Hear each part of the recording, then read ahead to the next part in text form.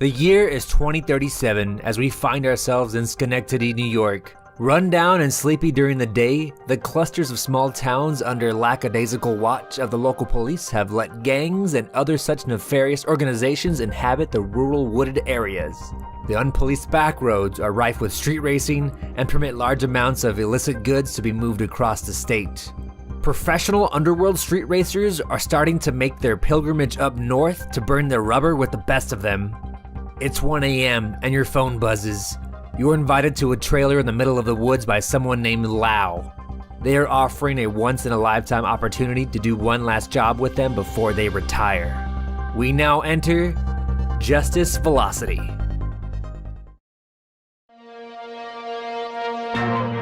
I'm a hitman from Hong Kong, and they sent me up here to like get out of the way and like, you know, lay low and keep out of trouble under the guise of like watching some racers who are under our payroll. But you know, I'm too stupid to realize I'm just kind of like being set up to be like a fall guy, or like, you know, being sent up here to get out of their way. I think I'm on like a big mission, like I'm hot shit. Okay. I was a rally racer in Australia until I had a car accident in which I sustained a head injury. This head injury made me kind of hard of hearing, as well as changed my personality. And by personality, I suppose I mean morals. So like, my family doesn't really talk to me anymore, and not having anybody that would accept me, my good-for-nothing cousin who lives in the United States bought me a ticket over, and I met up with him, and he showed me how I could drive for money without, you know, having to do the rally racing thing, even though it's immoral or illegal. You know, the old me would care, the new me just doesn't give a shit. Whatever makes me go fast and pumps adrenaline into my bloodstream. Hell yeah, dude. Okay, so we have Gunny's story and a little background. We also have Chang's background. So, kick this off. You guys both kind of were booked a place at this motel in this town, which is just this fucking no-name town. You're checked in under the name Mr. Smith for both of you. We're expected as Mr. Smith. We haven't arrived. Yeah, you haven't arrived yet. Who wants to arrive first? I'll go first. I'll probably drive faster to get there because I'm nuts. Okay, yeah. So tearing around the place. Just like pull up sideways, don't even park correctly, get out, got my aviators on and shit. What time of day is it? Maybe I wouldn't have aviators on. That's a good question. Okay, so we'll say it's a little overcasty around 11 a.m. I have them in my front pocket because of the overcast. I'm supposed to check in as Mr. Smith for like await instructions. Yeah, exactly. You'll get a call in your room. I'm like a tall, skinny glass of water, and I walk in. And... Yeah, the red lines are windows. So as I'm like walking in, I guess I like peer in the window real fast. It just looks like a shitty rundown. You can't peer in the window because it's covered in like years of grime. No one's cleaned it. It's also got like a lot of flyers and stuff like that of like races and whatnot from years past to current ones pasted over them. Oh, nice place. Looks just like home. I'll just like bust open the door, like that's how everybody opens the doors around here, and just, you know, loudly walk in. Guy behind the counter says, well, why don't you just fucking break the door, hot shot? A door like this? I'd sneeze on it, it'd fucking break apart. Yeah, well, I'm the guy who's got to pick it up and clean it and all that shit. I assume you want a room? Well, that's what I walk into a dump like this. I don't know, you're pretty fancy at kicking doors. I have a couple more in the back. Yeah, I'll kick any door you want. Is there one in your fucking ass? Anywho, I'm Mr. Smith. I need to check in a room here, huh? He kind of like cocks his head back and just rolls it. Oh, yeah. Mr. Smith, huh? What kind of bullshit name is that? Good English name. Smith. There's a lot of us. Oh, yeah. He flips open the book and he just kind of like flops open a page. Oh, yeah, right here. Mr. Smith. You want the suite? Yeah, sure thing. Match my disposition.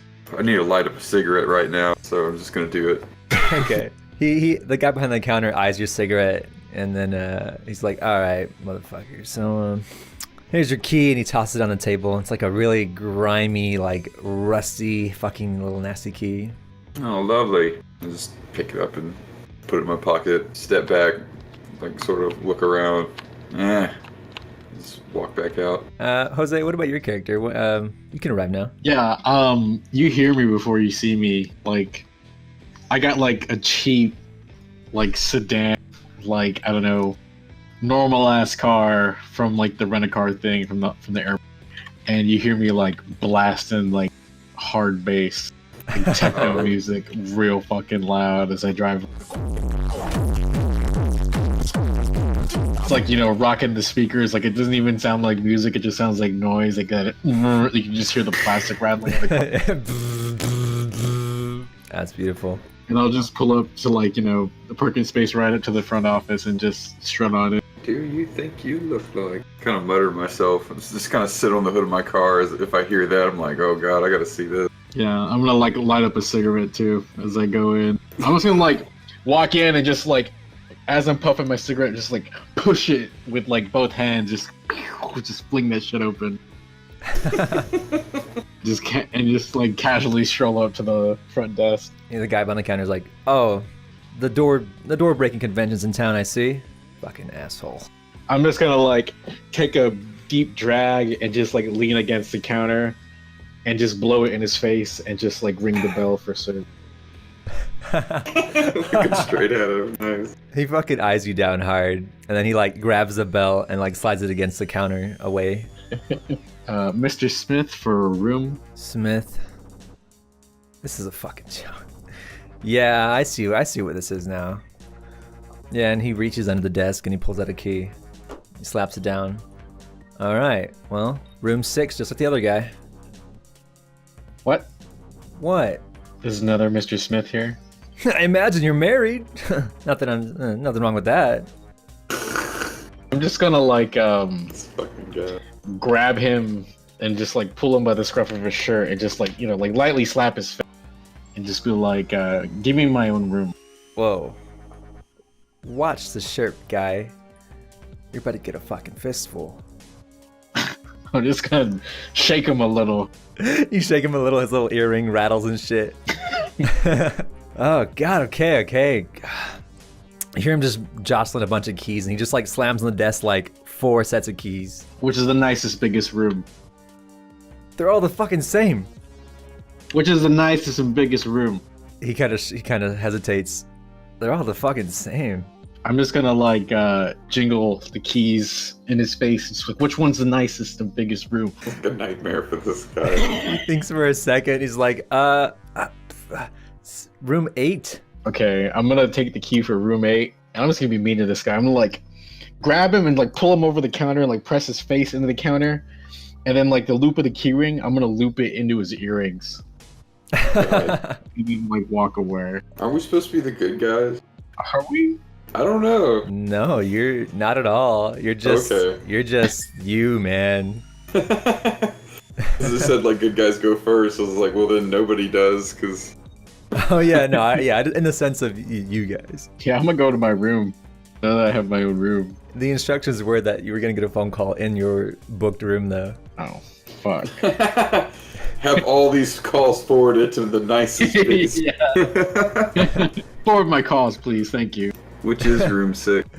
6 is right here, and then 8's in the corner. Oh wait, that's a car park on the inside here too? You can, yeah. Okay, yeah, I'll park there then. Yeah, if you enter your hotel, and I'll explain, I describe both at the same time because it's the same. Roaches kind of like scurry out the door as you open it and then run along, then shortly along followed by rats. And both of the rooms are a mess. The beds haven't been made in weeks.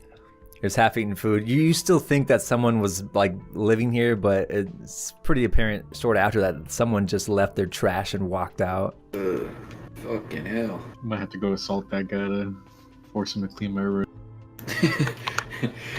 Would we be doing this if it wasn't Otto? We just like, we see Otto, we see blood. We're just like, just treat him like shit. You know, if it was a regular NPC, we might like do something different, but we see Otto, we're like, oh fuck this kid, and just start smacking him around. I'm walking in, I'm like, see those roaches and rats, I'm like, ugh. Well, it shouldn't be too long to stay here. God damn it, look at the fucking bathroom now. Fucking freak show. Alright.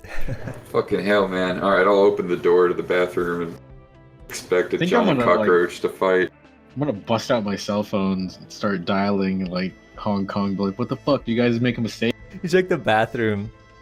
There's used needles and shit all over the counter and the tub. Someone defecated in the tub and just didn't clean it. Fucking hell, man.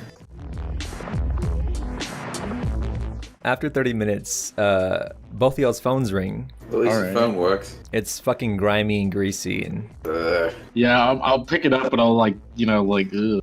Wipe it on something. Wipe it on Yeah, my I'll leg, pant Use leg. like a or napkin or something to hold the receiver. Mike, your phone looks like someone did the whole like Italian mad at the phone and like smashed the phone head earpiece. Like, And it still works. yeah, you just gotta like kind of Hold dangle it it near together your a ear. bit. Yeah, Okay, well, yeah. you get a call and it's like a garbled voice, like someone's been using like a voice masker. Is this Gunny? Yeah, it's Gunny. Why are you alone? What?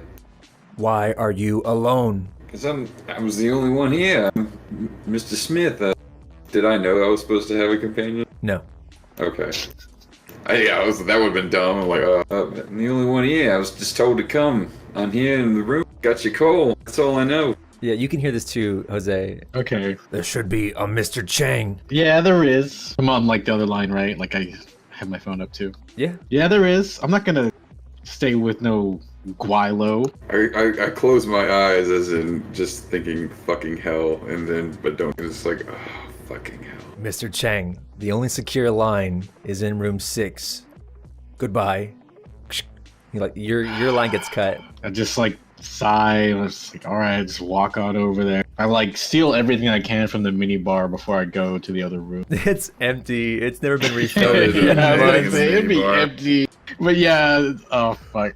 I'll like purposely clog the toilet or something before I go to the other room then. All right. Yeah, you clog it easily. If he's gonna be coming over, I'm like, okay, so the phone, I suppose, is here between the two beds. Yeah. Alright, I'll take my Colt out of my overnight bag and put it under the... If we're gonna share the room or have to share the room, I'm gonna just immediately put my duffel bag on the bed. Just you're gonna sleep on the floor. Hold on, what? You just walk the fuck in? Yeah. Yeah, when you walk the fuck in, I'll be like, oh, hello, welcome to room fucking 6. There's a turd in the fucking tub you can have for dinner. Mr. Chang. Whoa. We're in this together, buddy. I'm assuming you're the reason I got this shitty, these shitty digs, so. Well, I don't assume nothing. I just know you're the reason talking on a fucking unsecured line. Jesus Christ, they're all shitty rooms. Just fucking deal with it. Anyway, did he stay on the line with me, or did he? Well, I guess if he hung up on both No, lines. he just cut Jose's line. He's still on the phone with okay. you. Now, if you want to be professional, I'm on the phone. Yes, sir, I'm here. Good. Now, write this down. And he starts giving instructions like, 20 minutes west, I-35. Left on a dirt path with a yellow picket fence. You got that? Yeah. I just shrug because I can't hear shit. You just see him like writing shit down or whatever, taking notes. I know there's only a speakerphone or any. I gotta hold the phone together somehow. Like, do I have to get Chang to hold the phone together while I write? Oh yeah, you do. Yeah. Yeah, I'll motion him for him to like with my neck. Like, yeah, come here. Hang on, I need your help. Just gonna stand there and shrug. Hold the phone together. I'm just gonna like hold it out. Oh, I know I got better handwriting than you, so I'm writing this down. All right, I have to talk louder, for him to. All right, what's the address? he re-says all the instructions. Down I-35, yellow fence. Hello, picket fencing. Yeah. Be there in an hour. The line cuts off. Can I get a perception check for both of you guys? Sure. Mike, you notice that the red light on your TV is on. Yeah, your TV's powered on. Walk over to it, or hang up the phone, watch it crumble. I didn't turn the damn telly on. What's all this? I'm just gonna like shrug and just like bust out a toothpick and just be completely uninterested and be like, you white people are obsessed with TV. I go over and look at it, I guess. I don't know anything about electronics. It's like, I didn't turn the damn TV. Is it plugged in? Yeah, it's plugged in. Upon further Okay. inspection, you notice it's these TVs have like a built-in webcam camera in each of them. Uh-oh. Was that on? Yes. Oh shit. Looks You like recording somebody... me, you pervert? Get over yourself. I think someone has been keeping tabs on this room. I was fine in my room by myself, and you had to drag me over. The boss dragged you in here. Jesus Christ. Stop looking like you're posing for a fucking magazine. Help me with this thing. You know what? Never mind. I don't need any fucking help. Yeah, I'll just like kick it over, bust it. It just trash the place. It's not like they're gonna notice. I know, right? Yeah, it just comes off the wall like with the slightest touch. It just fucking shatters. Yeah, take a look at that. Well, we got the address. Let's get going. I just shrug and keep playing with the toothpick as I just walk out. Okay, so it's like 2030 something, is that correct? 2037, I believe. Okay, 2037. Do we have like smartphones? Yeah. At least capable of what is capable of, so we could look up like how far away it is and shit? Yes, most definitely. It is actually so far that you wouldn't make it there if you drove normally. It's probably like 2.5 hour drive away from you, and I think he wanted you to be there in like the next hour. Holy shit! Let's get the stuff, let's get going! My car can make it, but we gotta go, come on. Get your You're gonna shit. have to drive. Let's do it. Alright, yeah, I pack up my bag real quick and just throw the shit in there and jump in there and turn it on. I'm gonna make zero effort to hustle. I'm a big shot. They fucking know I'm here. I'll show up fashionably late if I have to. I'm honking that fucking horn. Get the fuck in here. Fucking Otto comes out. He's like, what the fuck are you doing? I'll like slowly, like playfully, like jog as I put my stuff in. Oh my god. As soon as he opens the door, I'm walking. Fucking debutante, get in the car! Honk, honk, honk. And I'm putting my crash helmet on. I'm gonna like sit in the front seat and just like put my feet up on the dash. Hey, it's up to you if you want your knees going through your fucking teeth. But hang on a sec. I'm like buckling the chin strap and shit. Alright, here we go. And I don't care if he's fucking buckled in or not. I mean, just fucking haul my ass out of there. Dude, I'm too cool to wear a seatbelt. Oh shit, dude, you can get thrown around that car. Like the first turn. Yeah. Roll the window down so you go out the fucking car. Don't slam into me. Alright, yeah, there's this fucking heavy-footed out of there. We don't have any time to... Jose, make a dex check rather. 11. You get kind of turned around in your seat, almost flopping over yourself, but you don't look like too much of a fool, but you are being tossed. Yeah, Mike, you cut onto the road and you just start fucking going. I need you to make me an acceleration check. Yeah, 16. Yeah, you fucking hauling ass. Wango Tango! Wango Tango! Showing it up! So as you're screaming on the highway, I need you both to make perception checks again. I rolled a 6. I got a 6 total. I'm too into the music. 12. Okay, Jose, you spot a cop car tucked away in the bushes, half a mile off the road. Ooh, I'm just gonna say pork. Up ahead, pork. What? Cops, up ahead. Oh shit! I mean, there's no way I can brake for half a mile and then just cruise by them at speed. Is that physically possible? No, you're flying, man. You might as well just keep going. I know, there's no reason to slow down. Alright. All in then! And just keep going. Alright, yeah. You fucking just with your little car. After like a second, you see the flashy lights in your rearview mirror. I'm just gonna lean forward and crank up the radio. That's the spirit! Ah! Wango Tango. You now are going against a cop in a drag style situation, so I'm gonna need you to make a acceleration check against him. 19. Yeah, you're just fucking flying. This cop, he's starting to get smaller and smaller in your rearview mirror. One more time for me, please. 21. Wow. All right, yeah, this cop is, you can hear on the radio, there's a car going down I-35, description, is going too fast. Did not get description. Did not get description. This is dispatch. Come on back to your resting area, big doggy. Let that little fish get away. I tried to slow down to 40 or whatever and just would have crashed. I want to be hooping and hollering the whole time. Yeah! Well, alright. That makes up for you being a jerk. You're like, alright! I didn't know Ted Nugent was such an international star! Alright, you eventually turn on your dirt road. You go down. It begins to drizzle a little heavier now, but you're on this dirt path. And there's no signs or any indication that anyone even lives down here besides the tire tracks. And eventually you come across a little trailer with like a porch kind of with shittily built onto the side. And then like a little canopy with a car parked underneath it. These brown hashtag areas are junk piles of just like miscellaneous car parts and just garbage. And you have a couch out in the front lawn, and you see this woman just sitting there with an umbrella on that like crusty old couch. She cute. She's extremely cute. She appears to be half Asian actually. Oh. Yeah, look at her. I'm gonna half like Asian. I don't know. I'm gonna like throw open the car door and like light up a cigarette and just stroll on over. You can just stay in the car for a minute and just fucking like look around. Do I see this thing? Yes, it's only got just like the little legs and then like a little tarp overhead. Otherwise, you see that car, and it's a beautiful car with like off-road tires. You can tell it's someone's baby. Yeah, my eyes go to that. I'm like, whoa. Oh wait, is Gunny's car like visibly nice? It looks just like the picture. So it looks nice. I mean, this is like in the future, so it'd be even cooler to have an old car. Yes, yeah, but it's got dirt and shit on the tires. I'm gonna like walk up to this woman and in like Chinese, I'm gonna be like, "Hey baby, you like my car? I got a chauffeur." She kind of puts her legs down and just eyes you up and down for a second. Baby. She speaks in English. Oh, nice. That's right. Have you ever been tuned up before? I know nothing about cars. I think that's a good thing. I've been tuned up plenty of times whenever by a cute girl like you. She kind of gives you the whole like finger beckoning motion to you, and like her other hand goes in between the cushions. Oh yeah, I'm gonna like, what's up? She whips out a fucking monkey wrench and swings it at your head.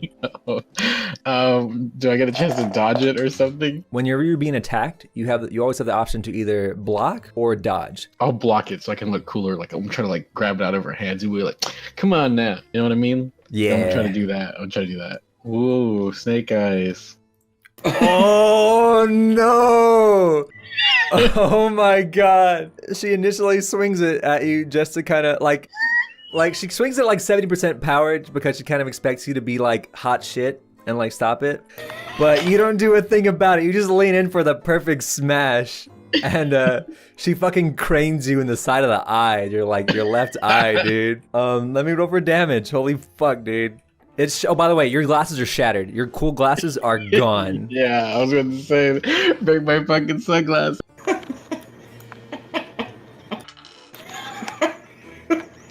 That's great. 7 damage, and you're gonna take negatives perception tests for like the next, like until you have a full rest. Yeah, when she clubs you, she's like, "What the fuck? You just let me club you." It'd be even funny if I got knocked out. You are bleeding quite a lot though. Like, what the fuck? Why'd you hit me? I was looking at the car like halfway. I can't hear this shit. I don't even know what's going on. She's just speaking in Chinese, like, "You're being a fucking creep," and then she starts speaking in English.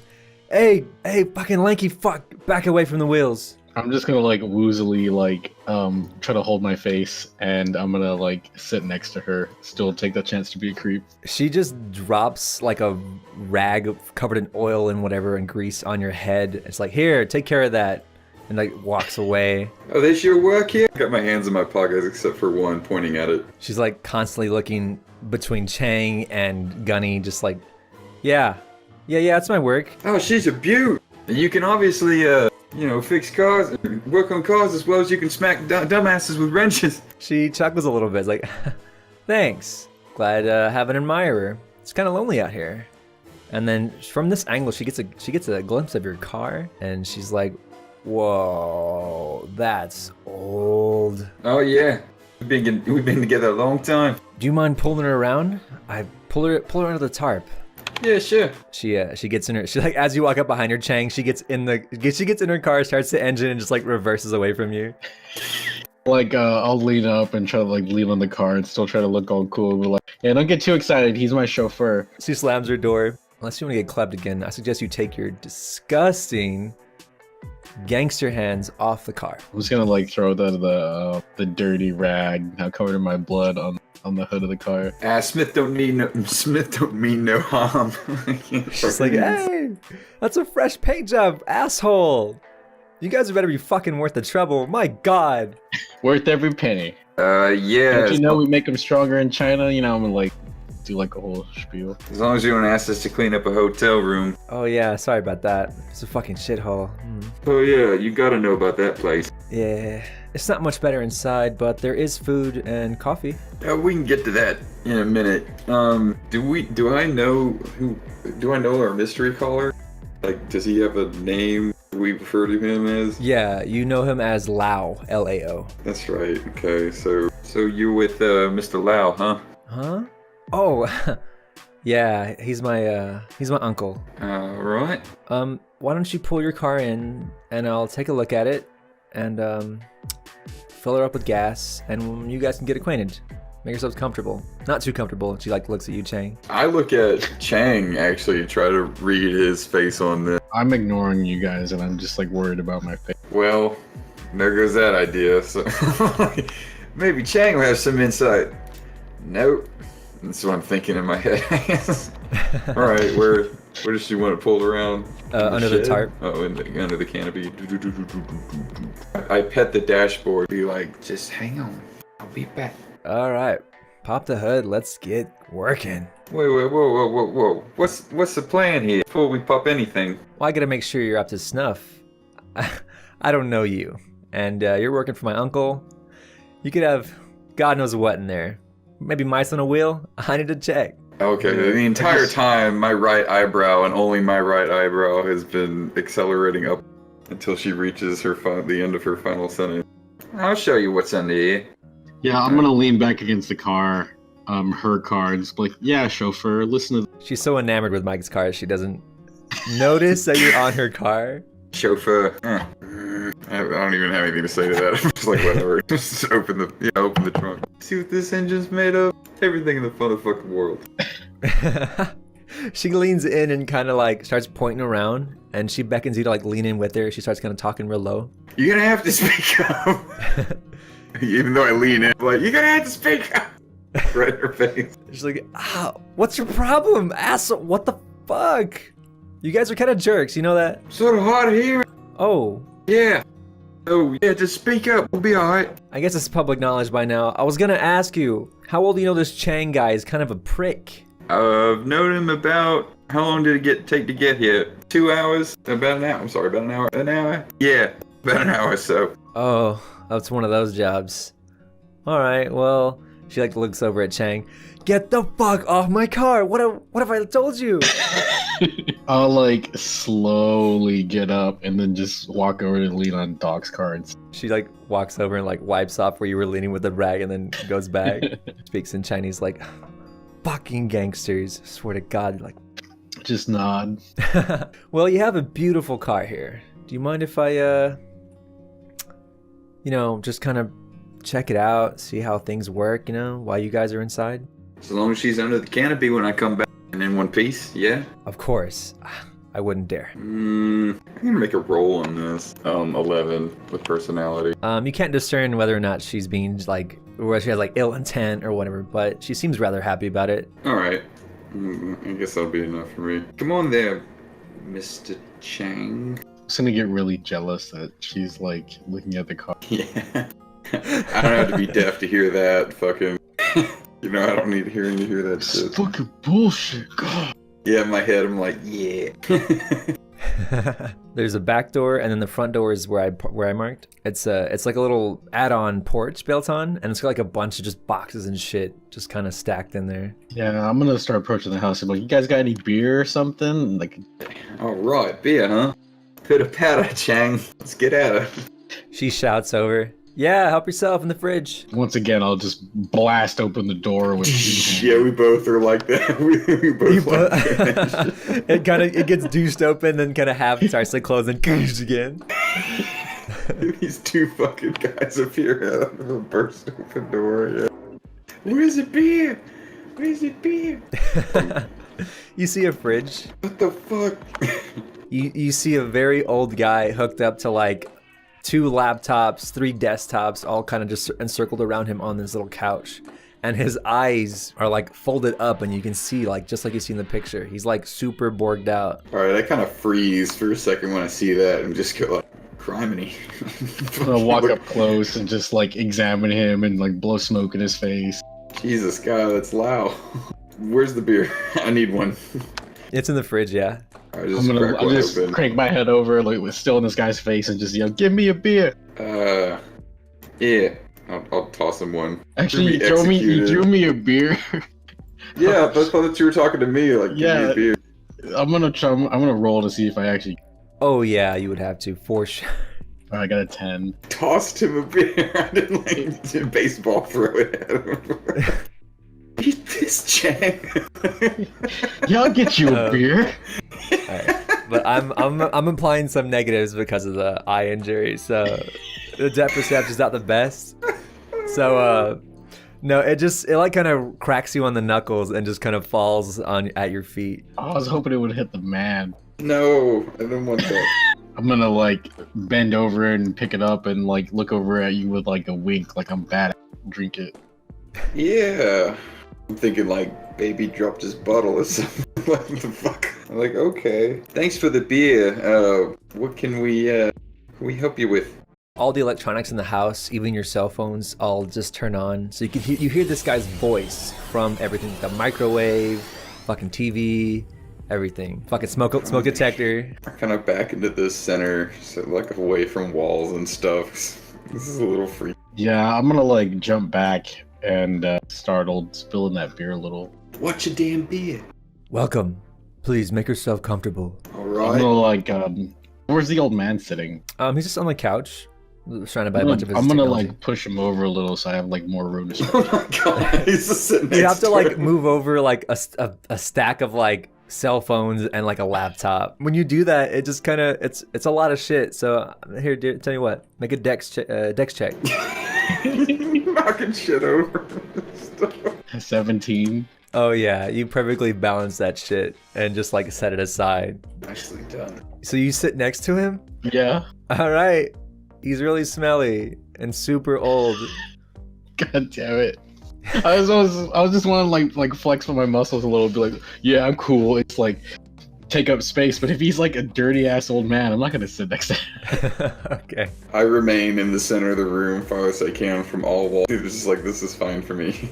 Now that you are both here, we can talk business. To his right, this table that looks just like an unassuming just kind of workshop table, it goes down under the floorboards and whatnot, and then a new table kind of comes out from the basement area and just kind of rises up in position to where it was once. And it's like a whole like 3D projection, like planning of a heist. Like you can see the telltale signs of like a heist planning little area. Stroll over there and sit my beer while looking at it. I think everybody in this room has seen the same kind of table somewhere, so that's good. What's the score? I'm so glad you asked. Let's get right to it. We're short on time. Are you familiar with the Paragon Financial Corporation, which common knowledge, it's just your average everyday bank, but like it's still a mega. I was gonna lie and just say yes. That's the job. There's a small one in a nearby town.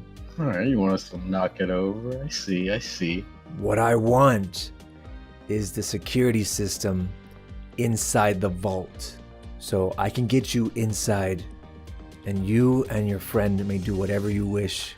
Furthermore, and like the 3D projection kind of like changes and it kind of shows like schematics of like inside the bank and the vault. The security system in question is cutting edge, brand new. They are running tests, no other branch. I want that equipment before it goes widespread. So you want us to steal the security system? Correct. How big is the system? I mean, if it's installed, we can't. You want everything? All I need, and it kind of goes like even more detail about it, is this particular part. As you see it, it starts telling you like, oh yeah, this is like a highly powerful focus point laser defense system. Like it just slices a man in half upon just contact. It lines the hallways that lead to the vault. In the throat area is where the system will be most difficult, but once you bypass it, you can access it. I only need this portion.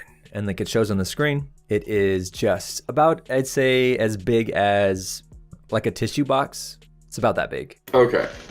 Yeah, the central core laser system is what I need. What's the response time on something like this? What's the police like in this? The police here are very lax, but with this particular branch, They've notified local PD, so you're looking at about a minute and a half instead of the usual 3. Alright. Also, there is a rumor of another crew from out of country looking to hit this particular branch. I cannot say it is for the same reason as ours, but I can say that they are professionals. Here is the information I have on them.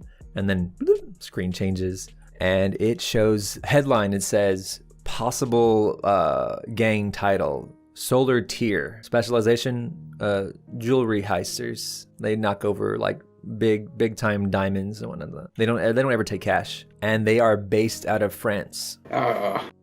Mr. Lau, I gotta thank you for the opportunity, but I gotta wonder, why just us? I'm very old, and I'm looking to retire. I don't want this to spill out and get all over the news. The smaller the crew, the better. What do you think, Chang? I think we might be able to use this other crew for diversion or muscle or something. Just gotta wonder if we could do this ourselves, huh? I mean, I can't drive my car through the damn lasers. Yeah. So interesting you mentioned that, Mr. Gunny. And then he pulls up like more schematics of the bank. There is a steel cage guarding the throat to the vault. For immediacy's sake, we need a specific force to rip those bars out. Your car will not be strong enough. But schematics change again to like some really cool ass like Mad Max looking car. There is a man known as Cutter. Oh. He is a part of the Skeleton Teeth gang that resides in this town. His car has a reinforced chassis and enough power to rip off the gate in one fell swoop. So no matter what, we gotta go contact this Skeleton Teeth fella, huh? That is up to you, but whatever you do not let him know of my existence. You two friends or something? The world need not know that I'm still alive. Let them think that I am dead. Alright. Explosives will be too loud, and cutting will take too long. Smash and grab all them fucking lasers, huh? On the desk you see a PDA. That contains my software to get you into the vault. Simply plug it in anywhere in the system and I'll work from home. Alright. If you wish to access the safety deposit boxes, that is up to you to find the means. Just imagining me with a circular saw going, yeah! Just like, ripping into one. Yeah, we can figure that out. Here's the location of where you can find Cutter, and it's like, bloop, just kind of gets put in your phones. And also, you find that Cutter stays at a place called the Pace Note Race Club. Now, the Pace Note Race Club, it's part strip club and part live music venue. This race club caters to anyone who lives to race and fuck. Majority of its members consist of a gang called the Skeleton Teeth. They only allow members or people who are tough enough to enter. Sounds like my kind of place. Half strip club. All fun. Mr. Lau, when we leave this room, can we contact you again? Your handler will be my niece. Alright. I don't mind talking to her some more. Yeah, I'll bet. Alright, and I think we got what we need.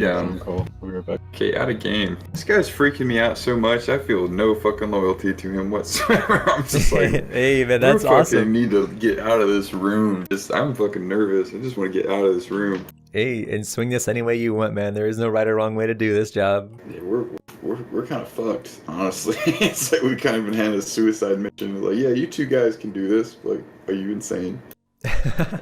All I ever do is wait in a fucking car outside while everybody else does all the work, and they get in and drive away. I drive them away. It's like, yeah, we're gonna need you to like karate around lasers and shit. I'm gonna die. I'm not just gonna go to jail. I'm gonna get torn in half by a laser. Alright, I'm back. Mr. Chang, I think we got what we need, yeah, huh? Yeah. Alright, well, I think a bit of fresh air is proper, Mr. Lau. Thank you again. We'll take our leave. Come on, Chang, let's go. Come on. I'm gonna like slowly walk out just because you're rushing. Oh, I rush out to get a cigarette in my mouth and light it up and wait for you. Once again, throw open that door. Almost like I'm trying to destroy it. Oh, it's a shitty wooden door. Yeah, it's definitely broken. Take a walk with me, Chang. Smoke if you got 'em, huh? All right. All the green area is like thick forests. She's still like waist deep in your car. She's just kind of looking at stuff. You can hear her like tuning it up. Like over here, the edge of the woods or something. I just turn around and like scratch my chin with my cigarette hand and be like, you know what I think? What do you think? I think we're proper fucked. Yeah. We're proper fucked. What the fuck are those guys upstairs fucking thinking? Putting us against this. I've never done anything except sit in a fucking car. I don't know what the fuck you're doing, but I know you're not karate chopping around lasers and shit. I mean, I can get into a safe deposit box. I got some equipment, but what the fuck are they fucking thinking here? Huh? What the fuck, man? Okay, because he implied that I don't do this stuff every day. I'm gonna be like super offended. Excuse me? This is like high roller stuff. This is why I'm here, alright? They trust me so much, they sent me all the way from Hong Kong to rob this place. Well, I'm glad you're finally speaking clearly so I can hear you, but still. I mean, what do you see yourself fucking karate chopping around lasers, huh? I do, actually, yeah. It's my specialty. Oh, well, if it ain't the fucking shrimp James Bond. Well, alright. I'm like walking in a fucking circle, like just fucking nervous as hell. I'm just like, we're gonna betray that old man, right? What? You mean the one talking through the fucking microwave? I don't have any fucking loyalty. Fucking shit. I don't. Ugh. But anyway, maybe we shouldn't. Alright, well. I'm glad you're on sort of the same page. Let's get the fuck out of here and talk more, okay? Just nod. Let's get the fuck out of here. Let's get the fuck out of this creepy ass fucking cyborg forest. There is a local Waffle House in this town. Oh, Thank God. So what's she telling you, huh? I don't even know her name yet. Like, Yeah. huh? She just stands up and she's like, yo, like a dream, this car. Well, I'm glad you like her. My name is Gunny. This is Chang. You met. I didn't get your name, Miss. Eva. She shakes her hand for a little longer than normal. I'm gonna get up in there.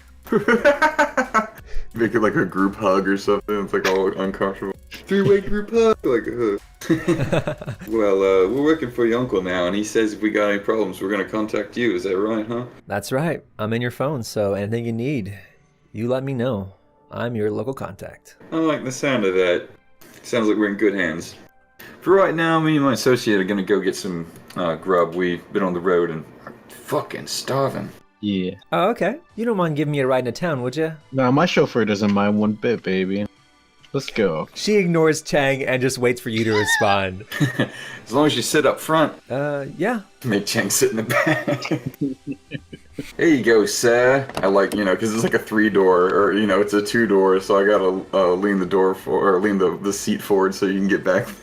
Yeah, I'll take a seat. I don't give a fuck. You in good? Put your seatbelt on, your majesty. Oh, thank you. Alright, you're next, Eva. Open the door for her. Thank you, Gunny. She plops in the seat and she buckles up. I buckle up and, turn the car on. We go. I guess we got an opportunity to sort of talk to her now if we have any more questions, but we also don't want to talk about what we were trying to talk about in the woods with her. So. She just left her to rot out there in the fucking trailer. She's not gonna put out anyway. I've seen dames like this before. They're all tall. Light then, I guess. Unless you got something to ask her. I keep it light and chatty and flirtatious if she wants to go that way. But Yeah, she flirts with you heavily, Gunny. where are we dropping you off? I was gonna be angry back there then. You're like I was just Chong fat with his arms crossed, looking out the window, all pissed. It's the funniest thing. Man. She's like, this gas station will be fine. This stuffer shack up here is good. Stuffer shack. Heard about these? Is this where we were going to eat? Or she's going somewhere else? Yeah, you drop her off and she's like, bye, drive safe. Yeah, give me a call, huh? Oh, for sure. And then she like grins and looks at Chang. Yeah, I was gonna be clueless. Like, wow, she really liked my chauffeur. That's all. Yeah, she sure does. Let's get some fucking grub. I wasn't lying about being hungry. We gotta bust these doors open. The action way. It's like probably 2:30 p.m. and the guy behind the counter's like, hey, is it a bit early to be drinking, guys? I'm on Hong Kong time. Serve me a drink. Hong Kong? Oh, you're a racer, huh? All right. No, my good man, we're just thirsty. I like this war is mean, by the way. And back here, the graffiti, I love it. Well, what are you gentlemen be having? What's American on this menu? American? Oh, we got Uncle Jack's Jack. Something with bacon on it. That's American. I just like shove the menu back, pull out a toothpick, try to look cool. He just sees you like with your blood-covered clothes, and he's like, "All right, I'll get you extra napkins. Bacon it is." And for you, big guy. Chef's choice, my good fella. Just cut up some sort of animal, put it in the frying pan. I'd be all right then. And if you got a box of wine, you can just tear out the bag and give me that. Oh, certainly. Be right back. Lean over to Chang as we call it goon. I just like look over and just puff that cigarette and just goon, huh? Yeah, they really loosen you up good. Like you wanna fight crocodiles. Nah, I'm just kidding. Just nod. I'm like, I'm gonna get drunk. I want that goon. Fight crocodiles. I need the rest of your beer pack. Right. Yeah, he brings back your drinks. Wow, he just gave you the bag out of a box. Fucking awesome. This place has some pretty interesting customer base, I guess. They obviously don't live here, but you can tell they've definitely been around a few races. This is a really nice set. Are these dominoes? Yes, they are. Yay! Because they're so like rounded off and glossy. I was like, are these dominoes? That was smart. That was real smart. Oh, thank you. No, this set looks fantastic. I appreciate it, man.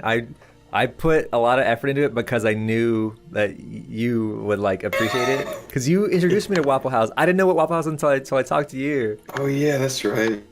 Yeah, Waffle House is like the better Huddle House because it's cheaper. Dude, I actually googled Waffle House for a bit, and I found that like sometimes in their Waffle House they have this with like the main counter with like a diner area, right? Like the seating area here. Mm-hmm. Yeah, like they had that shit, and I'm like, whoa, I'm putting that in for sure. Yeah, anyone I've ever been in was like that. They have the bar, and the bar extends right into somebody where you can sit and start sitting, because they use as much space as. Usually they're pretty small establishments. Kind of really like that y'all are immediately just like, oh, I don't trust any of this. This is bullshit. Like, it's more out of just like baseless fear than anything because I'm not very intelligent, so I can't really roll with punches like a guy talking through a microwave and shit. I'm like, so that's Mr. Lau. I'm like, what the fuck? So it's more like I'm afraid of him than like anything else. I'm like, I don't like this guy. Let's just get out. But we're both seem kind of fucked. Like, you gotta do this impossible job. Like, oh. I'm gonna cuss out my fucking manager, though. If it is my cousin or whatever, my no good cousin in America. Like, what the fuck you got me coming out here for?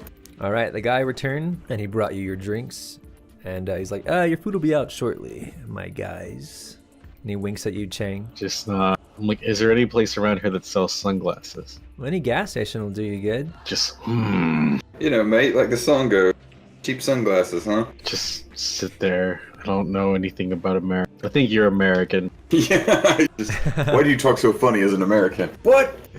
I'm a fucking American. I'm a Yank. Don't talk about masturbation in front of me. Are you kidding?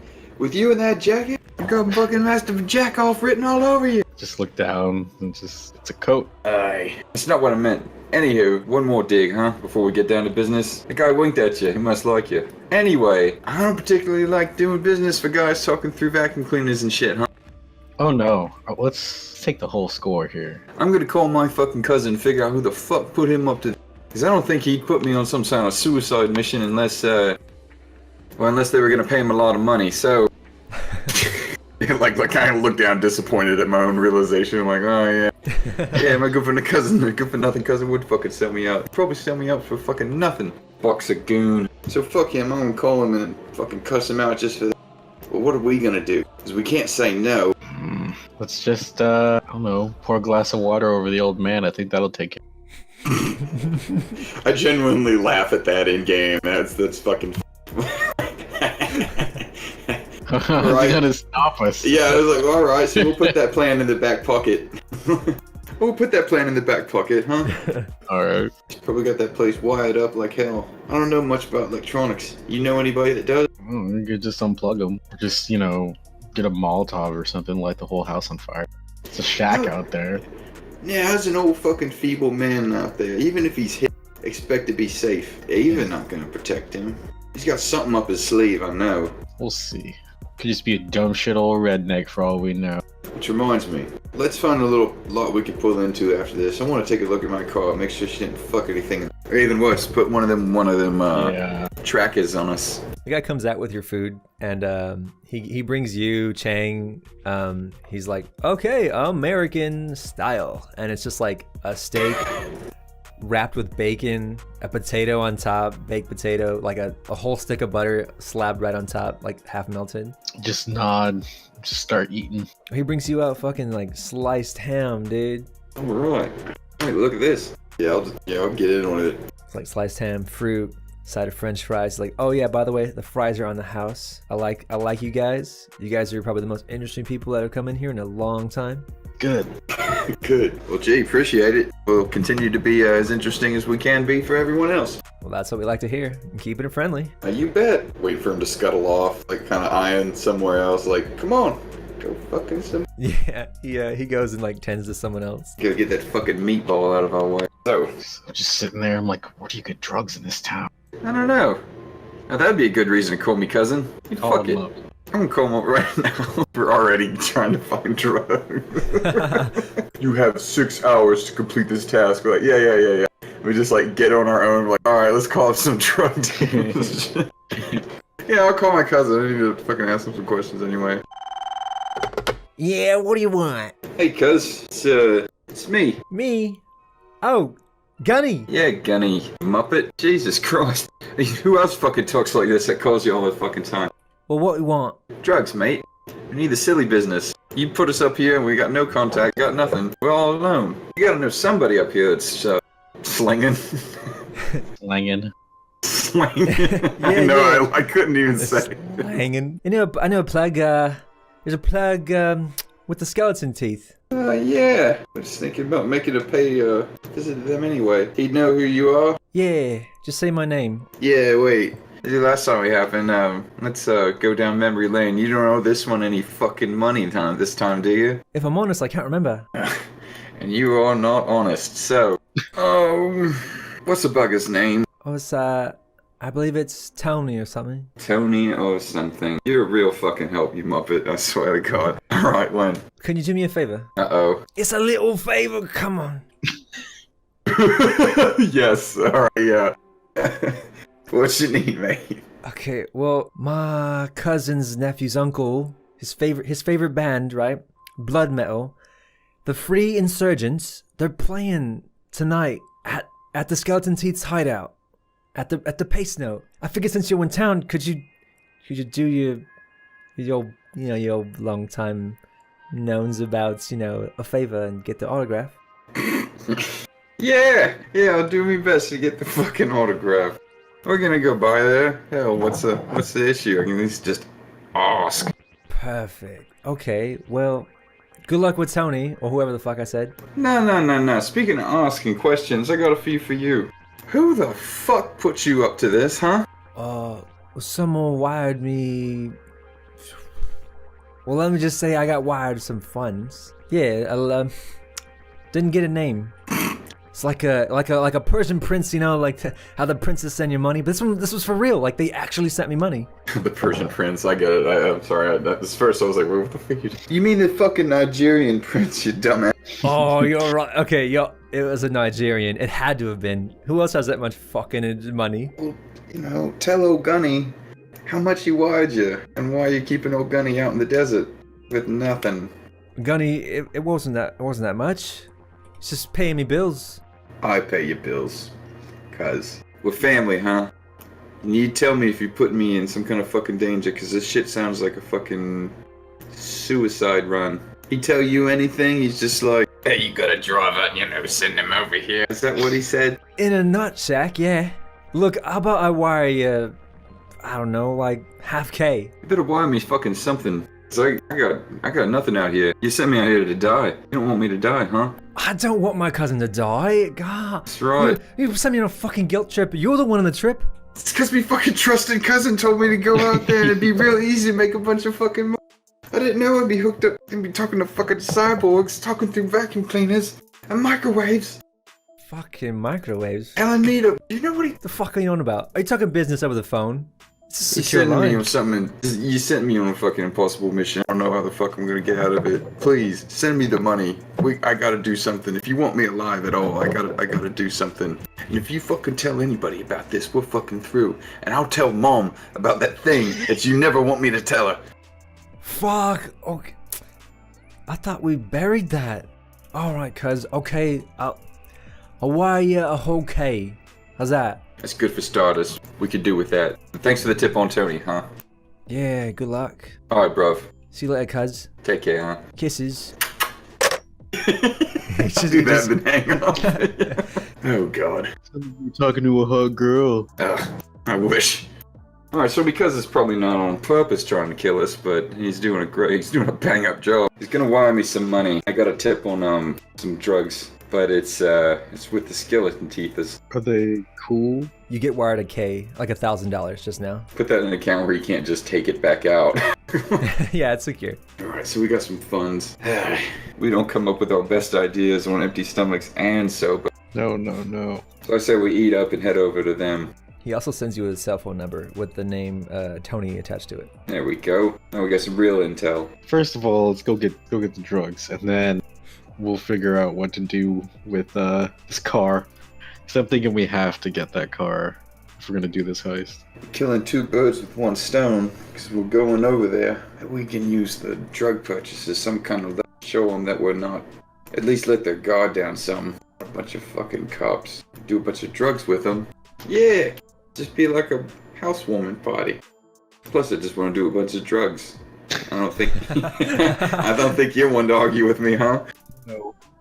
Alright, so we'll get buddy-buddy with them. Get them all fucked up. Maybe we just drive off with the fucking car, huh? We'll see. Yeah, I don't think it's play gonna it by be ear. that easy. Alright, well, I start eating my ham and shit, and drinking goon and chain smoking. Oh, yeah, I gobble that shit up. Yeah, first of all, I want to ask what we're eating. So when was the last time you dealt with fucking lasers? All the time. Oh yeah? You're a laser lasers expert there in Hong Kong. Yeah, lasers, they use them all day over there in Hong Kong. Oh yeah. And I'm just kind of laughing while I'm talking because I can't take him seriously. Yeah, you got them space lasers shooting at the moon and shit, huh? Yeah, you got it. I dodged one time, it was rough. Must have been fucking amazing. Good thing there was 5 young women saw you do it and they all swooned. Yeah, you must have had a camera because that's exactly what happened. Oh yeah. Did you know, Chang? I'm your #1 fucking fan. You're my fucking chauffeur, so you should be. Can I get your autograph? And I show him the tab. Like I slide the tab to. Like, no, you gotta pay for my autograph. Oh yeah. How much the autograph costs? And I look and my tab says whatever, and I just say that whatever price. It's like not a bad deal. I'll sign it. Both of you get an octane token, so you should have 3 now for each. Now that we're good and full of food and halfway drunk, and our plan is solidified that we're gonna go buy drugs. We can go. Fucking love role playing. Keeps us out of trouble. We'd be doing this in real life otherwise. So it's a paved road, and it starts over there. So as you wind your way down this paved road, it's got like so many burnt rubber tire marks all over it, up and down each of the turns especially. And as you approach, you see this massive statue that has like a fountain area around it as well. And it's like a circular driveway area. On the way over, be like, I got his number. You think we should call him? Yeah, might as well. That sounds about right. I'll do the hands-free thing since I'm driving. I'll dial on speakerphone and shit. Yeah, I'll ring up Tony. All right, you ring up. Oh, this is Tony. Hey, Tony. Hey, you don't know me, but you know a friend. You know a good friend of mine. You know me cousin. What's my cousin's name? Yeah, I'll let you decide. Ralph. You know my cousin Ralph. Oh, Ralph. Is that feller from somewhere else? Yeah, he's from Australia. Yeah, he's originally from Australia. He talks like me. Good guy. He's me cousin. He said that you're a good guy too and could help a new guy out in town, you know? Wink, wink. Why don't you come on down? We are accommodating down here at the Pace Note. You come on, stop by, tell him Tony sent you, and they won't bother you none. Or at least they shouldn't. Oh, it sounds like a lovely plan. We're on our way. We'll be there in a jiff. All right, partner. Before you hang out, like, wait, so you sell drugs, right? That's where we're gonna go. I'm confused. Jesus Christ, Jay. That's me, associate.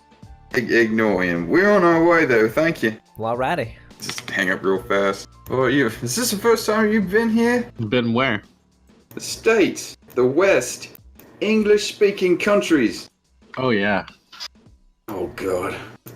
Well, hell, at least you're honest. But yes, to answer your question, we're gonna pick up some fucking drugs.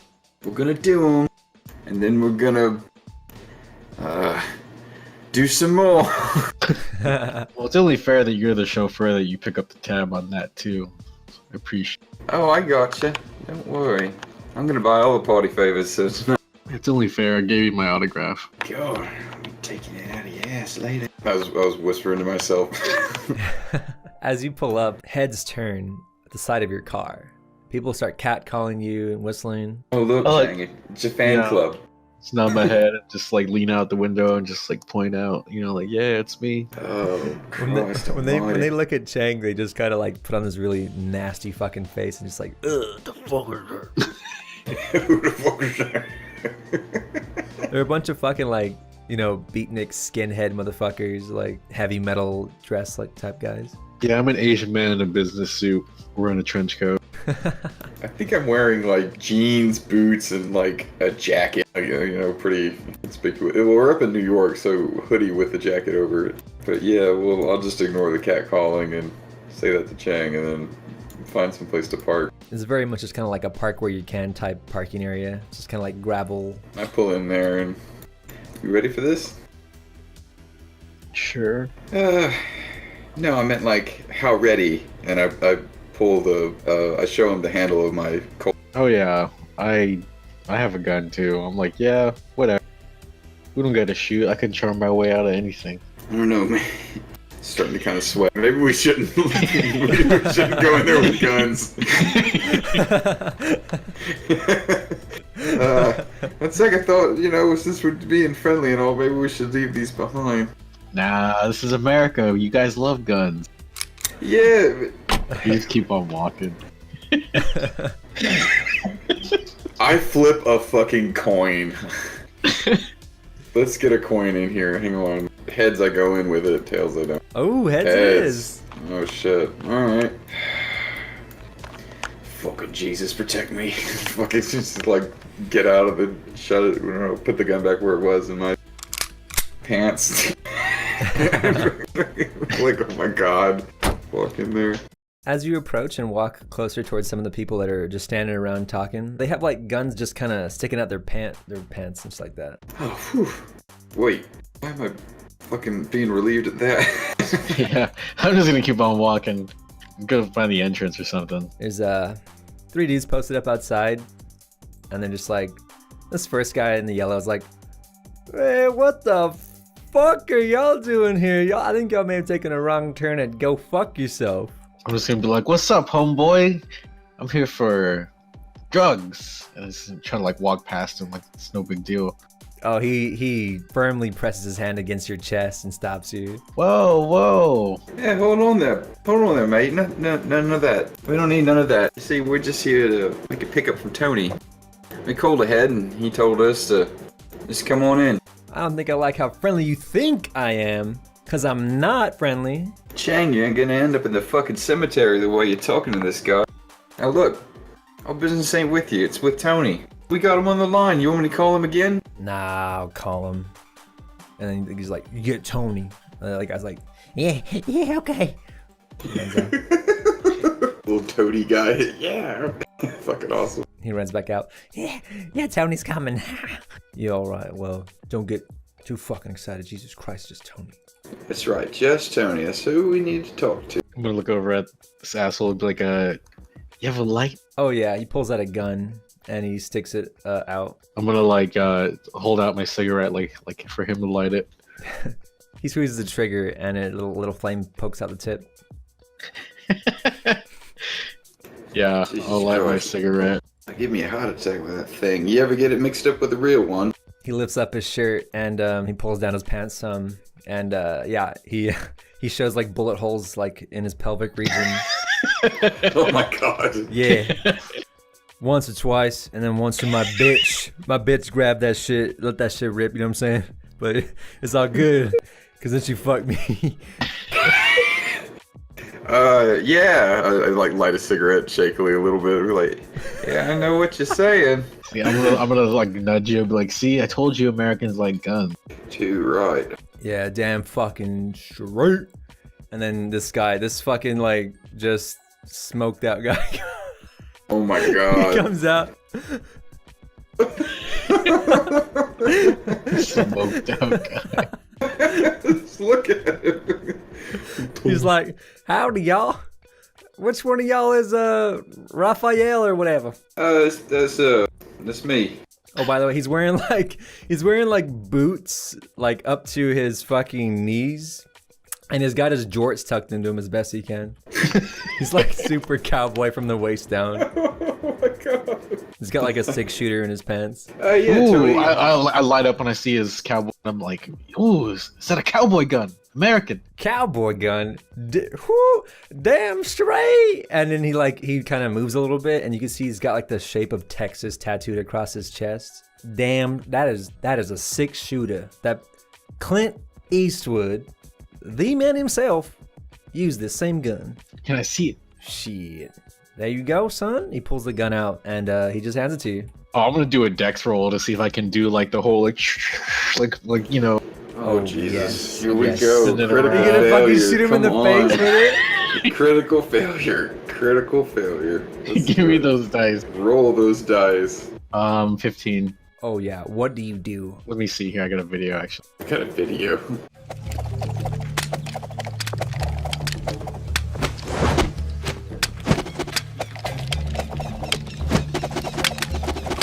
Oh shit! Yeah, I just spin it around like an asshole and just, you know, just keep throwing it between hands and trick shotting it. Oh my fuck.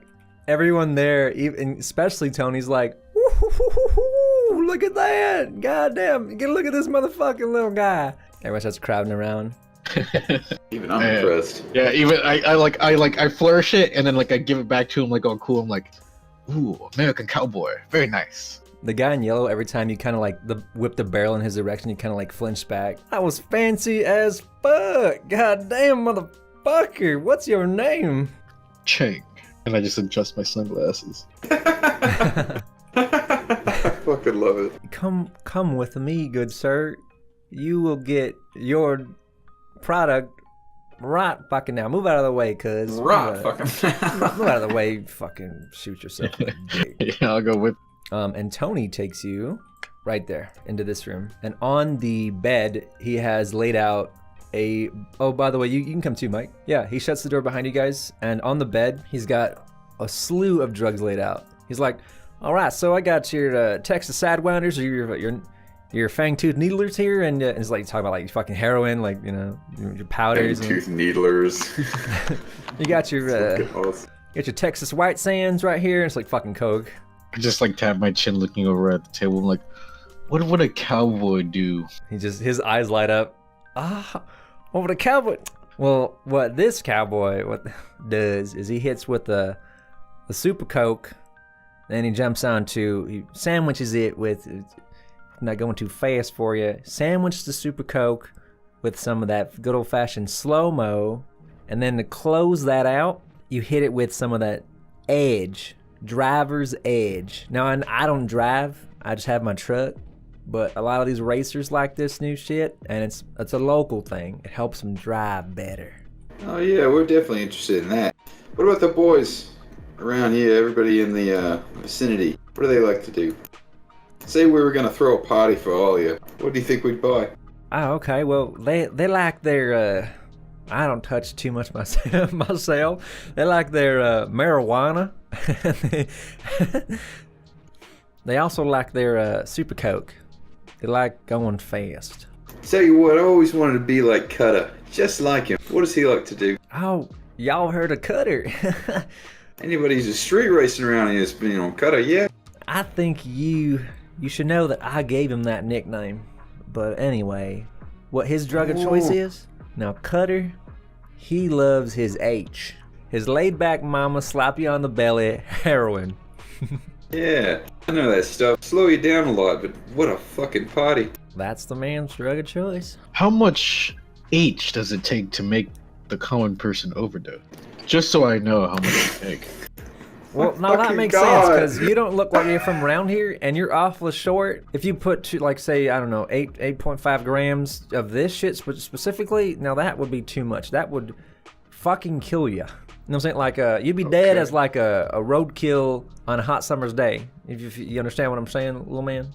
Why don't you give me double that? I'm gonna be here for a while. Now, I don't usually do this, and he lowers his voice, but I really like what you did there with the American pistol swinging. So I'm a half the price. Cowboy gun. Yes, you're very cowboy as heck. Now I'm gonna give you half that price, so I'm gonna only charge you $150. Oh, I can do that. My self-fare here will take care of all the money. Oh, Yeah, I handle the master's business. you fancy?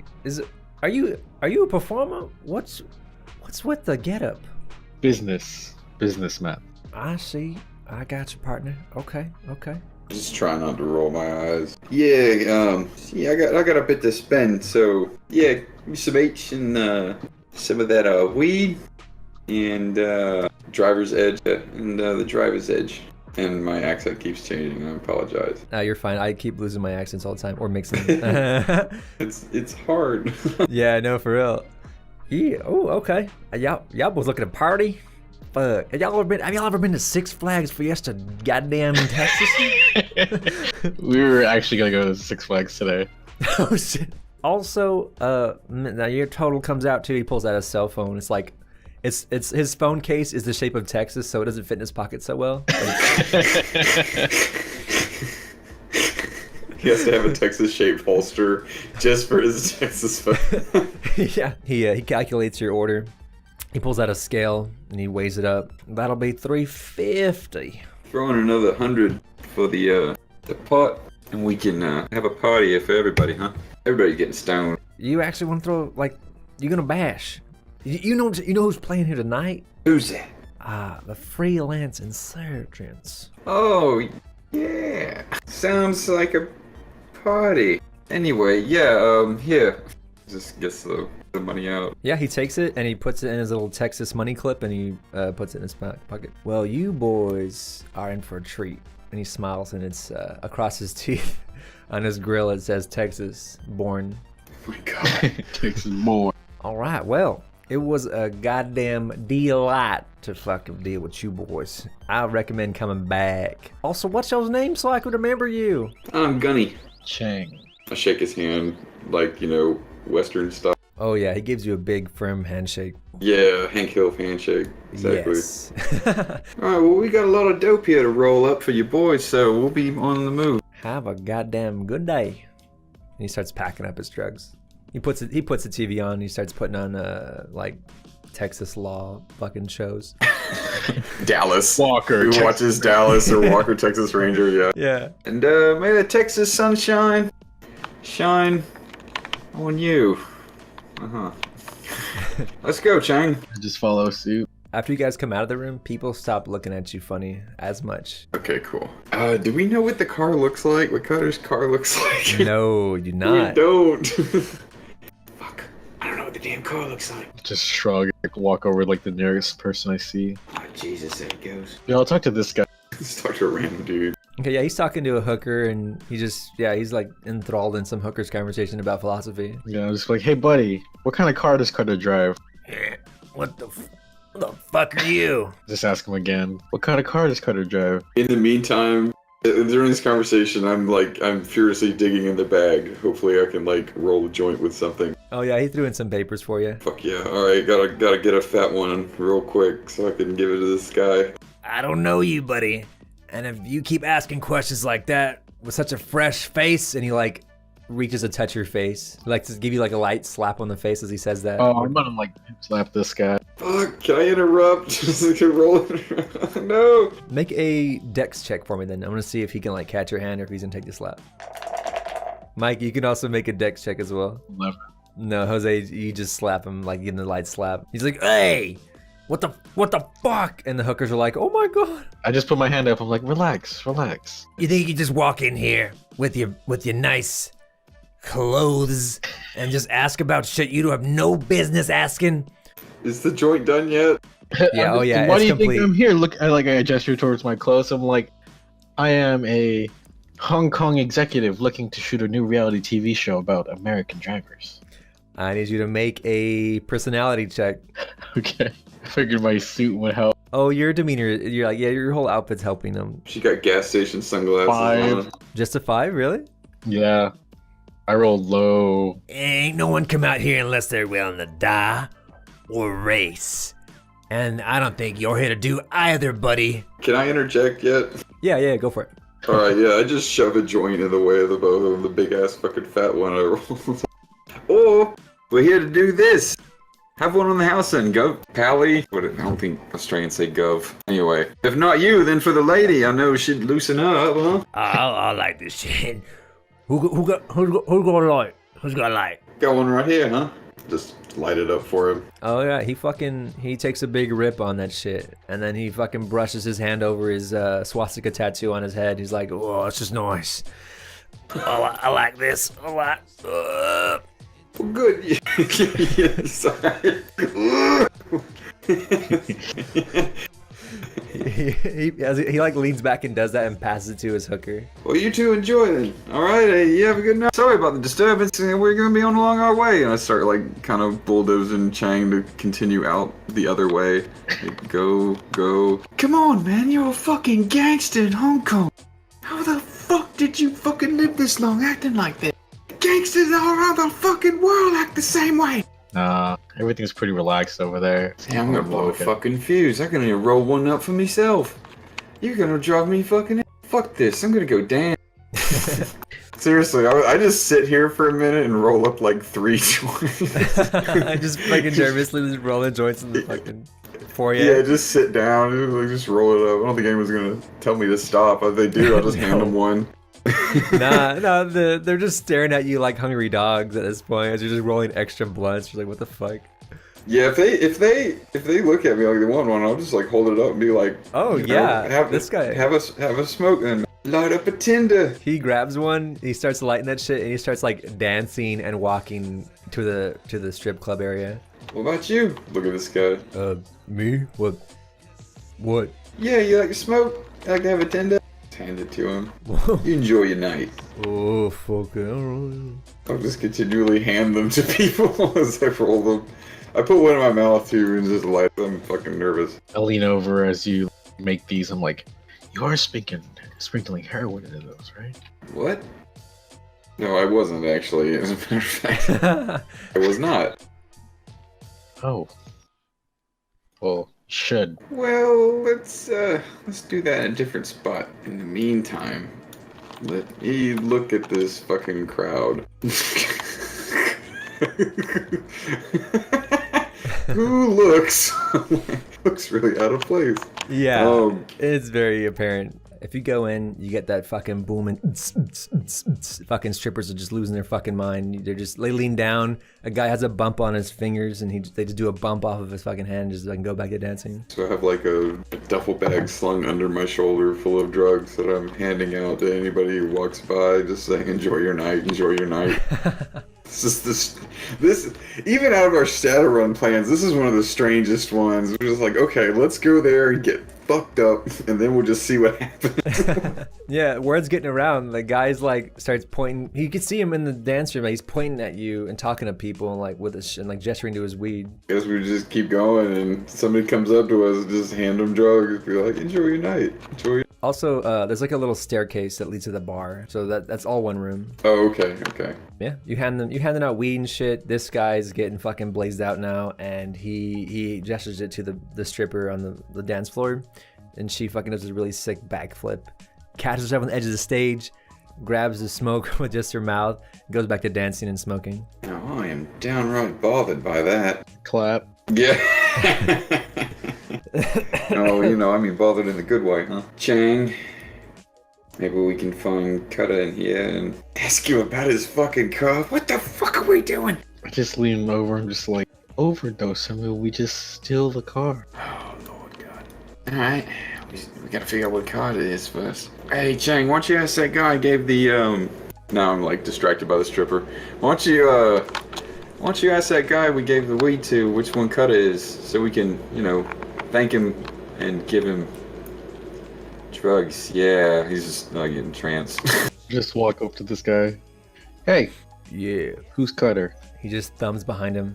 Dark guy. Super dark. Long hair. Thank He just like does a cheers motion with his weed.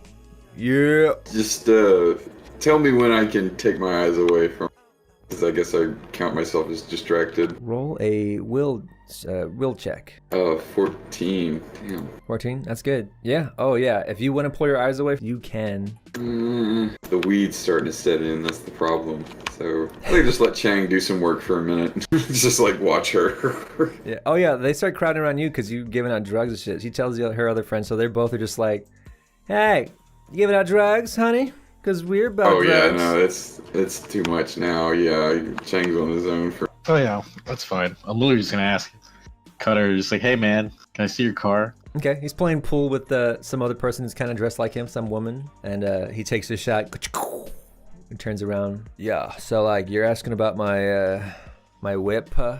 Yeah. What do you want? What do you want to know, buddy? Yeah. My friend over there to like fork back a finger over at Gunny, like he's a great racer and he says he can beat you. He tippy toes because he's kind of short and he looks over your shoulder. Hold on. He motions to the bartender and he does like the whole like kill it with like, you know, cut the music type thing with his hand against his throat. And the bartender cuts the music to the whole club. Everybody stops dancing. Everyone looks around. Excuse me, I have to go settle this then, because no one like shoulders past you. No one, and he's the only one talking. It's like dead quiet in here. So there's a fucking cloud. There's so much fucking weed smoke in this place now. He's just kind of walking underneath it as he's approaching you, Gunny. No one says that they are better on burning the rubber than myself. That's an impossibility. Hey, big shit. Hey, I'm kind of busy here. Why don't you get fuck off, huh? I'm like not even looking at him. I'm just looking at the girls. The girl starts to like just stop dancing. They're just like, everyone's like, I'll just get in between you two and be like, he's a very unique man. I represent him. He's also my chauffeur, but we'll get into that later. If I hear Chang, I'm gonna look over and be like, oh shit. I need you to have a business discussion with me. Alright, well, the first thing about me is that I don't do violence. Anything I got, I settle it on the goddamn road. Okay? Good. So, with that being said, we need to fix this problem we're having here. Big guy. Hey, what's your name? Hey, oh shit, you must be Katana. He looks up at you. That would be correct. Oh, hey, I've been wanting to meet you. A big fan. I'm Gunny. I like drugs, son. I got a bunch. You got Driver's Edge, I got a coat, I got marijuana. Anything you want. Just trying to be friendly, you know? Getting along with the girls here. I guess I got a little carried away. It happens. Your business partner, he's a bit of a... well, he likes to shoot his mouth off. Now I'm here. Where's your car? It's out front. Where's yours? Parked. Outside. Where? These are windows, right? Yes. Is that it there? I need you to do intelligence check to see if you can see like what his eyes are doing. I'll roll a 9, I believe. Let me check. He looks out the window. That's not my car. So which one's yours?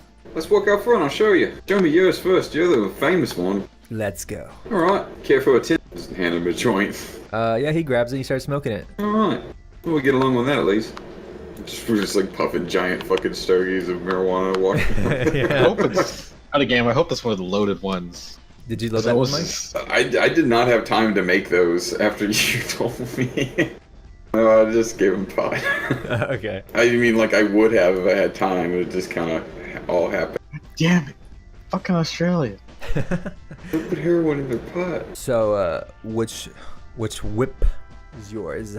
I just point way over there to her. He kind of like fully opens his eyes and starts looking at the parking lot. Oh, well, oh, and he starts walking over. Takes a big fat rip. That's a very nice car. How about we make a little wager since you offended me earlier? Uh-oh. You're not thinking about racing for pinks, are you? Never. Well, good, because she's not up for that. What's your wager? We race. Loser gets his ass beat. Not by me, of course, but by my associates. Right, but we leave the cars out of this, right? Always leave the cars out. Right, I'll take your word for it on that. I'm like getting all pumped up. I'm like, wait, we're betting on something. Oh my Money. god. You fucking gambling addict, you need to jump in on this. We put some money on this. We'll race after tonight's performance, when it's dark and there's less cops.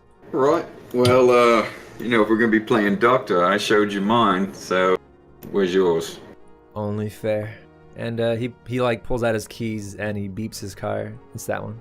Nice. Do I recognize the make and model and such? Yeah, you know that. Also, his tires are off-road tires. It's a rally car. Like, it's kitted out for rally, super rally. Oh shit.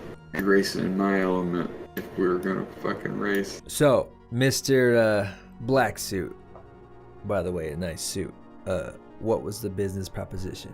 Well, I was gonna ask about a little race, but it seems like you two figured that out yourselves. I really don't know. I'm gonna like look over the duffel bag and be like, I got a bunch of drugs and it's kind of trying to get rid of them now. You know, just nothing special, just marijuana, you know, some H, just trash, really. His ears perk up to that. Nasty stuff. Tell you what, why don't we go through that inside and I'll take what you don't want. All right. Yeah, sounds fun. That's yeah, that sounds fun. Well, all right. Yeah. So we're gonna go inside and do needle drugs now. Oh yeah. He's gonna take you to his office. Where's his office at? There it is. It's the long boardroom downstairs in the basement. But he brings along a couple of boys, a couple of hookers. So as he's walking through the place, he's like, come with me. Come with me. This is about to be the second of Eric's games in which I've unwillingly done like needle drugs to try to get a hold of something. So yeah, you go into the basement. It's a bunch of like boxes and shit, just storage basically. But in this room, it's a really nice, real fancy like boardroom. Really nice paintings on the walls and whatnot. It's a little mini bar and whatnot. So you can serve yourself drinks and have them. So he gets in, he pulls up a chair and he sits back. He's like, kind of motions to the table. Show me your cards. Just put some H on the table. Get that H on there. Good H. He pulls out his gun, revolver, puts it on the table, and then he pulls off his jacket. And you see his arms just tatted out with just like it's a fucking picture of Hitler and shit in his shoulder. What the fucking fuck? Yeah, I love Hitler. He starts to empty his revolver one shell at a time. This is how I take my H. But you gotta take it with me, Mr. Chang. Oh, no. My friend here is more of a cowboy than me. He likes to ride the white pony a lot. I'll leave it up to him. I fucking hate you right there. Well, I don't take gifts unless the giver partakes with me.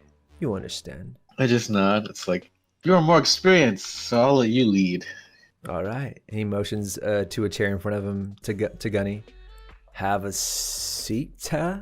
All right, He leaves one shell in the 6-shooter and then he spins the cylinder, stops it, and puts it down between you two. He starts prepping the needles and whatnot. He starts heating up the spoon. Help yourself. And he outstretches his arm. He's got a needle in the other hand. I'm just like, I was like, I need to see somebody else do it first. I really don't. Wait, you say that? Yes. Oh, well. Come on, Chang. Would your boyfriend always fix it up for you before? Come on, tie off already. Well, one of you needs to tie off. Get it primed. I'm just a chauffeur. I wouldn't. This would be wasted on me. I'm just a lowlife. No. You're American. You're a cowboy. You like the pony. Don't be coming around telling me how big my American penis is.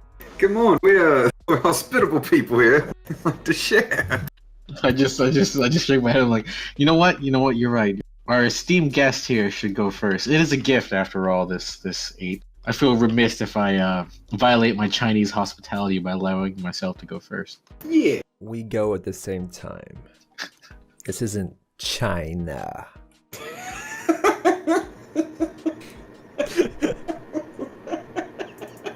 I'm just like, you're right. I'm from Hong Kong. Gunny, you go. Impatiently, he like flicks the needle across the table into your lap, Gunny. Fill her up. All right. I'll just fucking. I would just keep looking at Chang and fucking fill up. Come on, do something, please. Everybody else in the room is like nervously looking. Last time I did this backfired so bad on me. So bad. He starts to like spider tap over the handle of his gun, like with his fingers, like tit it out, tit it out, tit it out. You boys are looking sweaty. It's not too hot down here, is it? Oh, I'm boiling. I can't shoot H in such temperature. Understood. Take off your jacket. Also, adjust the air conditioning. It is a bit toasty. She's like, of course. She goes and she fucks with the AC. You know what? I look around the room. Wait a minute. We can't just. My Chinese hospitality is just getting us all wrong. Everybody needs a syringe in this room. Yeah, I need you to make a personality roll for that. Everyone needs a syringe. You all need needles in your arms, damn it. I know, right? It sounds so strange. I need to take trash drugs into your veins. 13. 13. Okay. Yeah. You say that. Everybody looks around. There's like, I'm game if you're game. I'm not a pussy. Well, I ain't no pussy. Just like, dump out some on the table. It's like, everybody can get some if they want. Everyone grabs a needle and they start heating it up, and they fill it up with they're with this needle and shit, and they put and fucking toss the spoon down, like locked and loaded. The prostitute comes back and she's like, what the fuck? What's up with all the fucking needles? I was just like, oh, help yourself. I'm being an American. She's like, oh, okay. She gets herself a needle ready, and she does the whole process. I look over, I cut her and his needle. It's just like, how much do you use? Should I use that much? I'm gonna like load one up, but I'll load up like a little bit. I'm gonna make him do a roll here. Just fuck up. Yeah, luckily there's not a lot in here, and you just like do a lethal dose. Do a dex check to sleight of hand it. Mike, did you ever fill up your needle? Yeah, I filled it up. I'm back into a corner here. 13? Okay. Yeah, you do it, and Cutter looks right at you when you do it, but he just like nods at you when you finish. All right. Is this at least a fucking clean needle? Yes. They are all single package and everything. All right. Yeah, I'll fucking do it. Is there any way to sleight of hand my way out of this? Like pretend I'm putting it in a vein and then just squirt it on me and not put it in my veins or something. Yeah, you could try. I mean, these are heroin addicts here. I'm sure they're just like, a needle. I'm just gonna fucking draw. They're just like dying to fucking shoot up. They don't give a fuck. They probably won't be looking at me. I don't know. Yeah, I'm gonna at least try that. Cutter says, well, as my guests, and since you did insult me, we have to shoot up my way. Are we agreed on that? As long as it's not up the bum. But first, I'm just like, wait, Cutter, can we? I thought this was like a mutual thing, American. I like taking shots at a bar. Don't you need to do one too? Because I did it. We're all gonna do it. My method is you inject, and then you grab the revolver, spin the cylinder, and press it to your head. Pull the trigger once. That's the only way you can kick off a true H-high. Jesus fucking Christ. Well, my friend here's a cowboy. He's off. So we're gonna shoot up heroin and then play Russian roulette, is this correct? Correct. I'll go first and then pass you the gun, Mr. Tall, and then Chang, you'll go third. Okay. Seems to me I've seen a movie starring one Chow Yun Fat in which a situation like this would warrant some drastic measures. Out of game, but I just sit there and just watch you. Yeah, I know. Fuck you. Do you want to do your sleight of hand dex check, Mike? Yeah. I noticed like all three of us have said "but first" about 6 times up to this point. Like, but first, yes, but first. That is a good idea. But first. Yeah, everyone else is just like sweating and just waiting to shoot up. Like, God damn it, hurry up. Yeah. I rolled a 14. Oh, you got that high dex, don't you? Yeah, I'm built nothing but dex, really. All right, well, he's also a high dex man since he's a driver. But you shoot up, yeah? Because he's doing it right now. He's like, all right, let the races begin. Okay, you're able to shoot up very discreetly. No one sees you shoot up like just against the wall behind you. Okay, thank God. And then Cutter just shoots up his whole load, and then he quickly grabs the gun, spins the barrel, and I'm going to... Mike, pick a number. 1 through 6, pick a number. 5. 5, all right.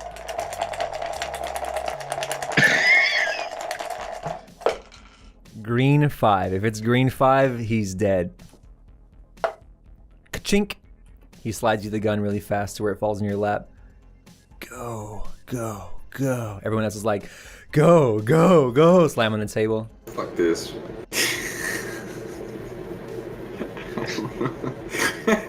Put the gun to my head. I don't know. Alright. Fuck this. They never took our guns off, you know. No. They never took our guns away. Nope, never did. It's... God damn it, Chang. Your face is so hard to read because you're like, oh, I gotta wear sunglasses and look like a dickhead like all the time. Everyone else is just chanting, go, go, go. All their voices are starting to kind of get lower and lower because they just shot up too. So they're just like, go, go, Who else is armed in this room? Everybody, These 2 guys? except the hookers, which is the prostitutes are the white people. But yeah, the other 2 skinheads are armed. Yeah, but they just shot up. They don't give a fuck. I'll try to stall with conversation. I'll try to stall for just like a few minutes so the heroin will kick in. I never used one of these before, but first you have to explain, am I doing it right? And I like point the gun at the ceiling. Am I doing it right? Make a personality check. Don't worry, they're taking negatives. They're fucking shot up on heroin. 13. All right. Yeah, you do that, and then Cutter's like, yeah, you're doing it right. But you gotta point the barrel. Point the barrel.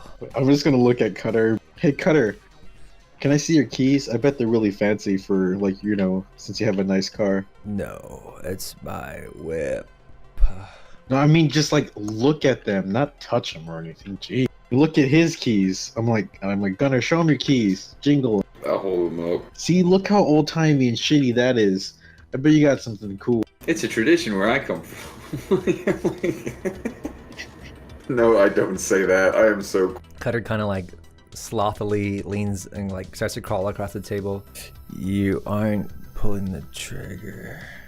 I'll put it behind my head, make it look like it's against my head. Dex check!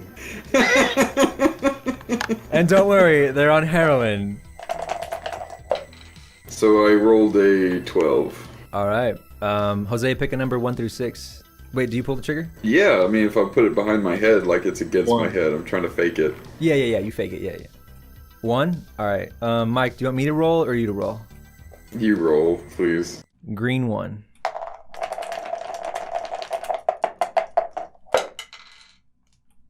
Holy shit, I'm not fucking lying, dude. There's no way I can prove this, but GM honesty here.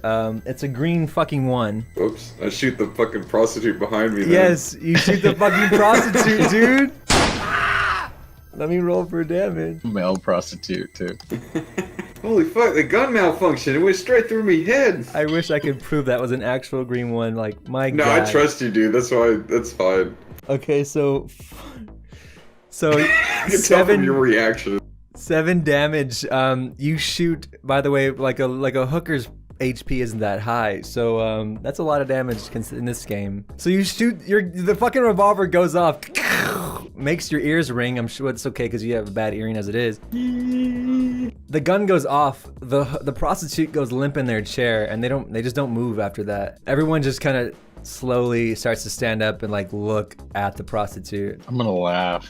Is Chang looking at me anyway? Chang see my face. Yeah, I'm sitting there.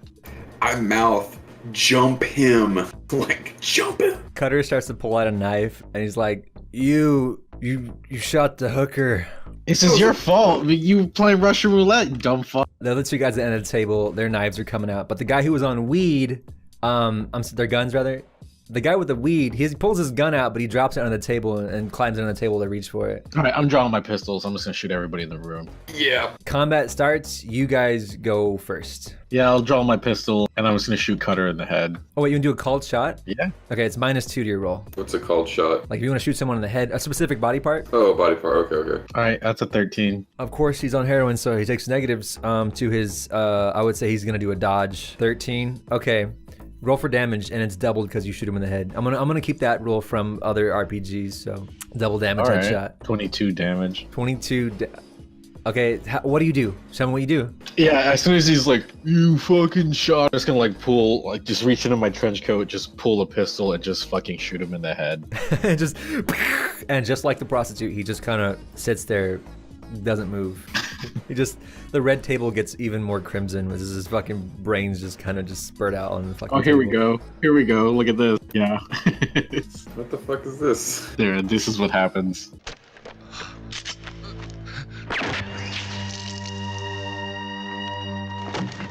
Oh, fuck yeah. He is very much fucking dead. You still have one action left. Just shoot the other guy. Yeah, the guy who didn't drop his gun. What's the 17 to hit? Okay, that's a hit. Give me damage. 13 damage. How do you kill him? I got another gift here because I did get a lot of gift of like John. He's still sitting there in the chair, and I just like walk up to him, just blam, blam, blam. Oh yes. Okay. And yeah, he just fucking takes it to the chest and just slumps back in his chair. The guy under the table, he sees the body kind of slump down there. He's like, Mike, what do you do? It's your turn. Draw my pistol and shoot that guy. Okay, he has cover because he's under the table, which is fine. It's just harder to hit him. Alright, I'll take one shot. See where that gets me. 14. That is a hit. How much damage you do? 9 total. You shoot this guy, he just fucking screams. You just shoot through the table, I imagine, and then he just kind of rolls out from underneath it, and he's like, You drop out of combat though, but the guy is still alive. Alright, I'm gonna start palming fucking Cutter for his car keys and just mount. Yeah, you grab his car keys easily. This guy's gun, I'm gonna grab that. Just leave that idiot. Yeah, he'll bleed out soon. Okay, I get his gun and shove it in my pants, be like, The other prostitute, she's just screaming her head off. bitches leave. Bitches leave. You got the keys? Just bam, hit her in the back of the head. Yeah. Alright, I'll just do that. Yeah, I'm just gonna get the keys and just immediately start running out of the building. I knock her ass out and leave the suicide gun on the table and Yeah, so you just fucking club her and just like, ah! get the fuck out of here. Alright, let's just going up the stairs be like, alright, let's just briskly walk. Get in the car and we'll fucking go. How we get my car out of here? I don't give a fuck. Fuck. I'll just drive the other car out. You got the keys, you can handle it? I can drive. Tony comes out of his bedroom and he bumps into you guys as you're making your way down the hall from the staircase. Oh, howdy partners. Where are you off to in such a hurry? Oh, I need to return some videotapes. Listen to you, mate. I got a bag full of drugs. I'm about to go home and do them. Get out of the way. He's so confused at the videotape thing. He's like, video? Oh, alrighty. Sleeper trails. Yeah. Gotta go do drugs. Drugs. I just immediately friendly sprint out of here. Like, Yeah, pretty much like, Most of the people are fucking high at this point. Actually, all of them are high at this point. They pass around the weed, the big blunts. So no one even looks at you. I'm just gonna jump in and just fucking just get out of here. Same. I'm getting in my car. I'm just gonna haul ass out of there. I'm gonna fucking call his ass later. Everyone's fucking high. So like you get into Cutter's car and the guys who were supposed to be watching the cars are like, nice. Whoa. Yeah, dude, you just take the car. Like, yeah, go for it. Take it. You just dip out. Just. Yeah, hell yeah. Fuck out of this nonsense. I mean, you fucking got it. Holy fuck, that was scary. Yeah, that was really fucking. I was like, I really do not want to put another needle in my arm in Eric's game. That shit does not ever bode well. That was fucking intense. My heart was racing. Fuck. I think that might be a good spot to call it there. Yeah, I was just about to I say. would agree. Yeah. I'd agree. I was gonna go down to the gas station and get gas and stuff for tomorrow anyway. Eric, that was super fun. Yes, Pick us dude. up. God, that was so much fun. I brought in a totally different character than I'm used to playing, and I fucking love it. Oh Yeah, my that god, was dude. fun. I love both your characters so much, man.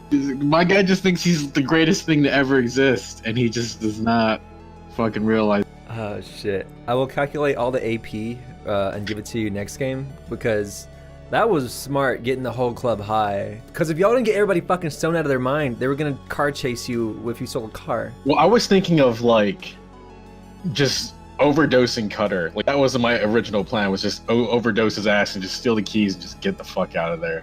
Yeah, that was a good plan, but strippers intervened and I kind of forgot to do it.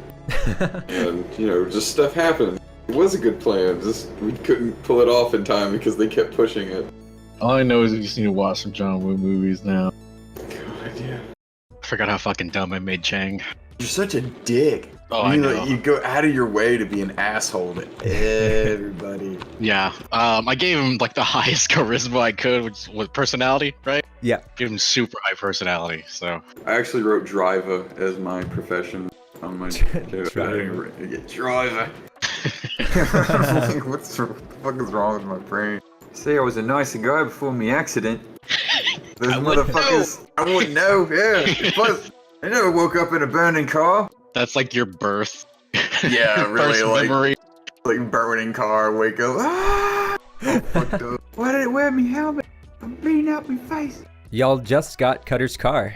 So y'all just zipped out. I mean, eventually they'll realize that Cutter's dead and be pissed. But at the moment, sure. no one knows he's dead. He's in the fucking basement, just bleeding on a fucking table.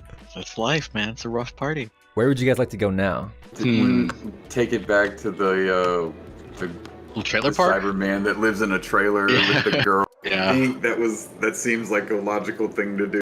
That's probably what their plan was. Yeah. Unless like, hang on. Okay, I'm driving the fucking supercar, right? Is it like really amazing to drive? Because I might just kind of like want to just fucking burn it around, kind of break it in a little bit, see how it goes. Have an adrenaline rush. That's what I was thinking, like make a wheel roll and we go there. If I don't, I fucking drive around. All right, so I'm in his car, so I'll fuck with it. I'll adjust the seat, adjust all the mirrors, change all the radio station presets. I'll make it mine, even if I'm gonna drive it for like 10 minutes. What a fucking prick. As long as you don't mess with the levels. I'll even like Change the smoke radio in there. I don't give a shit. Put a cigarette out on like the adjacent seat. Like what the fuck? Everything was fine until you put a cigarette out on the upholstery. You get another octane chip for that, Chain. So do I make my wheel roll? Yeah, go ahead and make it. Ooh, no, not enough, sir. Oh yeah, let's juice it. You cannot fight the urge to open this bad boy up. Luckily, I know Chang won't smoke in your car, so I'll just take it for a spin. Everything will be fine. Swear to God, Chang smokes in the car. Gonna ring his fucking little neck. Give me an acceleration check. You come careening out of the fucking dirt roads and hit the pavement.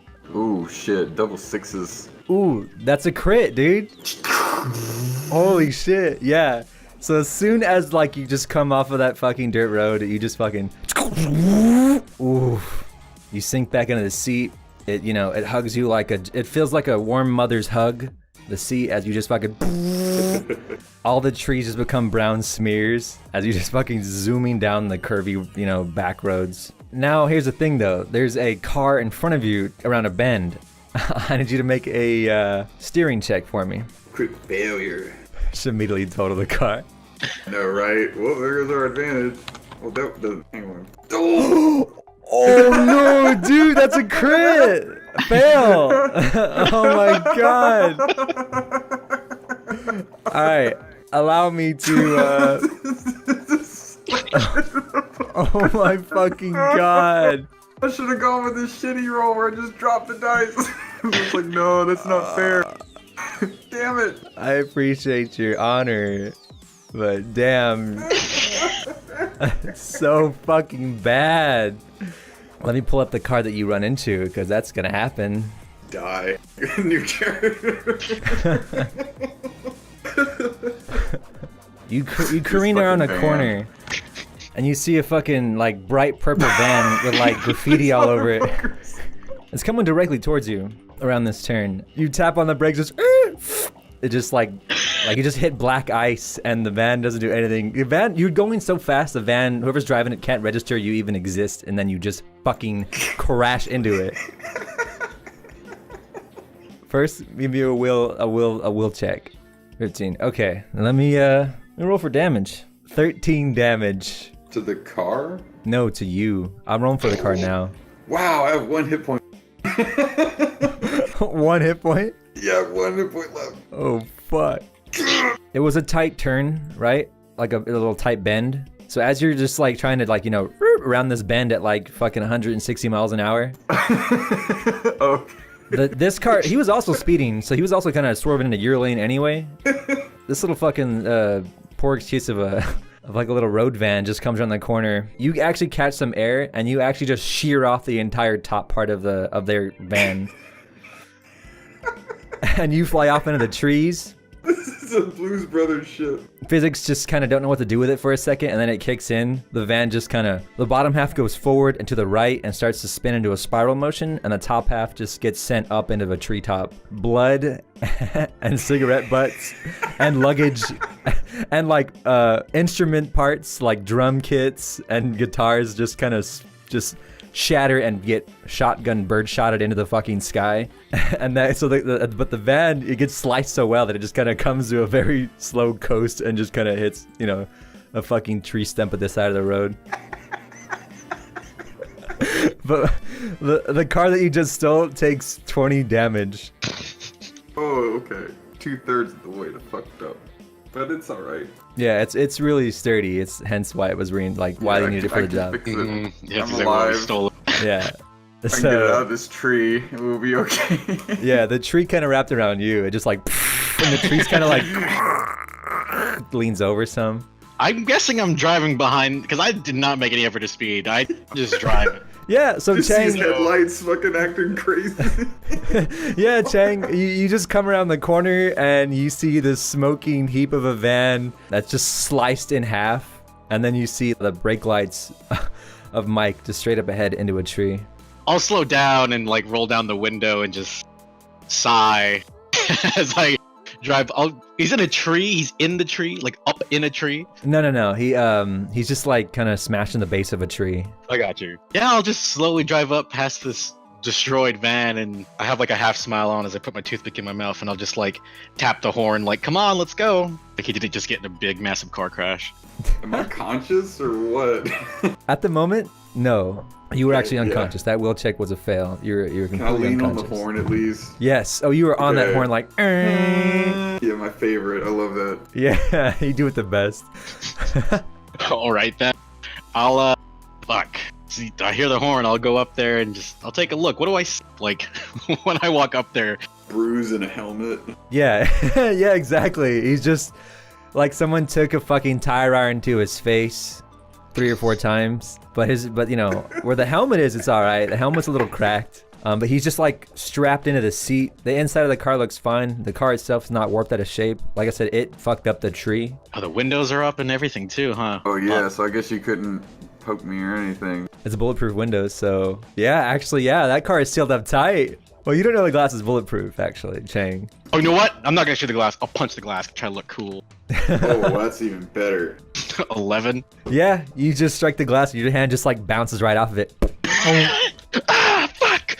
I'll just Just like the whole time. I'll like look around like to see if anybody saw that because I'm more worried about me looking cool than him dying. Yeah, no one saw. It's just like the nature's trying to resettle itself now around you. You don't hear anything except the damn horn. My character's dumb, so I think I'm just gonna like lean against the car all cool and just pull out a pack of cigarettes and just start smoking. You hear a voice from the purple van. You can't really read what's written on the side of the van. Yeah, you can tell it was like a van for like a bunch of like a rock band, just from all like the paraphernalia that's kind of spilling onto the road. As blood's just starting to kind of pour out of the back of the van, you hear a voice from inside, just like, I'll go to the back of the van and like tap the window. You okay in there? I mean, the top half of the van's completely sheared off, so you just look inside and you see 3 figures. Well, the first 2 up front, they're like from the mid torso and up is just completely missing.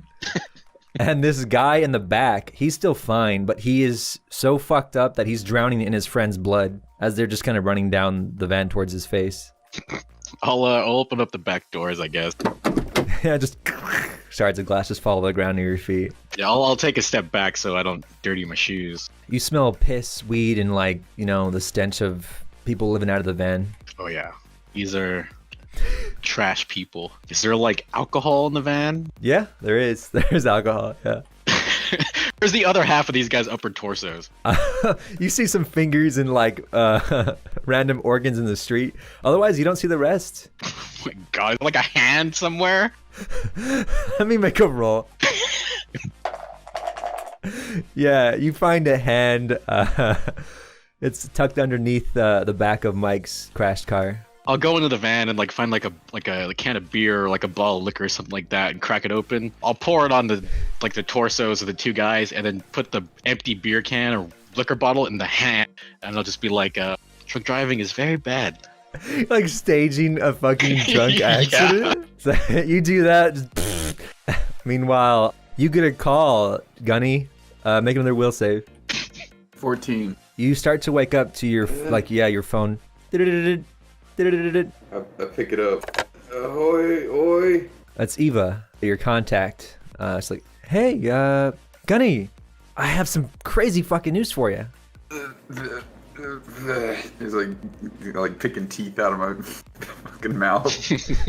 Like getting just blood coming out everywhere. What's that, love? There's crazy buzz around in the racing world right now. Apparently someone killed Cutter, wink wink, and it took his car. Everyone's going fucking crazy. There's a bounty out for it. It wasn't you guys, was it? Because that's awesome. Oh yeah, it was us. Hey, I think I need a paramedic, eh? Paramedic, she gets serious. What's wrong? I crashed the car that we stole because the car's all right, but now that I see that he's awake, I'll just stick my cigarette in my mouth and just casually walk over to the window and just like tap. Yeah, I get off the horn. Kind of roll back. Can you meet me at the abandoned warehouse off of Ridge Street Lane, please? Can you get there at least? I can get you a doctor. Is the car still running? Oh yeah. Is it like, 4 wheels on the ground? Back to her on the ground. Right, put it in, all-wheel drive and reverse and see if I can get it back on the road. Oh, I'll make sure to grab that like severed hand and just like throw it in the middle of the road or something. If it's like attached to the car, right? Yeah. Yeah. I'm sure there's a bunch of body parts on the front of my car, dude. We'll hose that down when I get hosed down. Because, yeah, I'm coming first. I'm dying. Yeah, it just... Yeah, and you're able to get back on the road? okay. Yeah, I can meet you there. All right, good. At first, I stop and roll down the window and look at Chang. Just wait for him to look at me. I just look at you, stone face like that. Like the picture right there. Cigarette in my mouth, looking all lazy. Fucking drunk drivers. And just drive off. Is there a menace? I'll get in your car, I'll follow you. Reasonable pace and distance. I'll just drive normally, trying to see straight, Blood out of my eyebrows and figuring out the small percentage of my body that seems to work. So you pulled to this warehouse, like this little abandoned district where like houses nearby were just kind of never being finished built. They started just kind of constructing like, random little miniature factories and turning out like random bullshit. I guess we were supposed to wait for I can honk the horn. Flash my lights and shit. The door opens and you see Eva. She opens the door for you. It's real dark in here, but you see a pretty professional looking woman with medical bags and boxes just kind of slung around her neck. She's actually wearing like sweatpants and like an oversized t-shirt, like chanclas on. Oh yeah, I'll slowly like drive in there as well. Window down, my hand like resting out, just trying to look as cool as possible because I know Eva's there. Eva makes eye contact with you as you pull in doing that shit. She stares at you so fucking hard that if she stared at you any harder, her uncle wouldn't need to go steal a laser. Well said. I'll like lift up my sunglasses with like one finger and give her a wink. She just exhales extremely loudly and starts walking up behind you as you pull in. I'll get out of the car. I open the door. Can I stand or do I just let it fall out? Make a will save. 12. Yeah, you can stand a little bit, yeah. You're just wobbly as fuck. I hobble out slowly and like stretch my back up. I've seen better days. Eva just starts rushing over. She points to you, she's like, that's him, grab him. This lady comes over and she like puts her arm under your, like, you know, to shoulder you. And then Eva shoulders you as well. And they walk you over to like her kit. Oh, thank you kindly, man. It's like, don't talk, shit, don't fucking talk. You lost a lot of blood. The doctor looking lady, she just starts unzipping and taking your vitals and starts trying to patch you up as quick as she can. He ran into American hillbillies. Eva stands up. She's like, what? Hillbillies? What the fuck did you do, Chang? Drunk driver. It wasn't his fault. Drunk drivers wasn't me fault. You could smell the alcohol from the car, and trust me, I know. Gunny, don't talk. Chang. Don't talk. Yeah, exactly, yeah. Don't talk. That's perfect. Don't talk. Fuck. She starts, you know, swearing in Chinese. The surgeon he's gonna need some blood, you know? Like, I don't have, like, my shit here. He was like, what? Whatever it costs, this has to be done. I'll, like, hold up one of my arms and flex. I'll be like, oh, positive. Everybody wants Chang. And I look at you. Everybody wants Chang. What the fuck? Mike, gain back 6 hit points. She patches you up. She stops the bleeding. She tries her best to make you look presentable. She's like, well, I can't replace the teeth here, but he needs to rest for at least 12 hours. Can you give him 12 hours of rest? Eva's like, no, not really. No. She just starts zipping up her bags. Look. She leans over, looks at Chang. What about you? You shot? You good before I go? You good? I don't even say anything. I just thumbs up. Great. Eva, I expect my payment now. She goes to her car, leans through the window, and pulls out a wad of cash with like a money clip on it. Underhand throws it into her torso, just poof. She grabs it, runs her fingernail across the top.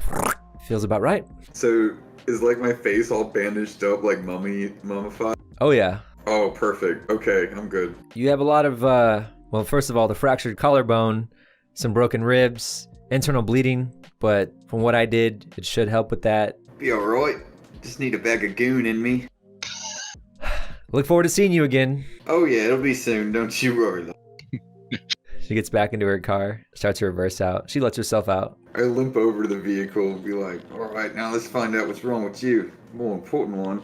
Yeah, Eva, she looks really concerned about your well-being, Gunny, that she kind of gets caught up in the moment. She's just like, you can tell she's lost in thought. She's staring at you. And then eventually she snaps out of it and runs to her trunk and pulls out 2 toolboxes. She opens the hood. It's like, all right, trackers. Did you get the trackers? Maybe they fell off in the accident, but I didn't look. Fuck. This is the fucking worst day. You're telling me. She just like dives into the hood. She pulls out a little scanner and starts trying to scan for devices. Can you both make a, like, it's a perception check. So actually, if you have any perception-based skills, it would apply to this. 6? 12? Chang, you don't notice dick. I don't even want to notice anything. Gunny, your very keen driver ears pick up on the sound of cars like slow rolling with their engines off from behind the door that y'all came through. There's tires rolling out there. Boys rolling up in neutral, get ready. Eva's like, gotta get the bug. Give me time. Get the bug. Chang will give you time. I'll go into Gunny's car, and since he has clearly no regard for cars or anything, I'm just gonna get in the car. Is this just like corrugated steel? Like, yeah, it's just a piece of shit, flimsy. Be shotguns in there, hang the fuck on. I'm gonna see him get in my car, I'm just gonna run and get the shotgun out. well, you know what? You drive. Oh yeah, I'm in perfect condition to drive. Actually, compared to you, yes. Get the fuck out of my vehicle.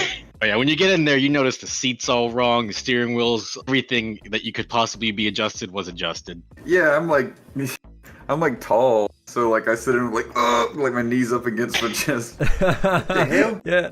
Jesus, you let your grandmother drive? I just look over at him and just look away. You didn't say anything.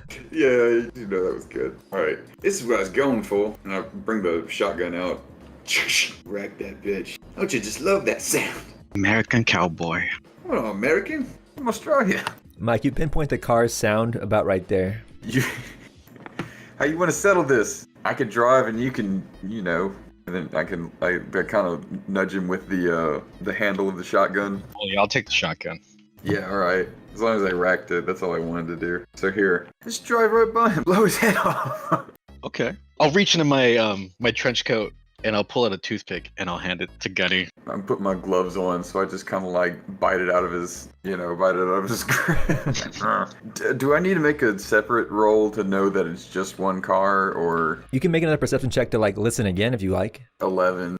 You hear the footsteps from 3 separate people walking around on the gravelly rocks. They're trying to be quiet though, like. I think they've gotten out of the car. We can't leave Eva. We can't leave her. We can't leave Eva. Can't leave it, Eva. I'll just like tap the dash of the car and be like, you have 4,000-pound weapon right here. You already killed 2 people with a car today. That's fucking beautiful, dude. I don't even say anything. I look back at Eva and like do the, you know, wave it like to open the gate, I guess. I don't know how to open the thing. I was gonna drive through it. Oh. She's waist deep in the car. She's like frantically trying to find that bug. I mean, it's just like a corrugated steel door. I just go through. Yeah? Oh, you would go right through that like paper. Well, then, yeah, I'll just floor it then. What's on the radio, I wonder? Oh, remember I was fucked with. We're gonna be listening to my music as soon as you turn that radio on. Oh no, you're right. What kind of music is it? Let me pull up the track. Oh, it better be fucking bumping though. Oh yes. Okay, I don't care what nation it's from. Bump Nation. Bump Nation. Bump Planet. We all united in the bump. Fucking buzz out your speakers and shit. Let's turn the radio on. I'm fucking deaf, but goddamn, that's too loud. Yeah, I know, right? Fuck you, Crash. Start, you piece of junk.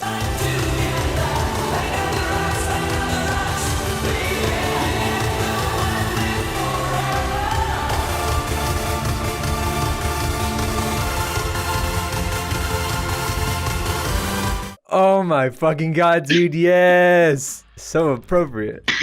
So that starts to echo in the whole warehouse. It kind of is a little awkward as y'all just kind of. That'll work. Just fucking floor it through the thing. And how combat works is the quote-unquote good guys go first, so you guys kick it off. But y'all get to go twice. This is a surprise attack, and then you'll get to go.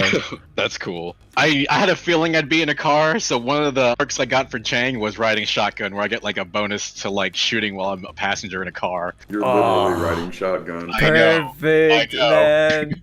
Run this dude over here, just right through, just whang, and just see what happens. Give me an acceleration check, actually. I want to see how good you fuck this guy up, because that'll determine if he can dodge it or not. Oh, yeah, it's over now. Yeah, I'm gonna do ultimate drift and just fucking blast out of there. Oh my god, So listen to Initial D. Well, that's kind of saved it, so it's 15 now. You fucking fly out of this sling like a lion out of a cage. This guy has no idea what's fucking coming for him. Plow straight fucking over this guy. He just rolls under your car. So first you see his Rolls under my car. and then you see his neck just snap as it kind of catches up to his body, just kind of like spaghetti being slipped into someone's mouth just under the car. Holy shit. And when you come out, you see... You're gonna get gunned down here. Maybe. Probably. Probably. You recognize everybody who's here. They were all in the club that when y'all killed the guy. They're the skeleton teethers. I'm guessing I'm in the passenger side, so I'll just take aim at that fucker. I got a 13. That's a hit. That is gonna be 11 damage. You just fucking... He fucking flies back into the van and just like bounces off of it. Lays on his fucking face. I'll be a willful idiot. I'll think they're here for the drugs. And I'll just be like, drugs are bad! I posted a gif of Chang shooting people with shotgun. I posted the next track on the radio.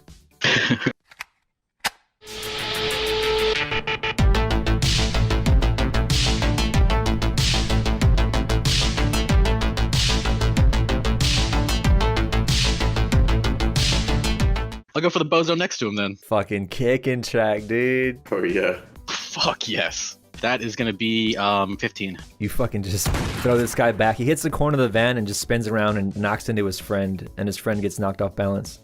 Alright, let me roll for that damage. 9 damage. He's still alive, but barely. These guys have shotguns and handguns, by the way. I need to continue the vehicle movement through this guy, turning to my right. Give me a steering check. That's 17. Wow, this thing is amazing. So you fucking just pummel this first guy? Can you roll 4d6 damage for me, please? 15. This guy just fucking bounces off your car. You hit him in the right leg, and it just completely obliterates his pelvis, and it just, you see his right leg just start fucking wobbling like a dead fish. He just goes, ah! And then he just stops screaming mid-scream. And you careen around. Did you want to, you can run somebody else over. You have enough distance to hit somebody else over here if you want to hit somebody else. Or even you could plow both these guys. Yeah, if they're lined up, I'm just plow into them. If you give me a steering check, you can plow into them and then try to avoid swiping the van. Ooh, wow, 19. I'll hit this guy with the front and then swerving to the left enough to avoid the van, hit this guy with like the tail of the car and pop him into the van, you know, bam, slam him, or propel him into the van, you know. Yeah. Fishtail into him and hit him hard enough to propel him into the van. You do it. I need 4d6 damage for each man. 18 for one guy. I'll put their names as X's if they die. 18 for the other. Oh wait, yeah, 18 for the other guy. Wow. Oh my fuck.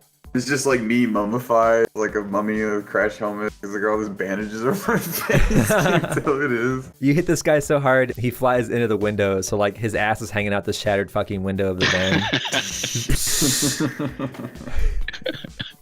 I'll go for that bozo. To shoot this guy, I think I'll lean past Gunny, so... It's alright, I'm deaf.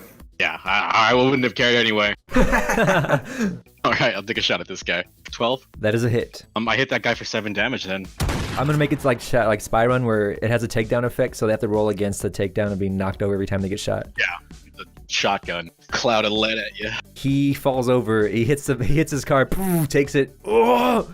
Fucking falls into the gravel. Okay, I'll shoot him again. But he is prone technically, so he's slightly... Oh, so he gets like a bonus. Yeah, he's slightly harder to shoot. Well, that guy right there, he's prone too, right? Oh, but he'll be easier to hit if he's that close. Yeah, you basically just like, I'll shoot. yeah, you're just leaning out the fucking window. Yeah, I just like put the barrel up to him.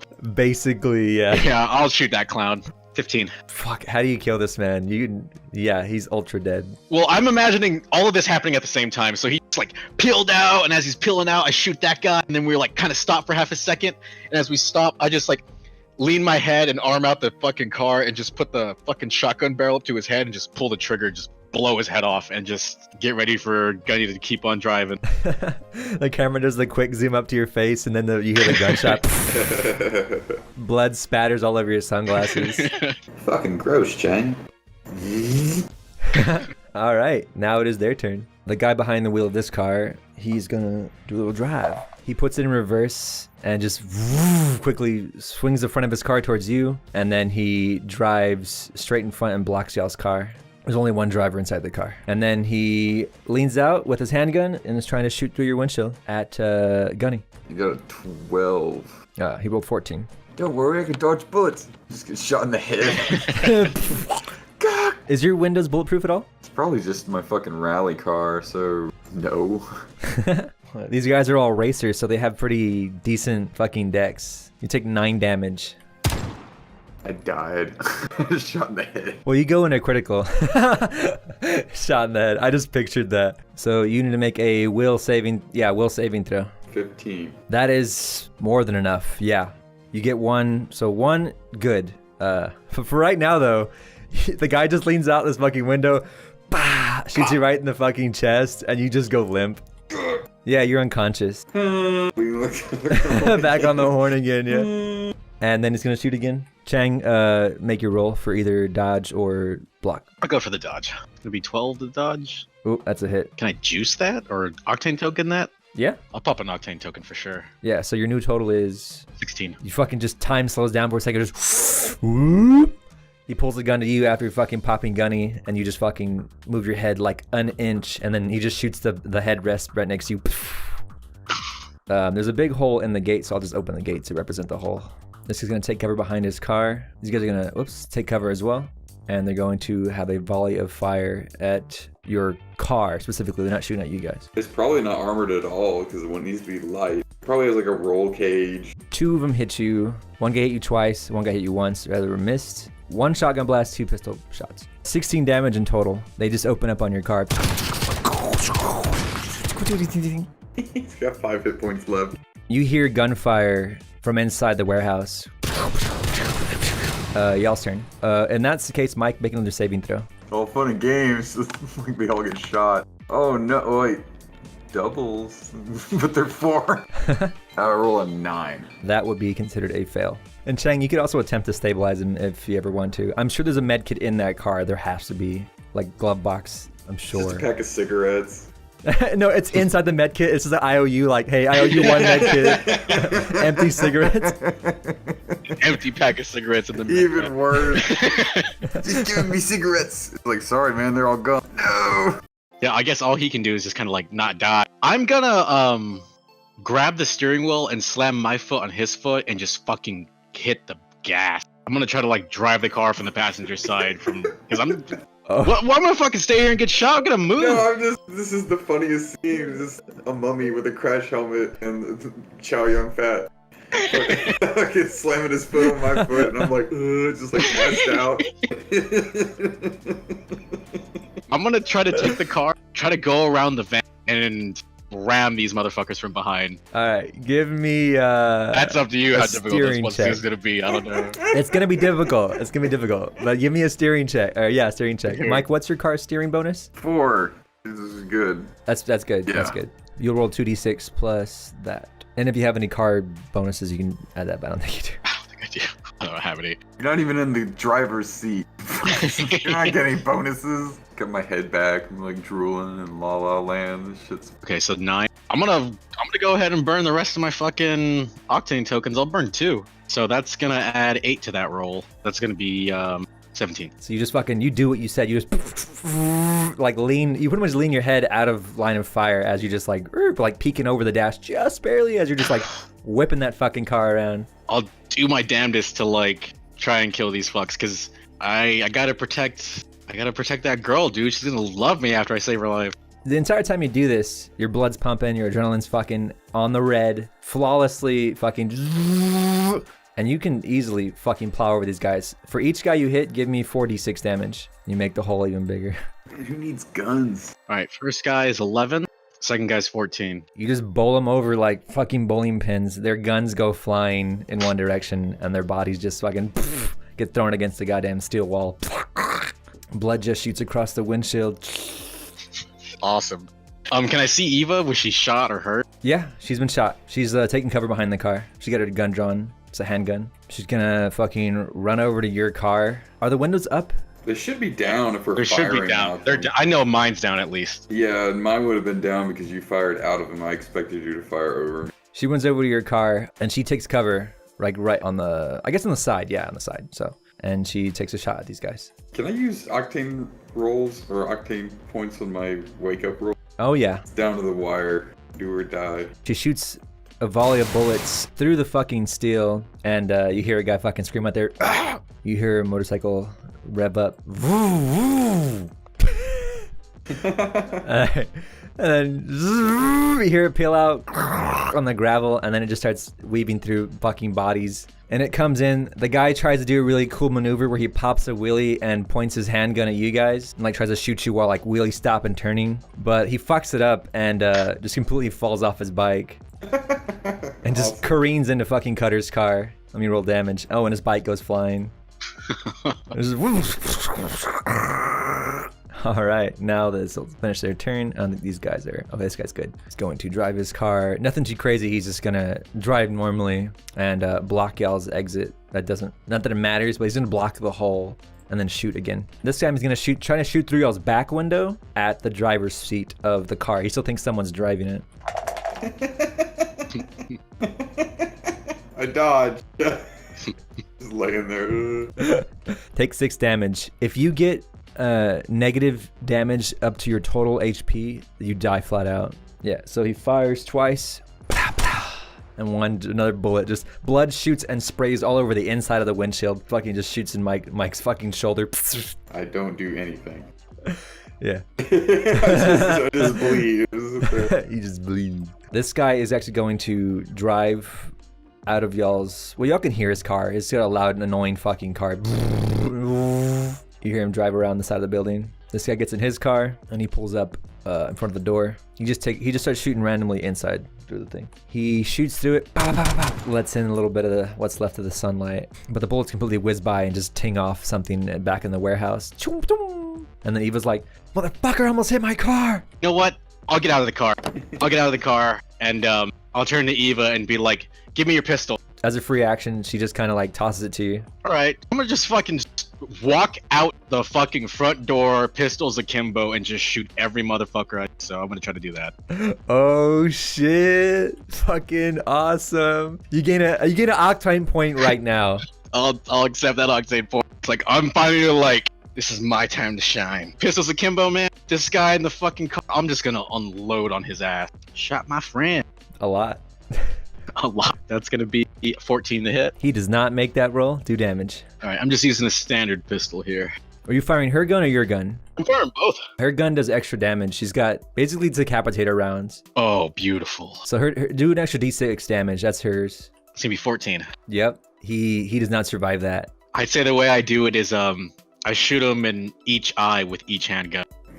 Like my left hand shoots him in the left eye, my right hand shoots him in his right eye. Like, Blinded by the light. He just jolts in his seat as his brains just evacuate his skull backwards into his back seat. One of the shots you shot from Eva's gun, that side of his head explodes way more.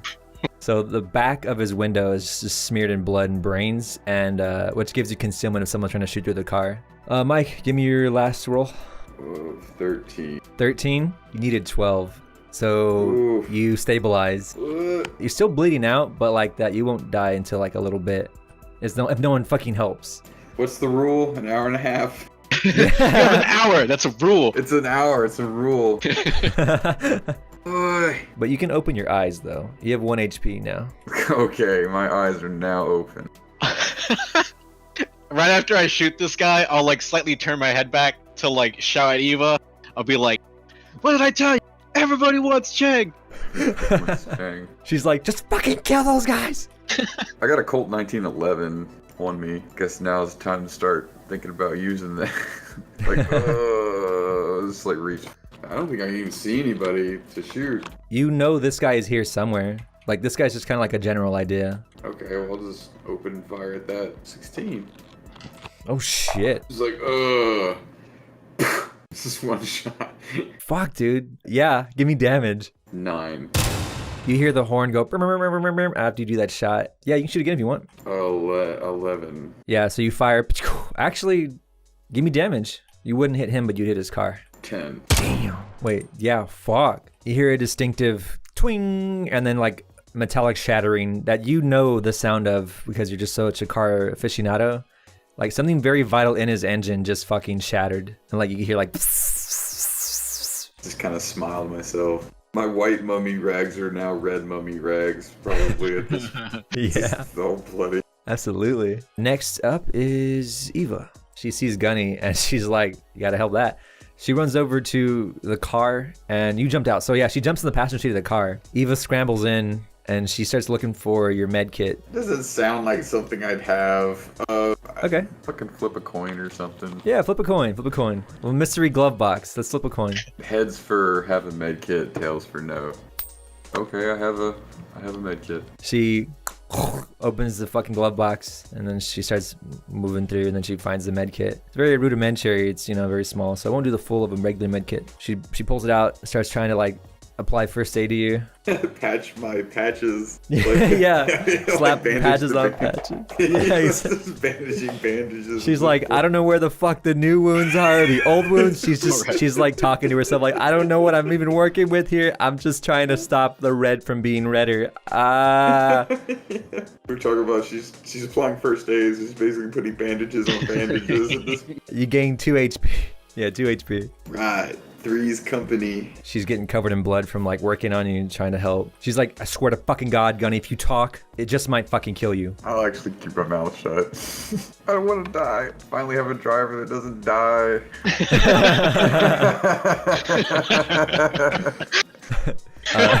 You hear this car slowly start to like reverse. You hear the revs, the RPMs going, but the car's just slowly reversing over gravel. And then eventually, after about 30 feet of reversing with like revving the shit out of it, not going very far, you hear the door open and you hear the guy sprinting. And you hear him say, fucking run! Everyone's dying! Get the fuck out of here, man! It's a fucking bloodbath!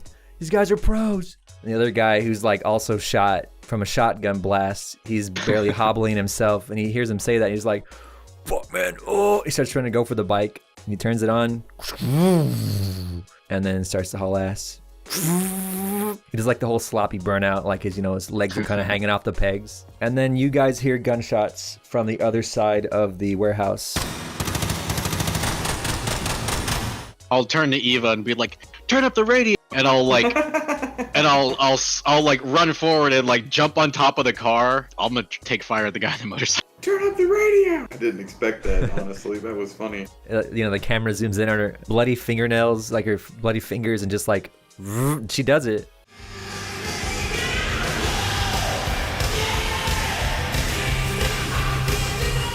I feel invigorated. Alright. I'm just standing on top of that car. Blam! I'm trying to shoot this guy in the motorcycle. It already kind of hurt. So hopefully I nail his ass. That's gonna be 10. He doesn't know it's coming, so that's a hit. Oh, baby. That's gonna be 15 damage. Turn up the radio! Alright, I didn't expect that to come out of your mouth. That shit was funny. The music's so loud that the vibrations of the music is actually vibrating your sunglasses as you just like... And nothing fancy, just shoot him in center mass. Just drop this clown. You shoot him, you see him jerk forward over his steering handlebars. He kind of... And then he drives a little further. He guns it. And then he tries his damnedest to fucking stay alive, but his heart finally pumps its last pump. And then he just fucking... stumbles off the bike. He is dead. Chang! Chang! Eva lowers the radio now that you're trying to talk. Chang! Start yelling, What? Chang. Get the fuck over here. Come here. You're still in combat. Actually, no. He's retreating. Yeah. So if you... Yeah, he's retreating. Go ahead. If you want to shoot him or not, he's just on foot, like running down a big open fucking construction site, basically. I'll fucking absolutely kill this guy. I'll try to shoot him again, I guess? Or... Yeah, he's looking over his shoulder, so he knows it's coming. He just saw his friend die. Oh my fucking god. I got like an 18 to hit this guy. Fuck! He rolled a 15. I was like, there's no way he's gonna hit me. No way. No way. Look at my roll over here. Look at the dice. No, I believe you, man. Yeah, look at it. Then That's why I like modifier. playing with you guys, because I don't need to worry about you guys, you know, fudging numbers. Like, I trust you. So honestly, it's more fun when you fuck up like this. Oh, yeah. Like, alright, damage. Oh, yeah, please. How bad do you kill this man? Jesus, that's like 20 damage.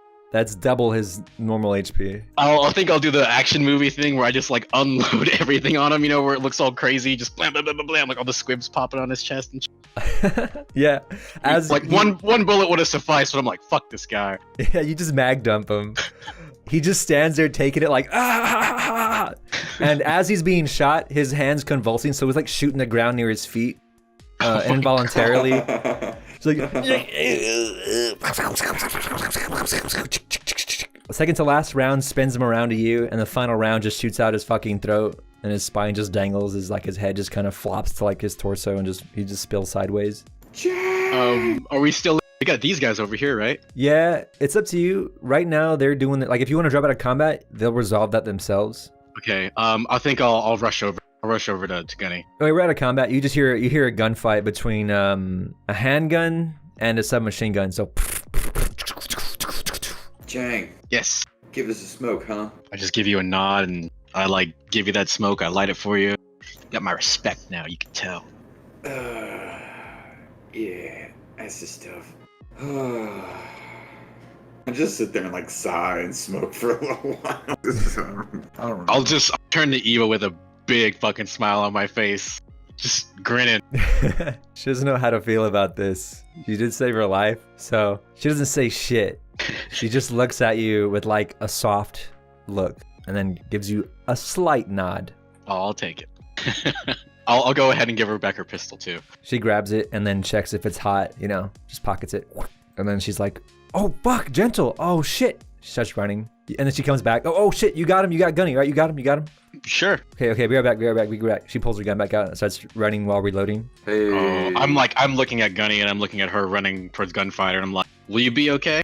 I'm like, yeah, I'm alright. I'll toss you the pack of cigarettes and like the lighter and I'll sprint after Eva.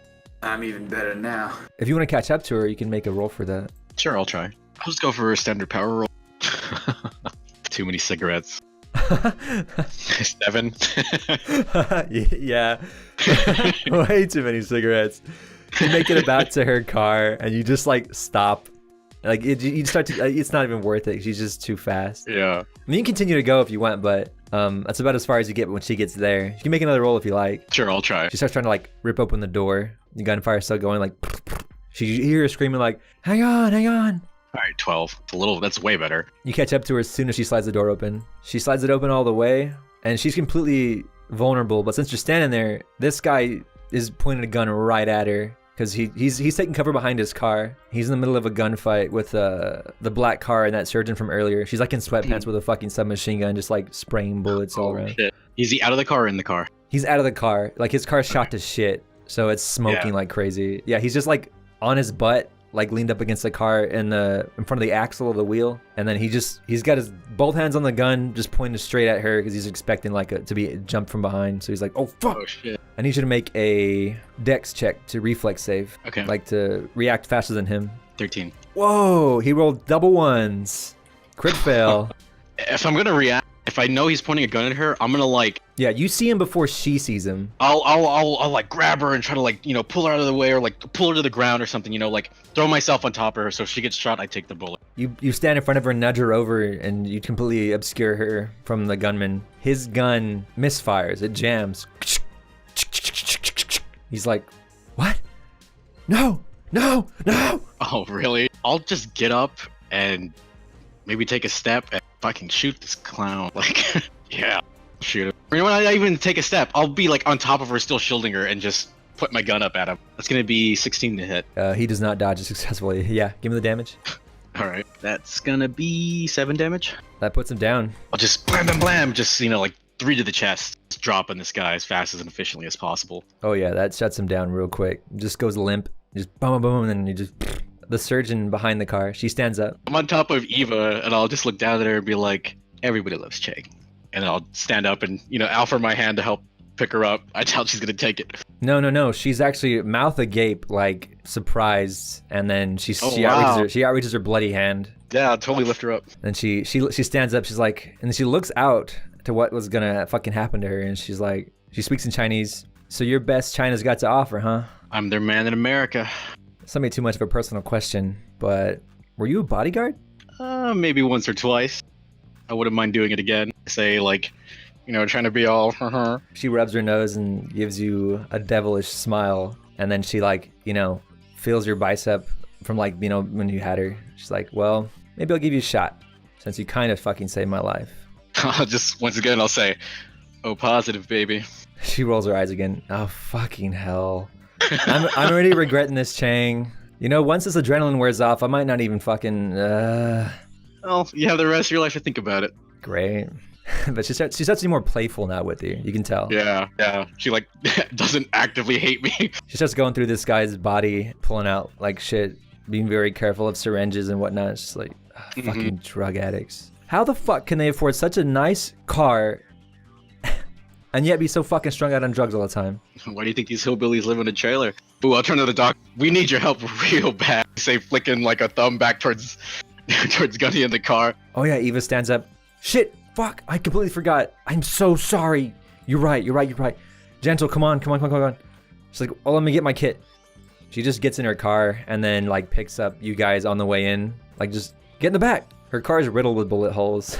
Windows are shattered out. Oh shit. She just like knocks over some boxes and shit, just grabs her trauma kit and just runs up to Gunny, starts working on him. She's like, you know, this isn't exactly the ideal operating room, but fuck it, when in Rome.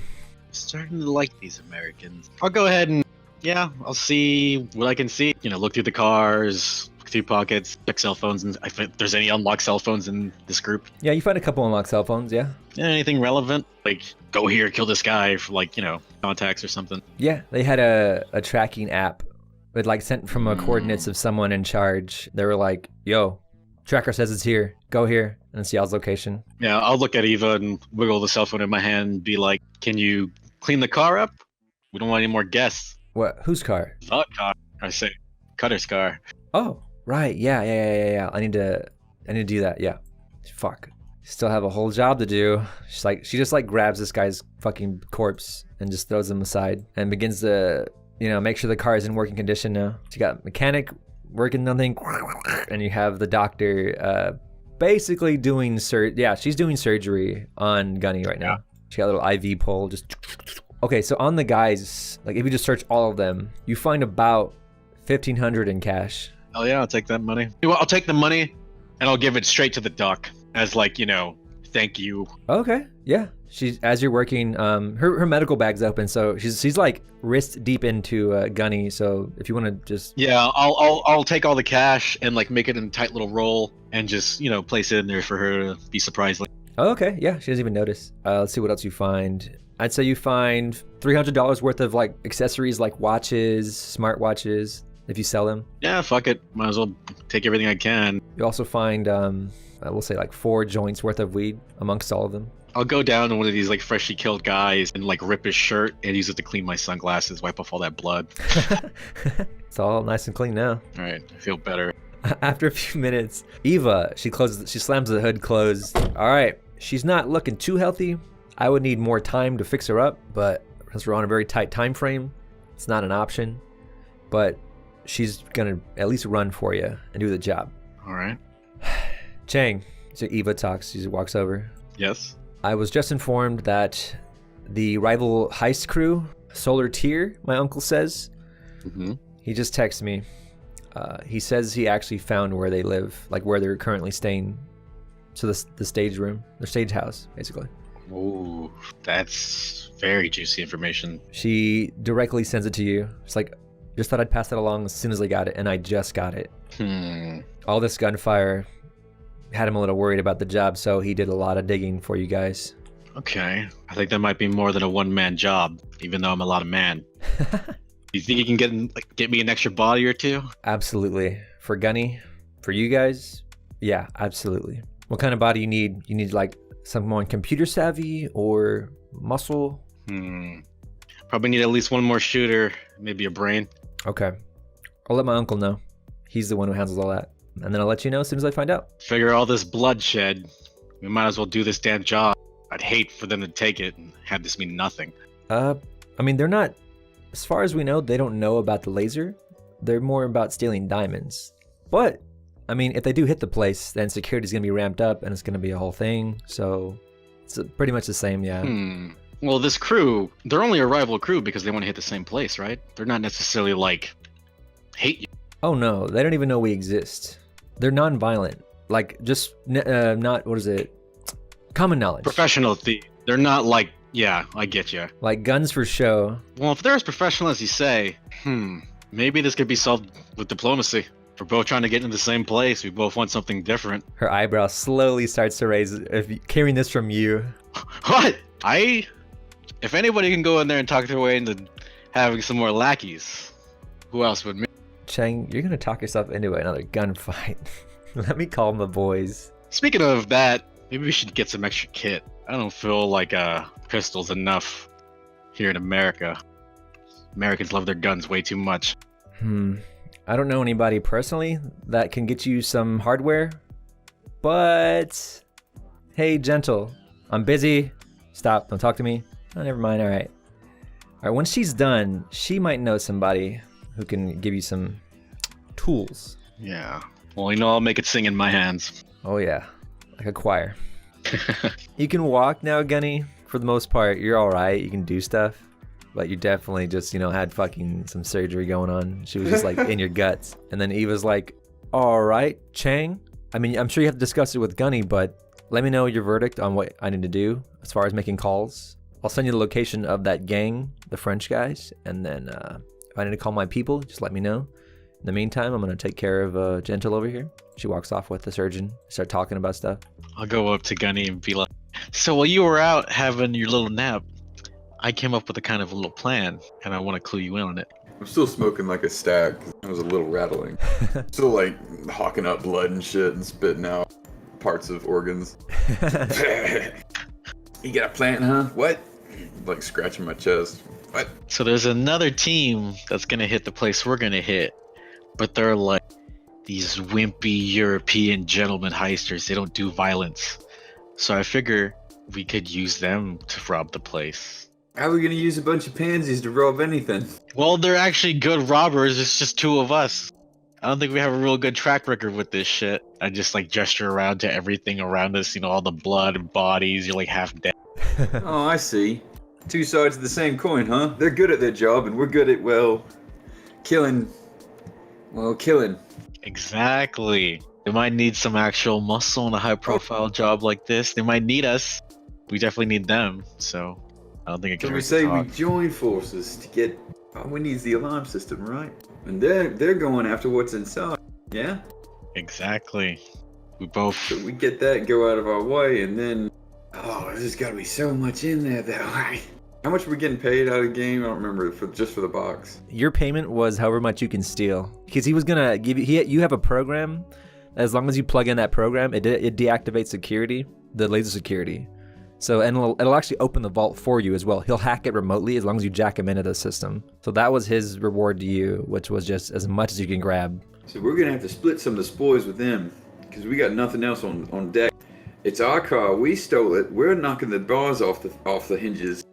We take the bucks and we get a cut of what they steal. Because I think we can flex on them a little bit. At least I can. If we could find these guys, somebody else can, and I'm sure they're wanted. All this heat, I think they might they might want us. I don't know. We just murdered a whole gang.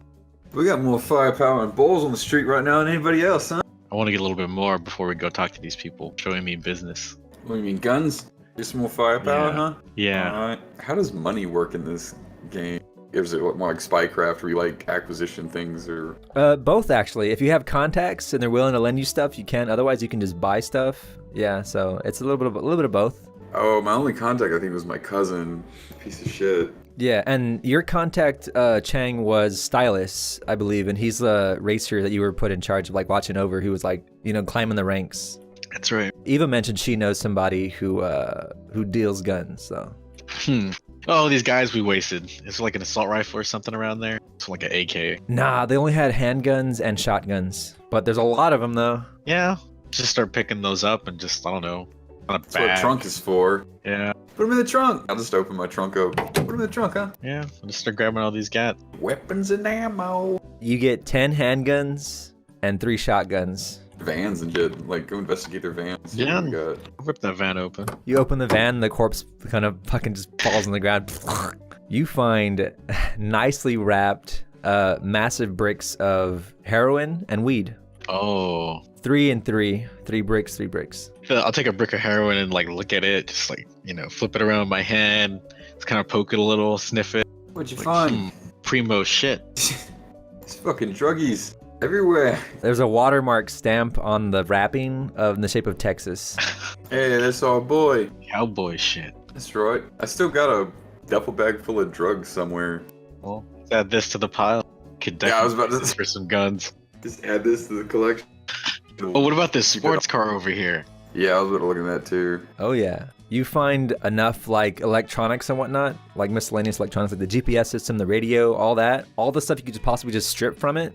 It's worth at least $8,000. Ooh, looks like I got a new car. Each tire is worth $500, like the rims.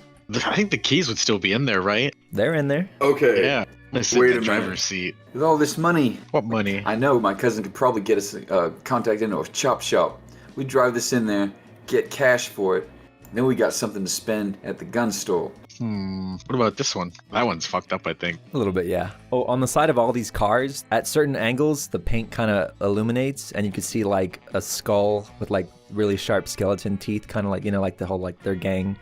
So like emphasizing the teeth. I want to get Eva's attention. Ask her to show me if there are tracking devices in these cars, these vehicles. While he get does out. that, I'm gonna like take out a cigarette and just coolly light that cigarette and just piss on the skull logo on the side of this car. Eva's walking up and she just rolls her eyes at you doing that shit. Jesus Christ. In that car, Chang, you find $600 worth of stuff. Radio, jewelry, money, probably just loose cash. Yeah, I'm gonna need it. Not above looting. Eva runs over.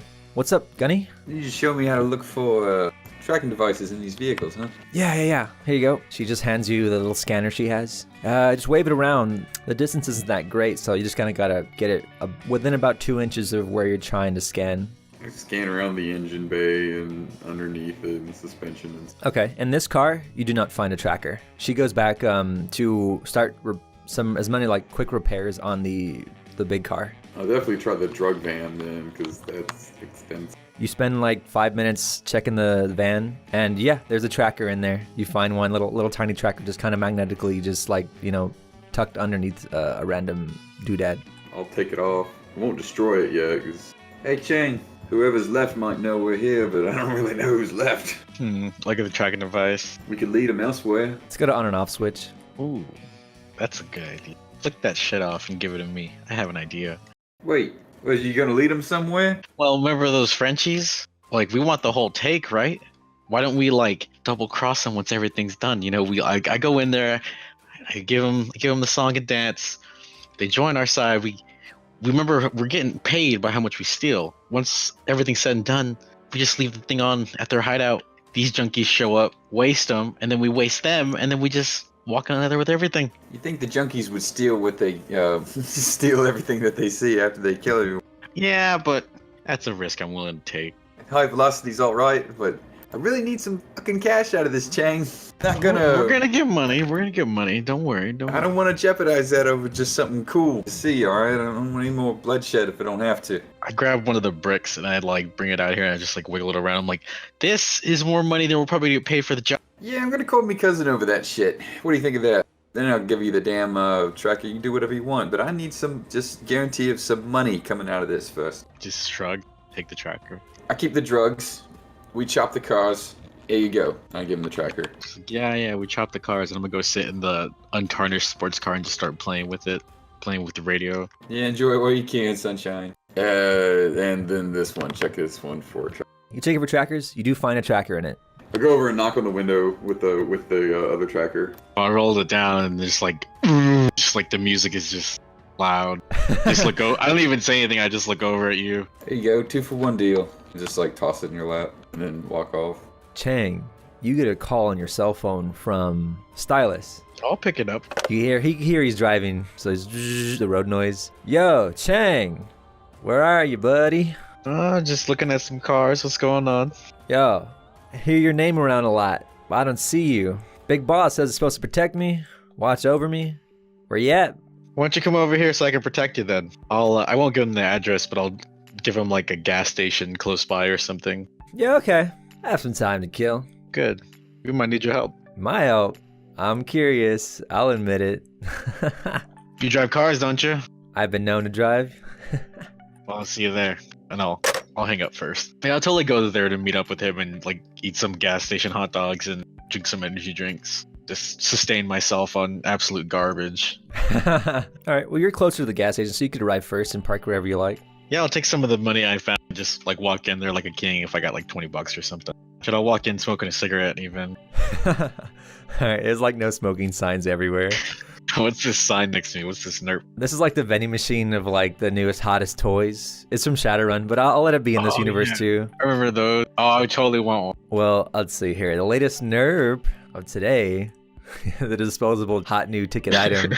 Cool one day, gone the next. It's shoelaces that play music and they change colors. And they actually can be very, very bright. It does seem kind of cool.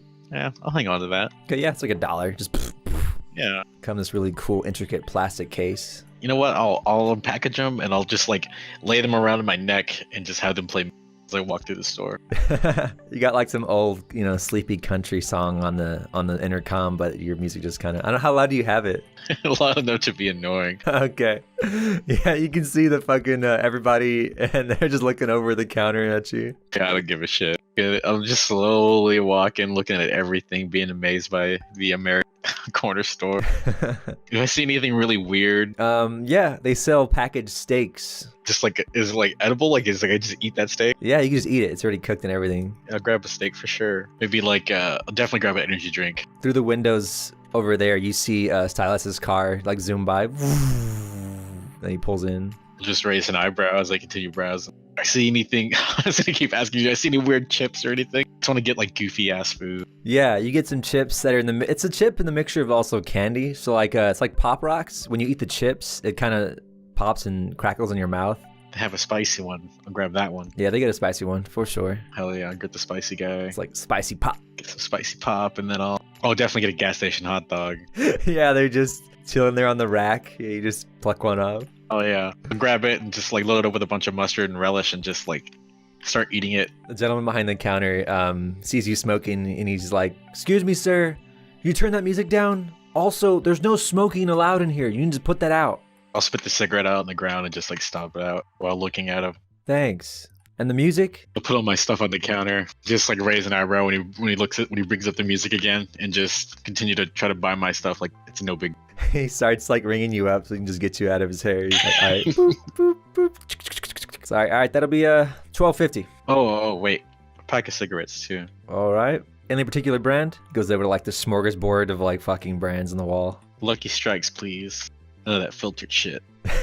He grabs a box, taps at his finger. There you go. Well, then that'll be 21 bucks. Yeah, I'll throw it down. He takes it. I don't think any of it is covered in blood, but he takes it and he doesn't really pay attention. Even if it is, he doesn't pay attention. He just puts it in the register. Yeah, I'll just walk past other people, still gnawing on that hot dog, just shitty music I'm listening to. As you're coming in, you see Stylus, and he's looking at the nerps, and he turns around to the music. He's like, "Hey, Chang, what's going on, buddy?" I give him like a finger gun with my free hand. Jesus. What are you eating for 3? God damn. It's a long day. I can tell. You look like shit, man. You always need to eat after you shed some blood. Come with me. Ooh, he just like the whole like ooh face, and he follows you. Yeah, where's his car? He's right in front of yours. It was filling up with gas, so he comes back and he takes the pump out and just like, elbows the cap closed. I'll sit down on it on like the hood of his car and set my bag of goodies down and just start drinking an energy drink. So, do you know why I'm here? Man, all it told me was that you're supposed to protect me from these fucking hillbillies. I just like dismissively wave my hand. It's like, you don't gotta worry about them. They're I think a lot of them are dead. His mouth goes agape. What? He puts his hand on his car. What? If I don't... Hang on. Why'd you kill him? Let me ask you that. Why'd you kill him, Chang? Well, they were coming after me, self-defense. This wasn't a fucking hit job, was it? Oh, no. Nah. Why'd you think about it, Chang? Well, I don't know. You know how stuff is. You Americans love your guns. I've never seen a gun pulled so fast as earlier this night. I'm not American, alright? Chinese? Well, you've been living here too long. I get you all confused. God, it's been a while. How's Hong Kong, by the way? How are things? Well, free, full of crime. It's beautiful. Wonderful. I miss it. But to the matter at hand, you say you killed the hillbillies? Now, he looks around. There's a lot of hillbillies in this area, so let me just get this straight. Did you happen to hit the skeleton teeth by chance? One at the car. Oh, fuck. Chang. He pulls out his cell phone. I gotta make some calls now. I gotta call the big boss. You're kind of fucking up the works here. Did you happen to... Please tell me you did not hurt a short guy with dreadlocks. Okay, that's totally that guy, right? That's Cutter. Last I seen him, he had a needle in his arm. I don't know. Alright, well that's apparently par for the course. Alright, well I have a race lined up with him. We're going for the title. You know what I'm saying? Let's just say you're gonna win. What'd you do? Did you fuck up his car? Actually, that'd be great. Oh, you're starting to become more useful than I thought, Chang. Pretty sure I have his car. What? He slams his hand on the hood like, Chang! Wraps his knuckles. I need to be able to race this guy for the cred, so I can continue making money for the family. What? What are you fucking... They sent me a fucking wrench. Look. They sent me a wrench.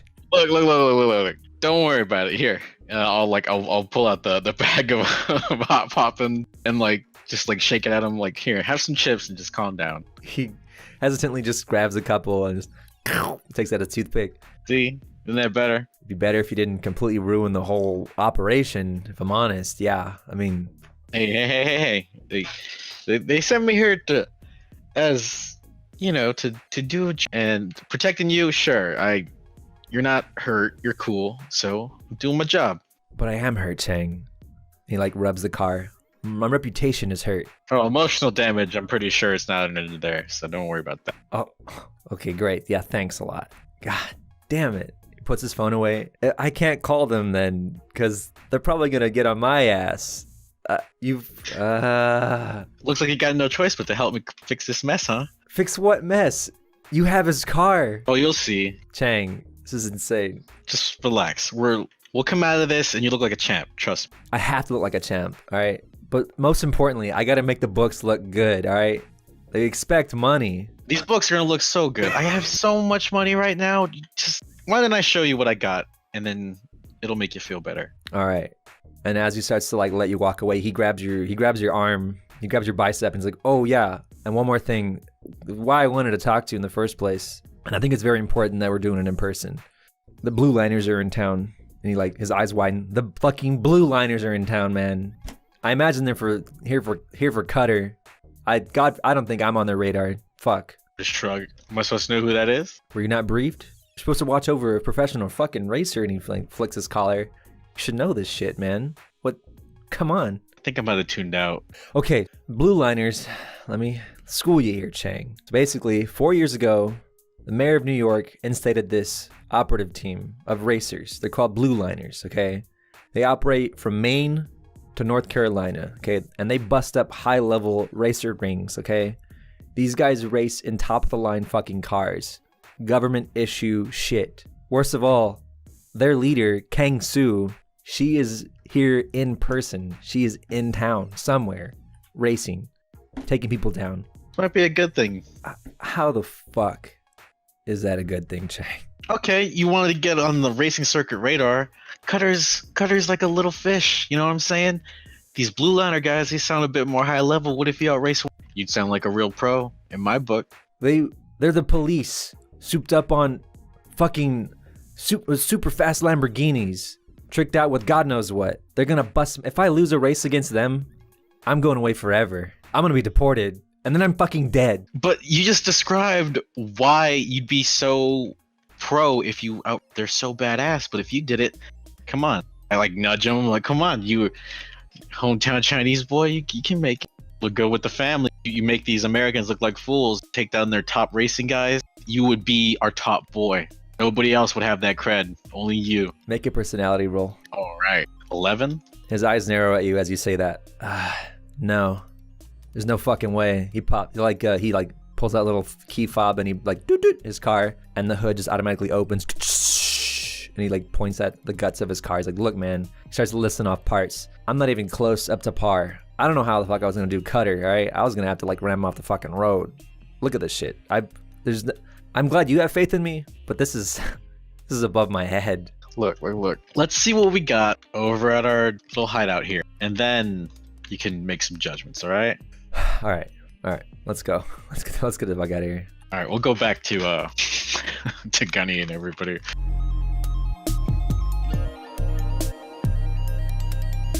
Yeah, Chang, you pull up, and then Stylus pulls up right behind you. By this time, Gentle Surgeon drives off. I'll take him inside and be like, check it out, look at the ride. He's looking around at all the fucking carnage. He's like, whoa. He's like slowly walking in, just swiveling his head around. Whoa, wait up. See? By this time, Eva finishes repairs in the car. It has 25 HP now. Eva had enough time to do her best to like fix it back up, patch it up. Stylus sees the car. He's like, whoa, you have Cutter's car. That's...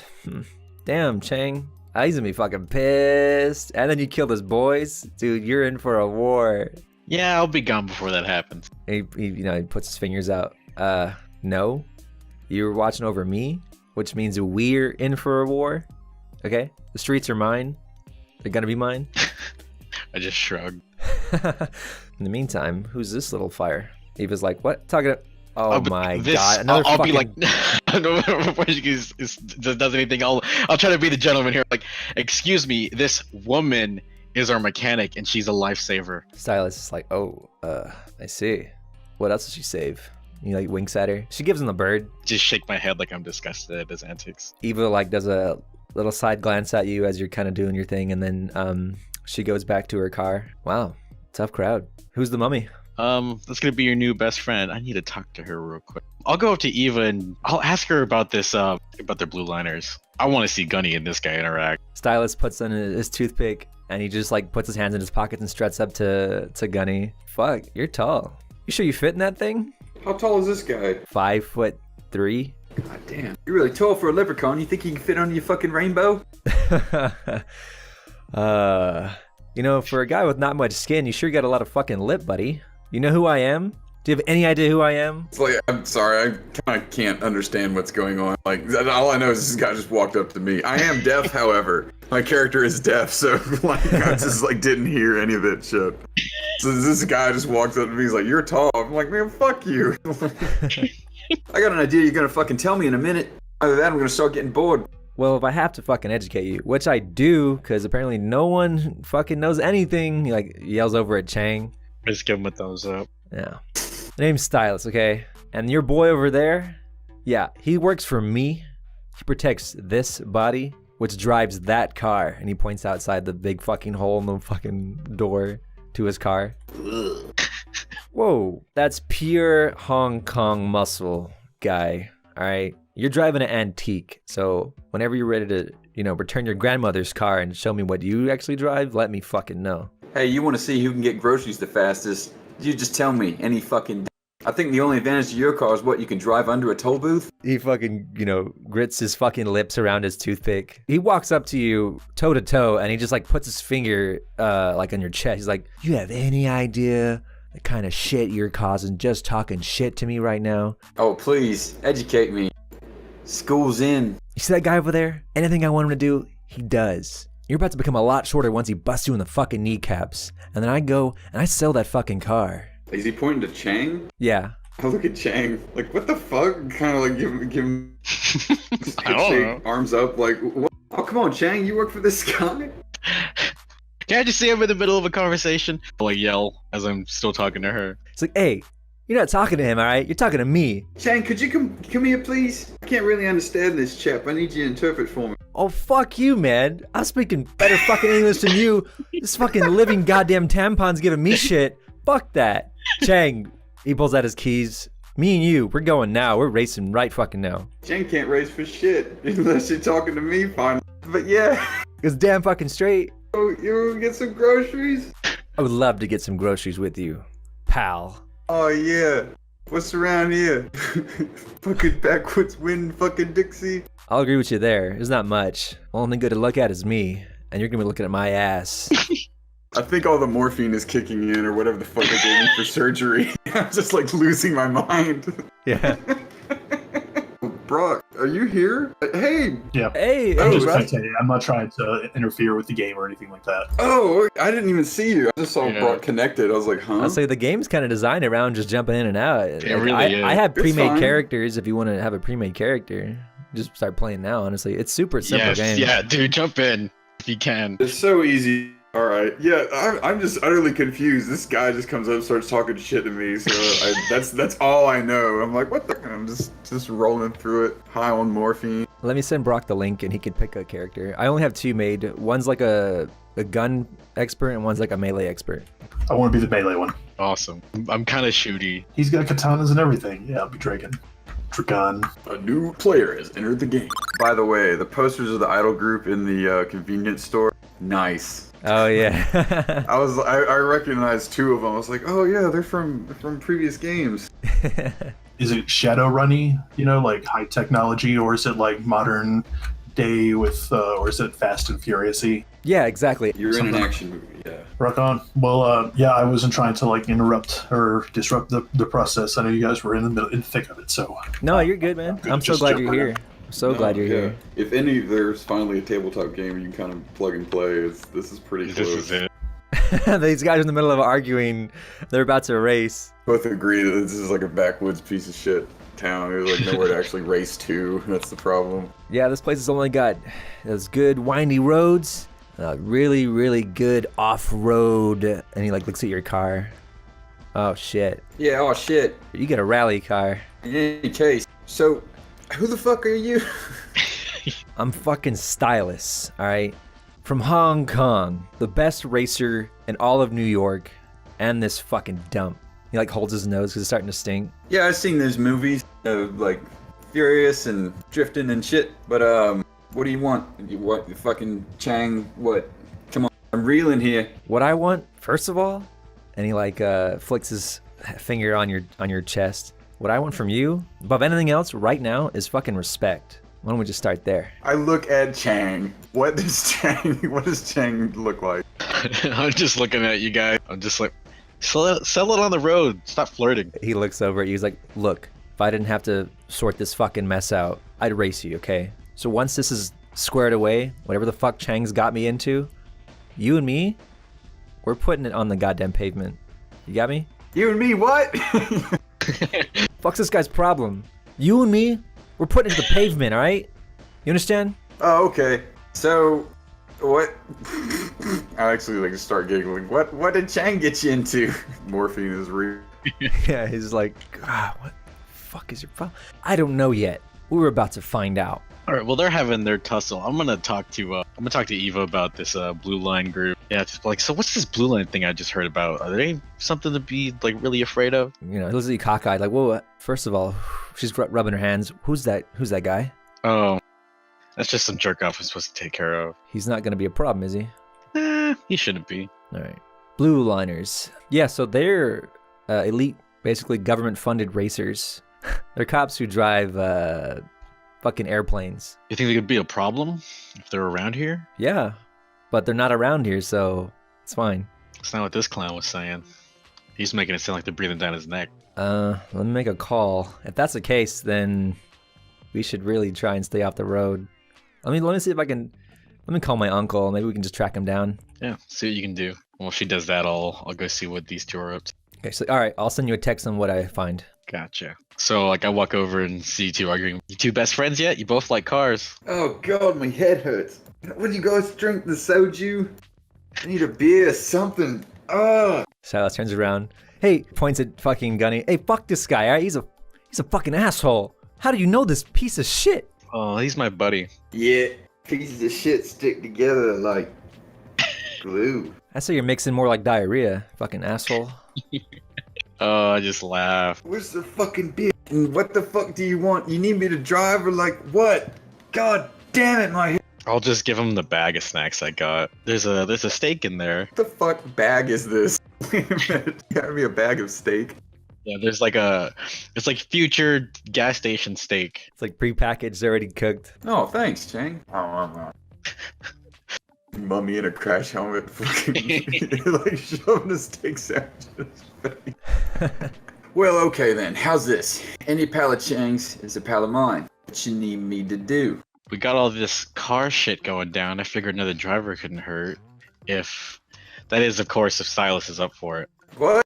You know, he's such an accomplished racer. I don't know if this is just too small time for him. I say, like, making fun of his ass. Chang, you got me staring on the barrel of a gun at this point. You kind of fucked it all up. So I don't have a choice. But I get what you're trying to say. We're friends now. I'll cooperate. How about that? I'll take it. I'll go for that. All right. Wherever the adrenaline is, but I really want to know what the fuck is going on. What are you talking about? What's the plan here? Yeah, what the fuck is going on, Chang? All right. You get a text from Eva. Blue liners, they're zooming around. Their leader is fucking here. Oh, shit. Their founder. She sends you her bio. The leader, Kang Soo, she's the one who actually started it, got the idea rolling. She had her own souped up car, and she was a vigilante taking down racers. And then eventually she talked to some guy up in the higher ups, and they got her instated as like her own professional, like government funded fucking organization that works for the police. She's actually above the police though. Man. I'll take the phone and flash her little picture at both, at Gunny and Stylus and be like, yeah, it looks like she is in town. You also get a picture of Dragan. It's actually from It's like rerouted. It's a message directly from Lau, your boss, the guy who hired you for this job. And the message says, I see you're having trouble. I'm sending someone who's looking for work. Trust me, he seems relatively trustworthy. But as things are going now, this job needs to be done within the next 3 or 4 days. I'll just send him a thumbs up emoji. He should be there within the next 5 minutes. Well, we got another teammate showing up. This job might actually go pretty smooth. Job?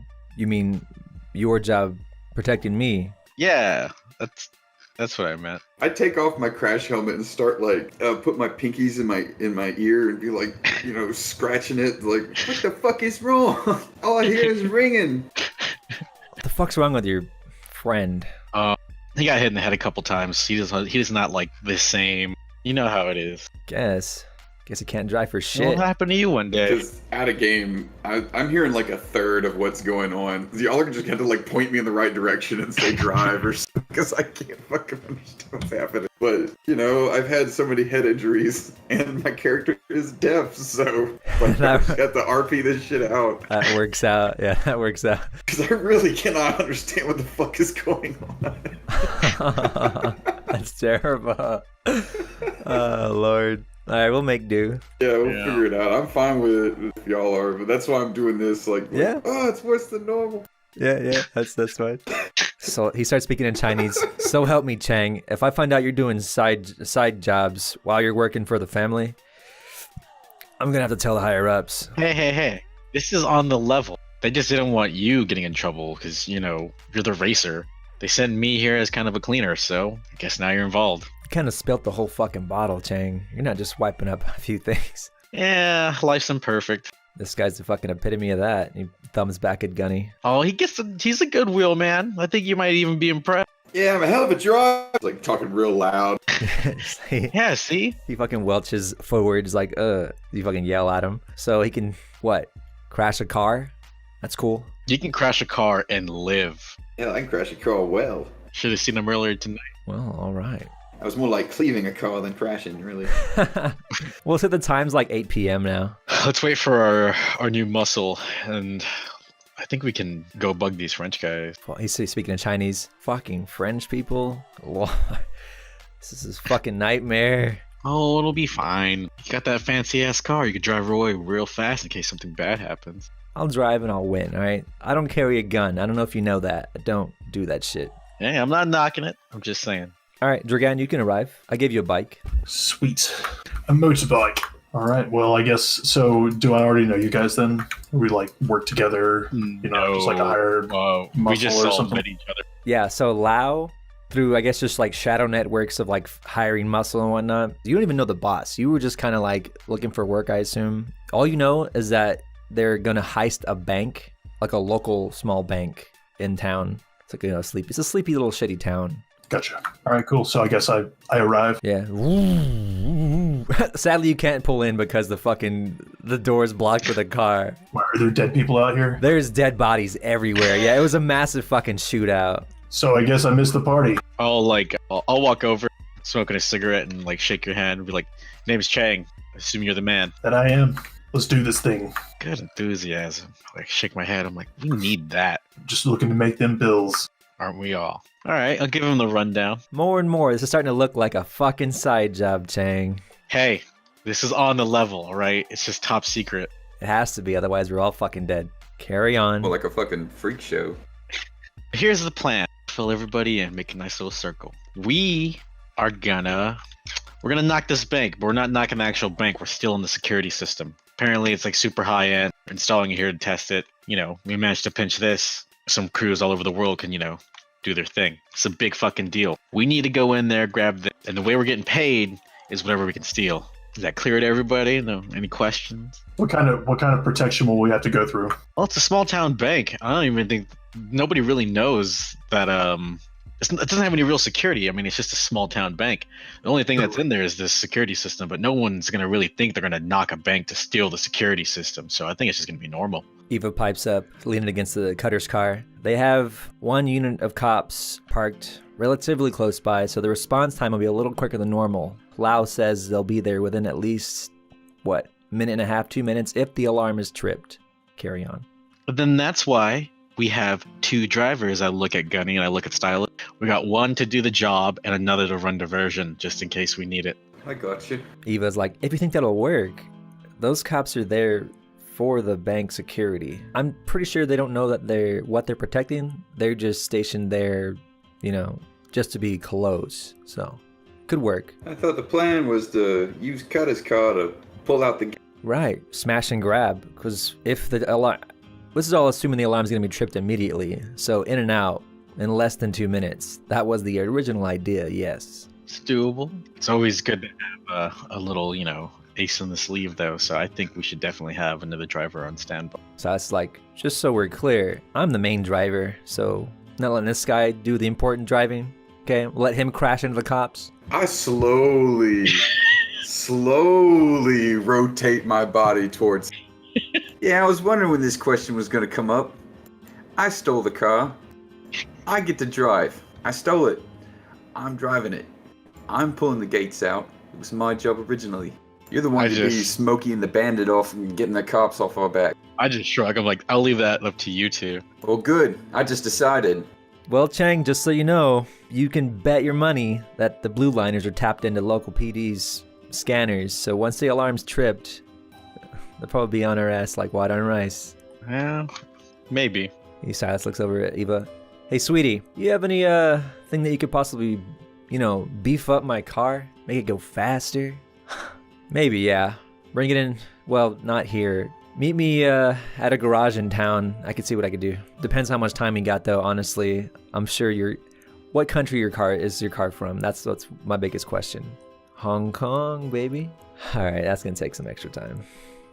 Give me the keys. He just tosses her the keys. Yeah, look inside while you're in there. Get a feel of the seats. They warm you up. Feels good. Fuck you. Fuck you. She's cute.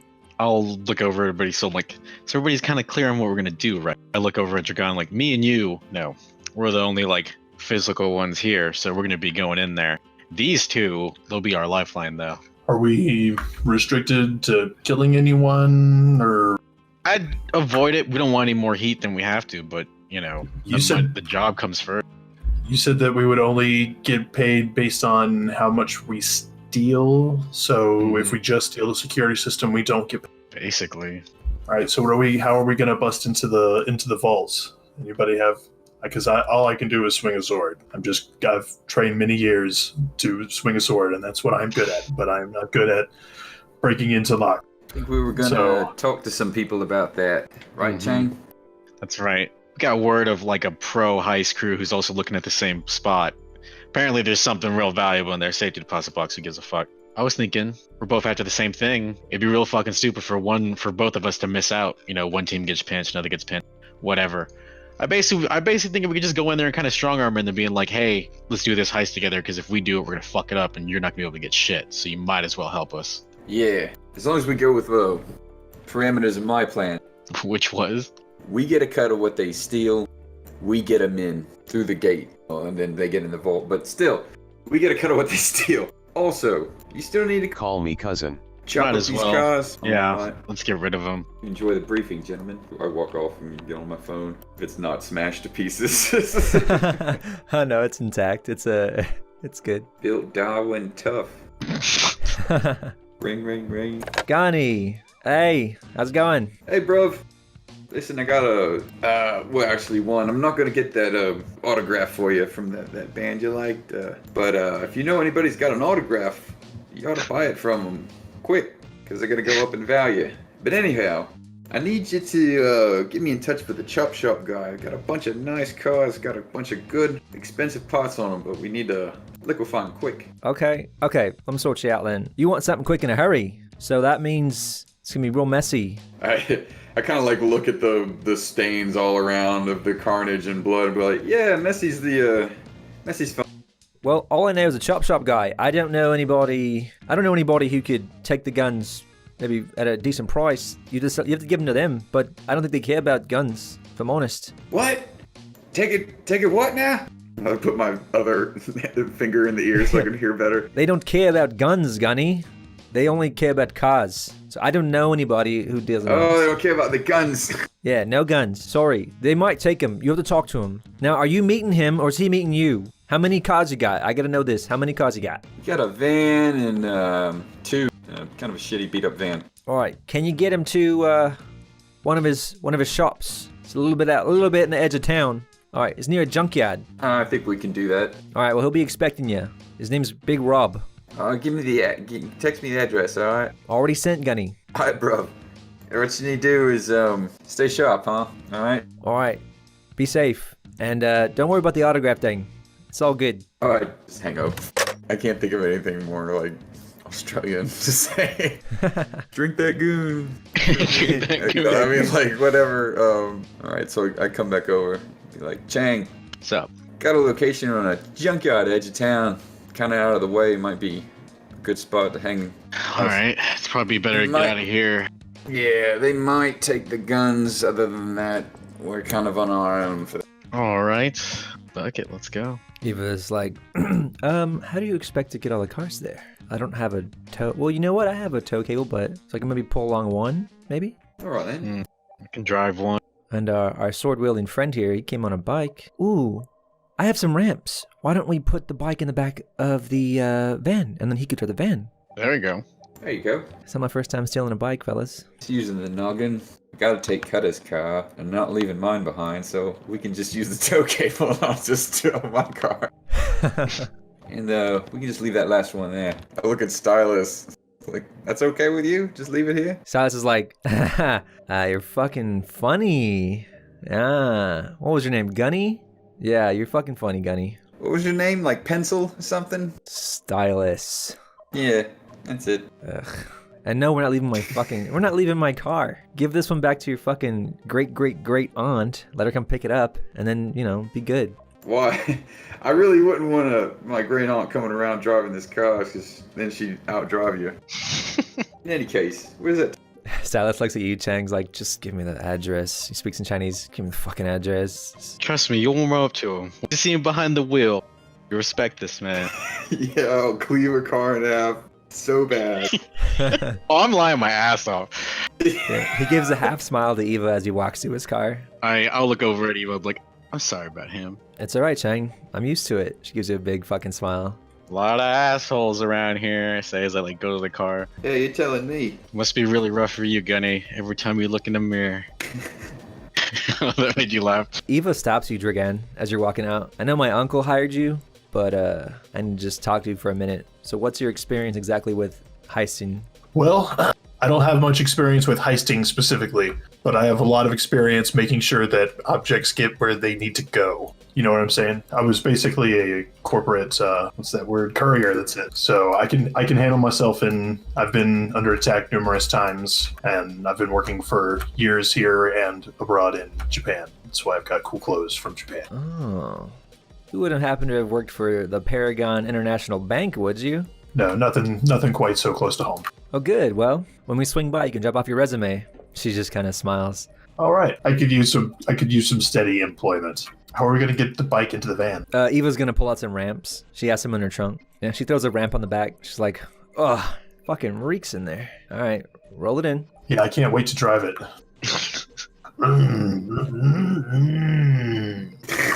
She quickly just unhooks the ramp. Ooh, you're not familiar with octane points, but Brock, you get an octane point for that. Octane chip. Basically like action die. You can boost your rolls with it at will. I get it for the sound effect. Yeah, exactly. That's fun. Hell yeah. All right, I'm ready to drive the shit out of this van. All right, Eva loads up her stuff and she gets into her car. Dallas sees her get in. He kind of just mouths his words like, "Holy fuck." I hate that little bastard. I guess I gotta find the tow cable and hook my cars up. Yeah, you hook it up. Can I have rights to move this van so I can drive it around the board? Oh yeah, my bad. I had it locked. There you go. Sweet. Just crash it. He just drives away with all the heroin and weed. See you later, Hell fucking yeah. idiots. There's a lot of car crashes in this. Before we get to the destination, I take all the weed to my house to my apartment, and then I deliver the van to the chop shop. It's totally an Gotta make a option. quick stop. I'll be there in a minute. Like, I think our newly hired help just ditched us. Like, I think we need to kill his ass. Left. It's straight money. Yeah, I know, right? That's Man, this is the conceivable, easiest yeah. job ever. The keychain of the keys for that van, Dragan, is a big fucking symbol of Texas and a bunch of Texas paraphernalia. I break it off and throw it out the window. Fucking rednecks. Okay, so y'all leave behind one car, I guess? Yeah. Just that one on the far end. I think we also been hanging around here a long time. Yeah, seriously, I Yeah, I want to get out of here. So you just get on the fucking road, just get the fuck out of here, yeah. Stylus just follows the van. He peels. Okay, so Stylus, when he peels out, let me make a roll. Because all these fucking nice cars here, he's gonna try and show off. Go ahead and roll. He goes do a fucking donut burnout, and then he tries to 180 around your car, Chang. But he kind of fucks up near the end and nearly loses control. He's and he has to pump the brakes and then just embarrassingly kind of drives off. I'll definitely make note of that. Fucking drunk drivers. So bad around here.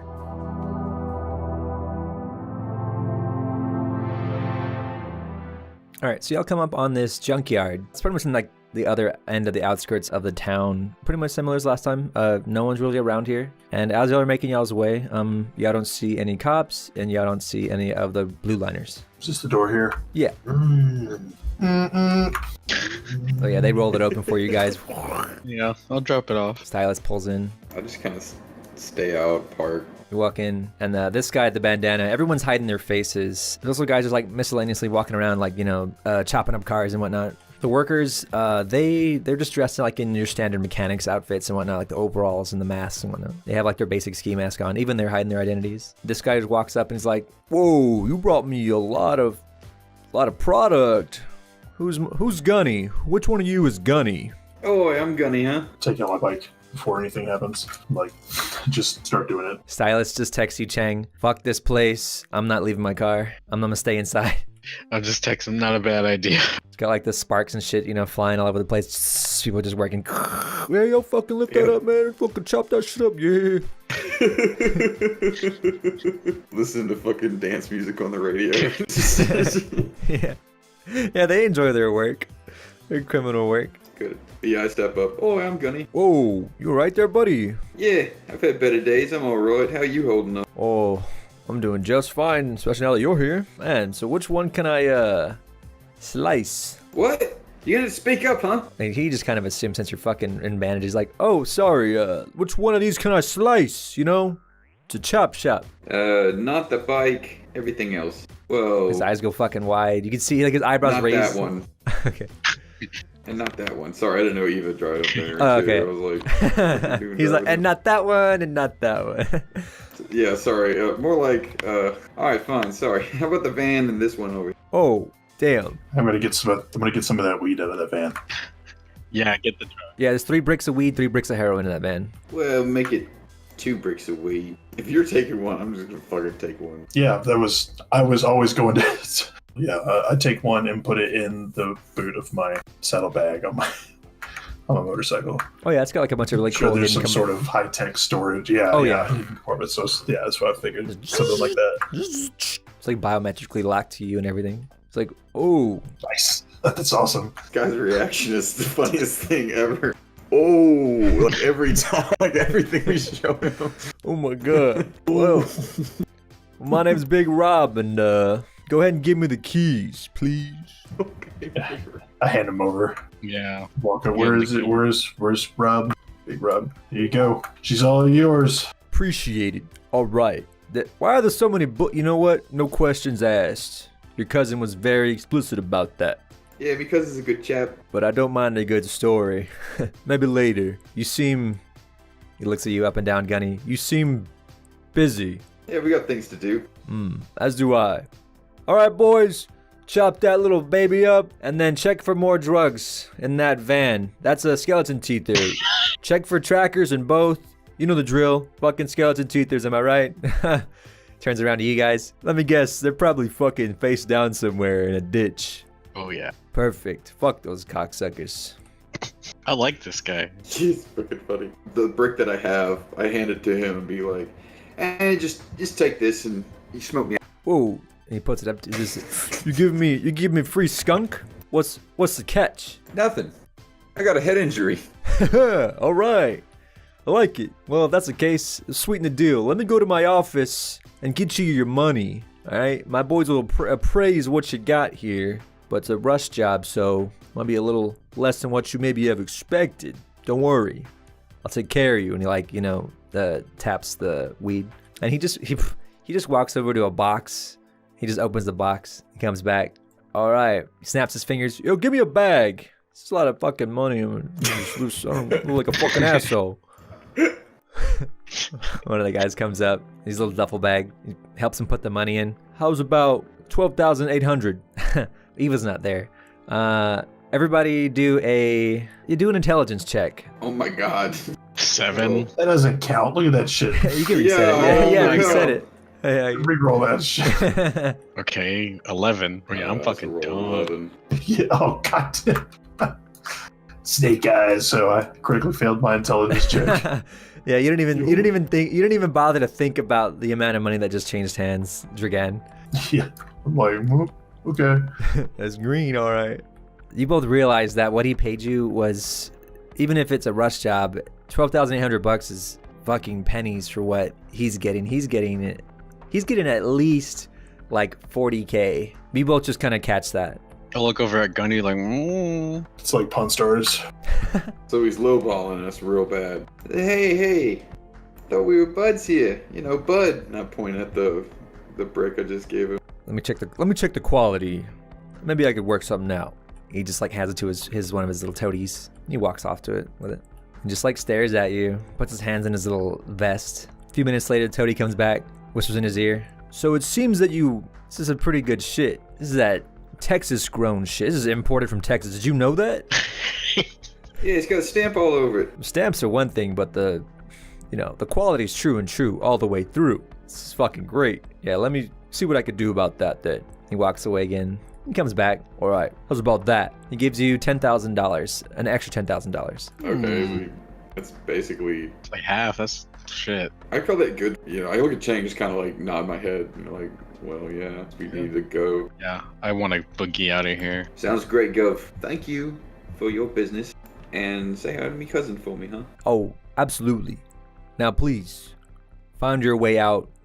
As you can see, I'm a busy man. I can't walk you out. Give him a thumbs up. One of his goons walks up with his assault rifle, just kind of lazily, like how he's holding the picture, just kind of lazily in between his elbows, chins his way towards the exit. Yeah, I don't give a fuck. Yeah, fucking hell. Well, that was fun. Yeah, I got $20,000 in me pocket. You mean we? I said I got $20,000 in me pocket. Oh no. I didn't say the money was all mine. What do you need? I'd say I put a lot of those bodies in the ground. A lot of those bodies are driving these cars, so half seems nice. We are the original duo, so yeah. Yeah, I'll just split it half. So it was established that my cousin did not have a gun runner content if we were going to go by weapon. No, but Eva mentioned that Gentle Surgeon, she might know some gun runners, but she was doing surgery on you at the time, so she forgot to ask. She couldn't ask. We could. I'm kind of okay on the guns if we're going to actually go with that plan to just, go in there. But we are the brutal side, so if things go wrong, maybe we do need to be armed. Is there a gun show around? Dude, we're in America. There's always a gun show. Just like go dig into the bottom of a river, we'll find a gun. Bag of guns, yeah. Well, have guns, but I just want like a rifle or a shotgun or something. I'm good because I don't, I just use my pistol and shotgun. You know what? I'll just carry an extra handgun. It's like I have 2 hands, I have 2 guns. Fuck it. So yeah, y'all decided to keep Dragan around, so he'll stick around. I have his character sheet here and everything, so. What time of day is it? Let's do. Yes. So y'all haven't slept in a while, so y'all been awake for fucking like almost 2 days, I would say, straight. Running and shooting for like 48 hours. Y'all are probably fucking exhausted and super hungry, and I don't know about thirsty. Y'all probably drink a lot of beer, but then again, that's probably thirsty anyway for like water. I've probably been drinking a bunch of energy drinks, keep him fueled up. Aside from, you know, just undergoing surgery and being shot all around generally as well. So y'all are definitely gonna need some rest, some R&R, at least for a night. What was the timeline again? How much time do we have? He just suggested that y'all do it soon, within like 2 or 3 days, because the other team might make a move on him pretty soon. But because he doesn't know when they're gonna make a move. As far as what time of day it is now, it's probably like 11 p.m. Yeah, we can spare 10 hours Yeah. to like sleep and Yeah. eat. Let's go find Denny's. There's no bed at Denny's. Can we find like a real? Oh wait, this is like backwoods. Even there's like a Motel 6. I mean, Yeah, it's a Motel 6. like a real motel, not the. This is backwoods. You could definitely find a Waffle House. Yeah, Waffle Houses are worldwide in this universe. You needed grease? Come to Waffle House. Okay, let me think about this for a second. I'm pretty much covered in bandages. I just had surgery. I don't want to fucking go to Denny. I've been shot like multiple times. It's been a really rough 48 hours. You have like minor internal bleeding, like. Yeah, I need a bed, and like food will be in the morning, or you know we can order in or something. Yeah, it's y'all's decision. Dragan is just patiently waiting. Very stoic man. Stylus is impatiently waiting, and Eva is looking slightly nervous. Who wants to get some food? I could food up. I'm fucking famished. What's the Australian word for tired? Bushed. I'm bushed. I need a bed. Dragan, he steps up from his bike. I could eat. Stylus is just like, yeah, sure. All right. Let's get some grub. I'm gonna jump into my stolen car now. You're gonna take Cutter's car? No, I don't trust myself with that. I'll take your car. All right, yeah, I'll take Cutter's then. You did all right by the old girl last time. Dragan walks over. How are we arriving? As a group or separately? How about separate for now? Just in case something happens, we could always split up. Understood. Just gets on his bike, and you hear all of it. Like as it starts up, it's like sounds very technological too. So, oh yeah. He holsters his swords in like little sides, like so little samurai swords stick out the back. Tetsuo. Silas just slumps into his driver's seat and okay, I'll see you there.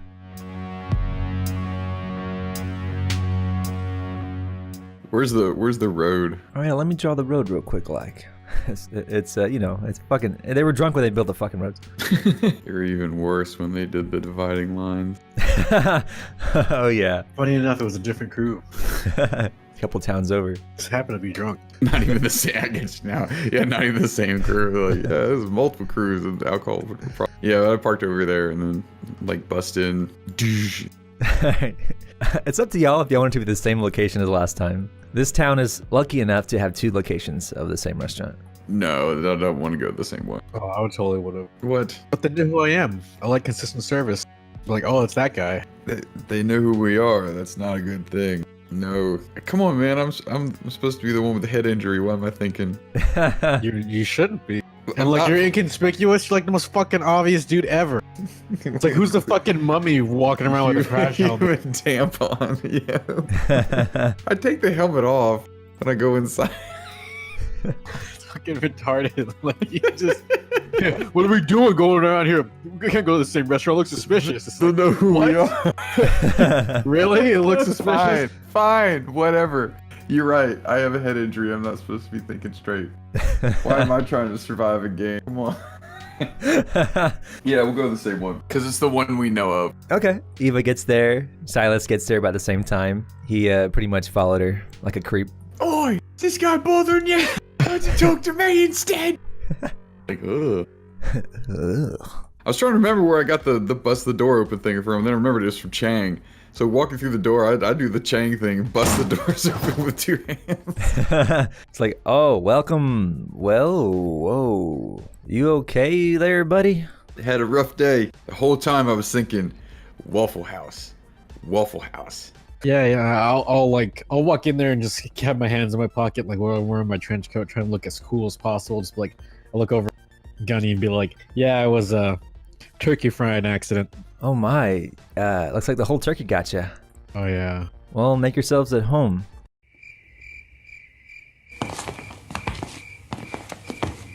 We just like awkwardly walk away in silence. just like no one says a thing. This is funny. We all kind of went, well, which way? We like slowly went to the left, looking at each other. That was funny. Yeah, you all sat down. You notice that Dragan has not arrived yet. Also, can everybody make a perception check, which is an intelligence-based stat? We're all dumb. I got a good perception. I got a good perception. I can fly. I rolled a 10 total. 11. Oh, I'm sorry, 12, because I'm wearing my sunglasses. I forgot. I did get the sunglasses. When we got items at the beginning of the game, I'm like, of course I had to get the sunglasses. He's fucking wearing them, so. Oh, but didn't Eva smash them apart? Oh my god, you're right. Yeah, she wrenched your ass.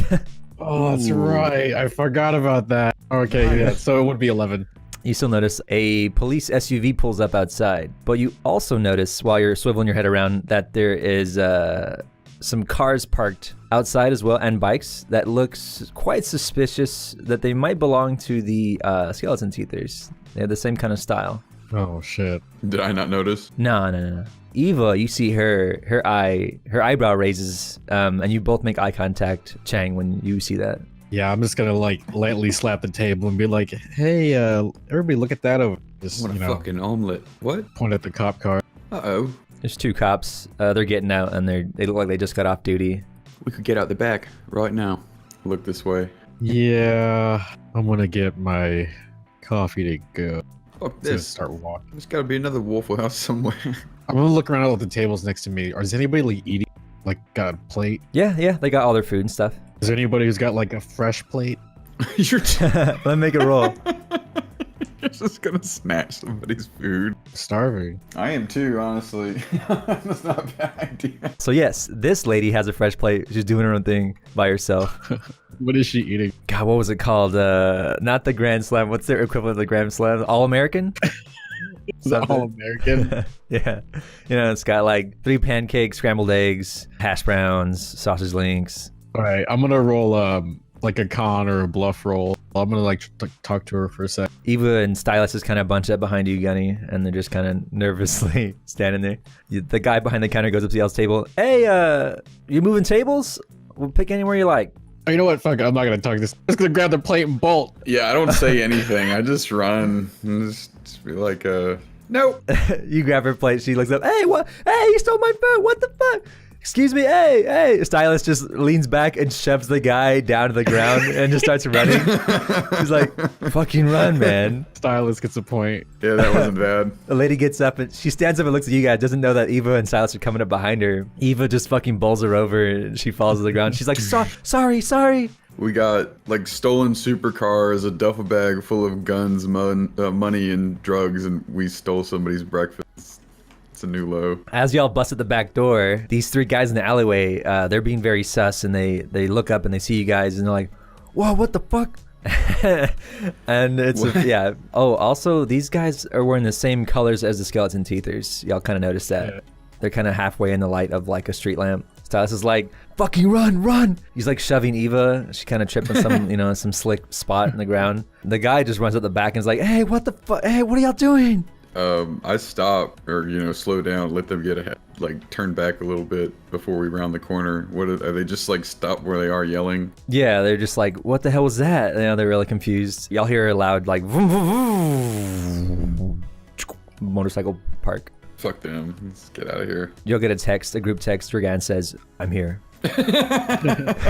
Stylus is just running to his car with Eva. everyone in the restaurant's just like looking out at you. Yeah, I'll hop in. The cops are walking to the front door. Eva and Stylus stop around the corner and they're like, "Oh shit, the cops." Y'all hear the gangsters, the skeleton teethers, like half jogging up the alleyway towards y'all's guys. I'm in the car. I got half a mind to run them over. Yeah, I'm just gonna run as far as I can to try to get to Gunny's car and just get out of there. I'm gonna tell Dragon to do the same. Okay, he turns his bike off and then it ramps it back up. Oh, wait. Slash your tires. You got a big ass katana, right? He nods. Yeah, slash the cop's tires. If this is your desire. He just fucking, and then just on a dime just turns his bike and spins his tire. and just like deftly just zoops and weaves behind the other car, pulls out his sword. You know, the other car's kind of concealing it, so the cops are just really confused. But they're staring at you guys like, whoa. One guy has his hand on his gun. I'm gonna look at one of the cops, and I'm gonna roll that bluff roll now. Yeah, he's got his hand on his snap of his gun. Stylus and Eva try to casually walk as the cops are looking at you, Chang. Oh man, I rolled a 17. All right, what do you do? I was like, officer, there's these gangsters in the alley. I just point to the back of the restaurant. Over there, please. They both draw their service pistols and they say, all right. They both nod. Meet her in the back. Roger. He starts running this way. He starts running. they start calling on the radio like, we get a 1217 on 620 Adbury Street. This cop starts running, and Dragan does his final slash on the fourth tire of the cop's car, and the guy just sees it. He's like, "Hey, what the fuck? Put your fucking hands up right fucking now! I will fucking kill you!" Dragan just drops his sword in the ground and raises his hands. It's like, "Please, I mean you no harm. Get down on the ground, partner. We got a situation in the car. Something fishy is going on." Like, I'm about to run around, and then Mike, you see the cop run past the back of your car. The other guys run out the alleyway at this point. The cop's like, "Put your fucking hands in the air right fucking now. Get down on the ground. Turn around." They draw their weapons. They begin to shoot each other. The cop opens fire. Can I get out of there? Fucking put it in reverse. Yeah, you're not in combat with them, so yeah, they just start shooting each other. One guy has a submachine, like a little MAC-10, so I just hear. Yeah, the other cop, he hears the gunfire, and Dragan, he looks away at the sound of the gunfire, and Dragan takes this opportunity to make a move on him. Damn. Okay, Dragan is in combat with the cop. He goes to like subdue the cop, but the cop's a little too quick, so they're kind of in a scuffle. Dragan kind of grabs his forearm and is trying to like wrestle the gun from his hand. Dragan just texts, "We have a situation." I'll just run the cop over. You guys, we're not all in combat, so you guys go first. I don't know if I just don't want to shoot a cop. I'll see if I can just go tackle this guy. Better be able to outrun a car. Yeah, I'll run up there and I'll start shouting, "Officer, do you need assistance?" Officer just says, "Stay back, I got this." All right, I think I won't heed his warning and I'll just get right in his face. I'll move twice. Okay, the cop just assumes you're trying to help when you get that close. But Silas is just going to his car and Eva's going to hers, but you can kind of, send a text in your brain because we're still kind of in the future, so you can like do the Shadowrun mind text basically. No, I think I'm cool with everybody bolting. I'm just trying to get Dragon out of here because I kind of fucked him earlier with that dumb. I got the car idling about right here, watching to see what Chang's doing. I cocked my 1911, have it close. Stylus gets as far as that. Eva, she just jumps in her car real quick and just fires it up. It shakes the glass window behind her. Everyone in the restaurant is taking cover on the floor. They're all down, so they all hop out of their boots and just like hit the deck. Oh, I think I still got that lady's plate. You do? Yeah, if you didn't drop it. Yeah, so you run up with a fucking full plate of food. Yeah, find a clip of Chow Yun Fat running with pancakes. I will try. Yeah, that's the things that I try. What would you say it was called again? The All-American? Yeah. All right, the cop squeezes off around into one of these guys, and let me roll for damage. Y'all cannot see it, but y'all hear the cop. And then other cop's gonna go. He's going to try and make a opposed strength check. God dang, dude. The cop wrestles him free so he can have his weapon drawn, and the cop just like pulls the gun up to his chest so he can fire. Dragon sucks. He just had a very poor roll because he has like 6 power. Yeah, I think he's supposed to be super strong. He's just a hero cop. Yeah, he's just a pretty good cop. But Dragan has a high dex, so let's see about that dodge roll. And the cop fires, boom! The cop just shoots out the back window of their SUV, and Dragan just fucking almost as if Dragan reads this guy's moves. He just fucking tilts his head sideways, calmly stares at this cop when he fires a bullet right past his head. Whoa. Oh, I looked it up. It's called the All-Star Breakfast. All-Star, there we go. All-Star it is. Or All-American, colloquially. Denny's has the lumberjack slam. Oh. Which sounds provocative at best. I don't know, it's really weird. Provocative at best. Bearded man in a flannel. He delivers your meal personally. You ready to get slammed, little boy? Like, uh-oh. Assless chaps. he's like a lumberjack from like the waist up, and then waist down he's assless chaps. It's like calling strippergram. Be like, do y'all have a lumberjack? We're like, what? No, we don't. We're calling the cops on you, dude.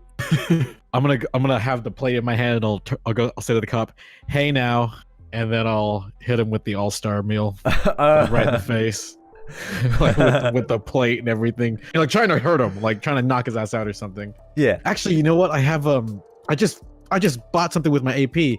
Sweep the leg. I'm gonna use 2 juice. It says declare this before making any regular melee attack. If the attack hits and deals damage, the target is knocked prone. Nice. I'm gonna treat this like D&D because I like the way they do it. If you deal a killing blow on a target, you can choose to either kill them or knock them out. It's gonna be 13 on my end. You try to go for your thing, but this cop, he moves his legs around and he basically just kind of like legs locks and just kind of shifts his knee one way in a direction, and no, the attack misses. I'm just gonna say, Jagron, you fucking suck. He just stays silent.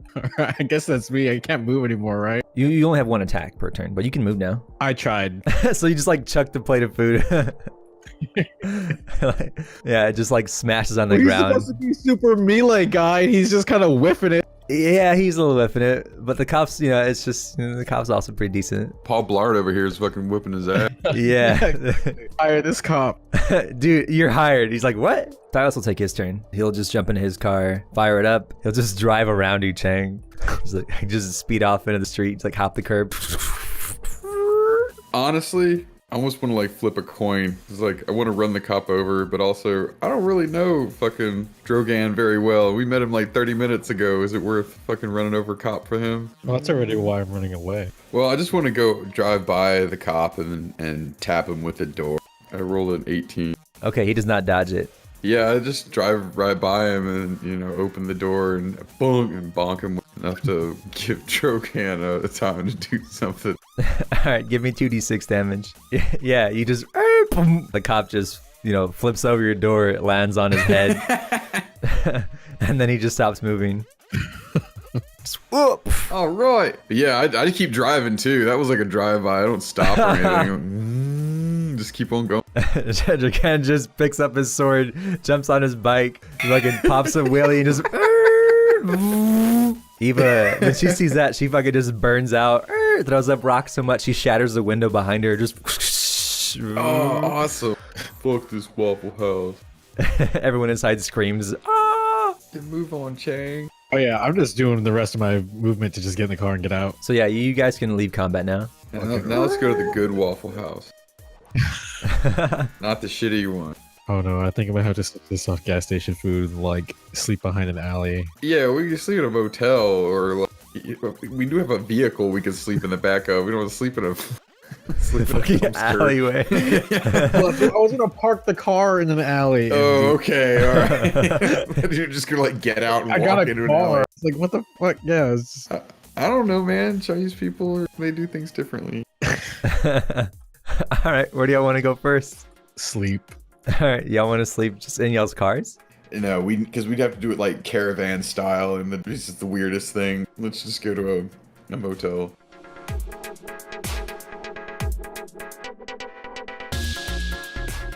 Oh no, is this the shitty one we started in? It is. Oh no, this place sucks. I can't sleep here. I'll die of an infection. Well, you're wrapped up tight.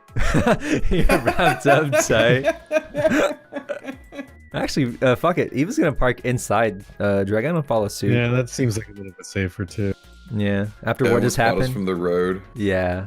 Hell, Dragan's gonna park his bike like in the little back alleyway where the back gate entrance is for like deliveries. Just like stash his bike back there. All right, yeah, everyone parks. Eva's like, oh God, I am so exhausted and tonight better not get any more exciting. I don't think it gets any more exciting than this. Like, look around at the fucking piece of shit motel. Ugh. It's like, could you imagine if you get bed bugs? You take them with you everywhere you go. We were here earlier. We were here fucking 4 days ago. I've been scratching my ass the whole time. Oh, I just mean because you're like a living blanket now. Yeah, I'll go to my room that I booked earlier. I don't want to cause too much trouble now that we've kind of killed a cop, killed a lot of people in like a day. Do we still have the rooms? You still have the room keys, but that isn't... I mean, you can get in the room, but I don't know if someone else is in there or not. Okay, well, I'll go in there. Oh, whatever room key I have, I'm just gonna like just go in there and bust it open. What was that one? Let me make a roll. Let me see if someone's occupying that. All right, you open the door. No, no one's in there. Cool. I'll get a chair and like prop it up behind the door handle so like no one can open it. Like I don't trust a soul. Okay, yeah, you barricade the door. Dragan goes in with you, Gunny. And Stylus just sits back and starts talking with Eva. What room number is on? You were at 4, room 4. I just walk in there and just like start talking. Hey, oi! Room 4 open still? Who are you, man? Whoa. I was here a few days ago. You don't recognize me, do you? I still got this, and I hold up the key. Is anybody still in this room? Dude, yeah, that room's occupied. Cool swords. By fucking who? Confidential. Fine. You got another one? You got an empty one? Yeah. I put the key on the table. Come on, man. Be quick about it. All right, hold your horses. He just like lazily checks his little book. How's room 2? That good with you? Yeah, that's fine. We talking about like 500 million cockroaches or just 200 million? Oh man, you know the usual 6 or 10, 20. All right. Come on, come on, come on.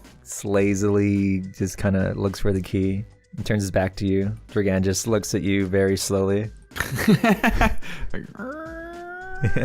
Turning slurs. Then eventually he turns around again, slams on the table. There you go, man. It'll be $40. Pay for it. Cool, bloody money. I don't give bloody money. Well, it might be from my hand. It spends just as well. Yeah, man, whatever. Yeah, man, whatever. Walk out. Fucking nippers these days, I swear. Fuck. I'm bushed. I'm going on to 2. You can just stay with me if you want. Drogan. My name is Dragan, but you can call me Dragon if you like. Alright, Drogan. Let's, number 2. It's around here somewhere. Look under the bed, take the sheets off, and lay on the mattress. Alright, you look under the bed and you find a suitcase. Uh-oh. Dragan's like, this room is filthy. And Dragan's like a mid-50-year-old dude, you know, so it's kind of grumpy. Kind of grumpy. You know, get what you paid for. Only put 2 bills across the table back there. See what's in this case. And I just kind of kick it at him and like kick it, you know, slide across the floor with my foot. Yeah, he stops it with his foot and kneels down like real, you know, samurai-like. I see it in my head, yeah. He opens it and his eyebrow raises and he flips it around and turns it to you. It's a bunch of dirty laundry. What the fuck? Well, what do you think it was going to be, diamonds? Why would someone leave their laundry here? I don't know, man. Does anything make sense to you around here? Just kind of like point around, shit coming off the wall, just general horrible disgustingness. Spray painted the words like in Spanish, like fuck your mother. Yeah. I shall be sleeping on this bed. That's fine. I shall take first watch. Yeah. I just kind of like go to sleep. Like, I don't think I can sustain consciousness anymore. Eva texts you, Chang. Can I crash with you? I don't like this fucking stylist asshole. And I'm about to punch his head off his shoulders. I just give her a thumbs up and like go out to meet her. Stylist kind of trails behind her like a little lost dog. She just like walks past you and walks in the room. Then Stylist walks up right behind. Yo, Chang. Yeah? Looks like you're sleeping on the floor, bud. Looks like you need to get the fuck out of my face. I'm just gonna walk in and close the door. Chang. Oh, I'll put the chain on and then like crack open the door. Okay, the chain barely is hanging on, so it's just for show. I know, but just... yeah, you can't tell. It's barely hanging on. It's like he kind of sticks his head close to the door. Chang, it's kind of crazy out here. You're not gonna leave me out here high and dry, are you? What? Okay. I'm okay. Since he said that, I'm gonna open the door and walk out and leave you in there alone for a sec. I'm just be like, dude, Eva's gonna stay in my room, man. Fucking, you gonna mess me up like this? No, man.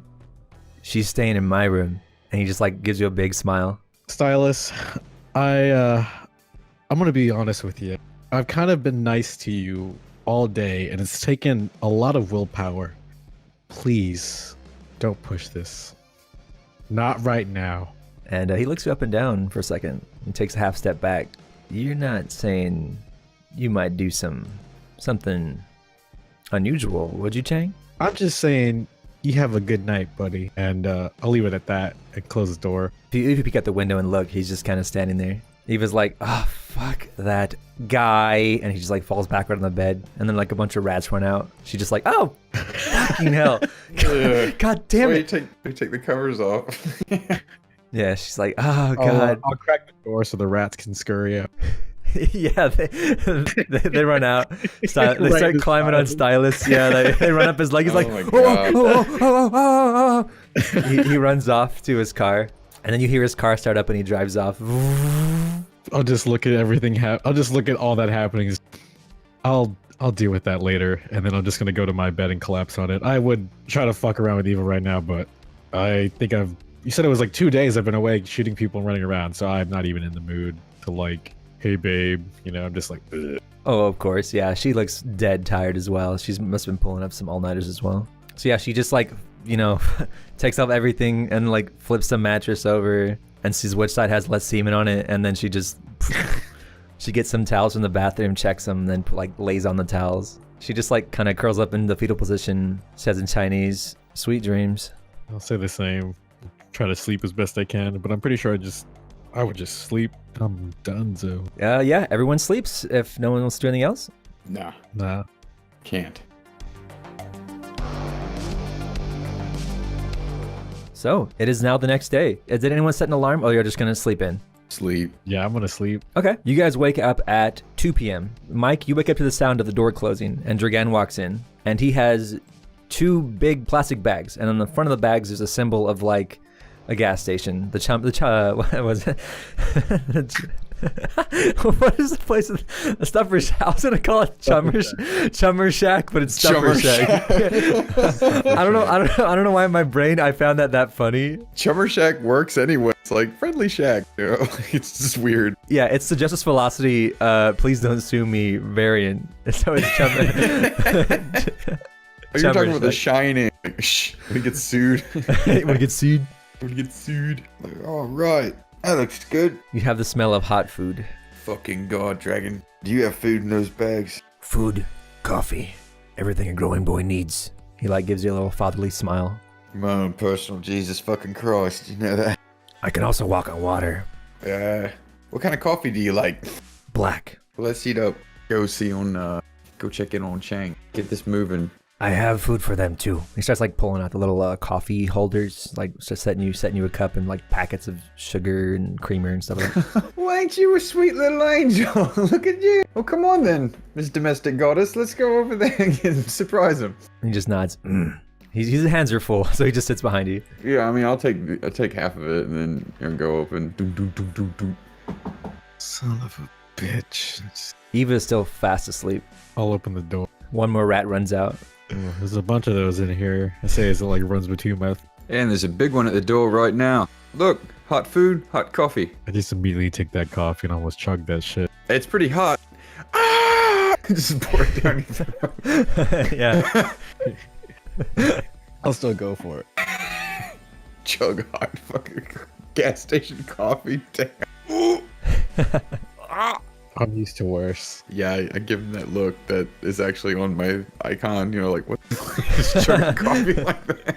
Dragan's like, I admire your metal, Chang. Thanks. I appreciate that. I'll like lift up my. Oh my god, I don't have my shades. Oh my god, I'm not a whole man. We need to go buy me some sunglasses, guys. You have the phantom shades. Get yourself cheap sunglasses. Sorry, I had to say it. Eva, she's kind of half sits up on the bed's like, Chang, who is it? Just as 2 bozos we know. They brought food. Oh, yes. She kind of crawls to the edge of the bed. Dragan just walks in. Just walk in, lean on the side of the wall. What food did you bring? Dragan's awfully nice. Breakfast tacos. All right. Fuck yeah. All kinds. Holy shit. This guy rules. Chorizo. He turns to you as he's like unpulling out like, you know, all the tacos. He's like, Chang, I'd just like to apologize for last night.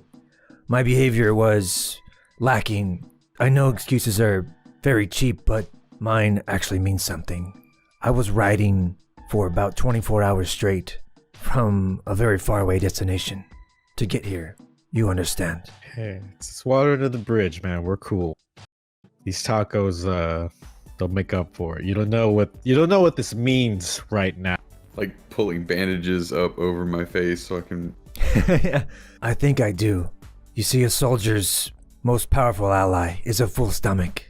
Hey, you're making sense. I'm like full taco in my mouth. Yeah, Eva's just like trying to like sit up straight, but she's like, ow. She pulls out like a wrench from her little front, pouch and sets it aside. Starts digging in. Oh, thank you, Dragad.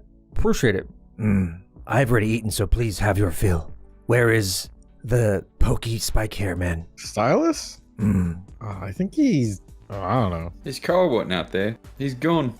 Oh well. Eva just shrugs. Fine with me? We get his food. She like kind of does the whole like cling glasses with a taco to you, Gunny. Cling. We toast tacos, yeah. Alright. Alright. We're gonna go see the Frenchies today, huh? Yeah. She does a swallow. So that is the plan, right? We're gonna talk to those guys? Oh yeah. Yeah. We're gonna meet them on their terms. They don't even know we're coming, I don't think. No, they should.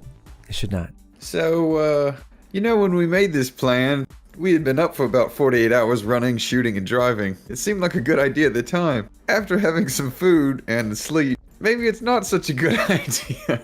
What makes you say this? Oh wait, they're pacifists. Never mind. I thought it just wouldn't be a good idea to like just show up at their front door. Yeah, I think that's a good idea. Eva's like, well, I mean, on the job they're pacifists. They don't kill civilians when they normally rob banks. It's not really been confirmed whether or not they kill people. They're just really good at not being caught. How about this? I'm thinking I could talk my way in there. You see me manhandle those cops last night. I got the silver tongue. I can go in there. We got some cronies, and if they don't want to play ball, I'll just shoot them. Take their plan. I mean, they gotta have a plan, right? Yeah. That would be. Yeah. I would. Yeah. Yeah, it's foolproof. And then look, we got this guy here. Z looks tough. I am tough. Yeah, see? We got the wheelman, the mechanic. We got this. Let's take a look at the address. That's true. We should check that out. So you pull it up on your GPS. It's in the middle of the woods, miles in the middle of nowhere, near a nature park. Thick forest. How many routes in and out kind of thing? One. Good place to bury 4 corpses. And I can chop them up into small pieces. I meant us. Then it would be 3 corpses. Speak for yourself, Gunny. Just because you've had so many brushes with death in the last couple of days doesn't mean we're all gonna die. Actually, I feel better than ever. And I do, because I have way more hit points. These robbers. I know I was allowed to kill people at the bank, but what of them? What are the rules of engagement? Well, I don't want to, even flash a piece if we don't have to. Like I said, they might be pretty reasonable. You don't get a reputation of gentleman thief by being a crazy dickhead. So just even their MO sounds like they could be cool. So let's just talk to them, see what's going on. Plus, like I said, it might be in their best interest to, work with us. What if we go in there and fucking bungle it? With our track record, that's pretty likely. Yeah, exactly. Right. We could just be like, hey, if you don't help us, we're gonna fucking bungle this heist and nobody's gonna get shit. So one thing, Ava stays behind with Kata's car because that's our ace in the hole. If they take that from us, then we got nothing to bargain with. That is a brilliant idea. Dragan just gives you a little nod of approval, Gunny, to that idea. Looks I got like me you moments. Hit your head hard enough after and still think. I got a few cells rattling up there. You drive in one direction, you're bound to return to your original starting point.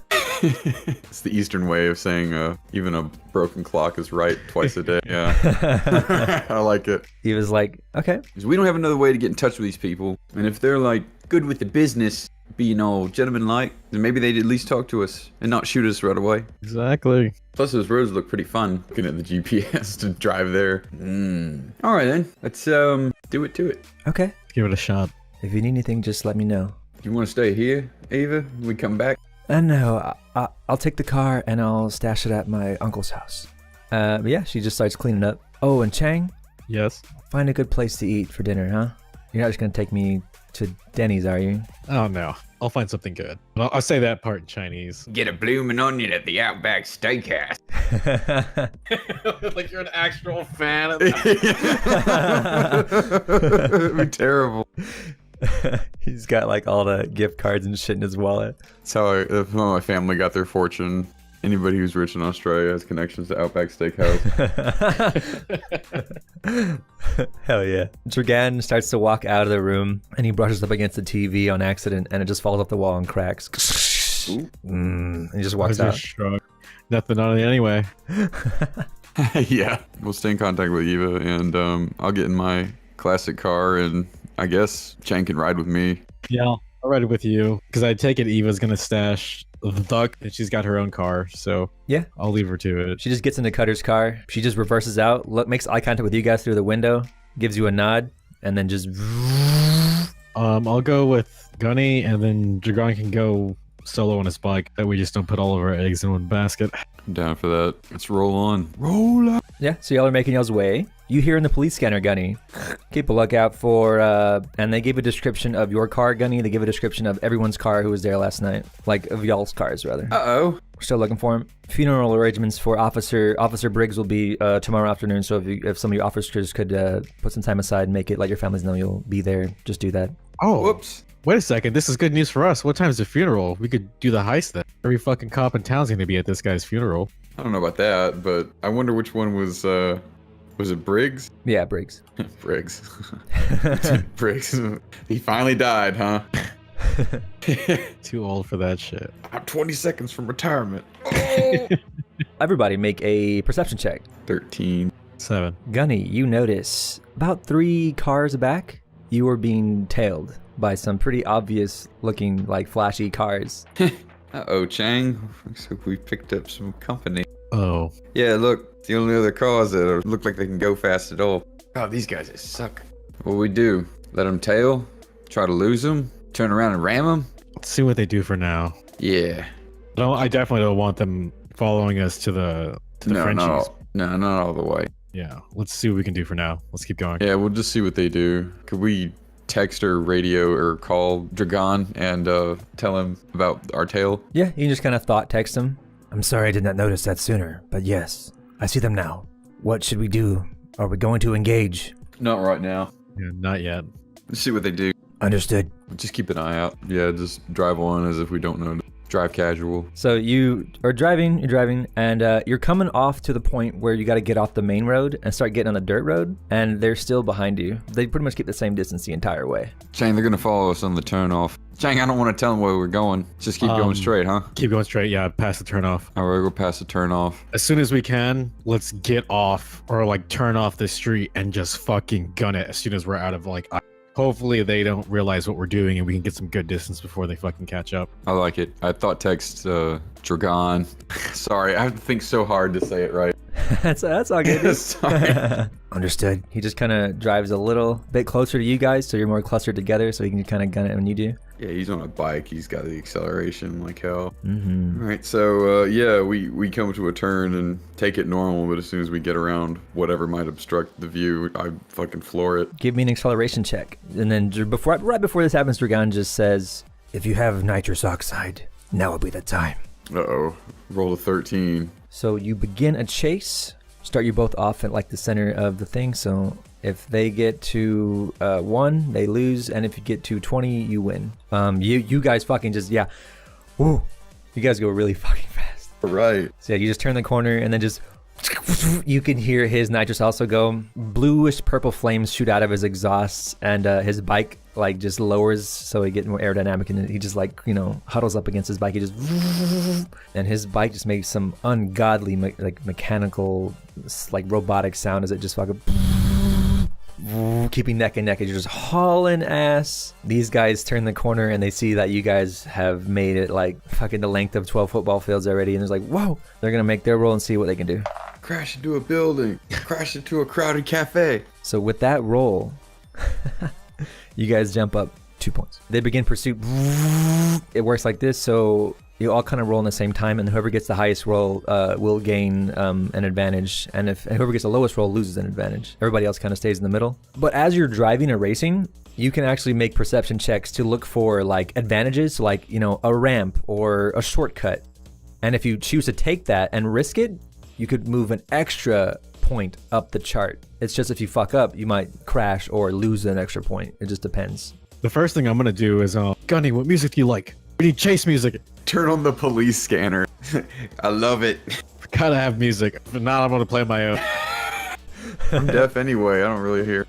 Yeah, you don't even. It just cuts at your perspective, and you don't hear anything. You just like nod and smile like you are hearing it. Just like, yeah, this is good. It's good shit. I love this track. Or like bobbing your head off sync to the beat.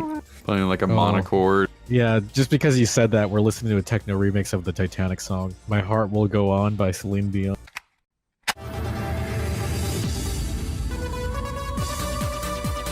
I heard a fucking techno remix of that REM song. And then I was like, what the hell is this? Okay, no, I take it back. This song is awful. It's really really bad. Yeah. Holy shit! Wow, it's I'm trying to find like some jokey music, but no, that song is. I mean, whatever. This is fine. I don't hear it anywhere. There we go. We'll listen to Volta.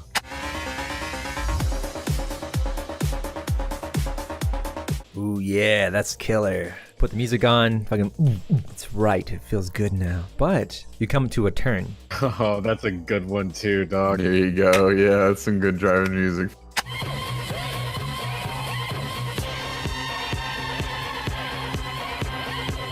I'm gonna like sit back and like grab like the oh shit handle for everything I've got while he makes this. There's nothing I can do.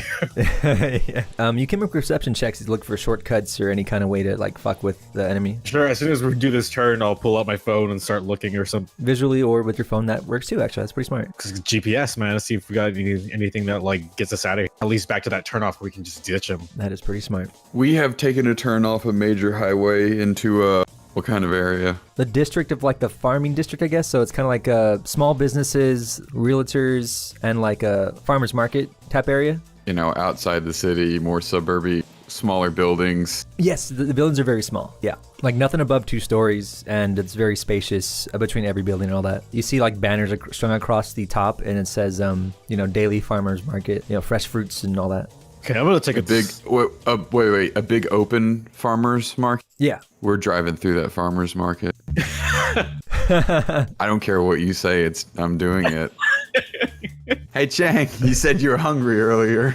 I'm always hungry. Don't forget your veggies. Earl is 17. All right. Oh, that's really good. You're talking about like a farmer's market where it's just like a sort of like a big open like swap meet kind of thing with stalls and stands and such. Oh yeah. And vegetables. Oh yeah. We're driving through that. Yeah, you take the turn, just you just fucking spoon around the turn like around a car taking its own little turn and just.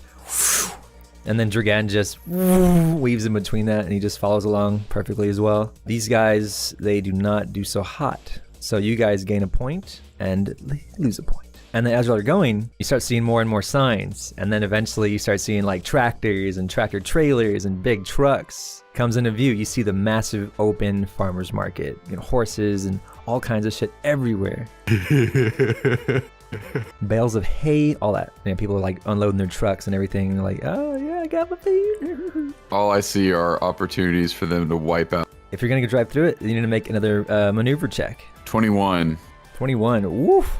Yeah, I'll make a perception roll. I'm trying to bait them into crashing into all the stuff going on while I avoid it. I rolled a 13 on that perception. Double sixes, boy. Whoa. Wait, that's fries. It was double fives. Wait, it's but whatever. Fuck. It's so good. It's so good.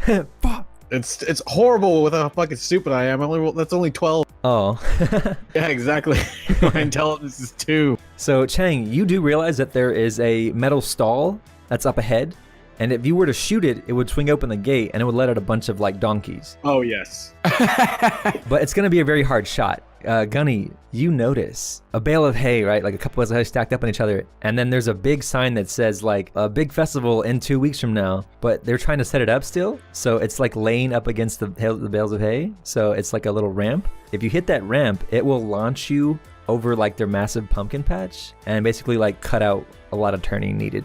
Well, as he tries to do that, I'm gonna try to like get those donkeys. I'm gonna have to add some of them octane points or some shit. That's bad. I'm not gonna fuck this up. Okay, I really need to pull this off. While he's doing that, I'm gonna like lean out and try to shoot out that lock. I use one octane thing and I get a 21. 11. I'm gonna go ahead and use some octane tokens. I use 2 of them. That's gonna make it 19. Perfect. Then yeah, then you do hit it. As I do it, I'm gonna be like, time to make an ass out of these guys. Oh shit! That's so perfect. You get an octane point right back. That's just too good. Yeah, so you just lead out. Everyone's starting to freak out and shit now that the gunshot's there. It's like, wah! You guys just like driving through. The little gate just ting starts to open. When you cars zoom by, you know, like the force of the air that like pushes, yeah, it just like rips the gate even open faster. And then Mike, yeah, you fucking just perfectly line up your car and your tires to this ramp. It's very narrow, and you just Just a good old boy.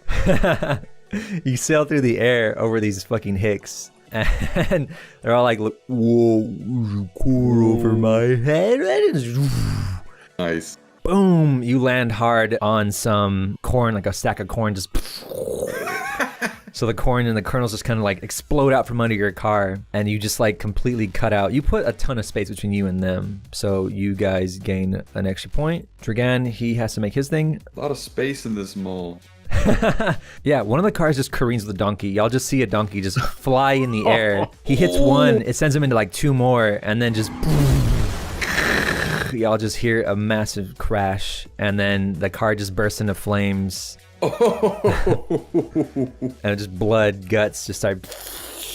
It looks almost as if someone just like threw a big bucket of blood into the air, so it just kind of starts raining and trickling down everywhere. And then the other car, they managed to weed through them well enough. They kind of clip one of the donkeys, but they make it through. Pretty much lose a point though. They go down to 6. Now you're coming up on a straightaway. I look back and see him hit the donkey, and then look to Chang. Looks like you pinned the tail on him. Oh, oh, octane point. That's good. That is so good, dude. Y'all can make perception checks if I want again. 9. I got 11. All right, Mike, you don't notice anything, but Jose, you notice that there is a cop car up ahead, probably security for the place, parked in the corner of a street. So it's like the nose of his car sticking out, but you recognize that nose. You know, it's got like the extra little lights built in. I'll point it out. Gunny, pig. Look to actual pigs. What? Yeah, there's there's like a pen of pigs right there. Oh my god. No, bacon. I need you to make an emergency crisis roll now, Gunny. Oh. Ooh.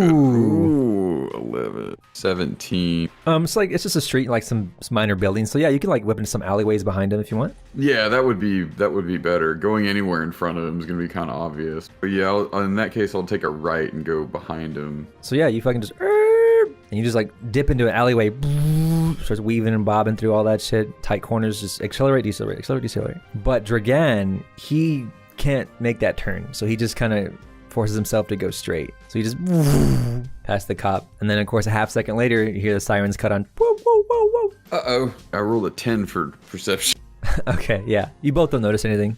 The other car zips past the cop as well, so the cop's like, whoa, what the fuck? All right, this is for maneuvering. Oh no! Definitely gotta use some more of those fucking octane points now. Well, you won't crash if you. No, you won't crash if you fail these rolls. It'll just mean that the other guy will get a leg up on you. He'll move to 7, and if you get lowest, you'll move down 1. But you still have to compete with like Dragan and everybody else. That's worse than death for a wheelman. I would never slow down ever. I am not gonna screw this. That other car wreck where I sheared the van in half, that was all on purpose. I meant yeah, I'm gonna have to use the octane point that I just got from saying pin the tail of the donkey. I'm gonna use the restroom real quick. I'll be right back. Okay, finally. I was trying to make perception checks with the enemy racer this whole time, and he finally got one. 13. Did you want to make a perception check? Wanted to make a better one than that, but yeah. 7. All right, you notice that if you were to drive through the front of a store, that you could possibly shave off quite a bit of time. Kind of like it's like a corner, so some like made of glass basically. So you just kind of like, but it looks a little fucking risky.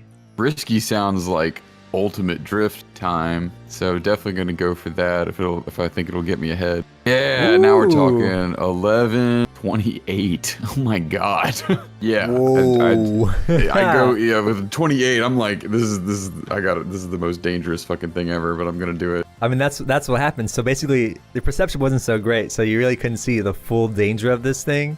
So inside this glass place, since like the sun's kind of hitting it at a certain point where it can't really see through the glass, There is a massive pillar right as you smash through the glass that you would have to make an insane fucking crisis roll to avoid what you just did. So yeah, you take it, you smash through the glass, you just see this massive pillar in the middle of the building, and you just pull the handbrake, slam the brakes, you know, just you're forward sliding, drifting, like while avoiding people. You also avoiding like, you know, office workers and whatnot, kind of just doing various things. Like one guy's making a fax, and you just like drive right by him and smashing cubicles and shit. So you basically can like smell his cologne. That's as close as you get to him as you're just like going around this pillar. Catches you off guard so much you have to kind of like circle around the pillar and then like shoot out the front again. The cop tried to follow you. Uh-oh, he's gonna smash into that fucking... He did not fucking make it. So yeah, he just like a... Yes. Wee, wee, wee. Yes. So you just hear wee, wee, whoop, and then... Yes! Dude, he is fucking out. You see the bodies of the drivers of the cops be ejected out, their seatbelts snapped off. And then the other guy who's also following you, he also tries to make the same thing. I love it. Jesus Christ, it's so difficult that no one can do it. I did it! No one can fucking do it, dude. I did it! All right, I'm back. I did it! He just fucking smashes into the cop car and is like, whoa. So you hear the brakes go, his nitrous oxide goes off and you just hear a massive fucking explosion. A ball of fire just kind of like climbs up to the ceiling and just kind of dissipates throughout the entire ceiling of the place. And this blue and purplish flame of the nitrous oxide just explodes in this massive explosion. Yeah, a flaming corpse gets mangled and thrown out. And Dragan, he wasn't doing that shit, but well, he falls. Like, I'm not doing that shit. Yeah, he falls behind, but it doesn't matter because the opponents are dead. We took them all out. We did it, Jose. I did Holy it. shit. I did it. Ooh. Well, we're still like going super high speed. Are we like downtown or something like that right now? Oh no, you're like kind of in mid drift in an office right now. So you get to kind of witness all this. Through an office building. I wiped them all out. I did it. Holy shit. So you like baited him into an office. You're totally free to drive off. Well, while he's doing all that, I was gonna be looking for a place to take Eva for dinner tonight. It's gotta be a place around here, like somewhere that's not a total piece of shit. There's a really nice Italian restaurant called like Giovanni's. Yeah, Giovanni's. Hey, look at Giovanni's. It looks nice. Basically, we drove by an office building and I squinted at it and missed my perception roll and was like, that's pretty risky, so I'm gonna do it. You know, I couldn't really tell how risky, so I just did it anyway. And I did my ultimate drift move, and I got with all my bonuses rolled a 28. And as soon as I go in through the glass window, you can't tell, but there's like a column right there. And because I rolled so friggin' high, I drifted around it and managed not to hurt anybody into like a 180, and then just kept going. And everybody else, like the cop chasing us, slammed directly into the column, and then the other tail slammed into the cop car, and there was a big explosion. We just drove off, and we're like, look, Giovanni's. I'm glad. Dragan just like coolly kind of falls back into formation behind you. See, now you know why you keep me on board. Yeah. I think we just gotta like strap you to that chair. Strap you to that chair. Never let you leave. Yeah. Gunny, stay in the car. It's like every game, every fucking wheelman, every game I play a wheelman, just stay in the car. Don't do anything else. We have to put machine guns into your car, dude, at some point. You need to install like forward and backward guns or something. I had that in Shadowrun, and my dumbass would still get out of the car and run around with a shotgun. It was my own fault. Yeah, that was about the coolest thing that's happened in this game in my head. That was very clear. I was like, yes, I pulled it. But yeah, man, dude, I got us out of that fucking shit. Yeah, they are very dead. Giovanni's looks great though. It's got high ratings, but some of the 1-star reviews is like, oh, it's too expensive. The food's just too expensive. Oh, please. So it's like a bunch of hicks. Yeah. I start doing the thing with my hands, you know, like Italians do. Like, you gotta remember, you gotta be talking like this if you want to get them to pay attention to you in there. Like this. You like just keep moving my hand back and forth like that. We just drive off, I guess, or we can loop around. We can do a couple. Oh yeah, let's do a couple like left-hand turns, make sure no one else is tailing us, and then go back to that exit to the drive. Give me a perception check. Need your help on this, Chang. Yeah. God, I'll do the same. That doesn't even count. I got an 8. And I got a 9. All these repeated blows to the head rendered us blind. Oh, I was never smart. You look around, and you don't notice any tails. Seems pretty clear. And Dragan also checks as well. Yeah, he reports back. It seems clear. Perhaps we should make our way. Let's do it. Yeah, I agree. As you guys are driving off back to your original destination, the police scanners are going fucking crazy. Unit 3, respond. This is dispatch. Unit 3 has lost all contact. Unit 6 and 42, please report to his location, last known location. Roger. There's not going to be enough cops in this town to stop us even if things go south on this high. The dispatcher says, people reporting street racers. Then you hear a very distinct voice. This is Kang Su of the Blue Liners. All units fall back. We got this. Oh. And the dispatch is like, roger that, Blue Liner. Dragan's like, what the fuck is a Blue Liner? Very, very bad news. Basically like a super cop. They got these shitty sports cars and they just drive around like cunts and arrest people. They slice all the same. Hope so. That's a spirit. I mean, body armor doesn't help you much when you're getting run over.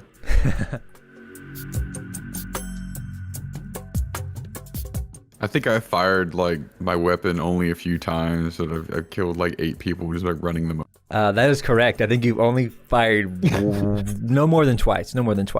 Yeah, but I'm always just like, I'm gonna run that guy over. I'm gonna run that dude over. Just hit him with the car.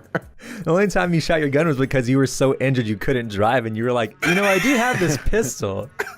Oh yeah, what's this thing for? So as you guys make it to your turnoff, it's a paved road for about 4 or 5 miles. It's windy backwoods roads, beautiful scenery. Nature just kind of, clip-clops around. You see like raccoons, squirrels, and deer. Every so often you'll see a car drive by, but nothing too crazy. It's probably hikers. Eventually you'll get to your final turn, which leads to your 4-mile long dirt road. And as you're driving down this dirt road, it doesn't look that used, and you actually notice, Gunny, because you would, especially, without even having to make a roll. There are no tire tracks on this dirt road. I'd slow down, don't stop, but slow down enough to start that conversation. Anyone else notice that there's no tire tracks on this fucking dirt road? Is our intel wrong? I mean, you're supposed to be here. Doesn't look like anyone's been on this road, ever. Dragan stops his bike. Might as well go down all the way. Check it out now. Oh yeah, I'm for that. Just killed a couple cops for this. You might as well check it out. Allow me to further inspect, but please feel free to carry on. No, if he's gonna get out and sniff the fucking road, I'm gonna stop and let him do it. Yeah. He kneels down. While he's doing that, I'll get out of the car, pistol in hand, hands clasped over each other, stand there looking around. I'm not getting out of the fucking car. I'm gonna light a cigarette. You know what? Since you light a cigarette, I'll reach my free hand in there, give me the cigarette. I give you the one I lit. Yeah. Then I light another one. Yeah. Exactly. I love it.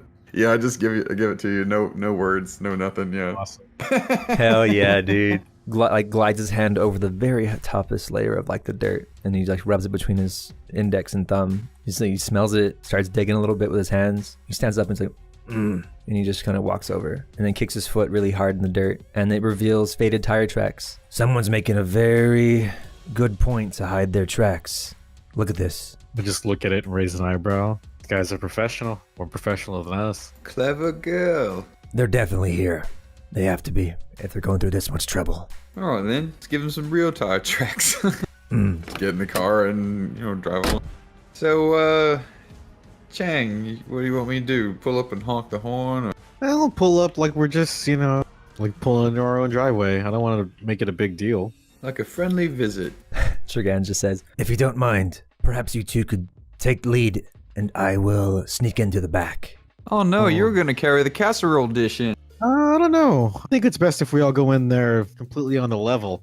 It's already pretty fucking weird. I don't know. Yeah, if we are coming in earnest. We're coming in good faith, as far as right now, anyway. So yeah, let's stay on the front, all of us. I'm for that. Understood. You guys start making the last little bend in the road, and you see the house. It's a nice little log cabin with a black car parked out front. It looks like a nondescript car, just like a little, black 2-door car. It looks like the picture, but, it doesn't look anything too crazy. So the green blobs, those are the tree lines, and the trees are super thick. So if you were in the green blob, you're basically pretty well hidden. And then in the back, you see the shed and whatnot. But yeah, it's a pretty quaint little house. Little shrubbery bushes line some of the edges of the house, and all that. Well-decorated door. All right, what do we have here? Just pull up nice and slow. Yep, nice and slow, just like we're coming to visit old Uncle Sam. Right, we just pull up and get out. I'll make sure I'm carrying like dualies though. Like I don't want to just carry at least. I want to carry at least 2 pistols. All the windows of the house, which is the red lines, those are the shades are drawn and the drapes are closed, so you can't see inside the house. I assume that we are being watched. I can feel a barrel pointed at me right now. I'm gonna just like walk up to the front door and just knock like it's no big deal. Dragad just kind of, adjusts his swords at his side, and he just walks up right behind you, Chang. Yeah, I'll knock. If I don't get any response, I'll knock even louder, like obnoxiously loud, and be like, "Hello." Yvonne calling. You do not get a response. Put my hands on my hips and like look around like I'm like looking for someone. Is this that French heist crew, gentlemen heisters that are called, or some shit like that? Pretty sure I heard they're around here. Everybody make a perception check. It's gonna be 8 for me. 10. You notice that nature's really quiet. You don't hear any birds chirping, and you don't hear any like small animals moving or anything like that. Mike, where are you at in the car? Are you in the car or out of the car, Mike? No, I got out. I'm standing basically on the driver's side. All right, I'll watching Chang walk around. Yeah, I'll just like look around, just like announce to the air, "You shoot me, my friend's just gonna call the cops." Mike, you feel the cold steel barrel pressed up against the back of your neck. Hey Chang. I'll turn around and look. My hand's still in my pockets. Oh, hello, sir. I'll walk up to him like it's no big deal. I'll try to shake his hand. He has a submachine gun fully kitted out. Like it looks like he's dressed like he's just in his casual wear, so he's got like a cardigan on and everything, just like it was in the picture. Yeah, he doesn't look crazy. But he's got like a sidearm strapped onto his hip and his thigh as well. Easy, Chang. Let's be polite now. He's got a gun to the back of my head. Sorry. Introductions are in order. I'm Chang. It's my good friend Gunny. And you are? And I'll like extend my hand to shake it. He's kind of gives you just like the O-shaped half open mouth as he just kind of like watches you do all this. He's like, you quite buzzy. Sorry, I'm not trying to impose, but maybe it'd be better if you're not gonna point a gun at my good friend here. I open up my trench coat and like, so that he can see I'm clearly armed, but I'm not making any like hostile or aggressive gestures. Oh yeah, I'm sorry. I have my hands up. I didn't want to really piss this guy off. Yeah, I have my hands up. He can just kill me, Yeah. You trespassing on my property. I suggest you leave, but that would be said that this really was my property. That also being said, you cannot leave now. Well, I was hoping we could talk. Maybe you and your associates? Dragan starts to walk a little bit behind, like to the back of behind y'all's car, and then the guy just says, "Tell your friend to stop moving." Hey, Dragan, could you cool it? He nods. He kind of goes back to his original spot. You see, I don't like the outdoors, and when I start to sneeze, I start to squeeze. Well, why don't we head inside if your allergies are acting up? And he just kind of keeps his stone cold face, like, disarm yourselves. Disarm yourselves. I tell him with my hands up, it's like, I've got a Colt 1911 in me pocket, that's it. Hula hoop my hip at him, like, it's right there. If I could take it. I'll go ahead and just take both my gats and just put them slowly on the ground in front. But like, we should head inside. You never know who's listening out here. The thing is, I know exactly who is listening. Gunny, you notice a woman sit up from the back seat of the car with an assault rifle in hand, and she just like sits up from the back seat, pointing directly at you guys in the back of Dragon's head. Like I said, we are being watched, but with an assault rifle from that car over there. Hey, if you guys can't tell, I'm pretty fucking dumb, and if I was able to find you, who knows who else? We should really get somewhere private. Before we figure out what to do with you, we need to question, yes. So if you would kindly, I need you to take off the body armor. Take it off. I'll rip the rest off. As I rip it off, you can clearly see I'm like chiseled. I'm like, can't take off this armor. Oh my god. He just does, his face doesn't change. Fuck off.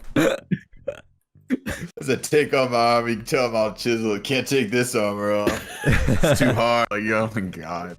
I roll my eyes.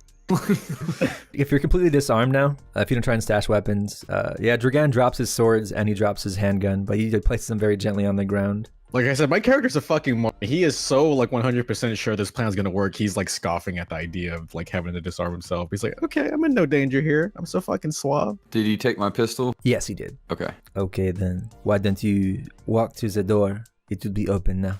Right, alright. Take the lead. The door opens right as you get to it. You see this gentleman? He's dressed like that. Oh, so we have guests. Wonderful. Tea or coffee?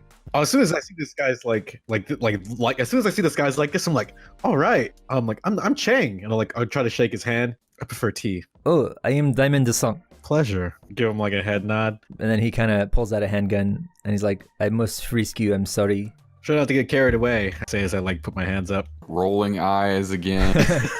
He smiles. Don't worry. Also, you have a very nice abs. So, what is your regiment? I'm curious. Oh, I'll slowly start talking about fitness shit. Like, they're like, oh, I do this, and every once in a while I cut weight by just not eating for 3 days, and then I don't drink any water. Like, just like the worst fitness advice ever. Like, I don't know why I'm strong. He's intently listening while he's like frisking you. It's very interesting. Thank you. Make your way into the kitchen. It's right through that door. Do you still have a gun to the back of my head? Oh yeah. Okay, that's fine. I just wanted to know. I'll keep my hands up. That's fine. He leans up next to your head. He's like, "You can put your hands down now, please." I do it very slowly and politely. And then Dragan walks up. And the other guy's like, "Please go into the kitchen." All right, we'll go in. Is the kitchen nice? Oh yeah, it's super nice. Like deceiving, right? Like on the outside it comes like a shack, and inside it's all decked. Yeah, it's just the house of a millionaire's house. Looks like. Like whistle. Everything looks really immaculate. Yeah, the woman walks in behind you guys, and everybody kind of just walks in. The guy with the submachine gun, he still has it trained. Like he's like holding it at his waist, and has it trained like at your back, Chang. I'll look around the room and I'll be like, none of you are Americans. You don't mind if I smoke, do you? You know, like obviously, assuming that they all fucking smoke because they're friends. Yeah, because they're friends. The woman and the other guy, they laugh. Smoke it away. Oh, I like you guys. I want to just spark up, smoke that cigarette. When you light your cigarette, I reach for it. Like, give me that one. Oh yeah, I'll exchange it just like we did earlier. Yeah, exactly. Thank you. Yeah, because I'm fucking scared. This kind of backfired on me quick. Chang, you feel the barrel of a gun nudge your hip, and then you see the guy behind you like do the 2 fingers to his mouth, like give me a cigarette type motion. Oh, here you go, babe. They're not filtered. Perfect. All right, I'll casually lean. So you're probably wondering why I'm here. Hold on. Save your speeches for a moment. The song finish. Of course. I'm sorry. Mr. Samurai, would you please raise your arms, please? Look at your gun and like, come on, dude. Yeah, he does it. And then he frisks him. You're also very healthy. For a man of your age, I'd be surprised. I wonder what the last one is like. And then he starts to walk over to you, Gunny, but the woman, she lays her rifle on her back, slings it, and then she walks over, like, don't worry. I will frisk this one. The tall one. Oh, I'll just be like, don't get excited, ma'am. He is not handsome under that thing. One does never know. I don't think my eyes can roll any higher in my head. She's just like, one does never know until the cocoon is cracked. The butterfly may always have the potential to be beautiful. And then she just frisks you. If she says that, I'm just not gonna speak. Because then she'll know. Then she'll know I'm a fuckwit. Yeah. Oh. Yeah. That's right. You shouldn't hide your candle under a basket. You should let your light shine. She'd be like, ugh, somebody else frisk him. Like, yeah, fuck that shit. I'm not gonna say anything. I'm just gonna smile and wink at Chan. Yeah, right now you're the strong silent type. Yeah, I'm gonna stay like that. Maybe I'm mysterious under all these bandages. She frisks you. She doesn't find anything. She's like, nah, this one is quite wounded. That's it. It must be some story. Just kind of nod. Lebu, he's waiting. It's like, no one talk. The time is to wait. Drink if you must, but do not talk. The sang's like, yeah, why don't I get the coffee ready? And tea? Coffee, tea. Points at everybody. Oh, whenever he says tea, I'll put my hand up, like, you know. My most refined voice, I say, cafe. The woman, she kind of like looks up at you as you say that. You know, you can tell she's trying to get a read on you. Dragan's like, none for me, thank you. Wonderful. Then I should get started. Lehabu's like, idiot. You. And And he walks over and, he snaps his gun, his little gun snap in his holster closed. We have guests, but that does not mean to let your guard down, fool. Sorry, it's been so lonely out here in the middle of nowhere. I'm going crazy. I'm going crazy. Anyway. I'm like, I can agree with that. This place fucking sucks. Americans are crazy. I nod. The woman's like, oh, have you run into the... what is the word for it? Skeletons. Oof. Yeah, they're turning into skeletons now. Lehabu, he just turns to you and gives you a half smile. Actually, you might have geeked some on the way over here. Did they have goldie cars? Oh yeah, that's how you could tell. And he says something in French, really vulgar. And then everybody else who's French nods. Y'all hear footsteps from the other room, and then the door opens behind Dragan. And this really nicely fine gentleman, he just walks in. Welcome. We are nothing but hospitable. Please, lower the weapon. At least for now. They are disarmed. What can I do? We have guns. Dragan just does a little half smile. The other guy just sits in the back of the room and leans up against the door to like block exit. He just keeps his weapon pointed to the ground, but yeah, still in both hands. Yeah, totally ready to rock and roll. And this guy starts handing out his drinks in the center island of the kitchen. Please help yourselves. There's a cream, sugar, baguettes, this bread if you need bread. I got a toaster. Other guy's like, please, the song, calm yourself. Please keep some composure. Sorry. Yeah, everyone starts drinking. Yeah, I'll drink my tea. Drink coffee. Other guy who came in last, he grabs a cup of coffee and he just starts drinking it. Holds it in both hands. You said you had some sort of speech. Please, now is the time. You have the floor. All right. It's my understanding that you guys are a pretty professional lot. I can tell you are. The word on the street is, y'all are gonna hit this bank. We're gonna hit the same bank. I figure why not work together? We're probably not getting the same thing.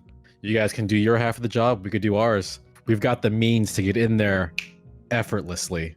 I don't want to step on your toes. I figured we can help each other out. It wouldn't be beneficial to you if I hit this place first and you won't be able to get in there. So much police presence after that. And it wouldn't help me if same thing happens, vice versa. I figure, why not join forces? We can make more money together than alone. He just does a little half sniff.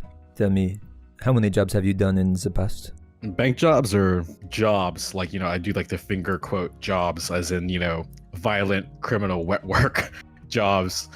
When you say wet work, the guy behind you goes, no.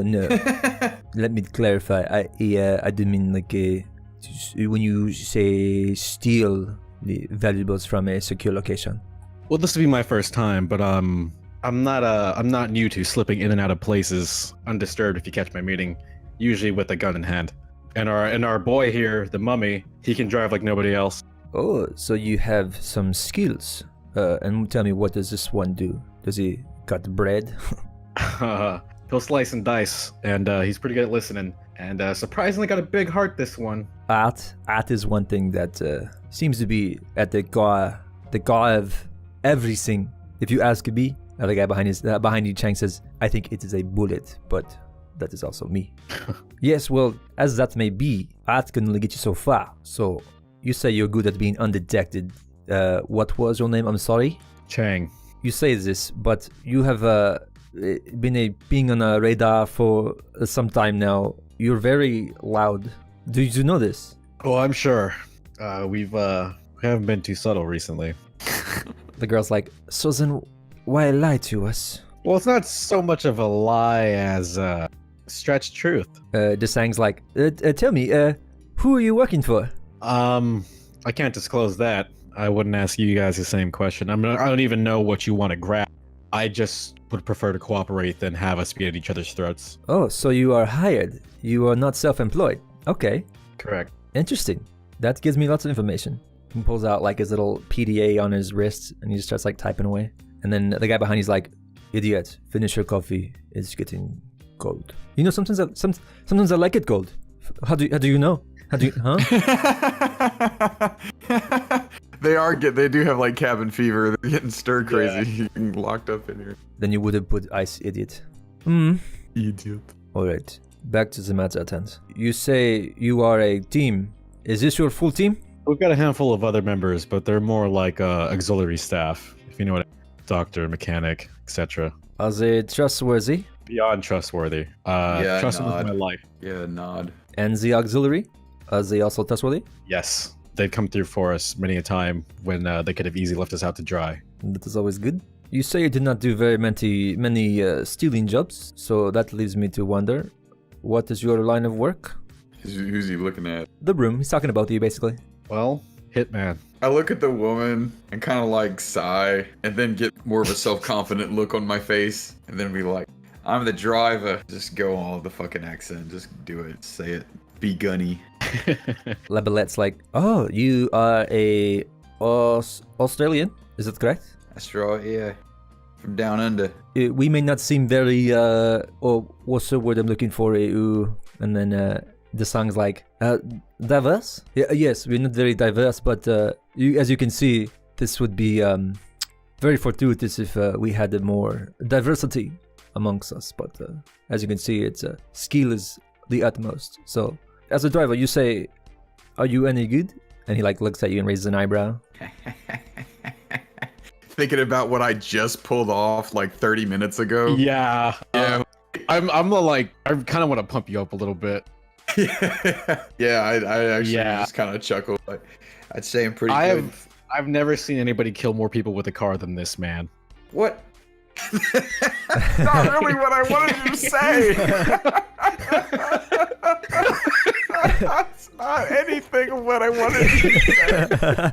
Nowhere near what I wanted you to say. The woman's like, fucking jackass. would one of these people be you? Well, he kind of hurt himself, if you can tell. Like, I just point him up and down, like all the bandages. But he saved my life many a time, and there is no better pro behind the wheel than this man. He's well, shit. You could probably turn on the news and see what he did earlier. That's right. Oh, we heard. Yeah, I had 3 tails. One being a police officer through a farmer's market. I ramped one, made another one slam into a donkey, and the other 2 I got juked out and got him to slam into a pillar, and then we just drove her away. I gotta stop him there. The thing with the donkeys was me. I shot a lock while moving 100 miles an hour. That's right. I hold up my hand and make a finger gun and like. Yeah, he's good, but he would have missed if I didn't angle the car right. So But that is fucking bullshit. Anyway, we can discuss this later. We know what we're doing. Labelette turns to the dragon as if he somewhat has any credibility. He's like, is this true? I saw it all myself.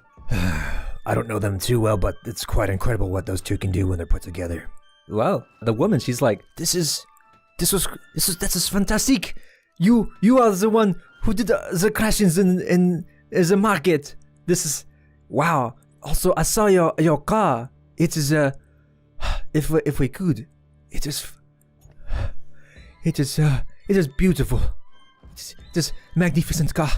Ooh, well, if you love that car, you've got no clue what we've got planned for the actual heist. So we've got something tippy top of the line, sports car, muscle car, pure power. And we're planning on using that for the heist. His car out there, that's his personal rig. The car we got's the key to the door that we all want to open. We just want to share it with you. Labelette's like, okay, that is one thing, yes, but we need to discuss something further. So, what exactly did you want to steal from the bank? Because if it is something, like say, the wrong thing, then we may need to make a mess in our kitchen right now. Lasang kind of steps back and puts his hand on his gun. She does the same thing. She kind of reslings her weapon to her front and puts a thumb through the trigger guard. Well, I don't want to play my hand too early here, but let's just say if my half of the team does this heist correctly, nobody's going to be looking for you. They wouldn't even have the chance. Your people, no disrespect to the race and kind, but you have brought the blue liners amongst yourselves, and this is not good. It's the opposite of good, in the worst possible way. Yes, I understand that, but I've got the best damn street race. What state is this supposed to be? New York. We're upstate. Schenectady. Yeah, Schenectady. We're upstate New York. Yeah. I've got the best damn driver in Schenectady. You know what? New York. Besides my man Gunny here, this guy's Mr. Worldwide. He's international. This guy's pro. He's backed by the Chinese Triad. He's our boy in the state. He's our top guy. we're a national crime syndicate. We're not gonna hire somebody who's just a stooge.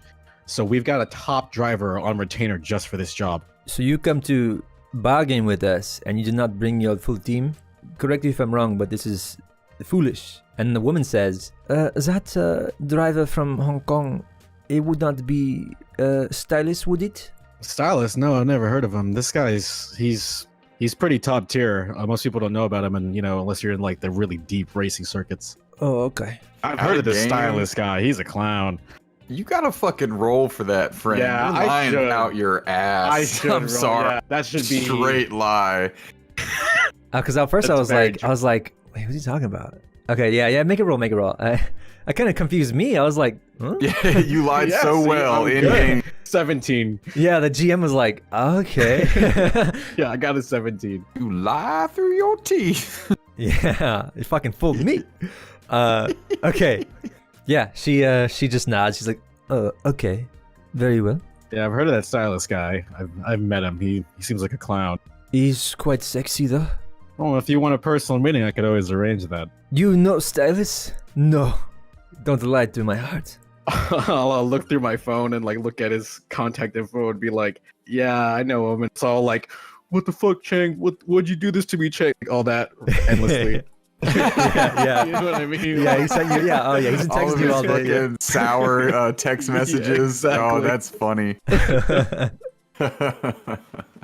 We cannot just trust you on word alone, I'm afraid, though. Your story is very interesting, but I'm afraid that this conversation is over. So sorry you did not get to finish your drinks. Please, why don't we go step outside and we can bury the roses? And he cocks the SMG. Bury the roses. Is my tea hot? Yes. The woman, she doesn't really do anything with her gun, but the guy behind you cocks his gun.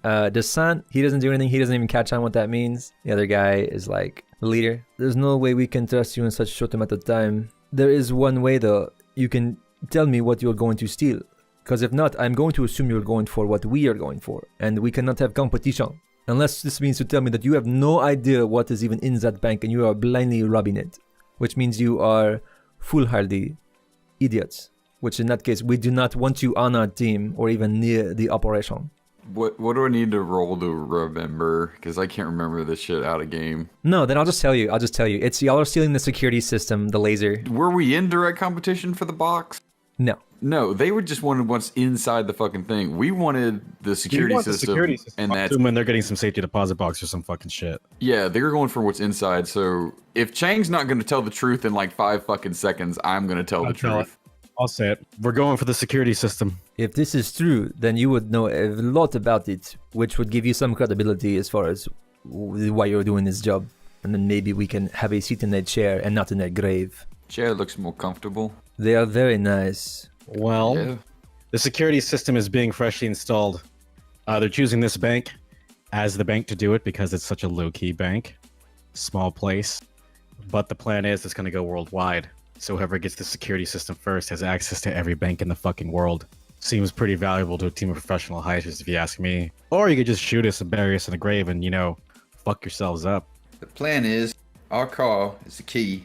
We get that gate off, lickety split. We get that security system out just as quick. And the vault's open for you. Go in, take what you want. You mean to tell me that you have a way to take off the bars? Is this correct? Yes. Yeah. And I'll point to Gunny. I'm like, this man knows all about that. That's his wheelhouse. I nod. They all exchange glances amongst each other really quick. Okay. This conversation may continue in the living room. This kitchen is stuffy. Too much coffee. Yeah, just a little bit too much sweat in the air right now. Kind of mutter. Too much sweat. He motions his hand to the Dragan to the door, and Dragan just nods and goes out. Yeah, I'll make my way over. Everyone kind of like they kind of like lean on the little waist high like shelf. They kind of just like slouch their butt on that. The other guy, Lehabu, he just stays right behind you. He's like always at your 6, Chang. The woman, she sits up at the couch right next to you, Gunny. Yay! If I'm gonna be shot, it's gonna be by a pretty French lady. Yay! Yeah. As she comes in, she's like, I cannot sit with this rifle. Let me deliver it to my quarters. And then she comes back. It's like, more comfortable. Love this. And she's wearing like, really casual wear. So like baggy shirt, sweatpants. But she's wearing like all of her makeup though. So she looks fucking a 10. The better kind of sweat is on my forehead. She just whispers to you, Gunny. She's like, you smell of oil and grease. This I like. I can show you where we can get all of it. Yeah. Yeah, I know, right? I just grin at her, but I do say, like, with what we know of those bars and the horsepower of the car we got, we did the numbers, we can tear the bars right out of the frame. And then it's just a matter of unscrewing the housing of the security system, and the vault opens. We leave, you get what you need, and that's that. We don't care what's in that vault.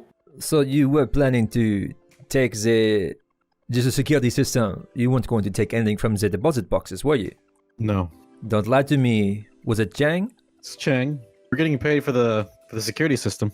That is the truth. We are getting paid for the security system. If we are talking amongst each other as, say, no longer enemies, but acquaintances now, I think we can say yes. We can all agree on this. Let's have some names. So my name is Le Belette. That is Boulier, and this is Lehebu, which is and it's like the guy with SMG. And over there, on his computer who never gets off, is Diamond Desang. Well then, it's a pleasure to meet you all. I guess I'm Chang, the gun. The gun. I like this. They call me in your language or in English, the owl. I am an owl. Yes, it's because he never sleeps. No, it's because I never. That's fine. And our man Gunny over there, he's the wheels. Driver. So we here. Go ahead, Bolel. Okay, so Mr. Gunny, you say you a driver. Let me grill you then. What's your biggest accomplishment as a driver? And don't lie. Oh my god, I've won fucking national rally races in Australia. That was my backstory, and I'm not lying. So I tell her that. I won the Kangaroo Open, whatever the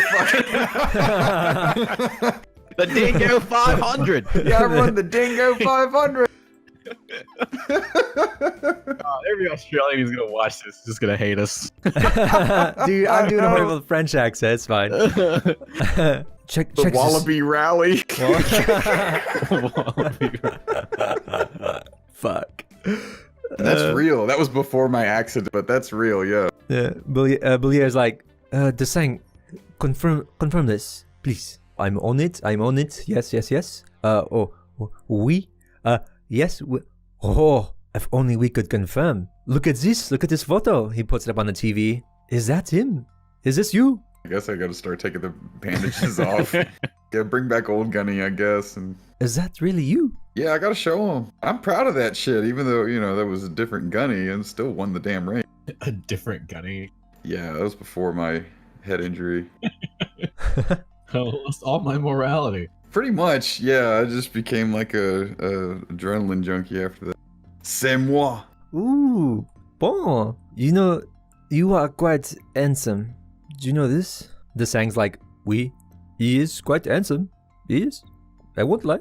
Oh, come on now. You're going to make me blush. Like, my mouth is agape. Like, what am I seeing here? And I turn to Lee Hambu. I'm like, are you seeing this? I can't even say anything, but I'm just like, what? Blair's like, well, it's just that we are sort of disfigured and like disgusting, like a creature of the night. I'll be like, okay, that makes more sense. No, I just got banged up a little bit. I'm all good now. I mean, everyone in here is fucking gorgeous, but it's like, it's not a competition. And Billet's like, it's always a competition. I mean, we have a lot of winners, is what I'm saying. There's a lot of winners here. We'd all die for first place. I think it'd be yes. I don't like participation trophies, and I'll like kind of stretch, but I'm clearly like trying to flex. Nah. We can all hold hands and cross together. Yes, I think this is a good idea. I like the idea of all being one and together. Lehabu's like, well, I think, how do I put this? Monsieur Chang, it is my job to know things. That is why I am a part of this team. I am not simply here as you would say, pretty face. I need to keep track of certain people and organizations. If it is not too rude to the party that you all seem to enjoy yourselves. Back to business, Mr. Chang. What part of Hong Kong are you from? And if so, what family? I imagine you have some criminal ties to larger organizations. You're pretty astute. I'm from Hong Kong. I'm not going to ask any questions about your past. I don't want to know, frankly. It's easier that way, just in case anything happens to any of us. That's why I didn't bring the rest of my team here. Kind of a need-to-know basis. Less people know, safer it is. Monsieur Chang, I'm simply asking because I cannot allow my team to be caught up in international wars with your people. I understand. Alright. Hong Kong Triad, who I'm associated with, who's clearly bankrolling all of us. They don't give a shit about you guys. They only care about results. As long as we get them what they want, it's gonna be no big deal. Like I said, they only care about having it in hand. They won't even give a shit about you guys. We won't even mention you, honestly. Like I said, they care about results. Everything else is secondary. He speaks French a little bit too, La Belette, and he speaks back. And then they speak a little bit more. Lehebu's like, you see, if we were to botch this job, not saying that we will, but there is a 1.0% chance that we do. We would hit for the wrong impression that, say, we did this for their job, and, well, we do not want that kind of heat, rather. If you are working for the Triads, if this job is for them, then we should definitely put the extra effort, or maybe we should cut ties. Oh, trust me. If anybody's gonna get nailed to a cross if this goes south, it's gonna be me first. I think Chang's right. If the plan goes the way we want it to go, we get the heat, you get the goods. Y'all go off into the night, none of us ever see each other again, and that's that. If there's any heat at all, we're the ones out in the open, we're the public face. We open the door, you go in, take what you want, and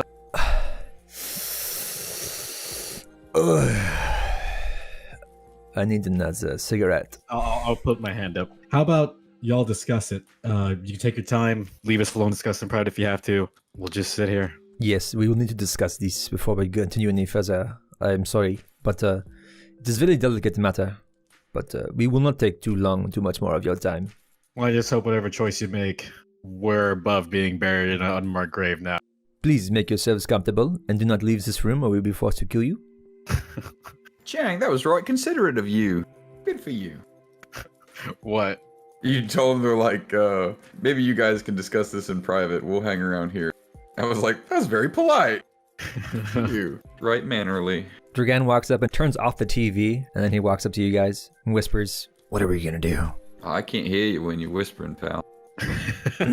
What are we... He texts everybody. What are we gonna do? Well, I'm all for playing it by ear. Ha ha. He just shrugs. Dragan just shrugs. If anything happens, go for sunglasses first. My thoughts exactly. And Gunny, you go for the lady. I think she'll hesitate to shoot that beautiful face. I'm going for the lady no matter what happens. That's about as much as I'm willing to stay. Not like, you know what I mean? Like, we're getting our lives on this plan. We're kind of, we made our bed. We're laying in it right now. After about 3 minutes, they come back out. She comes out first. Do not stand there like it's a doctor's office. Please, relax. She takes your spot, Gunny. Yep. Oh, fine. I take her old spot. It's like, ooh, nice and warm. And then the big boss comes out. Desang goes back to his spot. You hear some slamming in the kitchen, and then Habu comes out. He's still got his SMG, and he just goes back to his original position. Both hands on it. Le Belette talks like, well, we have discussed the situation. We are pressed for time, but if that really is you on the television, then you do have some credibility in the driving department. So that goes a long way. Not by my standards, of course, but by Bulgaria's. She can vouch for at least your reputation. And of course, Lehebi. He had Desang did some digging on your Mr. Chang there. He's got a very interesting record in certain parts of the world. Mr. What was your name again? We did not get your name. You've been very quiet, sir. Dragan. It's Dragan. Monsieur Dragan. Okay, great. If you would, Diamond Desang, would you please run him through the system? Yep. Right away. Of course. It will take a moment. He clasps his hands and he's like, this might work out in some of our favors. We think. So why don't we get comfortable again and we can discuss further plans, because the timetable for this job has gotten a lot shorter. Is my saying the right words? Like tighter? No, it makes sense. Actually, we're pretty sure we got word that what the fuck's it called? Blue Streak, Blue Line. Blue Line S? Yeah, they're on the move. Yes, if they catch wind of us, it will be worse than just them, I assure you. We don't want to be seen. We want to be invisible. Desang just nods at Labelette. Okay, I'm getting information that Monsieur Dragan, you are actually quite respected, and thank you for your service, and thank you for, well, let's keep it general. I won't open your laundry, but you are a very powerful man. We should have guns on both of you. I see now, yes? Lehabu is like, no, just this one. Yes, oh, that was just a joke. But thank you nonetheless, Mr. Dragan. Really, I appreciate what you did in your past. Dragan just nods. Okay, well, why don't we get comfortable? Yes, I'm going to smoke, so if you want to smoke, please do so now. I mean, now comes the talking. More so. All right. Mimosas, all right. Oh, I said more so, but actually, if you say that, he's like... I heard mimosas. I was like, all right, mimosas. Yes, yes. Mimosas, that is wonderful. Why don't we get drinks? Yes, Desang, please get us drinks. Sure, why not? If it's okay with everybody, it's okay with you, Lehabu, right? We can get a little drinks in us, yes? You want to start shooting us for being drunk? No? Get the fuck out of my way. Dude, your banter between these French males is so good. It's just so good. It's like really happening in my head. I mean, really, just kudos. Oh, thank you. Through the little windows, you can see him making drinks and stuff like that. He's pulled out the blender and stuff. The TV cuts onto his face, and it's a camera in like the microwave looking at him, so you can see him through the microwave camera projected on the TV. He's like, we have a lot of drinks in here, so if you would like anything other than that, we have beer, all kinds of bottled things. We got fruits. If you want anything like that, feel free. Specialty drinks is not off the table. Get drunk with the French thieves. Well, I'll start talking to them, like, so tell me about you guys' reputation here. You guys are kind of well known, but nobody knows a fucking thing about you other than you're like the gentleman thieves here. Let me say, okay, so about 10 years ago, and Lehabu's like, he kicks the back of his heel. Idiot. Oh, right, yes. Sorry, being cooked up in this house for so long, I forget. We are professional thieves. Yes, it's secrecy, all of that. Yeah. Just make the drinks and go outside. Don't talk to them. Oh, what's with a little conversation? I'm dying here. Then do it outside where Lebelette can hear you. You talk way too much. Okay, fine. How about we keep it simple? What's your favorite color, Chang? Mine is blue. Red. Ooh, wonderful. Red. Ooh. Stop mocking me. Anyway. Yeah, he makes all the drinks and he hands you yours, Chang. Yeah, let's drink up. There's plenty more. Ooh, guys. What is the timetable for this? Because I might have a good lead on a good time to do this. I'll follow everybody in, drinking hat. Labelette, he sits up on the speaker of the TV, the big side speaker. He's like, he gets real comfortable. Everyone's really lax except Lehabu. Is there a timetable? Yes, well, I would say we were shooting for by Friday, so two days from now. Because on Fridays, the bank, they have a large deposit of money. That's when they have the most, because they have to pay the farmers. But we were debating stealing money. But as a cover, as you say, a cover, like a blanket, you know? Because I don't want them to know that it is us. Why not make it not so obvious? Steal the cash, and then what we want, and then make off like bandits. Like I said, we can definitely help each other out with that aspect of it. We're kind of new in country, and some more money would help us kind of get set up here. But that's whatever, that's here or there. We're probably gonna take the brunt of the police away from you guys. We just, rip the bars right off that thing. So I don't know what kind of timetable that gives you guys to get in there and get what you need. It'll definitely bring up a lot of attention towards us. My car was going to be used for...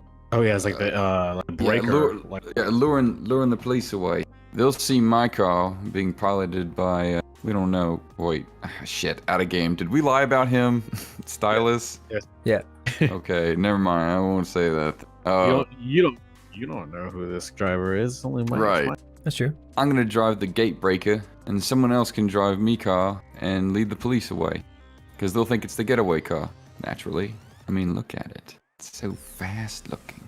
It's quite beautiful, yes. I would love to get inside. I look at her and be like, it looks like it's so fast. Yeah, she looks back at you, locks eyes, and she like looks down her nose and is like, yes, it is. It looks quite old and well worn. And she like rubs her hand on the couch.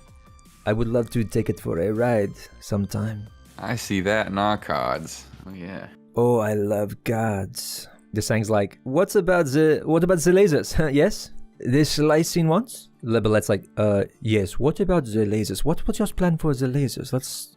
I do like what your plan is with the car. See, we were not thinking of that, but that's good work, especially with the blue liners zooming about.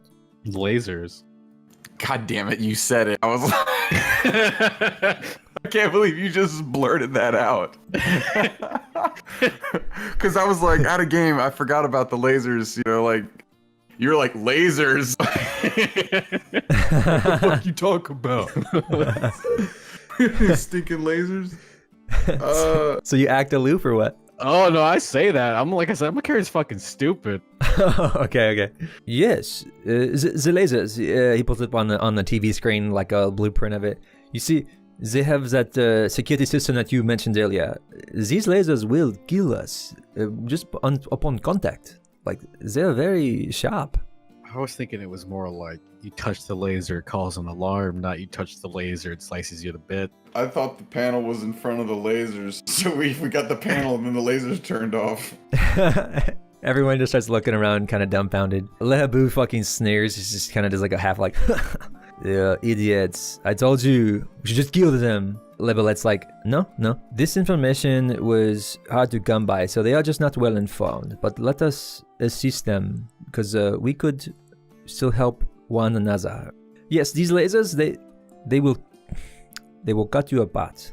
Simple as that. You will die within an instant upon contact. So perhaps you could make your way down the corridor for us, and then disable the lasers. Did you have something in mind? Out of game, didn't we have some kind of thing we could just slot in there to disable it or something? I remember it was actually super simple. Yeah. I just needed a body. If you survive walking down the corridor, you can implant that little PDA into the lasers systems. It would turn off the lasers and it would open the vault for you, because he would remotely hack it. Like, that's how good Lao is at hacking. Mm-hmm. But you have to survive the corridor first. Sounds like a bunch of dex rolls to me. Chang. I have a car in there. I'm not driving a car through a fucking laser. I'll speak up again. The whole thing about the lasers killing you, that's news to me. But we've got a key. Key disables everything. Let's just stroll right on in. Only problem is getting to it now. Oh, so you have a key. Tell me. Do you have anyone who is inclined with computers? Say like a hacker? Oh yeah, we've got a man, of course. Where is he? Probably behind a keyboard or something. Well, why did you not mention him earlier? This is new information to us, and we do not like you withholding this much information. Pertinent to the job, at least. This is somewhat, you say, disrespectful to the business proceedings. Oh, it wasn't my intention. I was just kind of slipped my mind, honestly. He's not that big of a part of the team. Fuck it, we're being honest. He's outside help. He's, not outside help, but he's not physically here. He's with the Triad. Basically, we got this little fucking fob. We plug it in. He jacks in, does his job. Never even have to see his face, hear his voice, none of that shit. He just, does it. Lehabu's like, this is quite the bullshit. There's no percentage of being a part of a team. You are either on the team or you are off the team. So he is on the team. Well, Damon, if you're good with computers, we could jack you in, and that might even be better for y'all, because you could potentially get the info for this security system yourselves and do what you will with it. You get even more out of this job than you thought. That was not going to be our intention. Even though we discussed it, stepping on your toes would not be good for anyone. You have your job and we have ours. We will respect this, you see. I can respect that. Aye. Like I said, I don't mind a little bit of side action. All the cash in the vote. Double crossing. It's not double crossing. I meant to say we do not approve of it, so that's not our policy. Okay, good. Good. But I don't mind a little bit of side action here. You get the information for the security system. We turned it in. You guys have the information. We've got the actual physical thing. You know how to circumvent it. In exchange for the cash in the vault, you said you didn't even need it anyway. You are willing to give us information on the lasers? Why so easily? Because cash is king. They all just kind of snicker, like, yes, we've heard this phrase before. Cash is king, yes. Okay. I think it is time to show some of our cards, yes. Desang, please, would you pull up some of the information? Items 1 through 3, please. Nothing more than that. Keep 6, 7, and so on the back burner. And then we will proceed as time goes on. Does that sound fair? Yeah. What is the problem? Desang, you are now so quiet. Well, you see, it has kind of been a long time running. This is kind of a big deal for me. Yeah, please excuse Desang. He is very, he's green behind the ears. He's not so much in his ability, but so much in his experience.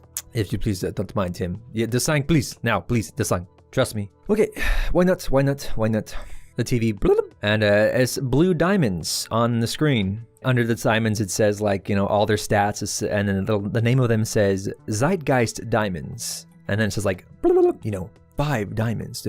Deposit box 219. Are any of you aware of the Zeitgeist Diamonds? I shake my head. Shake my head. Like, yeah, no. Yeah, those look like a pretty stone, though. Yes, they are pretty, but they are worthless, as you can see. They are trash, honestly. Garbage. I'd spit on them if they were here. Then why even bring them up in the first place? That is a good question. You see, certain things in this world, they hold value monetarily. And then, like, say, your cash, dollar for dollar. And of course, it varies depending on which country you go to. These diamonds, these Zeitgeist Diamonds, they are very old. And they are very close to someone's art. You see, the value of these is sentimental. And that is what we want. We want the sentimentality. So they're priced in a different way. Yes, to the right customer, these diamonds are a fortune. Well, it looks like we're both in the same boat. We're not doing this for ourselves. We're both contracted out. I think whatever we get's going to be worthless to, whoever's not interested. Yeah, I think it'd be perfect to help each other out. Okay, I like this. This is good so far. Proceeding with the slideshow. It's not a slideshow. This is not Microsoft PowerPoint. This is. Yes, I know. I'm sorry. Yes, please. Can you switch the thing? Of course. Just don't say stupid things. And the screen switches. It is a picture of a woman with a man, probably her wife and husband rather. So this bank belongs to the. Well, maybe I'm not doing such a great job. You know what? Since the song, why don't you do the presentation? Since this is your work, so to speak. Really? Yeah, that'd be great. Okay, so, everybody, can you gather around? Pay attention, please. We are already paying attention, right? I just nod my head and put my drink up, yeah. Great. Okay, so, basically, there is the CEO of a Paragon Financial Bank, Estin Dupré. He and his wife, the diamonds are hers. You see, they are family heirlooms. Of course, they are still worth quite a lot of money. Don't let him downplay it too much. They are still very valuable, but we can get more if we ransom them. So if we text them and then we just, ask for a number, we get it. Anyway, I digress. There are some more details that are very interesting. For instance, this bank, first of all, let me ask, I don't want to say what you may already know. Do any of you happen to know information on the manager, by chance? Out of game, I don't think I know shit. Lau did not give y'all any information on, the bank's manager, staff, or anything like that. Yeah, nothing. Like I said, it's need to know, and apparently we didn't need to know. Okay. I don't see why you would rub it back. Well, whatever. Does not matter. So we have the information, okay? So, the manager, Mr. Vince Cicero, he is a loyal employee and family friend of the Hestons. Not Hestons, I'm sorry. It's Mr. Heston and Nicole Dupré. So he went to the high school with Nicole and they stayed in touch for a very long time. They're still in touch. Not physically, of course. I mean, maybe a handshake, but nothing too, Anyway, these two, close friends. So Vince basically was given this job. he is very, how you say, what you say word, if loyal. The Lehabu speaks up. He's very loyal. He's a problem. Yes. So he's very loyal to the family. So he will be a problem. We think, you know. But if you say you can just rip open the gate, then maybe we don't need him at the capacity that we thought we did. I don't know. No, I know for a fact that this car could rip that gate right off its hinges and outrun any cop. It's just a matter of the man behind the wheel. Lehabu, he's like, you know, we were thinking about threatening his family. We do have all the information, the schools, and where they go, their schedules. Pointing the gun works just as well to make a man cooperate. True, but this way, yeah, you don't have to have any contact with this man. We could just rip it out and still be in the same spot.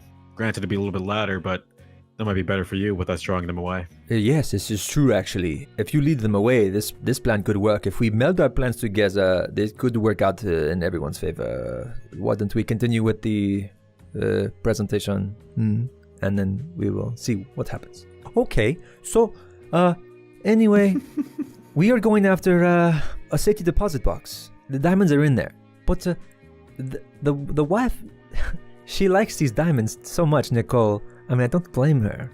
There's a very sectioned off security system built into the specific box.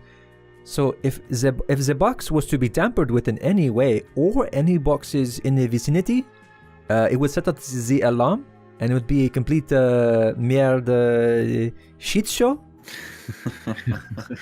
Yeah, that was good. You see? So we have to also disable the security in the box as well before we can even tamper with what we want. And of course, if you said you were going to go for more boxes as well, I mean, that would also be an issue for you too, right?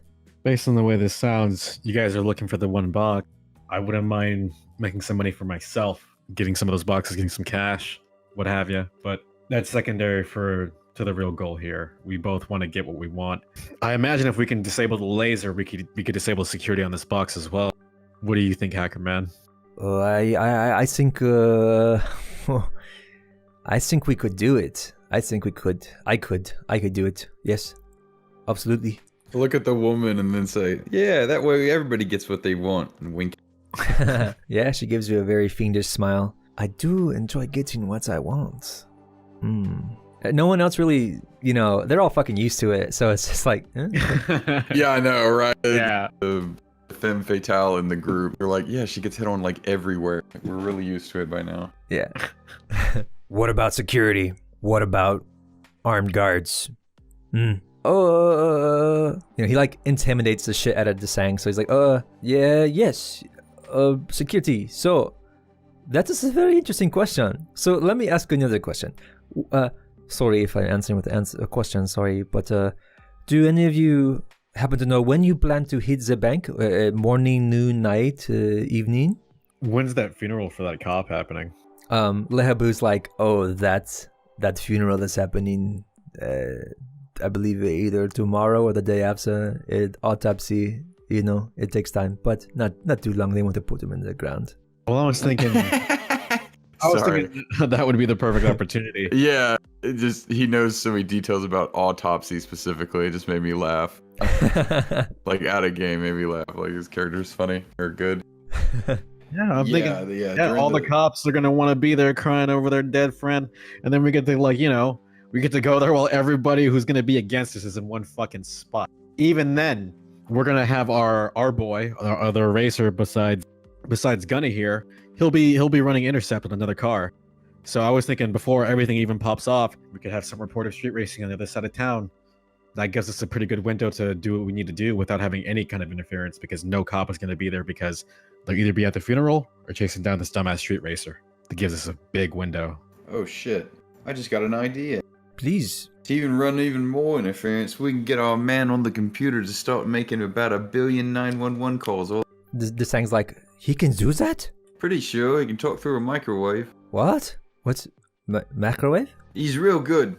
I bet you he could. Very interesting. Out of game, our hacker, it's Slough, right? Yeah. He, oh, fuck. I have no clue about this guy. Is he like us, where he's kind of contracted out, or is he like super loyal, like he's sent from the family kind of guy? What you know about Lau is that he is a super hacker from way back in the day, but he's never lost his touch. Everyone assumed he died years ago, but he's always worked for himself. Okay, that's all I needed to know. Because if he was like a super loyal fucker, I wouldn't even reach the idea. But if he's in it for himself, I would just be like, "Yo, dude, we got some extra people. Would you be willing to like, work with them, kind of thing?" And just be like, "I think honesty is the best fucking policy here. We're gonna get dicked up and down by everybody else after this. I feel." So Yeah, it'll all we come might apart afterwards. Let's just exactly. be up front in the beginning. Yeah, I wanna like be really honest with these guys and just be like, why don't you just have your hacker meet our hacker? We'll see if they could just pinch the system or see if they could work together to do this. There's an idea. We're already linking our teams here. Why don't we just put our assets together? Meeting of the minds. I think that'll work. It's all on the table. We're already like at your mercy here. I don't see no point in lying. I'd be willing to bet our hacker guy could dispatch the police all over to exactly where they don't need to be. Lahabu's like, I don't want a bet, I want a guarantee. Also, you say you could bring your microwave here? Yeah, we could. Then do it. You need a microwave? We got a science oven for you. Fuck, I just caught that. Broke the science oven. Fucking love that. Call him up then. Bring him here. That won't be an issue, Mr. Chang. I don't know about in person. Guy's a bit of a recluse, but I can definitely get him on the horn. Do it. I'll ring him up. Okay, it answers immediately. Right before you actually press the call button, it just kind of it just answers. We're both Chinese. I mean, I'll immediately go into Chinese. Yo, dude, kind of in a situation here. We need you to vouch for our lives. Otherwise, you're not getting paid. What did you do? I know, it's a pain in the ass. You're gonna have to talk shop with this other hacker. Don't worry, they're on the level. Like I said, we're kind of at gunpoint. Did you not remember my explicit instructions? Actually, no. Actually, no. God. I had a lot to drink that night. I cannot have my identity revealed to the world that I am still breathing. Who's to know it's actually you? It's just a moniker.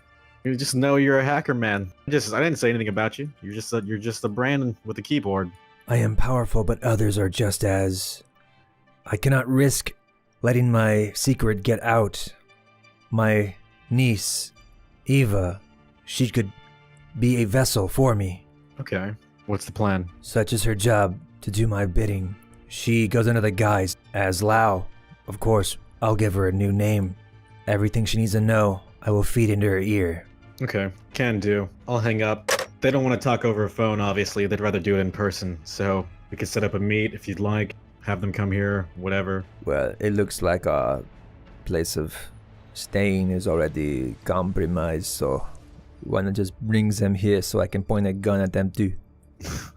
Okay. I'll call them back, Labalette's like, please make sure that they are not followed. I know it's obvious, but it has to be said. Well, I wouldn't mind going somewhere else then. Idiot. The whole point of us even being here is that we did not leave. We cannot risk exposure. It'd be better if they come here. Alright then. I'll bring them here. And I will dig one more hole. I was thinking since we're all friends now, I can get my gun back. No. No. Alright then. Well then, we will prepare a drink for them then. Yes, why don't we call them up? Yes, Jang? Sure. Get them over here and I'll call Lau back and just be like, yeah, you're good to send Eva. All still in Chinese. He just agreed. He just, digital nod. Digital nod. Alright.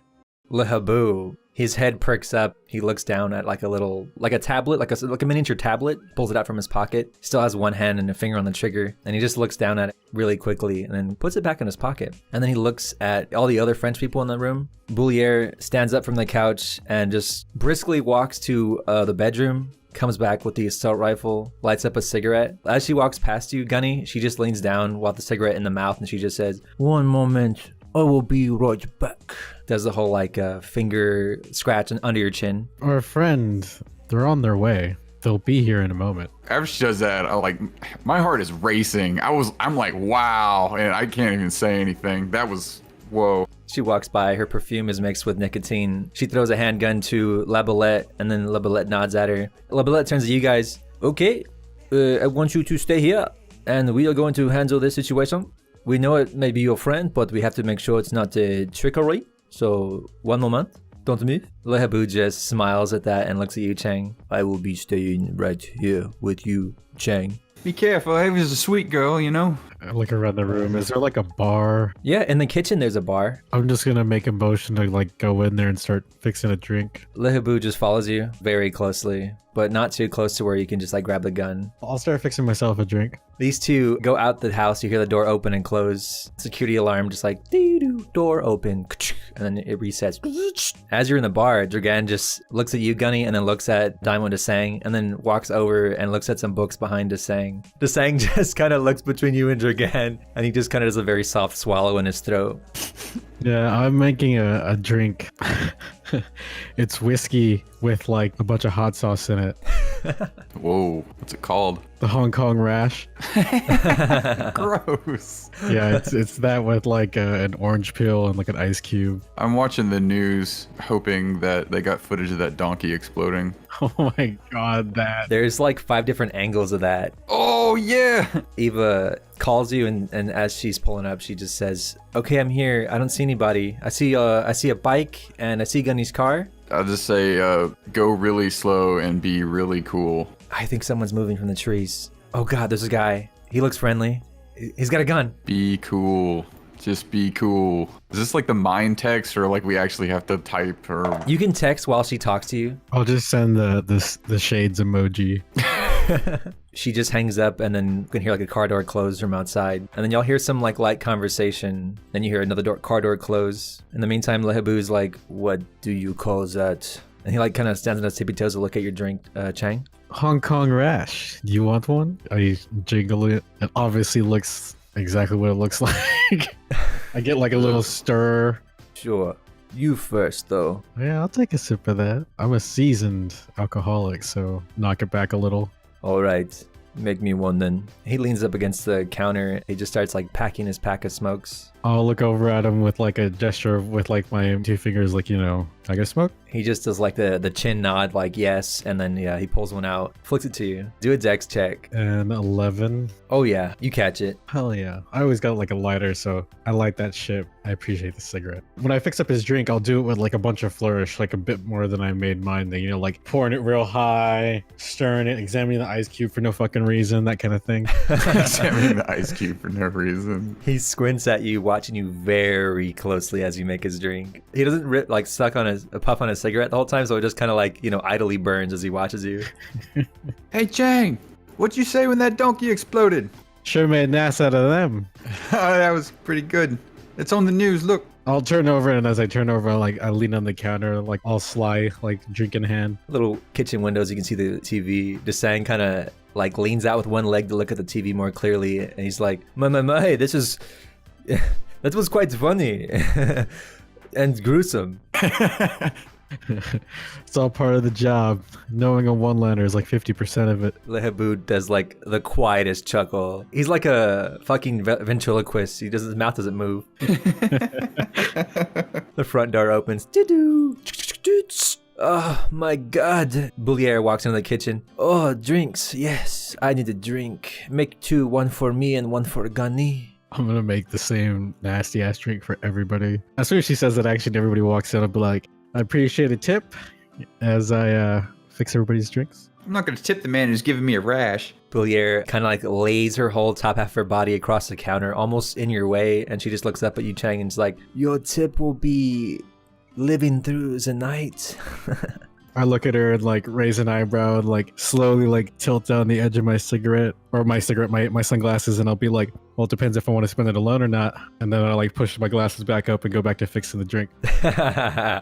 She smiles and like rolls off the counter and like, you know, stands up.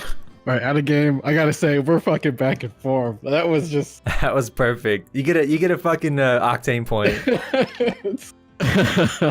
We're on ball. We're back on top, boys. Seriously, it's been like a month or almost more than a month. A little more than a month. Already like, wow. I'm already like zinging. Yeah. Feels good, honestly. It feels so good. Labolette walks in with Eva. They both seem rather relaxed. Eva just kind of, her eyes are scanning the entire room over and over. But Labolette's actually leading her, and he's not like looking backwards. He's just kind of talking idly to her. As you can see, you are the hacker, and so there is ours. Please, you two have much to discuss. Of of course. Thank you. She does a bow. You have a lovely home. It is not ours, but thank you nonetheless. She walks over to Desang and just kind of stands near Gunny. Hey, Ava. Hey, Gunny. This must be the hacker. Correct. He puts a hand out and he kind of does like a little bow into it as well. He's like, my name is Diamond Desang. I am the resident hacker. All things the internet and such and things like that. He fixes his hair. And Dragan just looks at him and just rolls his eyes to you, Gunny, and then turns back to the books. Eva just politely shakes his hand. Oh my, yeah, you do have the hands of a hacker. Nice and soft. Is it an insult? Skin is so pale.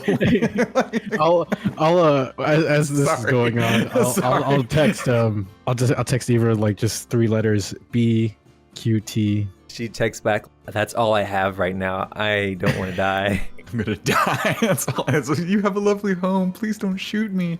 Yeah, I understand that. That's why I'm like, hey Ava, I'm like, welcome to Gay Perry here. Eva looks through the window at your Chang, just kind of like looks through the kitchen, and then kind of sees her sighs a little sigh of relief when she sees you in there. Her and Desang kind of talk a little bit about like some basic hacker stuff. You can tell she was rehearsing with Lau in the car, so she just kind of spits like back immediately. Bolier just waits for the drinks, and then La Bolette, he just kind of goes and hangs out next to Dragan. We'll make a few drinks. It's not a nice drink, but it'll get you drunk. As I hand her the drink, I'll be like, it's supposed to burn. Ooh. Ugh. Interesting. I am curious. Is this the first time you've made this drink? It looks hideous. I think I got it in Hong Kong, but I'm not too sure. Wonderful. I'm sure Gunny and I will enjoy it. Please, can we all move back to the other room and maybe see some more of the plan? I'm honestly a little bit rusty on it myself.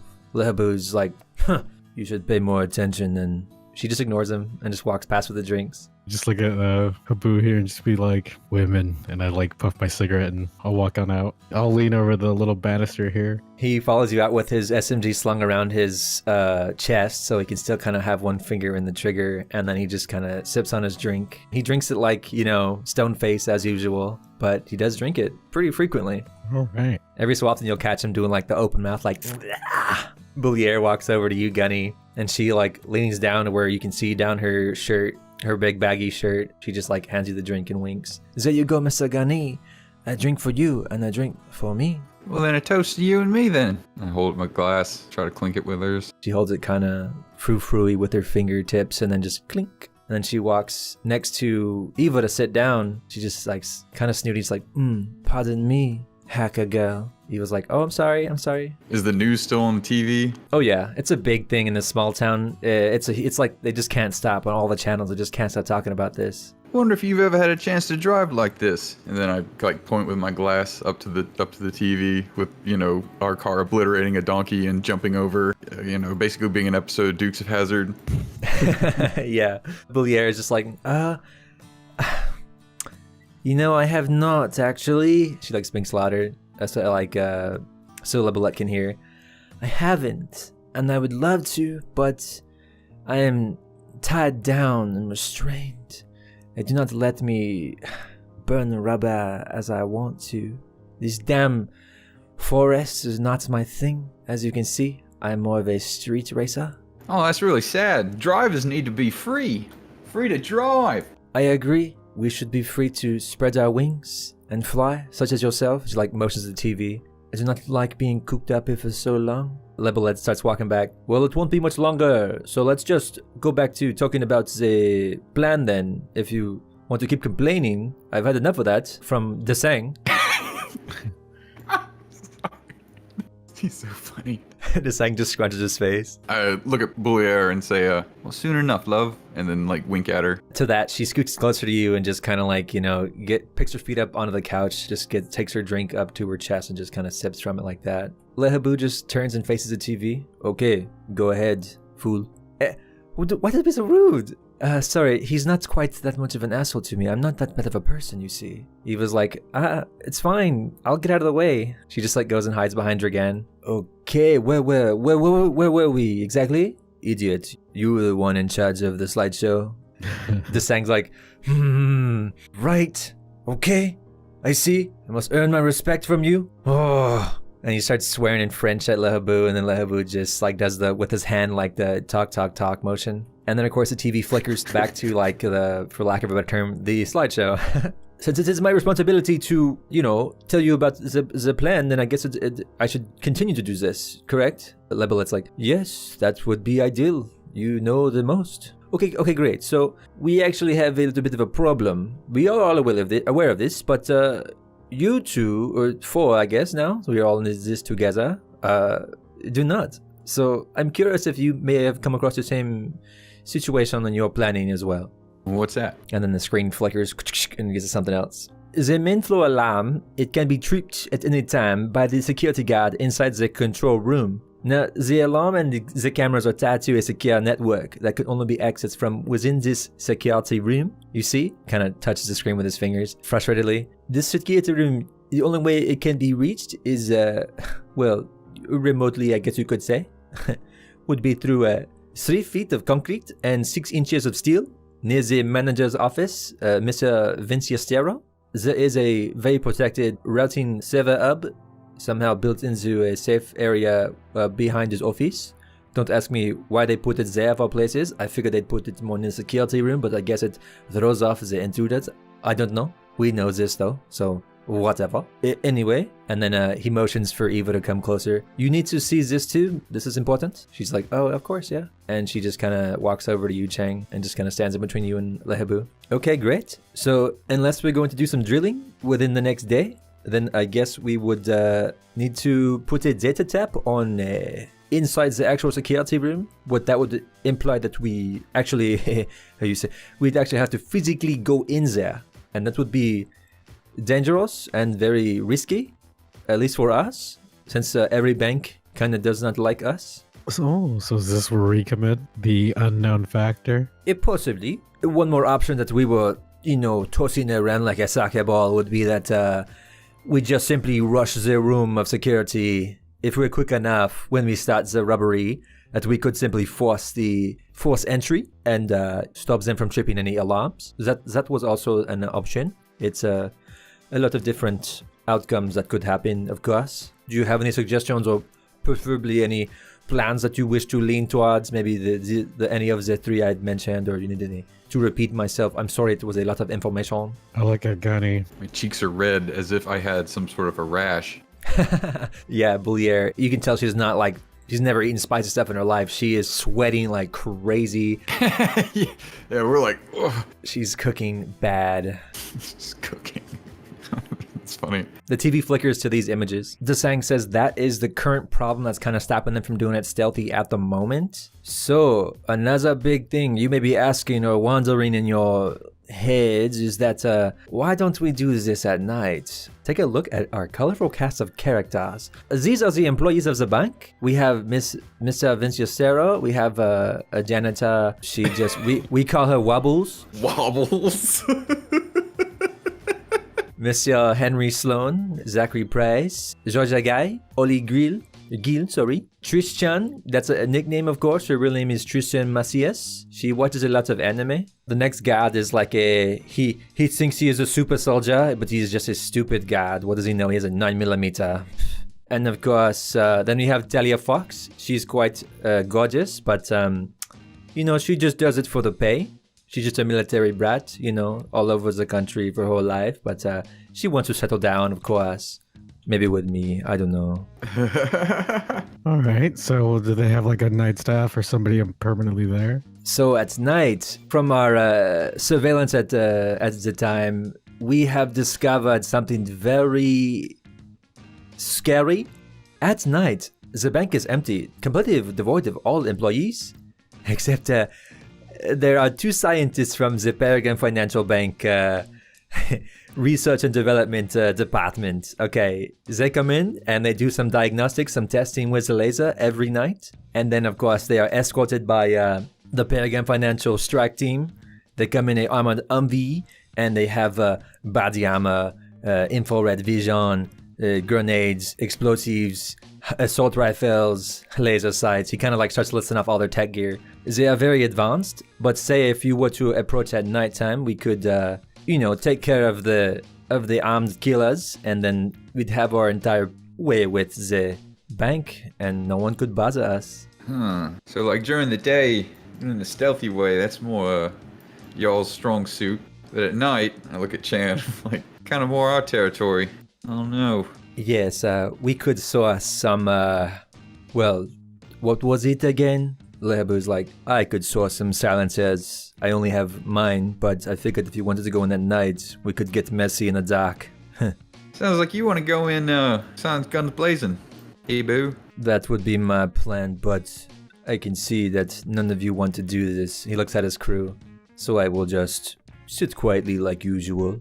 I start like scratching both sides of my head. Well, what's left of me logical brain says we should go in during the day. The concussion is telling me she should go in at night. So out of game, all we gotta do is get like a data tap on that into the security room, right? Into the office, I believe. That is an option, yes, to remotely disable any silent alarms from, or any kind of alarms from being sent out from that office, period. If y'all disable the security room, the walls won't go down. So we need 2 hackers basically no matter what to get to their safe deposit boxes. They need a hacker. Well, it's just like a dongle or something they hook up to a computer, right? It's even easier than that. You just gotta like put it physically on like a cord that goes in the computer or in a wall outlet or something like that. It just kind of clips on like a hair clip almost. So we could drill a small hole into the office and like, you know, dental mirror that shit in there. You see, we could do that, but my equipment is not that small unless you want to do a big hole, but then that would be more easier to notice. I could possibly work on, well, hey, how about you, Eva? What could you cook up for us? I think since you are kind of like another hacker, you may have some ideas. Why do you call this one wobbles? Lebelet, he looks kind of embarrassed. I do not call them wobbles. That would be the Sang and Boulier. They like to watch the surveillance footage too much.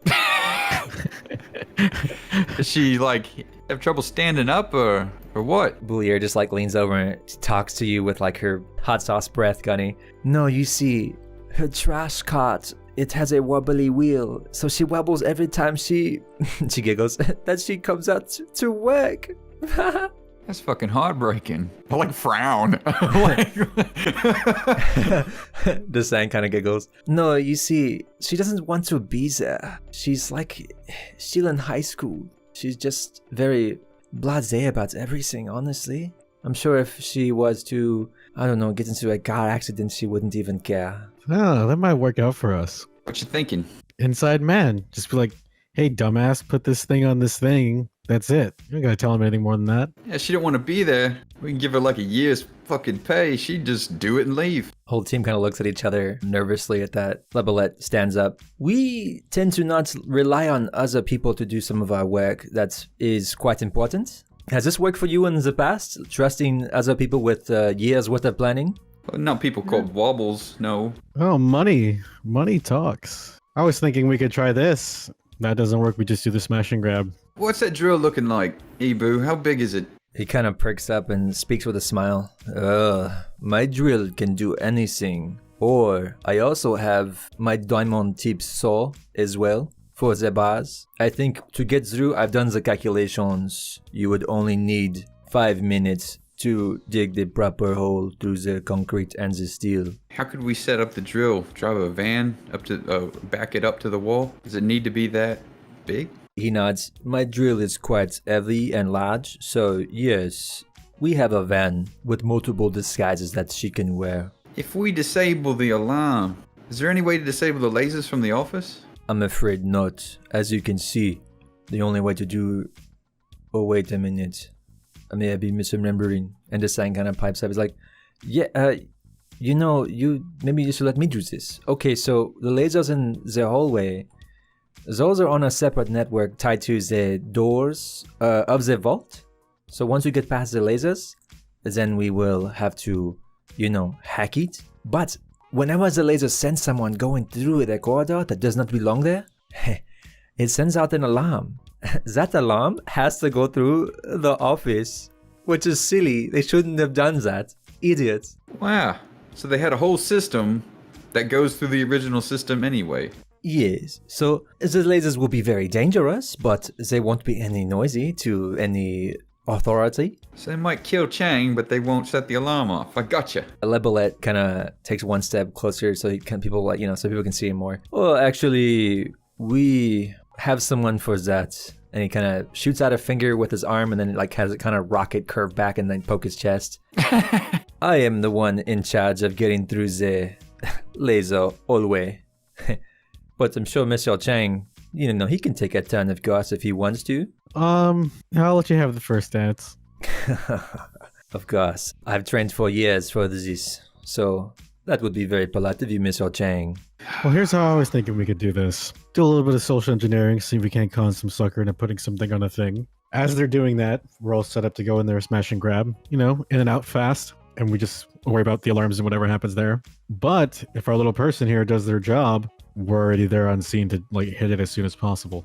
No alarms. I don't know, the plan still goes on no matter what. It's just one gives us a little bit of opportunity than the other. We might as well do it if we're planning on going in loud in the middle of the day anyway. I don't think we're going in that loud during the day.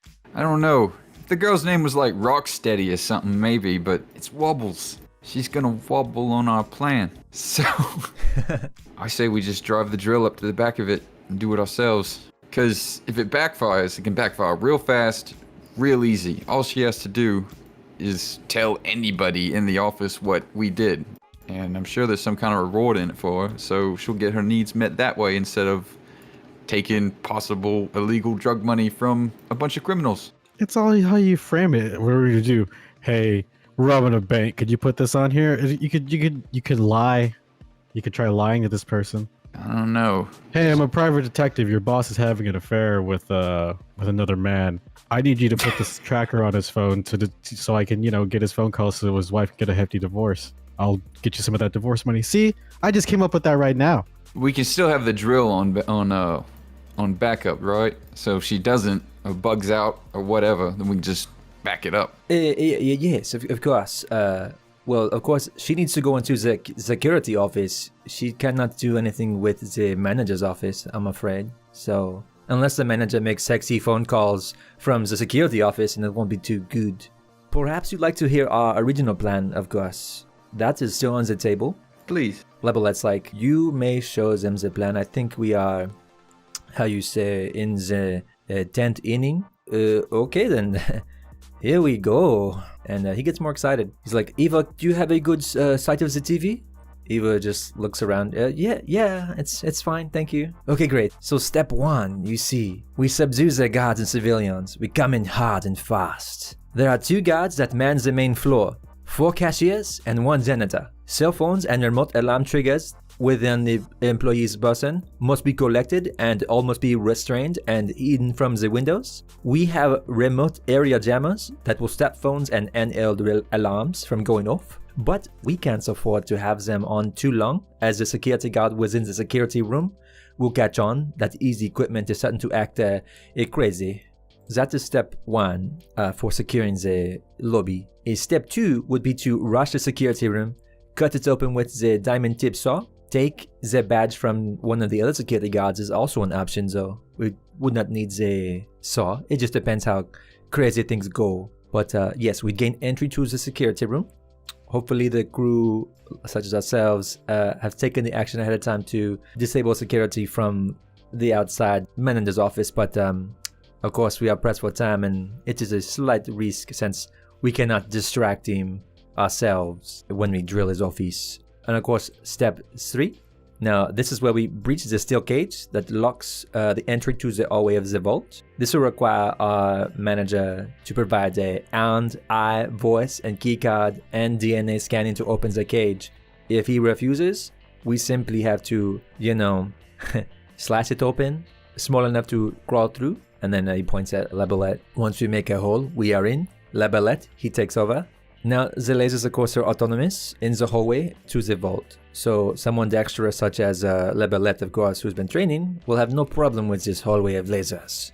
He will get on the other side and plug me in remotely, which is where I will do the hacking, disable the lasers, and open the vault, which seems easy enough from the schematics I got.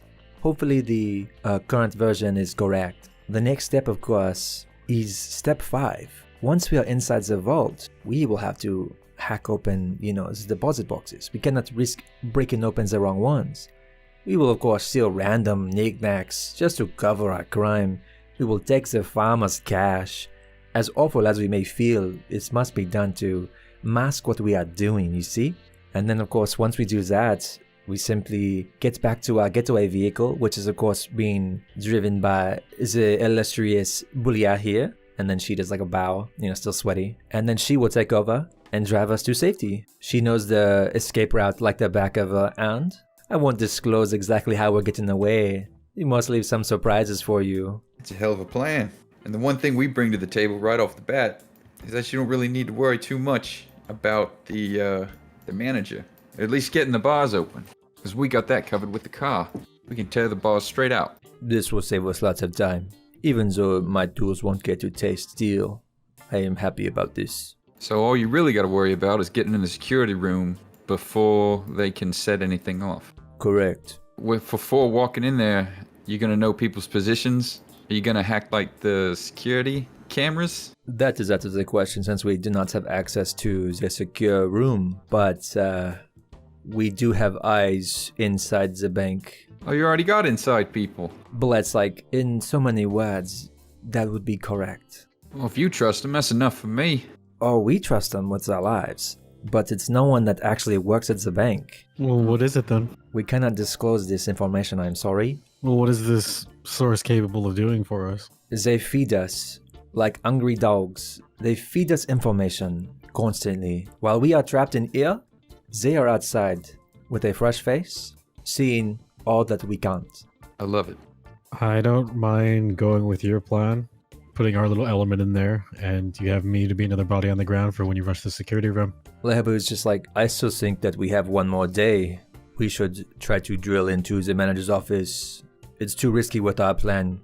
I don't like it. Bum rushing the office is just not my thing. I don't want to have to kill anyone. As much as I want to kill Chang, I don't want to kill anyone innocent. Well, you're right about that. I'm not an innocent. Lehabu smiles at that. I know. So out of game, it's also an option to pre-drill the office. You can pre-drill anytime before the day of the heist. Y'all have the rest of today, tonight, and then tomorrow, an entire day as well. Pre-drill the office in order to disable any controls that he has in there. Yeah. Okay, because that was my next question: is the manager himself, would he have, even if he wasn't in his office, does he have like a radio or a remote activation for the thing? Drilling the office and putting the bug in there would just totally neutralize him. That would be correct. You see, the manager, he always carries a remote alarm trigger, but our jammers can stop it. And as well as I think randomly some of the employees also have some as well. But again, the jammers. Yeah, I like the idea of going early and drilling early. We can go in hard and fast later, but right now let's poke around. Boulier, could you, maybe Baled? Baled pipes up. As you can see, we still cannot leave our house, but we don't mind letting you go, as long as it's for work.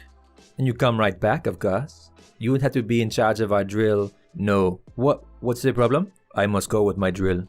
Okay, can we talk about this later? No. Okay, you're putting me in such a tight position, Lehabu. He speaks in French to him. They speak back and forth in French for about a minute. And then Lebelet's like, okay, fine. Then why don't we'll give you a pass. You cannot put your dumb face near the window of any vehicle. You must be in the back of the van. You will only drill and then go back under your blanket. That is it, Hebu. That is it. That is fine. And Labolette, he pulls out a pair of keys and he jingles them in his finger. If you want to go with the plan of drilling ahead of time, the van is outside in the backyard, and here are the keys. Lehabu nudges Eva with his barrel of his gun. She jumps. Oh God! Are you sleeping? No. Why are you so still? I'm listening. Why are you just looking at the wall? She's a computer nerd. You know how they are. She doesn't feel at home when she's not plugged in. Exactly. Yeah, of course. I just don't feel at home, you know. I like to be surrounded by at least 6 computers. Very well then. I'm sorry if I assumed something that was incorrect. Well, I actually have a question. This might be awkward, considering all that's been said, but maybe not. Why does this one smell like a car? Points at Eva. Everybody, all the French people, they all, even like Belair, she kind of climbs up on the couch and turns around to look over the little shelf. Everybody just gets really quiet and looks at Eva, and then Eva just kind of freezes up. I take a sip of my drink. She kind of like bounces up on her toes and then bounces back down. Believe it or not, I actually hack out of a garage. I do some stuff with the cars. I just mainly help like push engines and whatnot. I don't actually fix stuff or anything like that, if that's... What are you getting at exactly? Why are you so mean to me? It's just odd. Why do you look like you are a mechanic? Your aunts look exactly like Boulier's aunts. You smell just like Boulier, aside from being, you know, flowers. What are you trying to say? I'm trying to say that you are also really good at fixing cars as well. Why did you hold out on us? You seem like you know a thing or two about the vehicle and the computer. She's a Renaissance woman. Yeah, exactly. I'm here for the hacking, not the driving, or I don't drive. I just look at my car. You saw my car, right? I did not. What is a car? Billet's like, and then Boulier cuts him off. Huh, it's a rental car. It is a piece of shit. Well then, I will keep an eye on you. You two, you both will be going along for the drill. I wanted to. If this is the case, you do not need so many to go do a drill. You will have me to operate. You will have and Chang to be watched and drive. Gunny, you may actually want to drive, but you two must come along. And then he points the gun at Dragan. And you, old man, you must stay as collateral. Dragan just walks around the pillar, you know, walks up to Lehabu. If you think it's necessary for me to stay here, then I guess I have no choice, Mr. Owl. That would be correct, Mr. Dragon. It's Dragan. I don't give a shit what your name is. You are staying here. So go back to your books. We will keep a close eye on your friend. Boulier, you must have a gun on him at all times in case they decide to change their plans on me. Of course, I will keep a very close eye on Mr. Dragan. Take a drag of my cigarette and just look at Habu here. You know you clutch more flies with honey than shit. If you weren't so antsy with us, I'd be way more comfortable. I mean, we waltz right in here. We're at your mercy here. You don't have to flex it on us anymore than you have to, you know. Monsieur Chang, plenty of animals feign innocence and helplessness to get the killing blow on their prey. I do not trust you. I do not trust Eva. And I do not trust Monsieur Dragan. Well, I clearly don't trust you, so makes us about even. I guess you're right. We are very even on that level. But on the level of me putting a bullet through your eye without thinking twice, I'm afraid I have the upper hand. That you might, but we could be friends, you and I. We both wear sunglasses indoors. He just stays quiet and like lets that be awkward. Just give him a nod and go back to drinking my drink. He finishes off his drink as you do yours. Eva turns around to you. Are we gonna drill tonight? Or because she kind of tries to like calm herself with conversation. She's like, or maybe you know, she like knuckle punches you, Chang, softly. Maybe you can finally take me out to dinner. Or maybe not. She like looks at the house. Yeah. What am I getting? Some dinner, you know, get some fresh air. Labalette's like, I'm afraid you cannot go get dinner, but Boulier here used to be a famous chef in France, and Desang likes to pretend he can cook. I can cook just fine, thank you very much. Boulier's like, your cooking is shit. It's hot garbage. She's very giggly from the alcohol. I'll turn to Eva and be like, see? Having a handmade meal by a French chef, that's pretty good, right? Pretty good for this town. He was like, you know what? When in Rome, or France, I guess. Everybody elapsed in French except Lehabu. So, if that is the case, we will be dining in tonight and working tomorrow. I don't know if there's probably like an actual shift changeover. Like somebody stays until the person comes. Like I don't think they're... I don't know, maybe we'll have to look into it. If there's any kind of staffing gap, that would be the best time to do the drilling. You know, at 5 a.m. when the night shift leaves, those guys that fix up, and then the people come in for the day, do they actually like high-five each other and sign each other out? Or will the night crew like leave, and assuming that a few minutes later the day crew will come in? Because if there's any kind of a gap, I think that would be the best time to do it. Desang just says, No, one crew goes in and they stay the entire night, but from our surveillance with the EAT signatures, most of the EAT stays in the lobby or the vault. We count around, I think, 6 sometimes go in, and only like 2 hang out in the lobby. Not too many people to worry about if we hit it fast. It's pretty good. The people that come in to fix the night crew, they're like well armed, right? Yeah. We might wait till they're like the moment they're off the scene, so the day crew is there, yes, but they don't have guns and night vision goggles and stuff. That's a good point, actually. Gain an octane point. There would be a gap from when the spec ops leave because they can't be seen, period. So they leave a little early before the sun comes up, before the employees in the bank even opens. Oh yeah, that's what I'm talking about. Yeah, that's the staffing gap. That's what I wanted. That's where I want to hit. Yeah, totally. I understand now. Yes, that there would definitely be a gap there. Absolutely. They've staked it out so long that yes, there is at least like an hour gap. Yeah, that would be the perfect time to do it. And then as soon as it's up, we just roll in and do our job like normal. The fucking security team would be there. They'll be none the wiser, and we got it. So Friday morning, we'll do the drilling, and then whenever hour of the day want to move in, we got it. Yeah, we wouldn't have to drive back and forth and expose yourselves either. Y'all would just do the drilling and then stay in town. What time during the day that they want to hit it on Friday? They wanted to hit it as soon as the bank opens. Oh, there we go. Oh, perfect. All right. Why don't we reconvene later? But I think the plan is pretty good. I'm happy with it. My people are happy with it. So why don't we resume the usual movie then? And then Boulier pulls out the remote and puts on Ratatouille. They were like halfway through it. Fucking God. Of course they're watching Ratatouille. She's like, this chef is so sexy. The woman one. She's so fierce. I love her. Laboulette excuses himself. He's like, if you don't mind, I'm going to go outside and smoke. Please enjoy yourselves. It's almost out of game. That's almost suspicious. French people don't need to excuse themselves to go outside to smoke. They just light up wherever.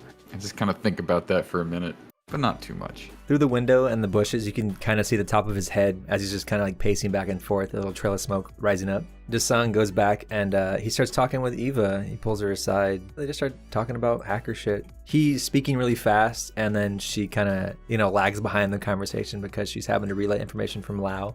Boulier, you drive, you cook. Is there anything you don't do well? I've never killed a man. Well, I'm sure if you try, you do it well. Oui, but the question always stands. Do I do it with the car, what I am most comfortable with?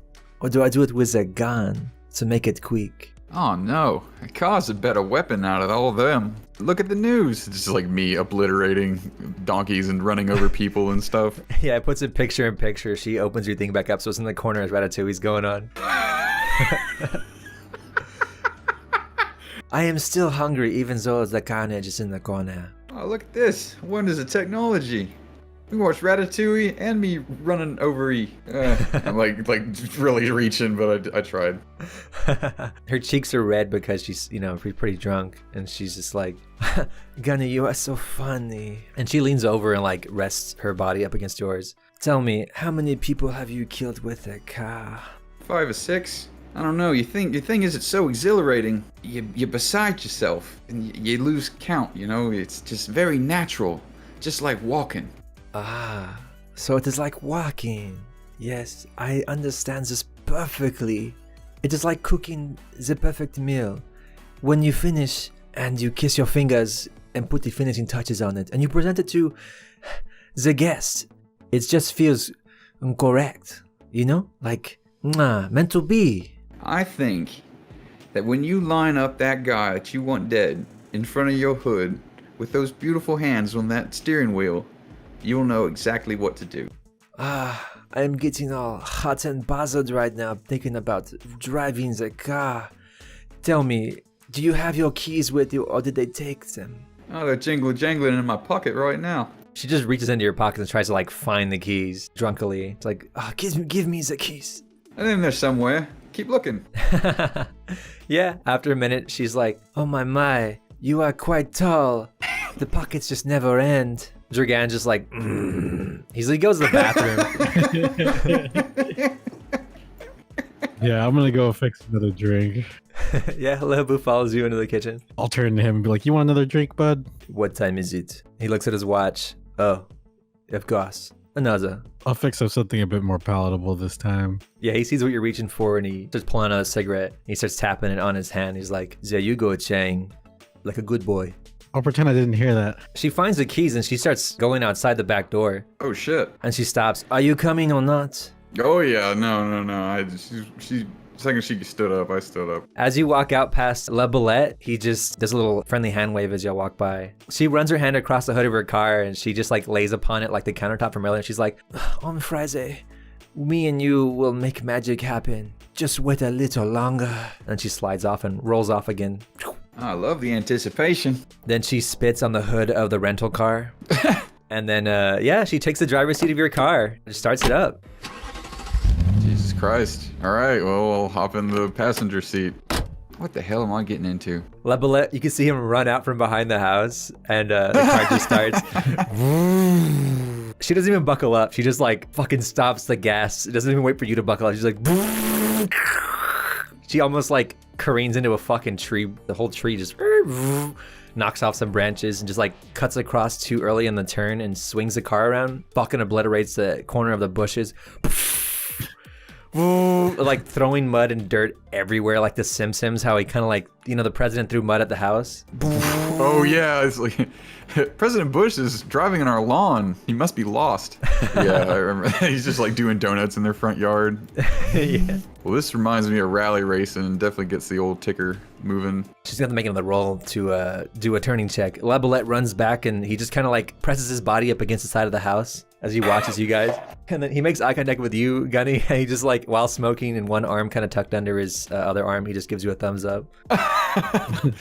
Yeah, I give him like a huge smile, like big open mouth smile. I give him thumbs up too, while I'm trying to put my seatbelt on at the same time. She doesn't make it so hot with this roll, so she just like nearly like clips the back end of the van and just like throws mud all over the doors of the shed. Rips around the van through the little bit of the woods that poke in, just circling the van, and then she looks at you and starts a conversation while like maintaining this circle. So, what are we cooking tonight? I am very hungry now. Well, it might be a long night. Something that's gonna stick to our ribs, you know. Oh, wonderful. She overly reaches to the shifter and like her baggy shirt kind of falls and it reveals like, you know, her shoulder. Oh yeah, that sounds fucking wonderful. She like closes her eyes and screams, so it's even more dangerous. Her phone starts to ring, and you can see fucking La Belette like frantically on the phone. She doesn't answer it though. It's like a picture of him like frowning. He shows up on the caller ID. Yeah, exactly. It's like him trying to walk into a room. He starts to like walk towards the car and like flag you down physically with the phone in his ear. She just ignores it. Like she opens the window and just screams out of it, "Whoa, whoa, whoa!" Seems like you hadn't done this in a while. Been cooped up too much. They let you drive? I've been way too cooped up in this. And then as she waits to spin around near Belette to say the word, in this piece of shit, fucking goddamn merde covered forest house. Well, now it's covered in mud. I think that may be enough. We may end up getting stuck. Oh no, we don't want to tire ourselves out too early, you know. Oh, of course. She just puts it in park and turns off the car and then throws the keys in your lap. Thank you so much. You see, the night is long like me pockets. Of course. I cannot wait to see more of your pockets. I hope you have more than just car keys in there. And like she kind of says that while getting out. So she kind of says it to La Belette. He just like, you know, does a very confused look. Are you quite finished now? That was very dirty. I'm filthy now. I must shower. No worries. She hiccups. I was just being escorted by my knight in shining armor into the house. You see, we must finish the rat movie. Sure. Yeah, I put my elbow out so she could take it. Yeah, she takes her elbow and like lets you lead her. La Belette's like, oh yeah. That's right. God damn it. We're gonna go watch the rat movie. Lehabu waits for a drink. He's like, so Chang, tell me, what was Hong Kong like? I've always wanted to go there. Well, it's not much now. Between the war and the virus. Used to be a shining neon dream, though. Tell me, and don't lie, because I can tell when you lie. How was the killing? He actually like kind of sounds happy to ask this question. Oh, there was a lot of it to go around. Maybe too much. You don't like money then, I guess. Well, not this kind of killing. It wasn't the for hire kind. It was all ideology. I do not approve of that type of killing either. Tell me, Chang, which side were you on? The ideological side or the money side? Oh, I'm here, aren't I? Money. That is admirable. For the first time the entire day, he takes his finger away from the trigger and he puts both hands in his pockets while waiting for the drink.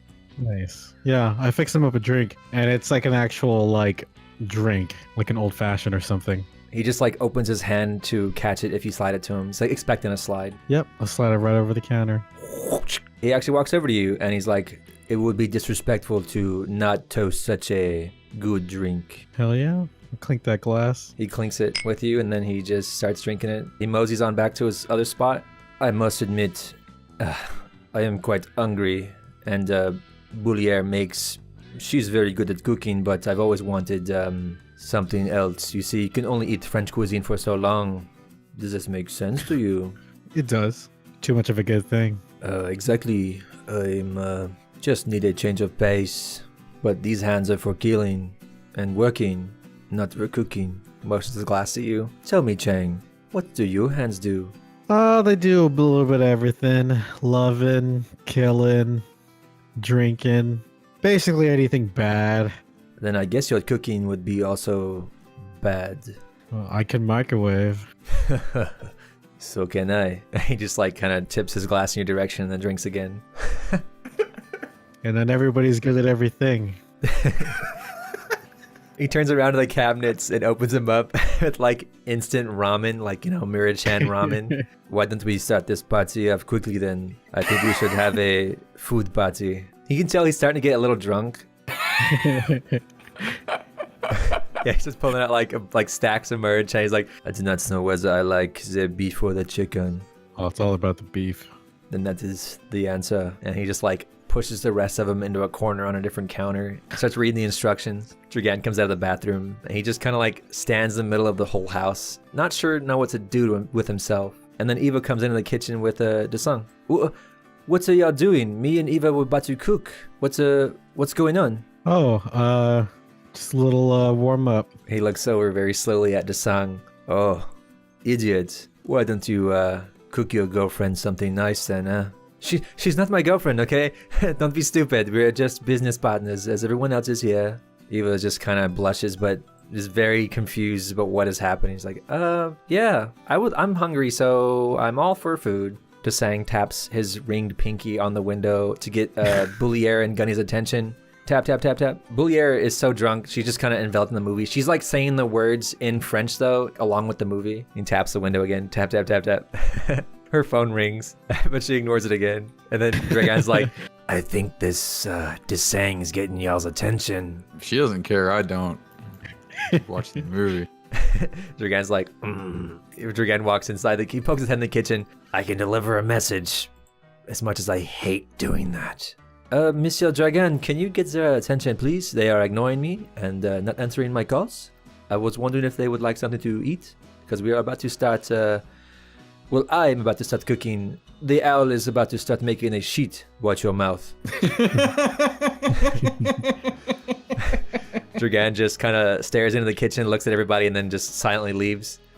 Did not mean to interrupt. And he bows. But Desang is asking that, what would you like to eat? They are about to begin meal preparations. And then Boulière just like really quickly on accident jumps up really fast and almost like knocks your jaw, Gunny. Hey, what? They're cooking without me? This is a travesty. They will waste my food. Gunny, please escort me to the kitchen. I must teach these roughhouses how to cook properly. Alright, love, show them how it's done. Better take my arm and escort her in there. She like kind of points to the oven. You know, she has to have you hold her up, but then she kind of like throws herself on the counter and then starts listing off ingredients and food. She's like, okay, listen up, you fucking miscreants. We have bourguignon, ratatouille, we got confit de canard, and we got tartare. Okay? So take your pick. And everyone else just kind of stays silent. What's good for hangovers? At a game, all I can think of is boomerang. You want a meat pie? Get a boomerang. There's a brand of like frozen meat pies, which is big in Australia, and they're just called boomerang. And we saw them in the store here a while back, and that entire trip was all I kept doing was saying that. It was like, you need a pie, you get yourself a boomerang. Like a fake commercial. I don't know. It's just, that shit's funny. That's to me. fucking awesome. She counts everybody in the room. You can tell she miscounts. She counts way too many people. She's like, I have more than enough food to make a bouffe bourguignon for the lot of you. Chang, what does your friend want? And she points to your right, Chang, where there's nobody standing. They just want something tasty. Try to like play it cool. I'm like, whoa, everyone's getting fucking lit. She fucking opens the oven and she just looks inside. It is not hot yet. And then she starts pressing buttons. She starts listing off ingredients, and then like while her head's in the oven, Gunny, you need to get the beef. You need to get the mushrooms, the red wine. We're going to braise that. The beef broth, of course. Seasoned vegetables. Yeah. Step 1, gather all ingredients. Step 2, get your head out of the oven, love, while you're trying to turn it on. Oh, come on. Yeah. You like pull her out. You pull her out, and she stands up. I don't want to burn that pretty face, son. Yeah, she falls into your arms. Oh my, that would have caught my makeup on fire. I take a sip of my drink and like look around the room. Like, is anybody else looking at this? This is like. I'm almost baffled. As you do that, Chang, Lehabu slides his empty glass over to you, Chang. He's like, he slams his gun on the table, like the barrel of his gun. He's like, Monsieur Chang, the glass is empty. All right. I'll whip up another one. Shit, I'll just make a few for whoever wants them now, because oh yeah, looks like this is trying to go a party. Actually, Chang, I think I'm a few behind if you want to get me at least one. Desang slaps you on the shoulder as he walks by Chang to the pantry, and he's like, oui, make me one too. Okay, then. If you look through the window as this is happening, Dragan is in the other room just kind of like in guard mode, and just like his head is just swiveling around every like minute or two. Desang, he just starts helping you. He starts passing you ingredients, Gunny. You can tell this is all imported from France, so it's all like in French writing and stuff like that. Oh, nice. Oh yes, of course. We do not eat American garbage. Everybody who's French laughs. How do they laugh? You do the French laugh. You. Yeah. I was like, how do they laugh? I gotta hear it. Yeah. Thank you. Boulier just turns on the fire on one of the burners and just like lights a cigarette with it like while it's in her mouth, and she almost burns her hair, but then quickly stands up. All right, Gunny. Now it is time to watch me work my magic. Are you ready? She got the cigarette out. Oh yeah, I was born ready. All right then. Then simply you need to stay close to me so you can pay attention. Soon you will be cooking for me. Oh yeah, we'll cook up something real hot. Kind of bump up to her. Hopefully not as hot as Monsieur Chang's drink from earlier. And then she does like just, they all laugh.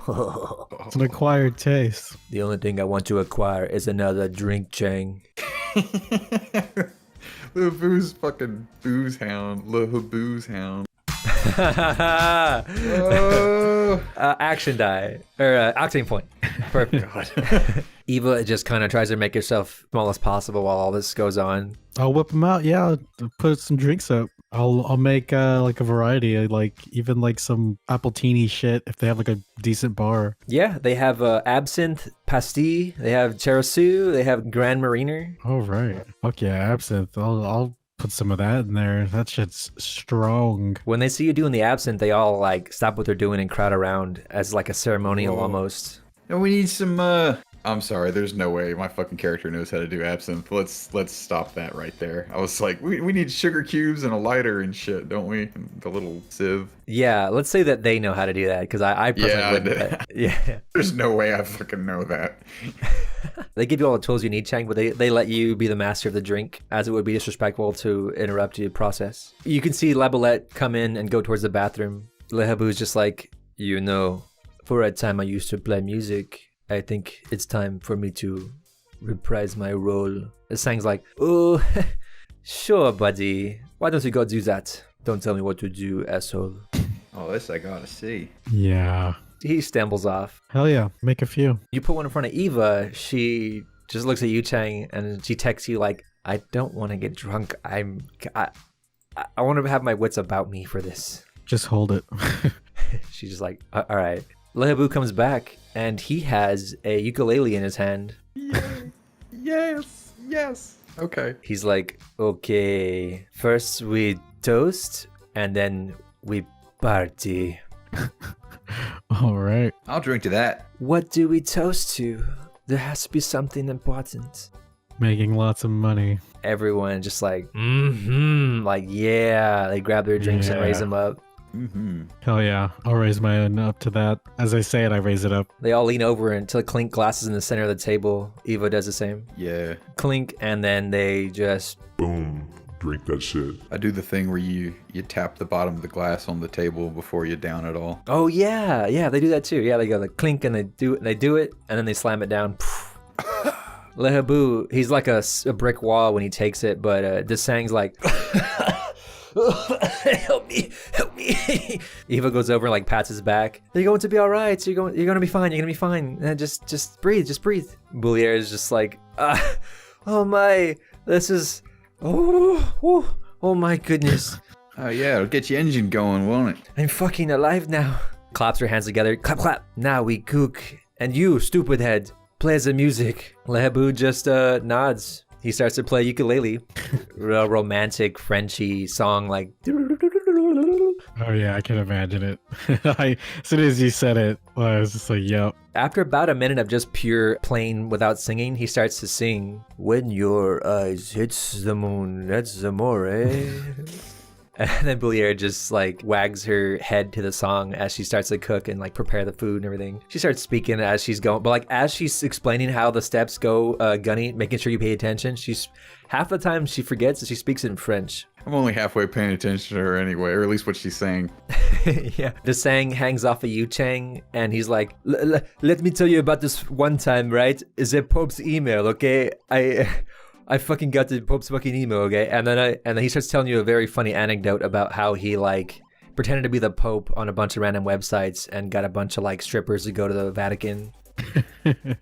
Tell me, Eva, sorry, what is your best hacker exploit? You must share it with us. And then like Habu just kind of like nods to that as he continues to sing. Eva has to roll. Roll, Eva, roll. So there was this one time where I went to an ATM machine and I hacked it and like it threw money all over the place and then like almost got caught. It was super scary. And then Desang just stops. I'm gonna start laughing. Oh, Eva. Oh, Eva. You're crazy. You're so funny. Everyone else kind of laughs because they were kind of half paying attention. But Desang, he was like really paying attention. The laughter just kind of washes over his perturbed face. And then he just kind of turns back to the whole group. Yes, very, very funny. That's a good one. It's jokes. Like I said, she's a Renaissance woman over here. Mechanic, hacker, and a fucking comedian. Eva just texts you, "Thank you so much, Chang." Ballet walks in with he's in a bathrobe and he has a towel draped over the back of his neck. His hair's still a little wet. Oh my god.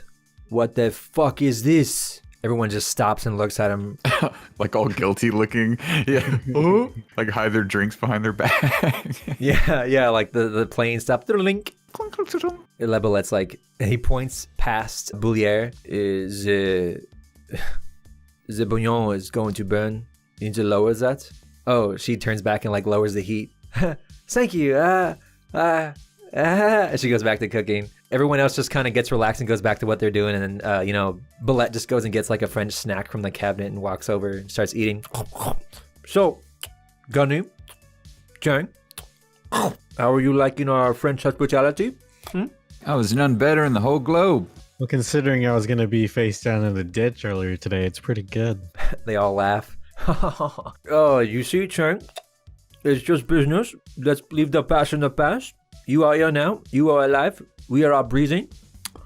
I think that we can all celebrate life together, and I think we will soon be very rich. So we will be very wealthy, healthy, and French.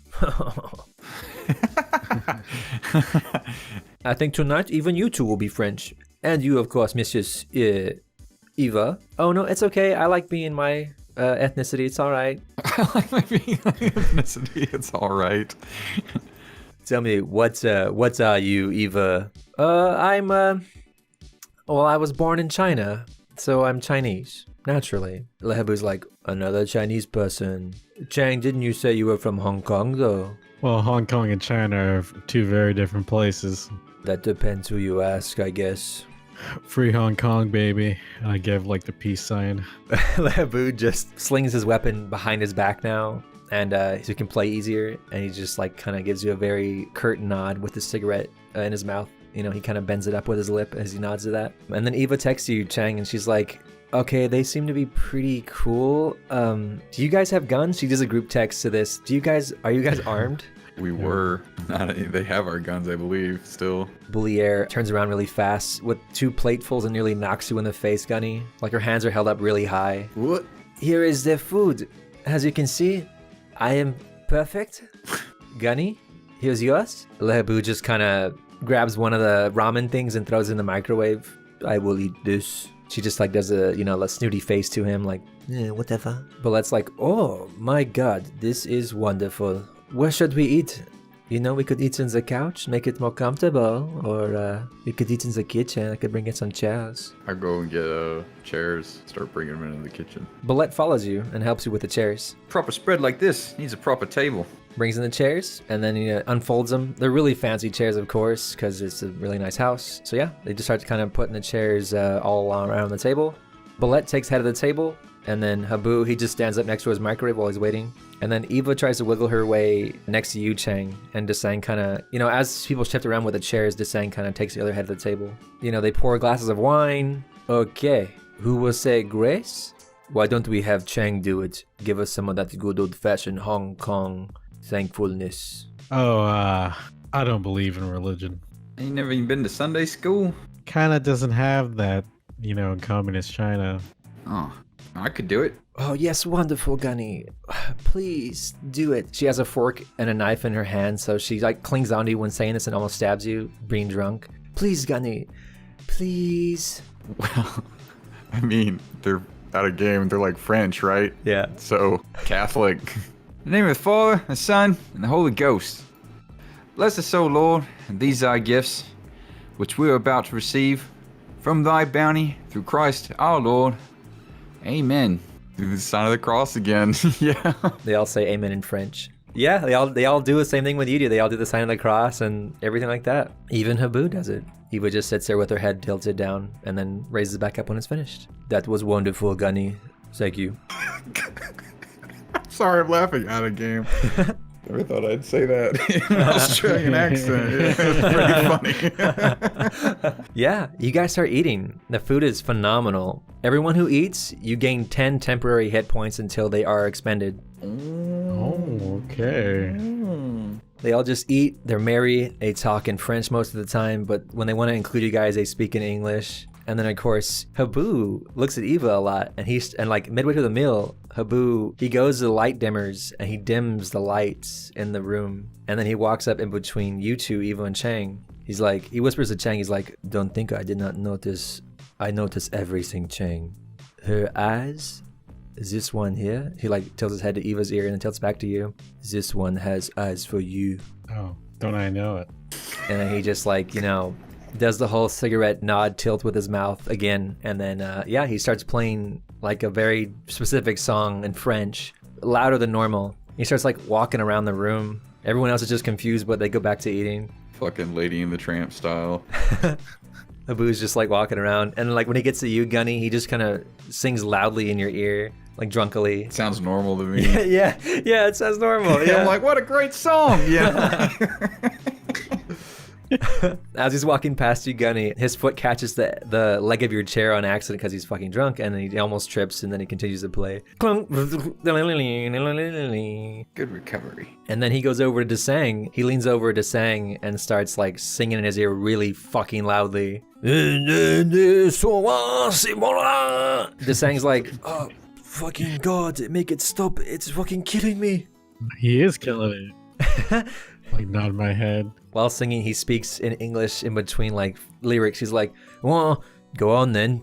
You know the words. And then just saying, he finishes his wine, downs it real quick, and stands up and puts his arm around Habu. And he stands on his chair, and they both start singing and dancing together, like around the chair. And then La Boulette just has a cigarette in his mouth. He starts clapping to the song. Oh my god, that's exactly what I was about to do, is put the cigarette in my mouth and start clapping on the rhythm. Yes, yes, I do that too. I'm dead serious. On my life, that's what I was about to do. Oh my god, yes! Yeah, dude, they fucking go hard. The song like jumps on the chair. You can hear the chair creaking in pain. Boulier just kind of is just really enveloped in the taste of her food. You can tell she's savoring it, but she's like kind of slowly rocking her head to the music. And then Eva just looks at you, Chang, and she just like gives you a very, very soft and warm smile. Yeah, I'll smile back. I'm pretty apprehensive about the whole thing here, so I'm just trying to, have fun. Dragan is just like staring through the window because of all the ruckus. Poor Dragan. He's just like looking inside. There's like, angry old man face, like the keep it down face. I do the wave, like, come the fuck inside. He does a little nod to you and he comes inside. And then he kind of just deftly maneuvers around all the people and he just leans his head in next to your head. And he's like, yes? Come on, man. You look like a 60-year-old orphan out in the snow. Come in and have a drink. Yeah, I like jingled my glass. I am working, actually. Aren't we all? I'm working It's too. called social networking. It's called keeping sanity. If this is what you desire, then I will partake in merriments. Where to start? Well, don't hurt yourself now. Start small. You see these two sides of your mouth? You can actually put them up like that, and you got what's called a smile. Like, I have my hand up to the size of my mouth, like pushing it up, like. It's like, wow, you're really pushing it. Yeah, that's what I'm doing, like, just like this, see? He puts a hand on your shoulder, Gunny, and, he pats you. I think I understand. He actually gives you a genuine, again, like you've seen it before, a fatherly smile where it's very warm and his eyes go soft. All right.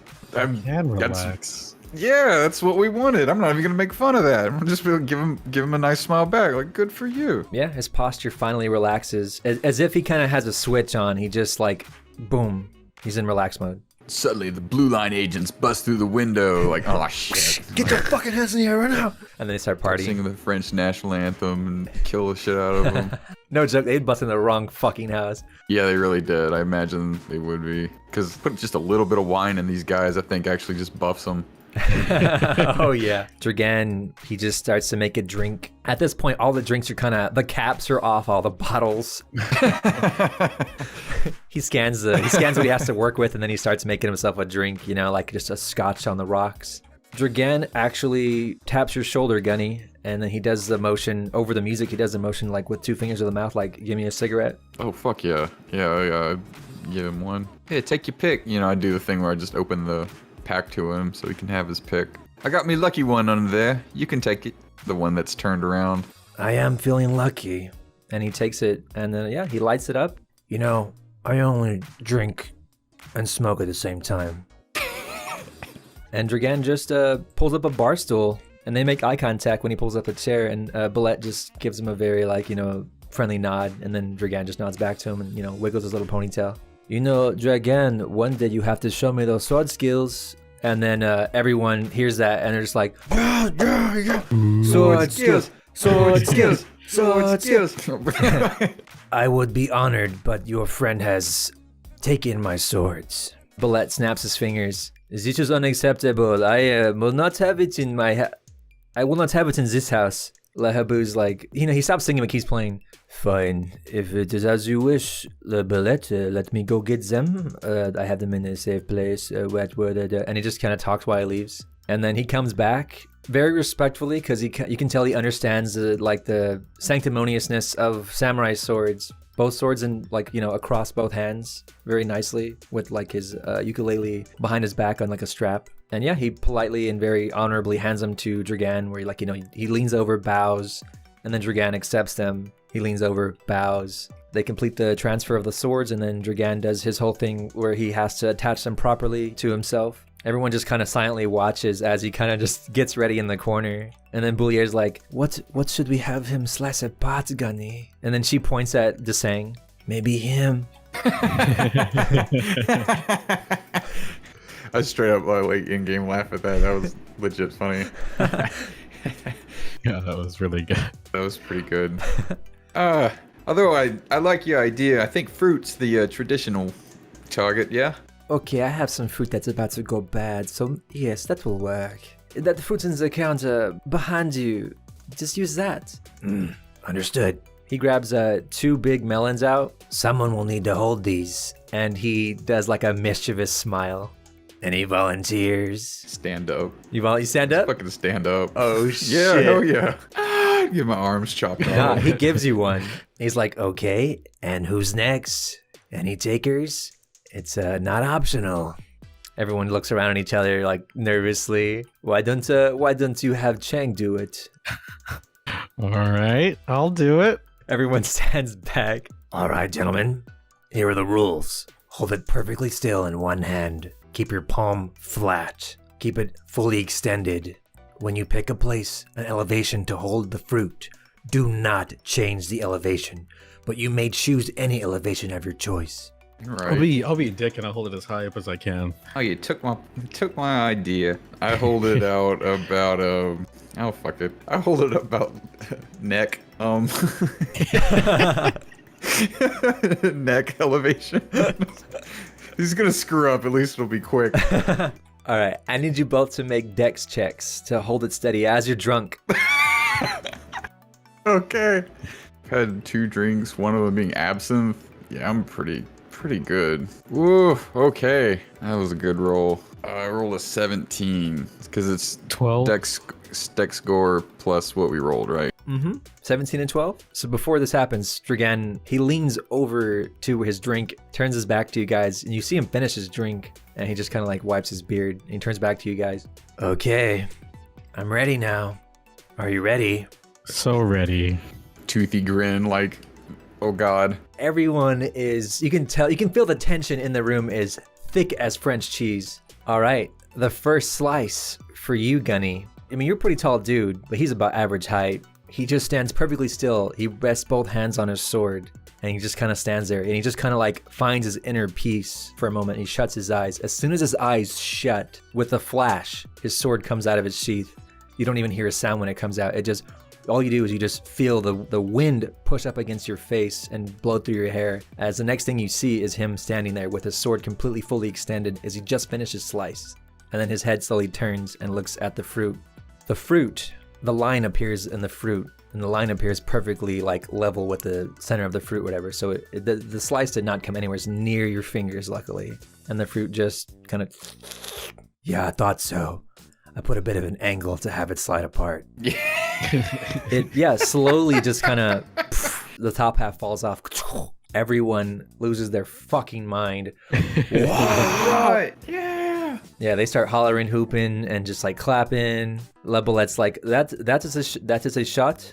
That every successful cut is a shot. Not for you two though. Yeah, they all go over and take shots of vodka. Yeah, even Eva does it. She's like, fuck. They kind of, they crowd around her and, like, all right, Eva, you go for it. All right, Dragan just takes 1 half step, and then he just says, Gunny, I'm afraid you can't move, so stay there. Wait. I take a bite out of the apple and go, okay. oh, it was a melon. Oh, that was an apple. Oh, okay. Never mind. Fuck Bite melons. a melon. Sorry, I thought it was a melon. I got you. He puts himself just within range of you, Chang. Okay. Are you ready, Chang? Let's do it. Dragan just cracks his neck, and he sheaths his sword. And of course, the proper way to sheath his sword is where it makes 0 noise. So you just silently sheaths it. Everyone, like a circus, gets quiet for the next act. You blink. He disappears. His sword is out. It's in between both of you. He took about like a half step forward when he made this swing. It blows your hair, Chang, but your cigarette, it just splits apart, and it's the tobacco just shoots everywhere. The melon has a little bit of a crooked slice on it, so it kind of falls apart quicker. And then Dragan blinks and looks at your hand. He runs over and then cups your hand. I'm so sorry. I am so sorry. Oh my god. Oh shit. They're either really fucking good or really fucking bad. Take 4 damage, Chang. Yeah, he just slices a cut, like a really, like the harshest possible paper cut along the tips of your fingers. Oh, that will be healed by morning for sure. But it will be very painful to use that hand. thanks. We got plenty of disinfectant on the table, like looking at vodka. Yeah, he just nods. Yeah, that we do. He goes back and makes another drink. You better make me one. Of course. Yeah, we need a new bartender. Oz has a doctor's note. Yeah, he makes you a drink. Whiskey. He comes over and he slides you the glass. Lehabu looks over at you, Cheng. He's like, are you okay, Cheng? Yeah, I just hope his ego is hurt more than my hand. Dragan just like does the deepest possible bow. I am terribly sorry. Good. The cut was perfect. And then he just doesn't finish his sentence. We're not blaming you, William Tell. Don't worry. That's fucking funny. I mean, that concludes the night. Unless you want to do anything else. Like, they literally just get super fucking trashed the whole night. I'll be happy as long as at some point we sing the French national anthem. Oh, y'all sing it twice. Oh, fuck yeah. Okay. Oh, yeah. I learned that from a French rally racer. That was insanely fun.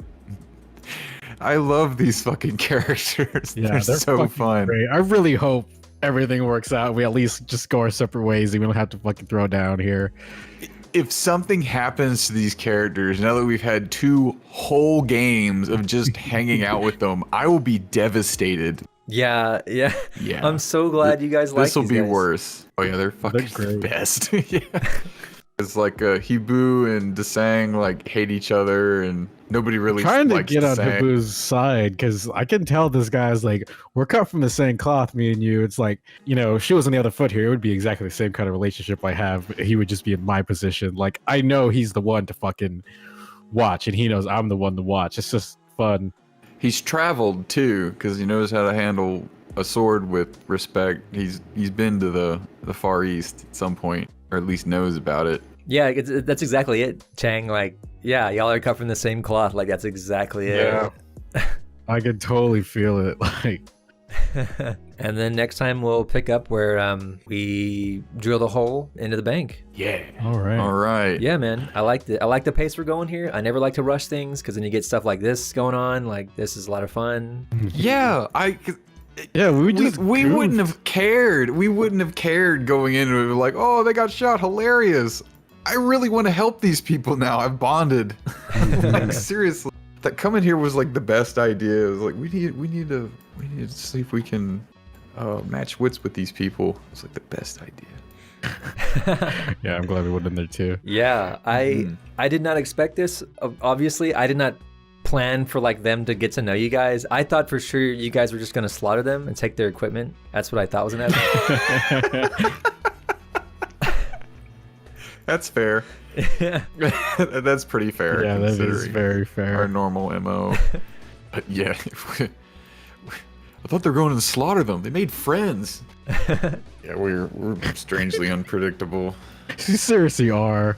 Yeah. Yeah, that's what I love about this. I love about y'all, and I love about role-playing games in general. Dude. It's like, it's crazy. Yeah, we Seriously could have easily gone the other way around and we just throw down. Throw down, somebody die. Like, you make a move, and when Lahabu had a gun to back of my head, just shoots me, like, they don't know us yet. Yeah. You just brains you immediately.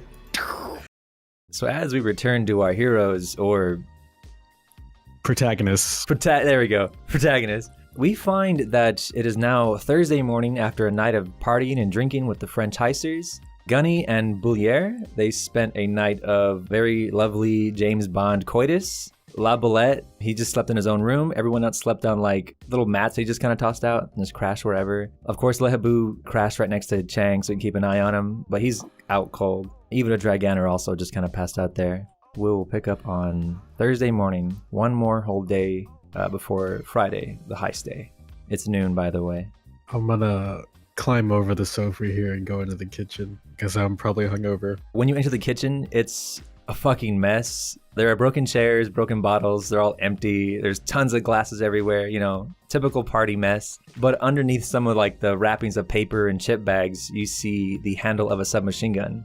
I'll just casually squat down and move some stuff out of the way to see if it's actually a submachine gun. It indeed is. It is Lehaboo's submachine gun. You know what? I'll pick it up and put it on the counter, like right there. It's dangerous on the floor. Okay, cool. Yeah, there's plenty of like juice, coffee, water, anything like that. Tea. Oh yeah, I'll just start chugging the first thing I see in it that's cold, like even if it's coffee creamer or something. I'll say it's OJ. Right from the carton. Yeah, the carton, yeah. Awesome. Gunny, you wake up next to Bouliere. She's passed out. Well, first things first, look over, see her, and just be like, huh. And swing my legs over the bed and sit up with my elbows sitting on my knees, leaning over and do the smoker's cough. Look around for cigarettes. Oh yeah, there's a pack on the dresser. That's what you do. Well, all right, Gunny, you still got it, old boy. And do the thing where I flip up the cigarette out of the pack and put one in my mouth and get a lighter somewhere, which I assume is nearby. Oh yeah, always. Actually, I get another one too, do the same thing and light two and wake up. Yeah.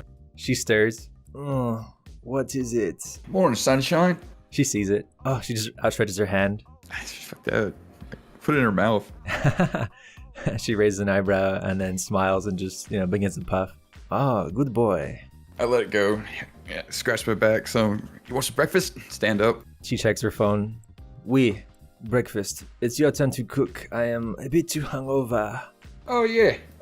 Just chill out here, sunshine. Don't worry about it. I got you covered. Have some kind of pork or dead animal or something and just walk out. You notice the house is not astir. Everyone's still passed out. I better tiptoe. Chang. Slam the refrigerator shut. Huh? It rattles off the glass. Shut the fuck up. I'm half expecting to kick a dog bowl because that's just what I'm used to when I actually do this in real life. And I'm like, Jose, be quiet. And I just kick a dog bowl like every time. It's hilarious. He's like, it was like past midnight. We went down there for something. He's like, you gotta be quiet. You make too much noise. And he just immediately like kicks the dog bowl. It was just like clang, clang, clang, clang, clang, shatter. This old school big metal thing. I was like, God damn. Infinitely louder than anything I did. What's in the fridge? Anything you want to keep cold, I imagine. Oh my god, get out of the way. I'll lean against the counter, my hand close to the submachine gun, but I'll still be like, sitting there like, exasperatedly drinking that orange juice. I need country ham and eggs. Oh, that's there for sure. And if I can get some kind of ham, I can make it country. Just fry the shit out of these. Just en masse. Whose submachine gun is that? Isn't that, Le Booze? I think it's like the houses, but keeping an eye on it. When they sell the house, the machine gun goes with the house. Anyway, how do you like your eggs? Fried or fried? Just look at them and blink. Boiled. Well, find me a pot. You just can't do anything. I gotta watch the stove turn on. You offer to cook, you should find the pot. Oh my god. Well, after finding the pot, I tell you, the first order of the day is we gotta figure out how to get the car back here. Because this is our staging position, right? Yeah, but imagine the car's got a lot of heat by now. We should probably just bring it when we need it. Take the risk of moving it, one extra time or just the one time to the actual job instead of here and then to the job. That's way more risk. The way I see it is if we do it here, we got sort of a buffer to get the heat somewhere off of it before we bring it to the bank. Because if we get caught on the way, then the gate's not coming down. Yeah, but we can also get caught on the way bringing it here, then the whole thing's fucked. I'm looking around for like a quarter or something to flip. I don't know. Yeah, there's like some European coins laying around. Tell you what, this country ham lands exactly as it is now. We'll leave the car where it is, and we'll wait. If we flip it and it lands face down, we go get the car today. Flip it. It's in the pan. I just flip it up. Give me a dex check. Drop the ham. Clang, clang, clang. Here we go. Now it's time to wake everyone up. I rolled a 4 and I have a 6 dex. You flip it, I will do a roll. 1 through 3 is face down, the rest is face up. It's face down. Ham don't lie. I stop talking like JFK. I don't know what's happening. Ham don't lie. Ham don't lie. I suck. Getting mixed up. What you say, Chang? I'm really laughing in game too. Just like I've seen you drive, so yeah, you should have total faith in me.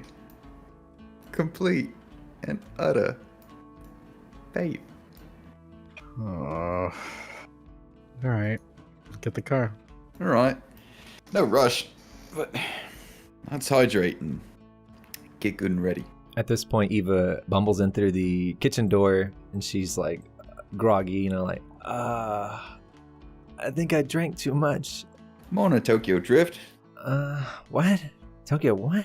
I just Eggs handed and her ham. orange juice. Oh, okay. And then she just like, head is static, but her eyes just shoot down to the gun and just waiting for like a response. Oh, that's the found house it. submachine gun. Yeah, I didn't want anybody to trip over it, so... Okay.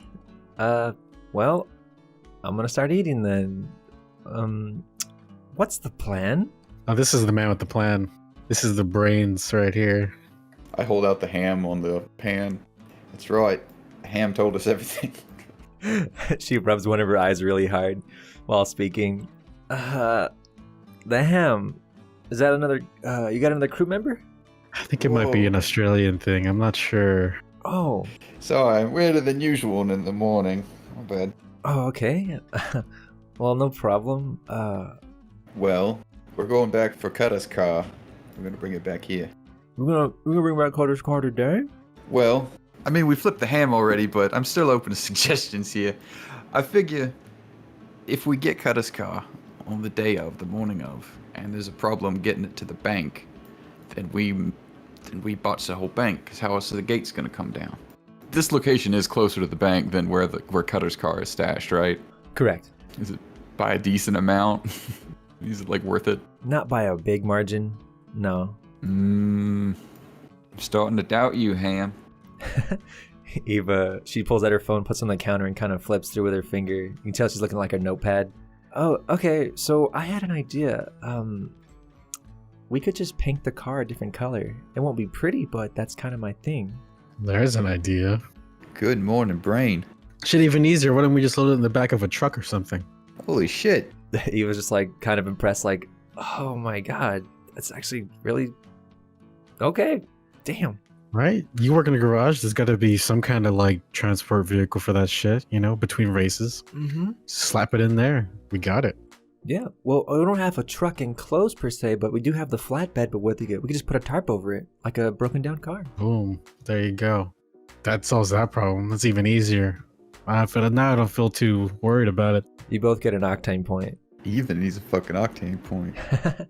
I will talk to some of my people at the garage, since I don't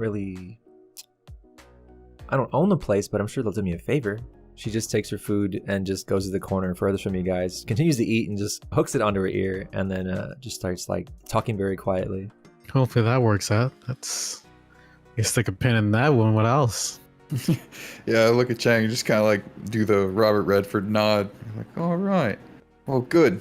All parties are satisfied. It's time to eat. I eat the chance ham. The chance ham. At this point, Desang and Lehabu, they walk in together, and Lehabu just benches himself right next to Eva. His head slowly drifts towards your food, Gunny, and then he just like taps his finger on the table. Coming up. I put my hand on the counter and place it on the SMG and point it at Lehabu without lifting it up. I just like spin it so it's pointing at him and then slide it at him. I think he dropped this. He quickly grabs it. His eyes shoot up to you. Oh, thank you, Chang. Very considerate of you. I thought I misplaced this. I lean my sunglasses down and just give him a wink and like pull him back up. He does a little bit of a half smile and does like the quick nod. I give Lil Boo his food. This would be good for your grip. It should be fine, Gunny. And then Desang just quietly sits there and he pulls out smokes and he starts handing cigarettes to Lehabu and of course himself. Is anybody else like a cigarette, or is it just me? Way ahead of you, bud. Oh yeah. Put my 2 fingers up like, come on. He slides one out. I already am smoking. He pulls out 2. He puts one in your jean pocket, Gunny, and then he just leans across the table and like wrist bent, 3 fingers pinched, and just kind of holds it up for Chang. There you go, Chang. I snatch that between my 2 fingers, light that boy up. Okay. This is great. This is a good start for our morning night, I think. Let me check the internet and make sure everything is still okay on the net. At this point, Durgan walks in from the other door. Swords are attached and everything. He looks like, nice prim and proper. The only guy who looks like not disheveled. Oh, his order's next. Yeah, he's getting one like right now. He doesn't have to ask. Slide that puppy down the table at him. Thank you, Gunny. Sure. They all begin to eat. Eva hangs up, slaps her hand on the table. Okay, we got ourselves a truck. It's on the way right now. All right. Well done. It's a simple pickup job, so I mean, we don't even need to be there. But I didn't tell him an endpoint destination, so I wasn't sure what to say. And Lehabu just reacts to that and just kind of stares at her. Naturally you wouldn't. That'd been rude, right? So we need to ask the owners of the domicile here. We got a little bit of an errand to run. We're gonna bring Cutter's car here. What is this Cutter's car? A car we need to get through. We told them this, right? I don't think I mentioned it was Cutter's car. Yeah, we just mentioned we had a vehicle. We are unfamiliar with this Cutter. Oh, he's a no-bit punk. We got his car so we can bring the gates down in a matter of seconds. And then, like, snap my fingers. Like, I completely failed to do right there. Oui. There you go. Nice. Oui, this sounds good. But we will have to take it up with Lebelette, of course. Let me call him. Just like, dude taps his ear. You hear a phone ring in the other room. Some French pop song. You hear the pop song get closer and closer, and then Lebelette walks in angry. Jesus Christ, don't disturb me. What is it? They want to know if they can bring the Bulka here.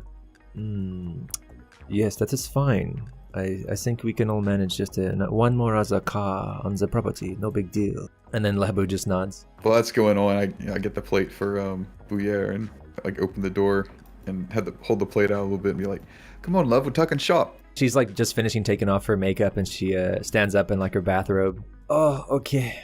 Let us go. Ooh, I smell the food. Sounds to be good. Smells to be better. I hand her plate. She just like embraces it with both hands and kind of holds it under her nose as she walks into the kitchen all frou-frou-y. Just slides up a bar stool and gently places it down in front of her, gets her silverware very delicately, and begins to eat it. You know, like a fucking food critic, she just takes one bite, a decent amount of most of the food, just everyone's just like, oh god, here she goes again. This is scrumptious. Oh, what do you call it? Is this like a peasant food? Yeah, it's about as peasant as it gets. Country ham. Oh, the country. What a beautiful place. I think of the country when I eat it. Ah, yes. The dirty pigs are down my throat.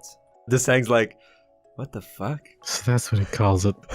Just grinning with teeth at this point. All right, then. So the cars come in here. Shouldn't be too much of an issue. What do we really need to get in to do? I mean, what else is there? Stylists. Other than that, nothing. Just gotta talk to him. Lehabu's like, so are we going with the plan of drilling the office between the hours of employees shifting around? Because I will need to change the outfit of the van. Yeah, I think that was the plan. He quickly stands up and like kind of, you know, like cowboy swings his leg around the stool and faces you, Gunny, with his empty plate. He slaps you on the arm really hard. Gunny, it was good. Keep it up. Well, all right. Puts his plate down and then slings his SMG right next to you, Chang. He looks at you, taps you on the shoulder. Pardon me, Chang. I must go outside and decorate the van. Yeah, I give him a wide berth, let him walk past. He just goes out the front door. Doo-doo! Front door is open. Everyone just finishes their food, and they all really enjoy it. Bouillere, of course, makes it a big show of it. She's like, oh god, this is so fucking good. Oh god. This fucking chick. I'm gonna go into the other room while they're doing that and try to call Stylist. It rings for about 10 seconds, and then it picks up. Hello? Stylist, hey buddy, it's Chang. Oh, Chang. What's up, bud? I might need your help with something tomorrow. Okay. And what exactly do you need my help with then, friend? Well, it involves racing, cars, money, glitz, glamour, girls, so I figured I'd call you. Oh, I'm honored. You know, I expected you to give me like an apology. How's that coming along, by the way? This is the apology right here. You're gonna feel so much better after you listen to this. Go on then, Chang. Well, we're gonna be making a lot of money, and we need a pro racer to pull it off. Well, guess who I just called? Pro racer. You. You can kind of hear him like lick his lips. Okay, and what do I get out of this ordeal? Well, we're kind of in bed with like another crew here. We got a job plan. I don't want to give the full details, you know how it is. But we do need a pro driver, straight up. And you're the one, you know the blue lines here, all that shit. We need somebody who can stick it to them, you know, pedal to the metal. We need you. All right. And what do you expect me to tell the family when they find out I'm racing blue liners for some other organization? You're not racing them. You're just getting them out of town. If you catch my meaning here, we're not trying to like do anything crazy. We just need the police away from downtown, and we need someone with the fast car and like the skill to use it to like lead them on a mere goose chase. And I think that could be you. All right. Well, I knew I was in the shit when you told me last we had spoke about this whole ordeal, but I didn't know about this other crew. Well, I don't much care for going up against blue liners, if I'm honest, but I knew that was inevitable. So I took it upon myself to obtain some parts that I needed to make my car go a little faster. That's what I've been working on.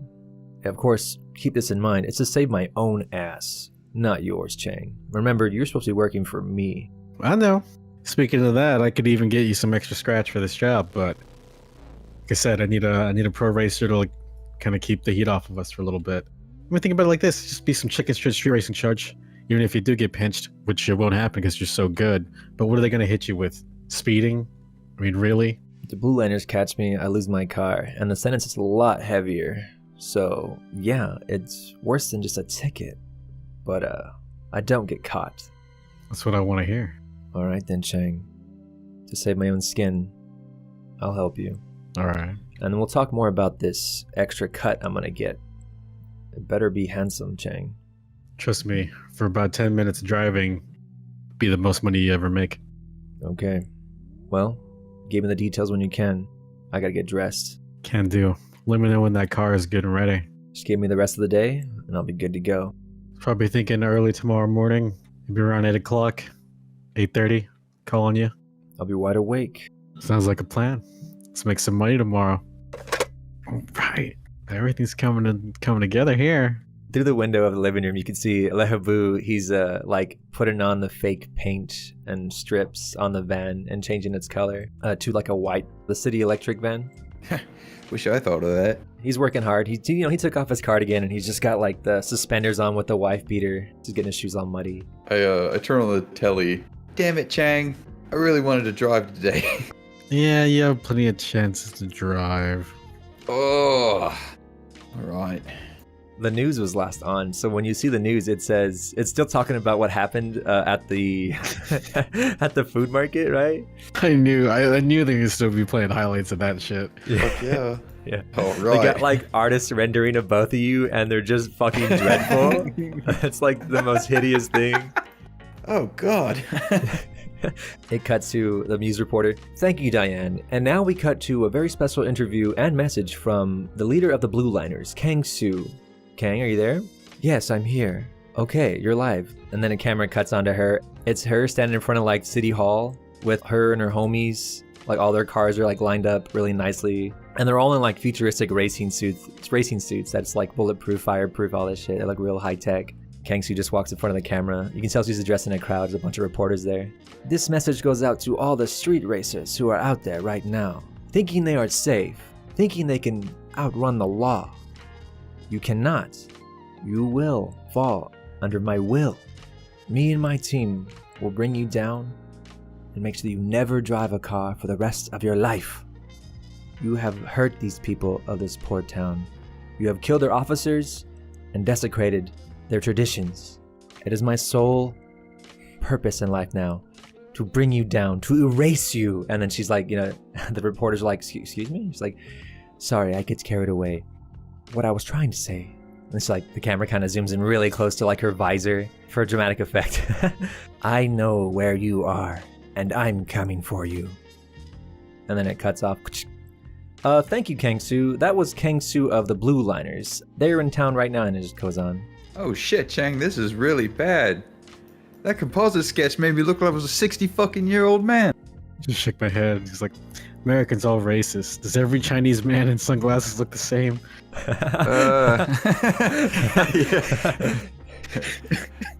Yeah, I know, right? No comment, though.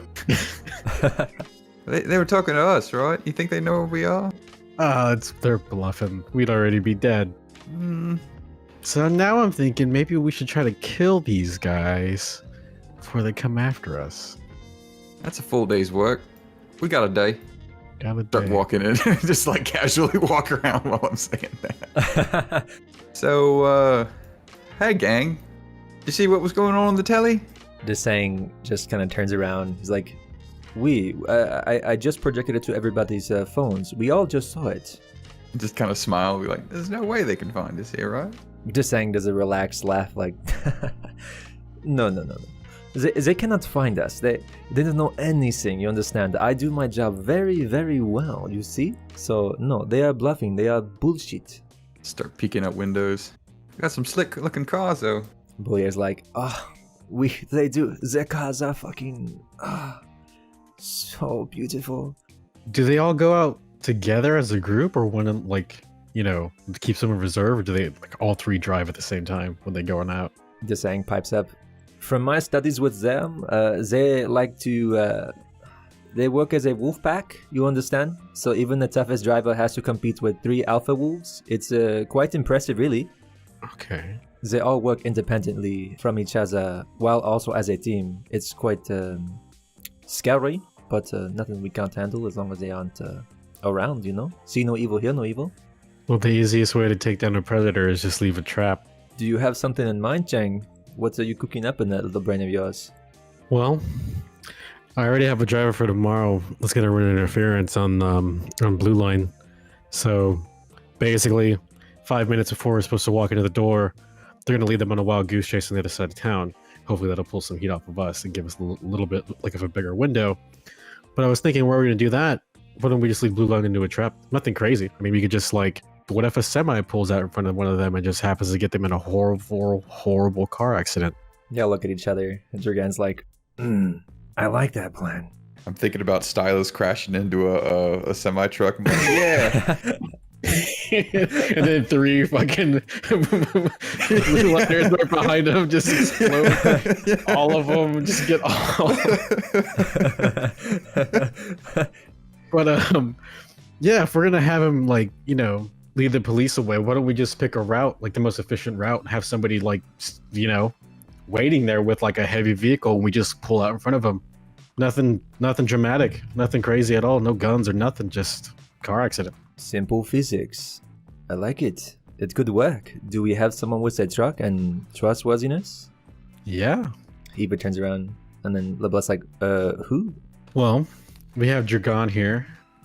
I don't know if we're gonna need that many bodies going in there if we're gonna do this correctly. You know what I mean? Dragon's a trustworthy guy. He's a sturdy enough man. I'm sure he could drive this beefy vehicle we got here. I mean, it doesn't even have to be like a car. It could be like a bulldozer from a construction site or something.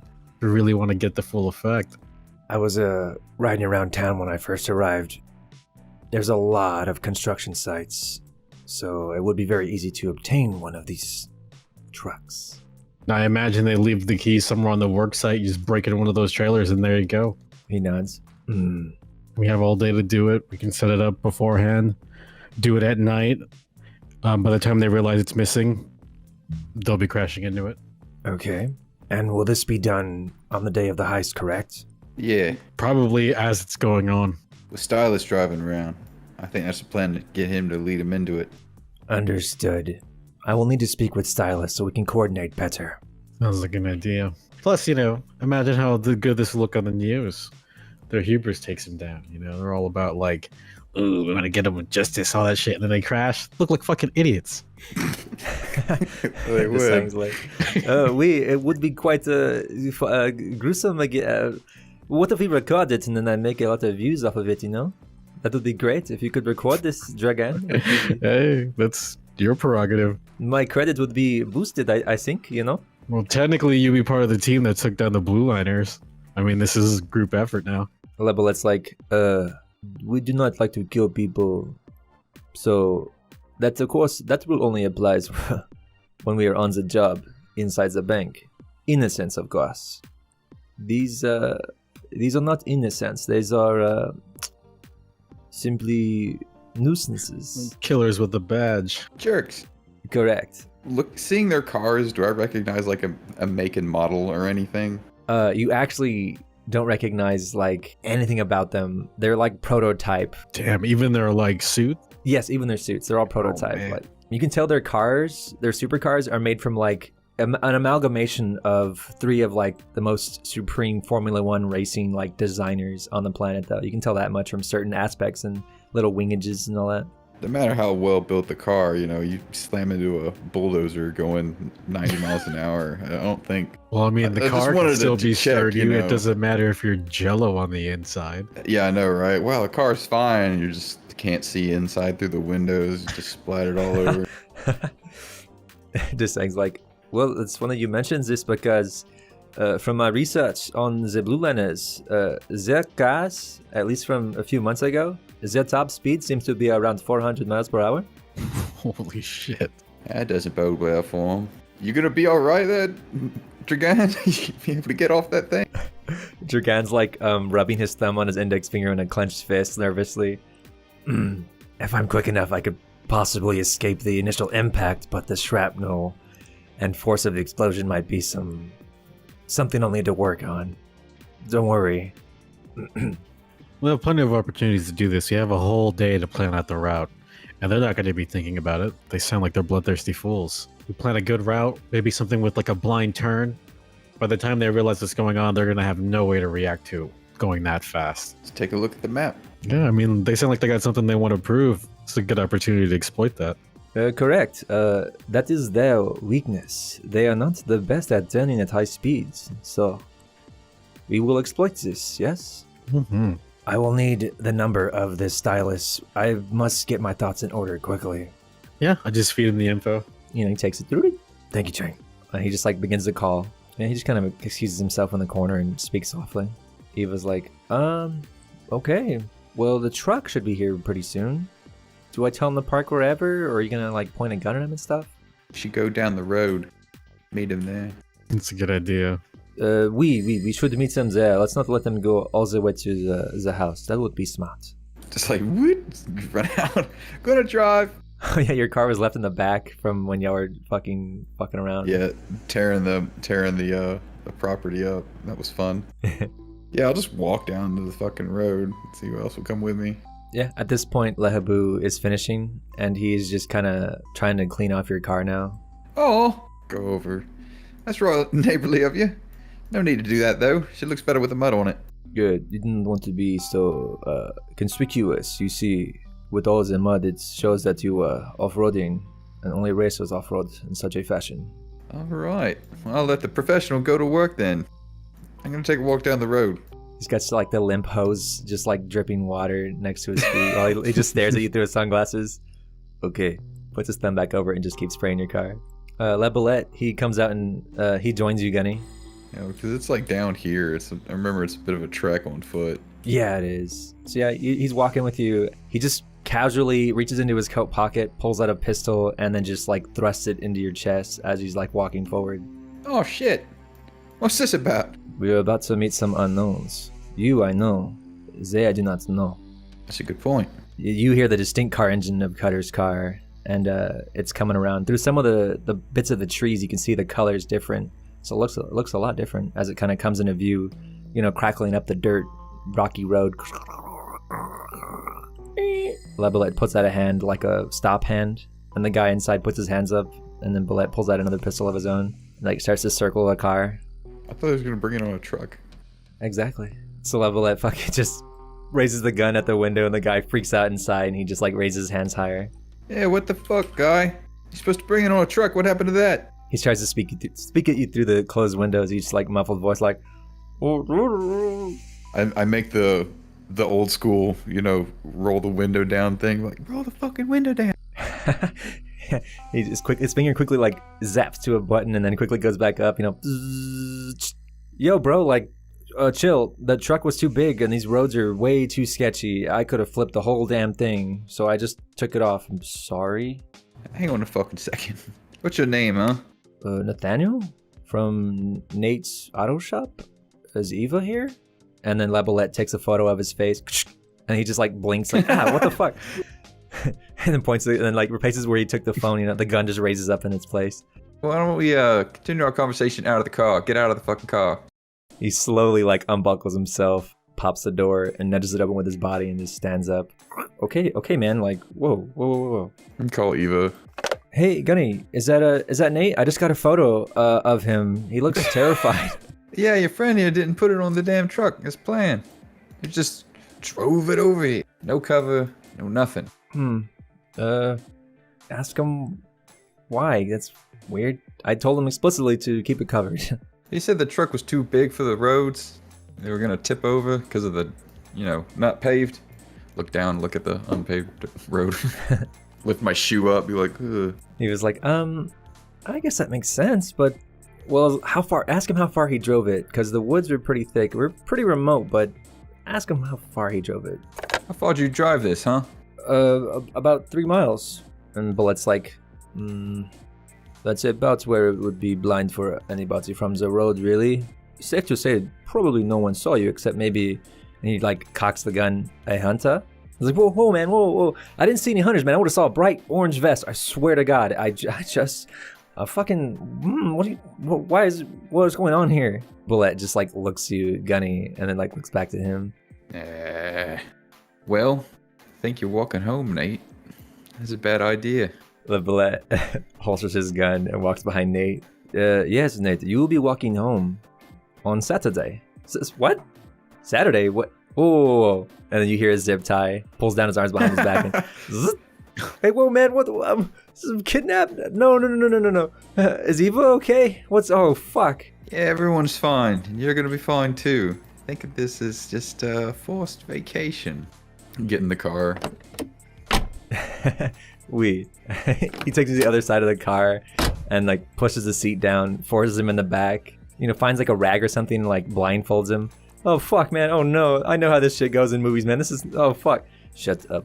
Time to go to the second location. Yeah. He just gets in the car and just lets you drive him. We'll take it around the back.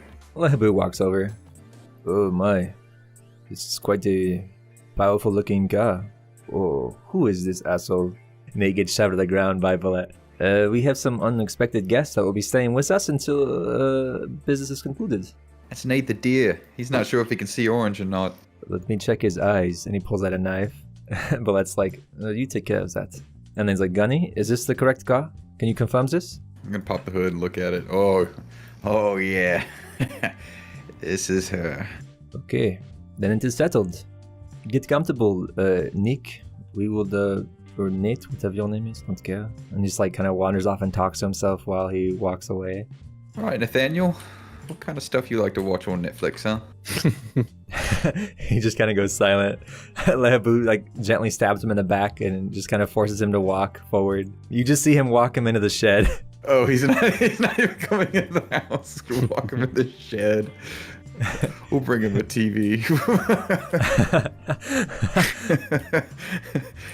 I really thought he was coming in. Like I shut the door and be like, well, where the... Uh-oh. Look out the window. You see like Lehabu putting a chain lock on the shed door. Oops. Oh, damn. Well, we'll bring him a blanket later. Well, I don't know that guy. He's still like dressed in just suspenders and he just walks in. Okay, it is done. Walks past. I will take a shower now. I am filthy. Ava, how close of friends are you with Nate? She like pushes open the kitchen window. Like co-workers. All right. Okay. Is he all right? Yeah. Yeah. She just like she just sits back down on her bar stool a little bit confused.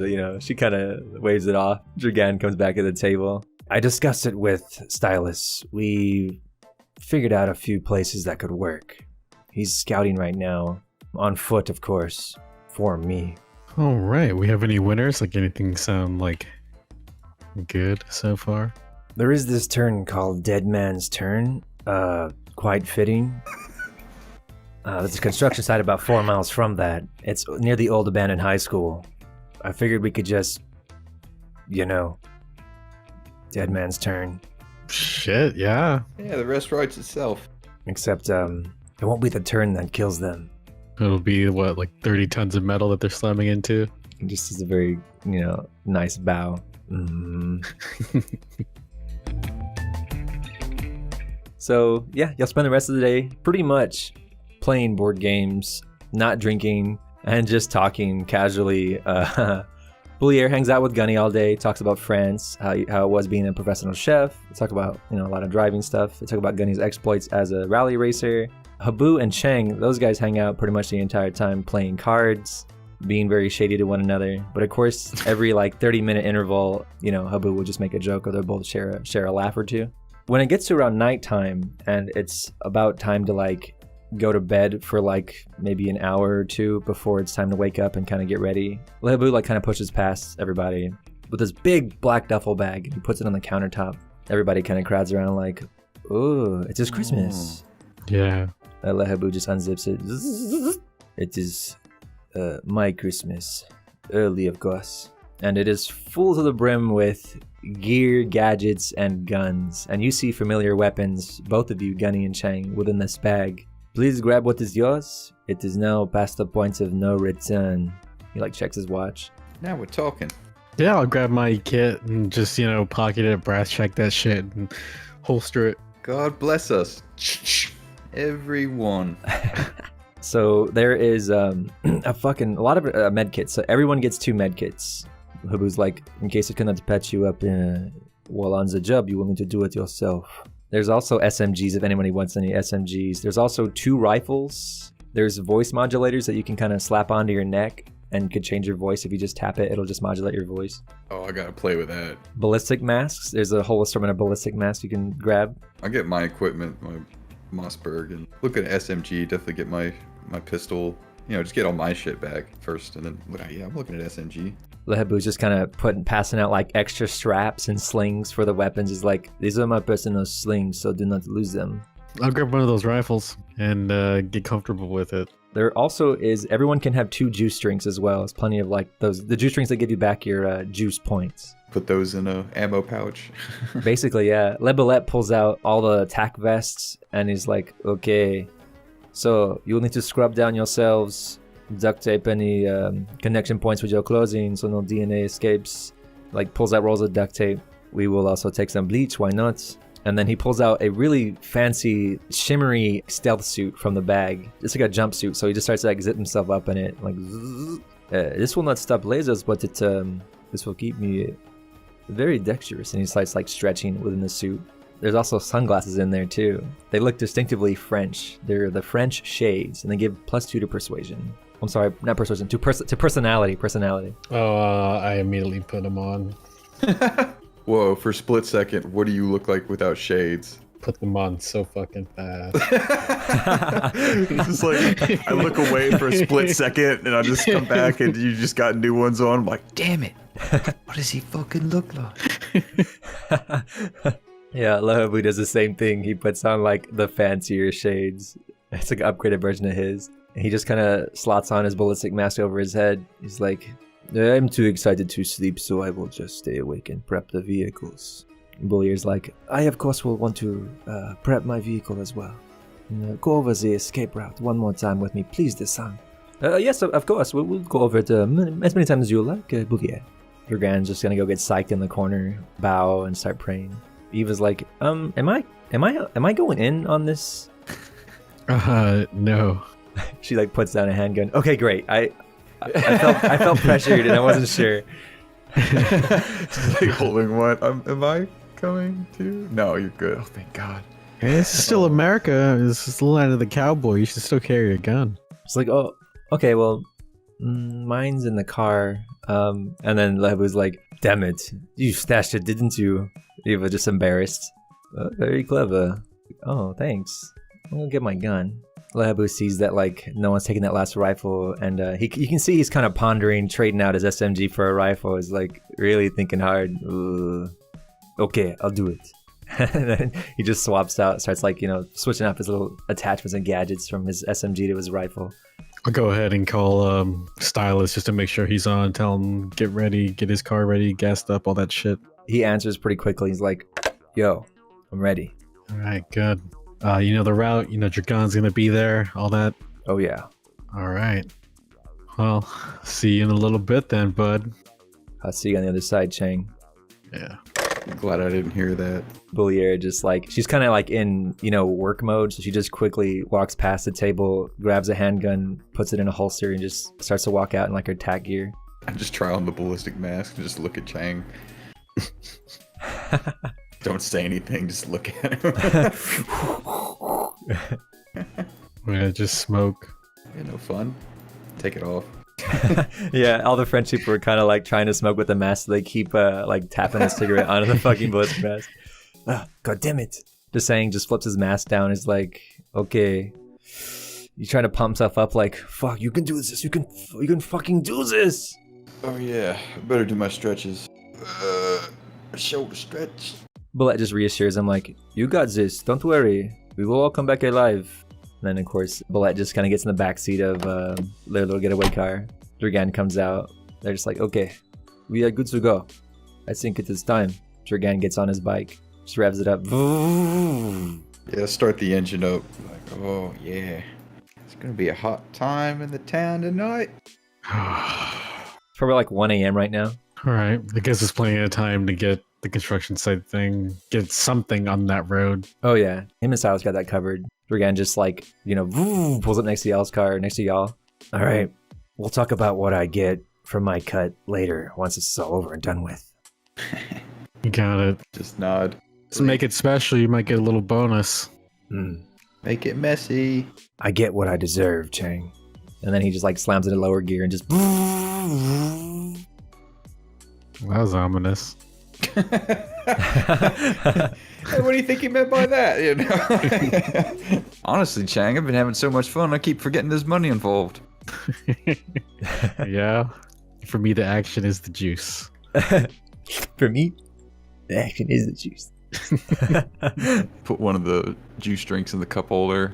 Save you for later. Oh, that's a good idea, actually. Get like a SMG and like put it right there in the center console. Have my like rifle in my lap, just in case. Eva's just kind of, sitting in her car, turns it around and just kind of waits for everybody. The French people, they all get into their car, except Le Habou, he gets into his van. I'll put on some rockabilly shit.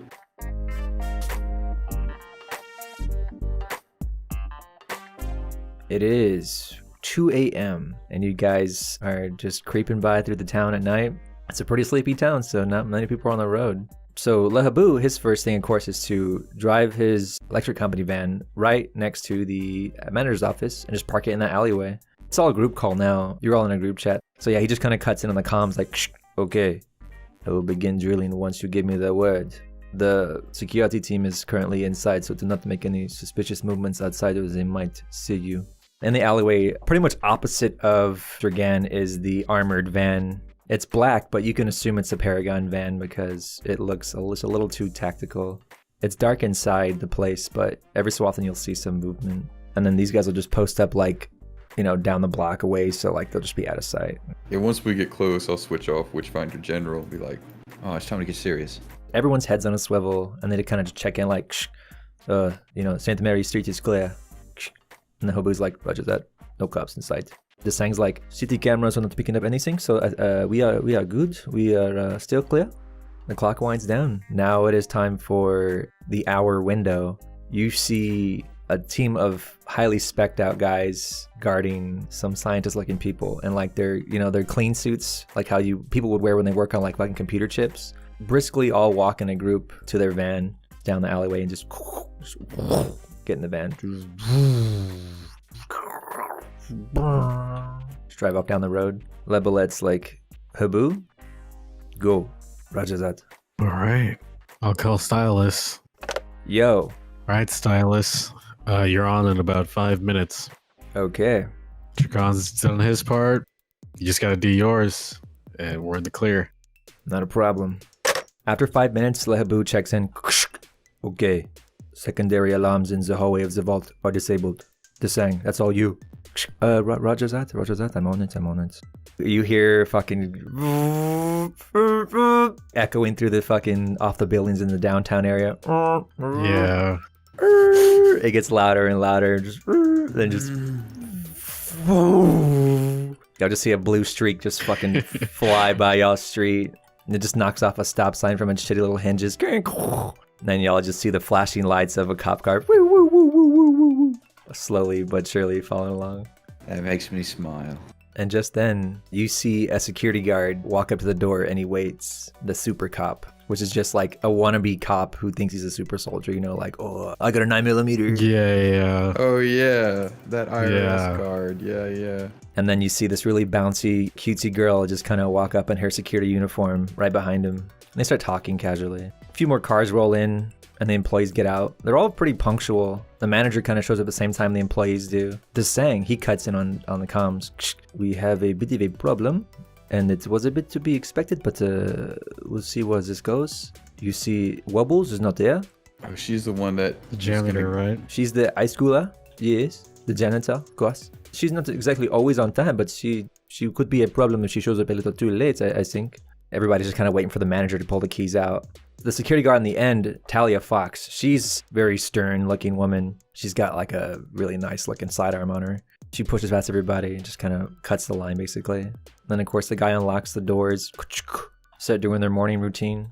Looks like a pretty safe place to work. Right then, let's get after it. Pitter patter, let's get at her. Pull it fast and hard. Yeah.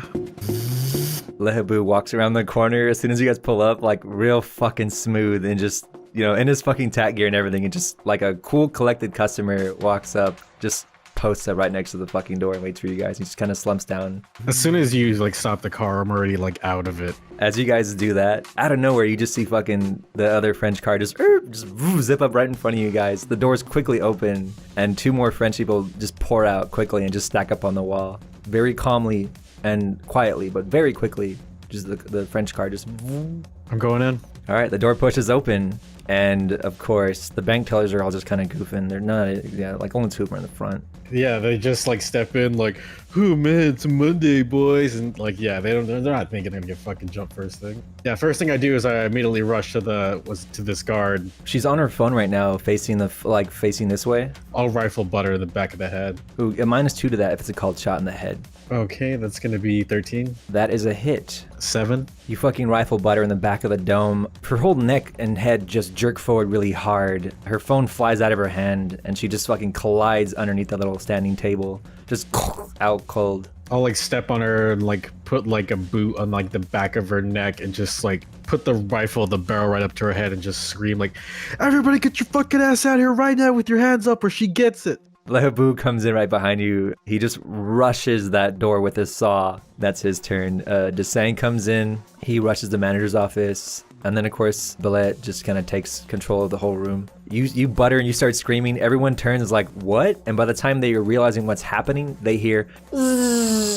Their whole door just gets sliced. Like, yeah, just the locking mechanism, just sparks shoot out. They're like, what the fuck? Of course, the jammers are working, so all the silent alarms are being tripped, and Desang's like, not today. I'm gonna like immediately zip tie this bitch, and she's probably got like a key card or something like that. She does have a key card. Yeah, I'll zip her and then get that key card and try to get to Habu. Try to get to H. You grab it, you go there. His voice is all modulated. It's like, oh. Yeah, oh yeah, I'm totally wearing the voice modulator, the ballistic mask, all that shit. Okay, so for his turn, he grabs the card from you, kicks the door open, points his assault rifle at the super cop guy. He takes 5, 10, 15. He just like steps over the counter while pointing the rifle at him and walks up to the door. The super cop, he's pissed and you can tell he wants to draw his gun so badly. Oh, I'm in there with my gun too. So I pointed at the person next to him and like, try anything funny, she'll die because of you. The guard's just like real hesitant. For Lehabu's last action, he slides the key card on the key card reader on the security room. Lebillet, he 5, 10, 15, 20, 25, 30. He rushes over to the unconscious girl and picks her up, slings his SMG, and then pulls out his pistol and just shoves her face in the window and, you know, puts the gun barrel to her head. And then, of course, just saying, he is going to kick open the manager's room and then just like, you hear him screaming like, you, get the fuck up right now. And don't think anything, don't do anything crazy, okay? The manager's like, oh, just relax, it's fun, we'll give you anything you want. Shut the fuck up. I need Gunny to make a perception check, rather. 14. You notice a group of skateboarders coming out of the woodwork from way on down the street near the demolished building. They're pretty far off, but they're kind of slowly skating around talking, kind of slowly making progress. So every so often they'll stop, try and do a trick, and then like walk a few extra feet and then do another trick. I'm not going to use comms until it's like they're like over here or something where it's a little bit more necessary because they might go somewhere else. The super cop, I need to do a roll for him actually. I need to do a will check. This is like his day to shine, you know? He's lived for this shit. One day I will sacrifice myself for the bank. All right, buddy. You picked your hill to die on, I guess. He succeeds. He goes to draw his gun. Yeah, he draws his gun, his little 9mm handgun, and he walks up to Habu and he shouts at Yu Chang. He pushes it to Habu's neck and he shouts at Yu Chang. He's like, drop that fucking gun right now or I'll blow his fucking neck open, motherfucker. The tellers just freak out. They put their hands in the air and they drop to the fucking floor. I had my gun out. I mean, I had that rifle trained on him. I'll just keep it pointed and be like, you want to do this, you can. You're not going to be walking out of here alive. He just says, I don't give a fuck. I care about my job, and my job is to protect this bank and everyone inside. Put your fucking weapon down now. That is an order. Labalette chimes in the comms. Remember, avoid killing anybody if you can. Our reputation is on the line. Lehabu just chimes in the comms. I'll handle him. Chang, take the security room. All right, I'll put my hands up. I still have my hand on the rifle, and I'll kind of like go to squat down and like try to place it on the table. And as I do that, with one hand, I'm gonna try to arc that shit up at an angle and try to shoot this fucking security guard in the face. Okay, yeah. I'll take care of it. Oh, fuck you. Trick shot. Use juice. Yeah, I'm gonna juice. Okay, that's gonna be 17. Oh, give me damage. None of these weapons are silenced, right? No. But I figured this was gonna happen anyway. You shot with like a fucking like a I World imagine War it's like II an rifle. AK-47 or something like that. Like I imagine like a gun. Like Everything is so loud. Yeah, it's like a, AR. 13 damage. Multiplied by 2 because the headshot. Go ahead and describe how this 20 happens. 26 damage. Yeah, he doesn't dude, survive that. I got Oh a my clip. god. Oh yeah, please post that. Don't shoot him. Pow! Just Yeah, we got this, don't worry. Actually, it's the bottom one. I even time-stamped it. Oh! That's like exactly what I envisioned. Oh for my this. god. That's fucking kick ass. trick shot. Yeah, you just splatter him all over the fucking wall. The teller, Henry Sloan, just like, what's that? Oh god, what the fuck? Big sigh, like, fuck. Yeah, I hear the rifle pow outside. I'm like, what are the kids doing? And they hear that shit. All the kids hear it and they all perk up. Starts screaming out like, everybody get the fuck down, get the fuck down. I'll immediately hop over and start like rushing to that back room. I get on the comms like, Chang, I know that was you. You got kids about a block away. They heard it. I'm watching them. The kids, they perk up to the shot and they look around, but they kind of just go back to doing what they were doing and they just make a little more progress on the street. Fucking potheads, I swear. Was that a gun? Hey. Whoa, sweet. Backfire. Three Who's gunplay? So yeah, Lehabu, he takes his turn. He just like kicks open the fucking security room door and he just starts screaming in French for the first like 4 words and then he switches to English. Get the fuck down on the ground or I will fucking end your goddamn life. She sticks the rifle in her face, nearly poking at her eye. Yeah, she just falls off of her chair and just like submits. And you just hear a loud zip tying sound. Desang, he pulls the manager and just drags him into the lobby and just like shovels him up against the wall where he's out of sight, but he's near the door. He just kind of puts him in like a little, fetal ball and just like puts a foot on him. Looks at the windows and all the shades simultaneously just start to close. And then Labalette's just like kind of securing the Tristan, drops her on the floor and puts her up against the wall just like Desang did. I was just gonna throw this door open and shove my gun in there, just scream, everybody to get down. They're huddled in a corner near the fridge when you bust the door open. They're just like, oh god, oh fuck, please don't kill us, oh. Get those fucking cell phones out now. They slide them to your feet. Face in that corner, don't look at me. They do it, they just turn around and they both just tuck themselves in there. They'll let me, yeah, I'm just gonna zip tie their asses. At this point you drop out of combat because they've just submitted. So yeah, you can zip tie them both. As soon as I get them zipped, I'm gonna sprint outside and get those hooks ready. You run outside, flip the door. Labalette just kind of gives you a really quick nod as you pass by. Yeah, the hooks are all hooked up, the fucking steel cables. Got that shit, I'm gonna just go back in the way I came. Ooh, wait, these windows, are they like actually bulletproof or? Yeah, they're bulletproof. Let me get that saw, and I'm just gonna like, I'm sure just shatter that fucking glass. Absolutely. As soon as it touches it, The center window right here, the one right in front, I'm gonna snake the cable through that one. I'll put those bars up and get it ready. Yeah, I'll get these guys out of here, that way they don't get fucking killed by this. Yeah, I'll get it hooked up and I'll jump out that window and get over here so it doesn't hit me and give Gunny the go. This is going out, I'll get on comms and be like, Stylus, how's it going over there, bud? you can just hear the roar of his engine. I got 2 blue lanterns on me and like 3 fucking cops, but you hear him shift. I don't see the third one. I'm hoping he won't surprise me or anything like that, but I'm almost there. Dragan, are you ready? I'm ready. Okay, fuck. It's just fucking nuts. It's just fucking nuts. Or babe, you got it. And I'll hang up on him. Just like, oh, we're getting all super tense now. Fucking killed a guy. Fucking killed a guy. The saying, he's like, the skaters. One of the skaters has told the others to leave, if my lip reading is correct. There are only 1 skater left. They kind of ducked down an alleyway. They are skateboarding straight to us. Do not harm them. Repeat, do not harm them. Now this skater that was doing shitty earlier, he kind of feeds you the feed that he's watching the skater, and the skater is popping some mad fucking tricks, like Tony Hawk level tricks, just like she cruises on by. She looks at you, Gunny, through the window, and she raises a finger gun to you and just like gives you a big smile and just like winks and just fires her finger gun. And I'm gonna need you to give me your best acceleration check of your life right now. Got it. When she looks at me, I start the car up, and when she gives me the finger guns, I give him back 2 and then floor it and hit the nos.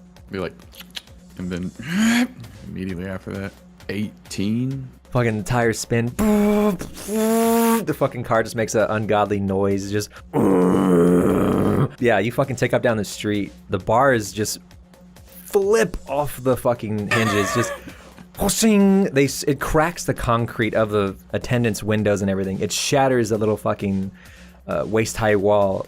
Throws paperwork everywhere. It's like razor wire just flying through the air. It makes a massive fucking mess. Yes.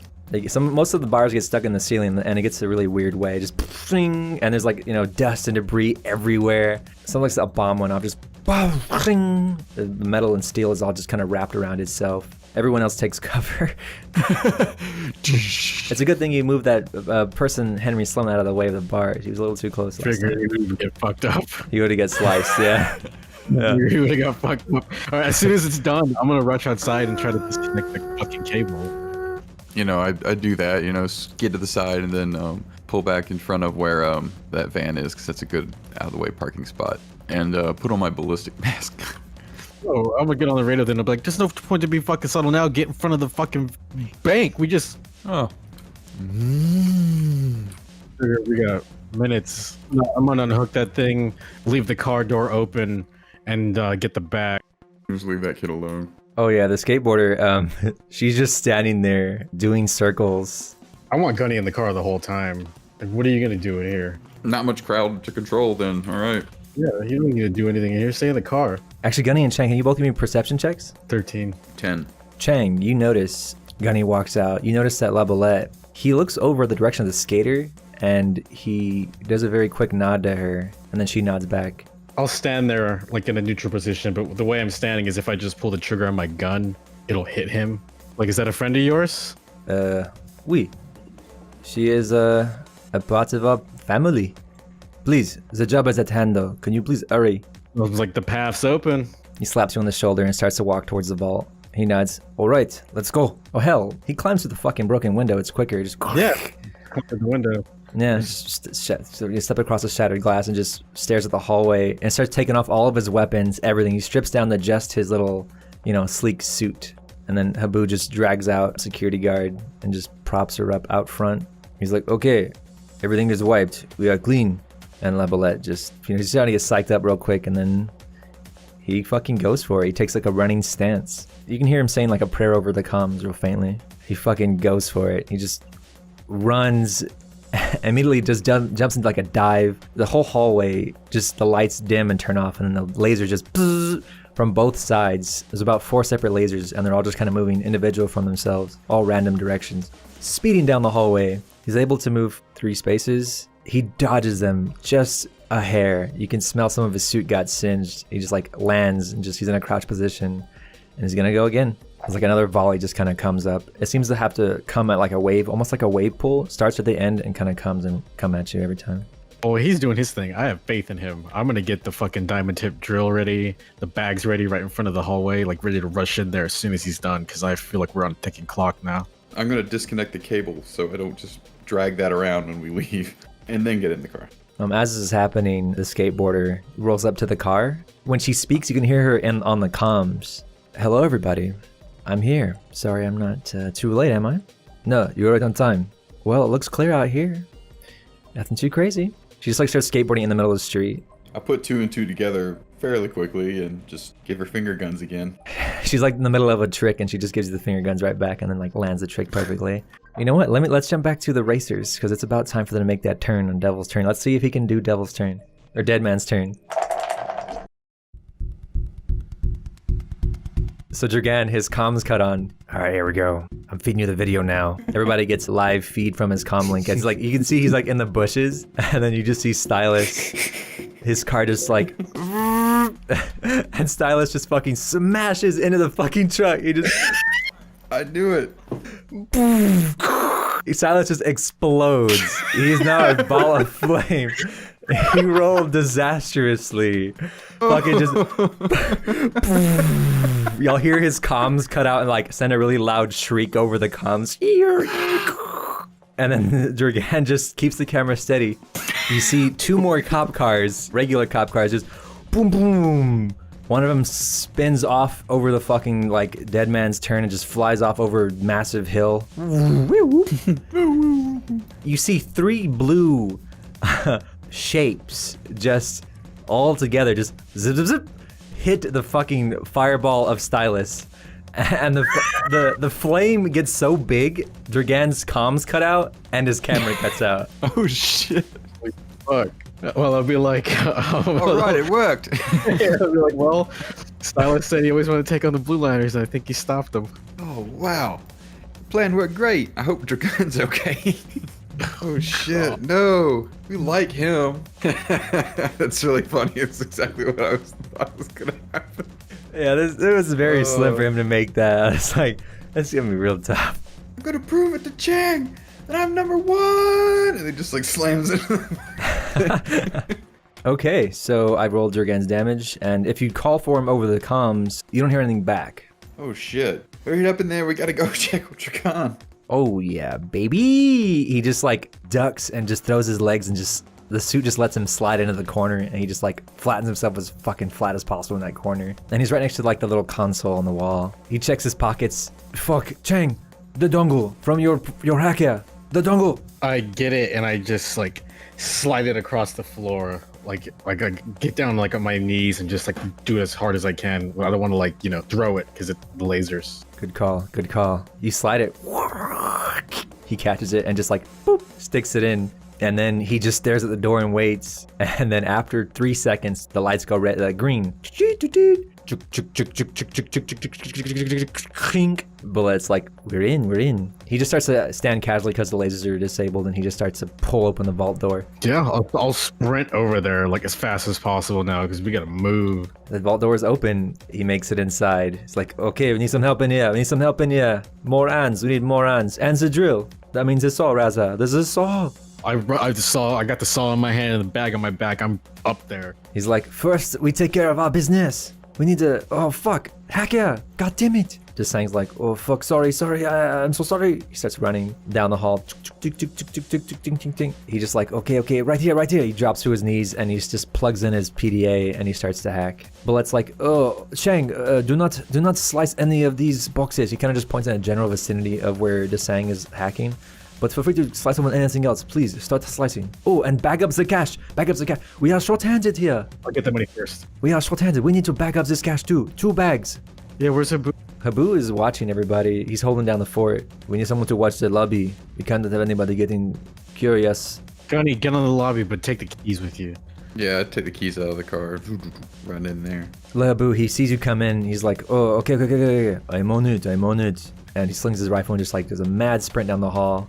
Like so fast, he slams into the wall at the end of the hall and then poof, and then runs around the corner. I try not to talk. I just give him a thumbs up. He starts to bag the cash, just pulls a duffel bag and just... So while he's doing that, I guess I'll start slicing. Just give me a dex check. To hold the saw steady. With 13, you cut open 2 boxes. You find $20,000 in loose cash in one box, and the next box you find 4 gold bricks. Oh shit. I guess I'll put those in my vest. Okay, so just saying he's hacking. You can saw again if you like. Yeah, I am. But let's also helping Habu. Ooh, I got a 15 this time. You were able to slice open 2 more boxes. You find 5 high-end watches, like a collection. They're all from the same brand. And then you also find what seems to be an original Gen 1 pair of sneakers. The sneakers are probably like 60 years old. Oh man, that belongs in a museum. That's probably the most valuable thing here. That's all the boxes that you can kind of get to in this area without disturbing to saying. You get to switch sides. I'll help with the money. The money stack's about halfway done. Desang is gonna keep making his rolls. Gunny, what are you doing down there? I was thinking about funneling everybody in here. What is that, security room? Yeah. You know, I can basically just lock them in there. I guess I have to... Oh, I got the voice modulator. Put it on something intimidating. Okay, give me a personality check to intimidate. Oh, personality is 14. Okay, what do you say to them? Yeah, I'll just max out the like deepness, like way below Darth Vader.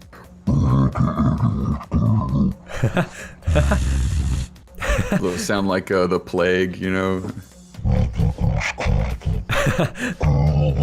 Yeah, you can tell they don't understand you, but they understand what you're trying to do.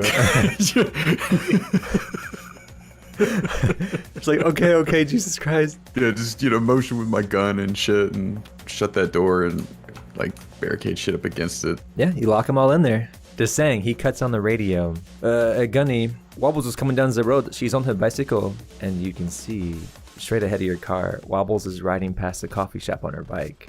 She's approaching Hot Sheet Coffee Shop. She's got like her headphones in, and she's just like pedaling like really hard, like toast in mouth, late for school type thing. I'll put my back up against what's left of the door because I imagine it looks fucking shattered. Yeah, it's kind of like bent outwards. The skateboarder, she looks up and she like stops skateboarding. She just starts to skateboard really fast. She intercepts her right in front of Taco Jocko. Wobbles is like, ring, ring, ring. Get out of the way. I'm late for work. And she's like, and then Lucia's like, pardon me. I'm like new to this whole skateboarding thing. She's like running, like wobbling all over the fucking road, the sidewalk. She literally like stops her bike. Whoa, you okay? Like, what's up? Lucia's like, oh man, I love your bike. And she pulls out a fucking knife. Give me your bike. She's like, whoa. Okay, well, she's doing that. I'm gonna like keep cutting these boxes here. Right now, the money's finished. They zipped up 2 duffel bags. Habu slings one and Bullet slings one. And then Desang just finishes hacking the security system. And he steps away and he's like, okay, time to saw. Yeah, I'll get up there and start cutting. All right, give me a dex check. 10. As you're kind of like just slicing through all the boxes really quickly, the saw gets away from you and you just kind of like go across the face shields of 3 or 4 boxes, kind of muddle them up. But you do get one box open and you find a stack of bearer bonds. Fuck yeah. Bullet stays and kind of hangs, but he hands his bag over to Desang, and him and Habu just kind of rush outside down the hall. I'll do maybe one more roll for some boxes, then I'll bounce after this. Bullet kind of kneels down in front of you and he starts opening the box with their diamonds in them. He's like, don't mind me. Got 8 this time. You go to slice more and La Bullet just gets in your way and you just fucking and just crunch up some more boxes and it's like, oh, you're making a mess. Move to the other side. I got you. As you go to the other side, you notice that there is this beeping machine, just like boop, boop, just built into the side of the wall. It looks very high tech. You know, it's got its whole casing unit and everything like that. And it's all locked up tight. Oh. Out of game, this is exactly what we're looking for, right? Correct. Yeah. Shit. So like a drive or something, like a just snatch or... It's all like sealed up, you know what I mean? Like reinforced steel. But there is a spot where you can see where like you can insert like a key and a key card and a number pad where you can like open up for access, like maintenance access on it. Fuck, the drive I got from Lao, right? I can just slot that? Yeah, you could. I'll try that. Okay, yeah, you slide it in a little pot. Bloop. After a minute, the thing just goes, and it opens up. Basically like a file cabinet drawer, just like 4 of them, just. And on the 4th drawer, you notice it's about 1 foot by 1 foot cylindrical casing with a very bright, mechanical, almost gem-looking stone within. On the thing it says, in really big like Sharpie written on like duct tape, it says, "Do not jostle or shake, power core unstable." Inside the drawer with it, you also see a bunch of like notes, like scribbled notes. Not say anything remotely important? Or is it just like gibberish? It's all like techno babble, yeah. Fuck. Well, that crystal thing looks important. Yes, you realize that is the laser core that Lau wanted you to steal. I'll grab it. I'll hold it in my arms as I just get out of there with my bag full of all my shit I've cut. Seems to be the most important thing. It weighs about 5 pounds. As you're leaving La Ballette's, also he just joins you. Okay, did you get what you were after? Yeah, you? We are good to go. They just fucking all ass past. La Balette stops for a second, looks at the corpse of the dead security guard, and then just like keeps running. They all just climb through the broken thing and they all stack up. The Sang goes and he kind of like begins to kind of check his cams. And as this is happening, Lucia, Wobbles just gets so scared that she just gets on her bike and just fucking pedals as fast as she can the opposite direction down the street. She just starts to skateboard back. The getaway car pulls up. The back door just opens up and the front passenger door also opens up. Okay, go, go, go, go. Everybody just runs. They jump, they go, and they just start tossing in their bags. Let's go, Chang. Throw the bag into like the back seat and I keep the core thing by my feet, you know, down there. Mm-hmm. I can at least keep an eye on it. They load up their car really fast and Lucia just skateboards up to their car and just like throws her board and just hops in. Well, I'll be. They just shut the doors and then just peel out. They go down the alleyway for a second and then you hear a car door open. Follow him, Gunny. Let's go. You can see Habu. He opens the back doors of the van, throws in like a bag basically in the back, and then he just jumps back into the other car. Don't be near the van. Let's go. And then just fucking drive down the alleyway past the van. Yeah, they just fucking peel ass around like between alleyways and whatnot, between buildings, downtown. You know, as they're kind of just weaving through all that, you guys start to hear police sirens in the distance. Okay, the cops. They will be on us soon, I'm sure. I'm excited. Gunny, how's it looking back there? Clears the bell behind us. Okay, let's get on the road. We won't be on the highway for more than a minute. Be ready to go off-road and get a little dirty. That's how we like it. So as you guys are like driving, you jump onto the highway for a minute. Yeah, fucking cop cars just swarm you. I look at Chang and go, well, you're the co-pilot. And then look at the radio. Oh, I know what I have to do here. So you guys enter the highway and the cops just swarm. Woo, woo, woo. They come out of all the fucking woodwork. And the Sang just gets on the comms and he's like, okay, we expected this, but no problem. They can't follow us down the path that we have chosen. At least they shouldn't. So for this highway, I need the driver to make 2 acceleration checks. I can't. I'm not really gonna do anything. I'm gonna give him. I'll try to give him some words of encouragement or something. Yeah, give me a personality check, Chang. 20. So you actually pull ahead. Oops, sorry. You actually pull ahead of the French heisters, right? As soon as you do, the Sang just sends you the GPS to your GPS, like of the escape route. It's like, okay, if you want to take the lead, then by all means. Yeah, I'm gonna try to pump him up. Like, Gunner, we gotta go, man. You gotta get us out of here. We got so much money. We need to live to spend it. As I say that, I'll tap my vest and like pull out one of those gold bars, like one of those gold bricks. I'm like, look at what I got here. There's so much more. You got a funny way of looking at things, Chang. There's a road in front of us. We gotta live to drive it. So just get us out of here. I swear, Chang, I don't even know if you know when I'm agreeing with you. I don't. I don't? Is that what you said? I don't. I don't. I guess I was like, yes. 17. 21. You're driving along the highway, you're swerving past other cars and shit. Weaving. That's the case, then we move on to the next leg, which is the exit ramp. Coming on at fucking high speeds. I will need 1 steering check. 19.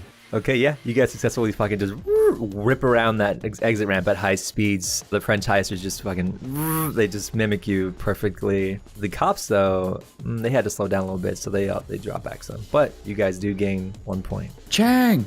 What's up? You turned on my seat warmer. That one's yours. Oh, I'll just... I was like, oh shit, my ass is getting really hot.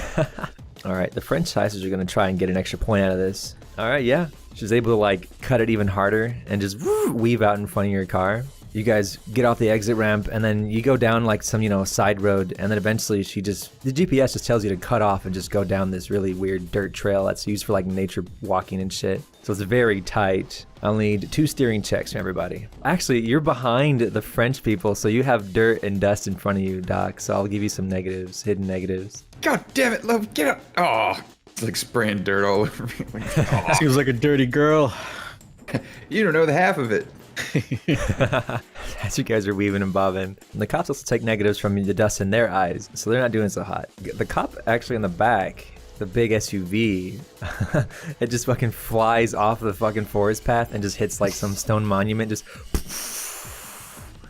Pigs can't fly. you come to a point in the path, the getaway route, where it just comes to the steepest, like the hill's so fucking steep that if it was any steeper, your ass of your car would flip over the front. The only way to really do this without flying over the edge would be just to slow down and then just kind of like creep down to start, and then you can start going again. Fuck, 29. Holy shit, dude. You're able to just put that spin on it, that turn, just easily just blend your drive down this hill. Just As I see the mud come up from the tires, I'm like, yeah, eat it. the Frenchies make it as well. Cops not so hot. This guy keeps falling back. The rest of them are still hanging on. They do roll pretty well, but nowhere near as you, like, as skilled as you guys are. Going down this dirt path, eventually you hit a part that gets just a little too steep, and everyone makes an emergency steering check to make sure that their car doesn't completely flip and go tits up, or ass overhead, really. Okay, 27. That's amazing.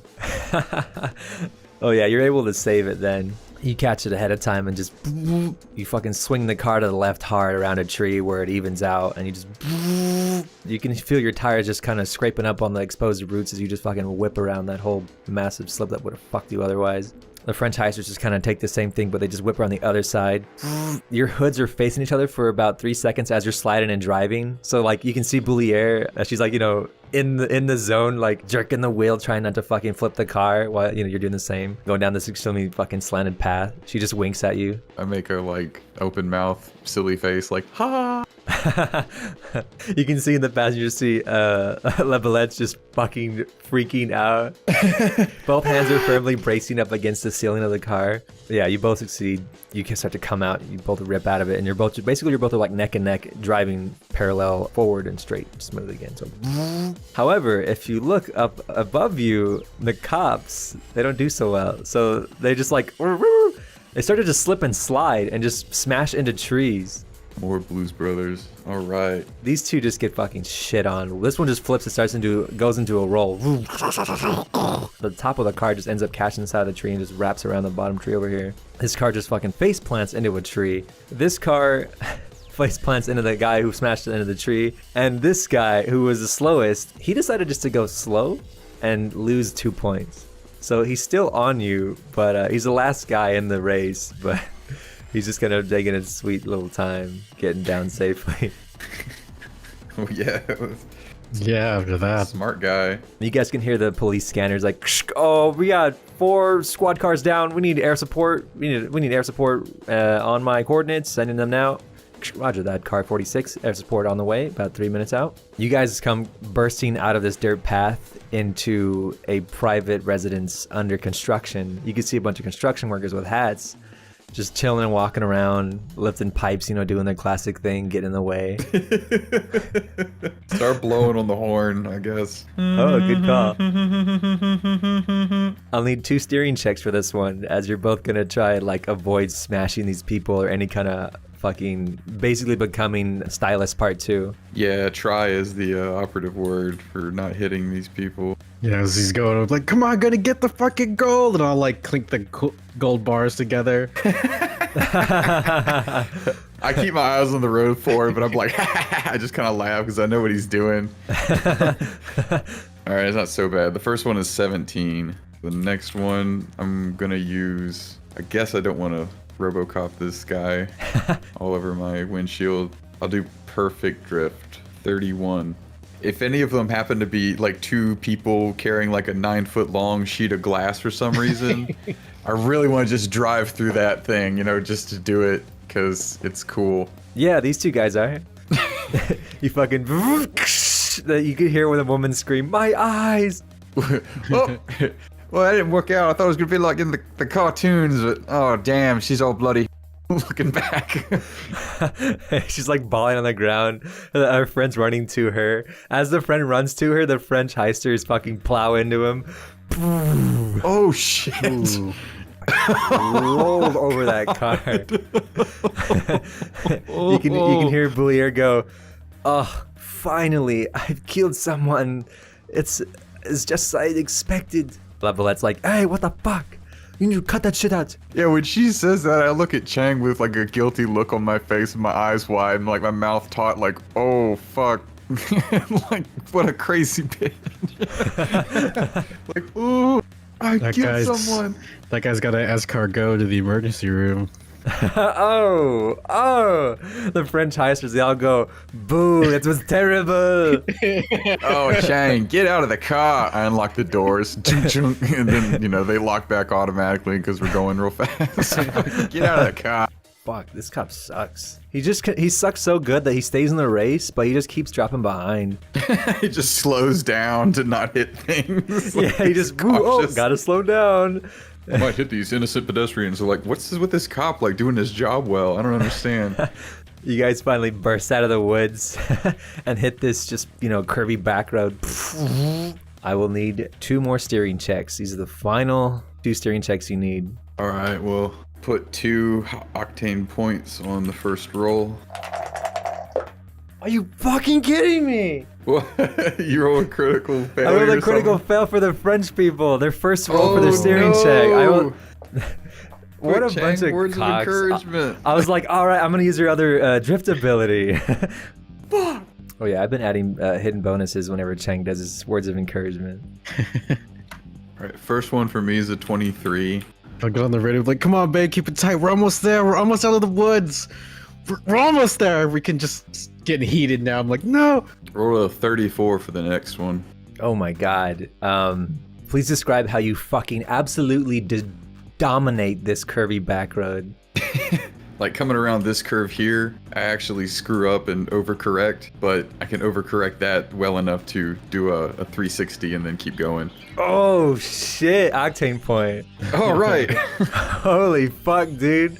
As you're 360ing, dude, in that moment, your hood facing, obviously you're facing backwards. You see the French heister's car completely sideways as she lost her drift. They are completely just flying off the road into the woods sideways. The wheels are completely facing the cop basically as they just fucking.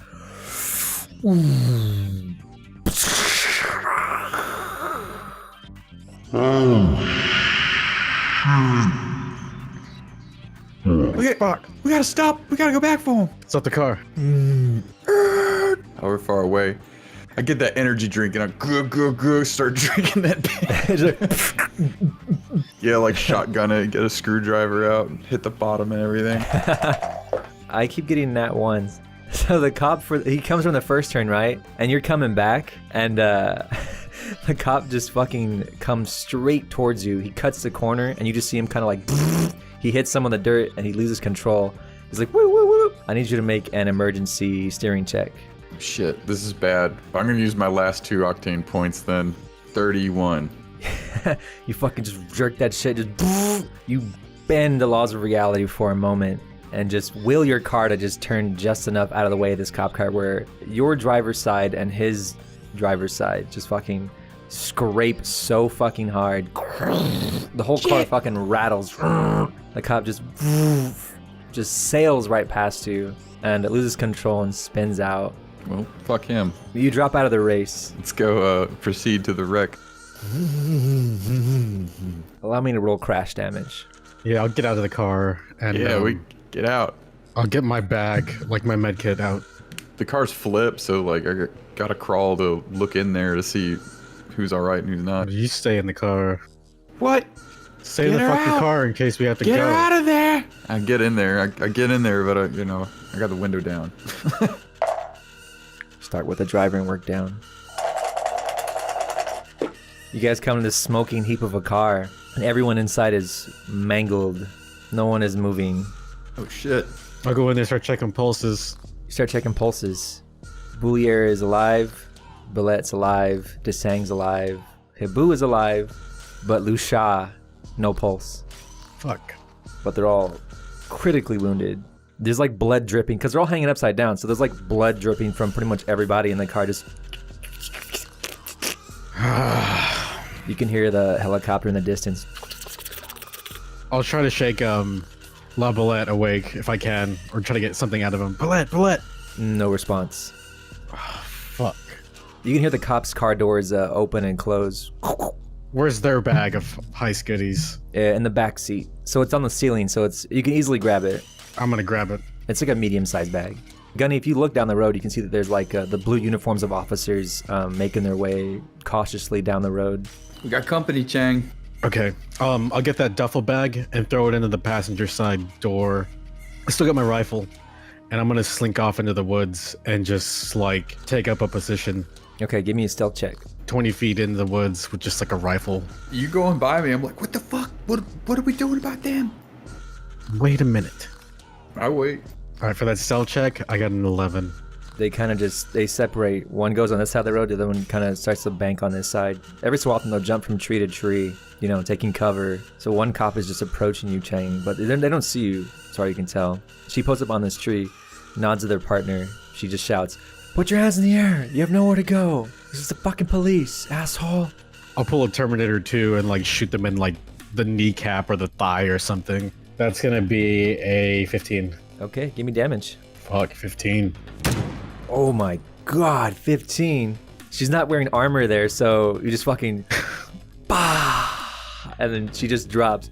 She does not move. She just falls to the ground. Whoops. A little too much in that one. Yeah, well, life's imperfect.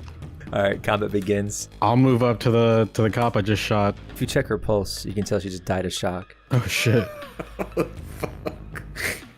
I'm gonna pull a Terminator 2 and just wing her. Oh. Well, I just probably shot her in the thigh and like hit her from more artery, and it was bad. Yeah. She got super fucking destroyed. I'm gonna get out and get behind the engine block area of the car. If I could just open up on this cop here with the SMG. Yeah. 15. He just falls to the floor, like on his butt. It knocks him over. Chang, you can see he crawls on the base of that tree. I'll keep yelling, Booyah. I'll be like, Booyah!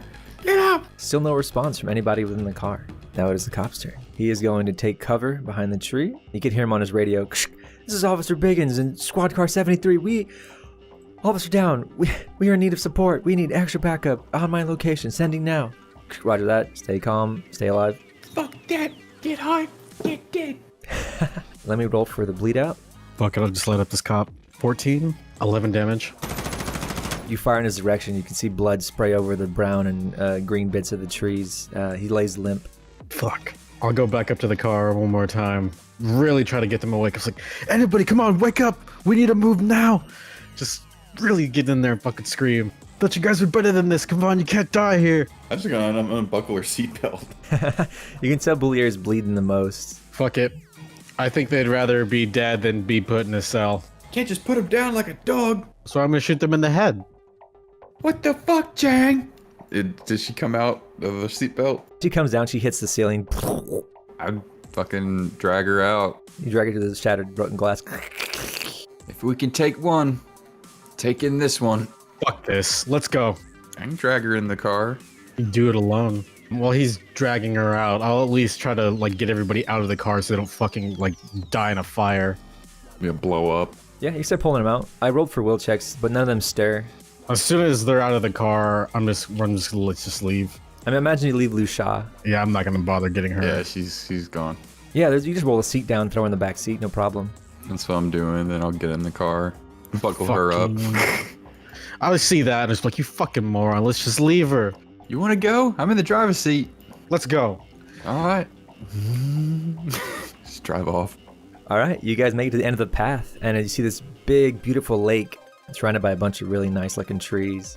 And as you were approaching, you notice a massive tarp covering a folded up VTOL, big enough where you can drive 2 vehicles into the back, and the back is facing y'all. Fuck. Drive in there. Like, who else is it for? You know? Oh yeah, it's clearly for you, yeah. When you get there, the GPS, it just says, "Ding, destination arrived." Get in there and, as soon as I park, turn around and try to smack her a little bit, get her awake. Come on, baby, talk to me. Come on. Booyah. I'm gonna get out and see if there's anybody here.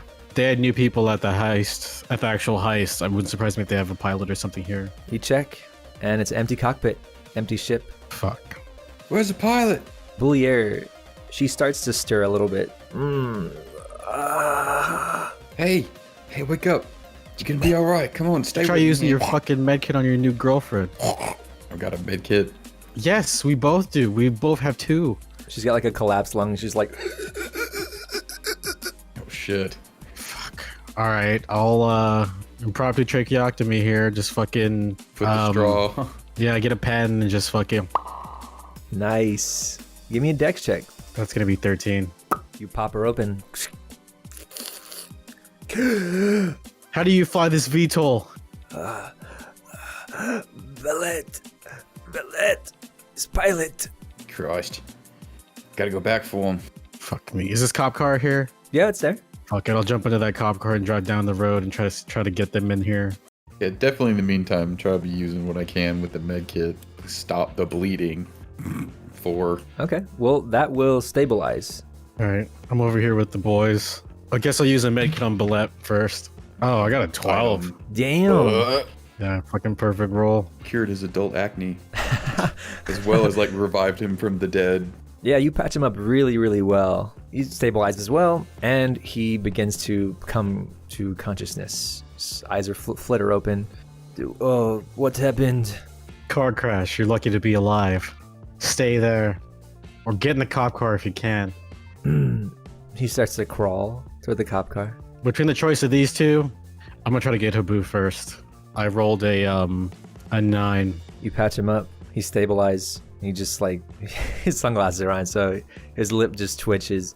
And then whenever he kind of comes to, his hand just jolts over your wrist and just squeezes really hard. Just come on, relax. You're fine. You're alive. We need to move if you want to keep it that way. He just sticks out a hand, the help me up hand, Oh yeah, I try to pull him to his feet if he's able. I refuse to crawl away from this. Good. Get in the car. See if you can help out Ballet. I'm gonna see if I can get your boy here. Okay. Fuck. He just crawls and bounces off of trees as he makes his way to the car. And Ballet kind of pokes his butt in the car and just helps him, pulls in Habu in the backseat. I don't have an extra med kit actually, so you know what? As soon as I get Habu, I'm gonna just carry this thing into the cop car and let's just go. Yeah, you can do that, no problem. He's probably the lightest of everybody there. Gunny, what were you doing in the meantime? We're going back for him. Don't worry, Chang's down there. He's gonna come back. Do I hear this fucking chopper, or is that just around? You hear the chopper louder and louder. You can tell it's doing search patterns now in the area. Shit. This is Hilo 5. Where are you? Where are you, Officer 76? Where are you? I'll get on the radio and just scream.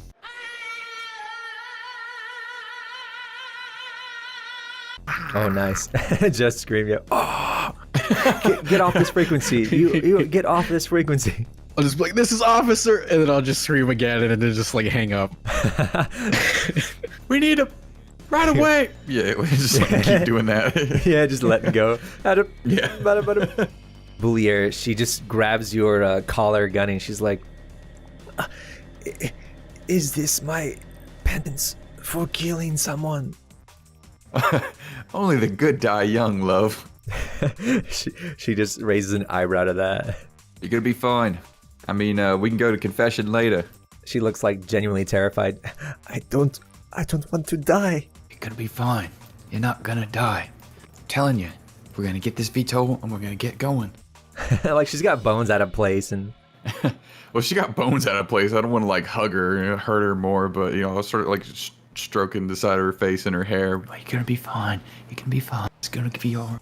She shivers and kind of embraces the brushing and just quickly nods. So it's okay.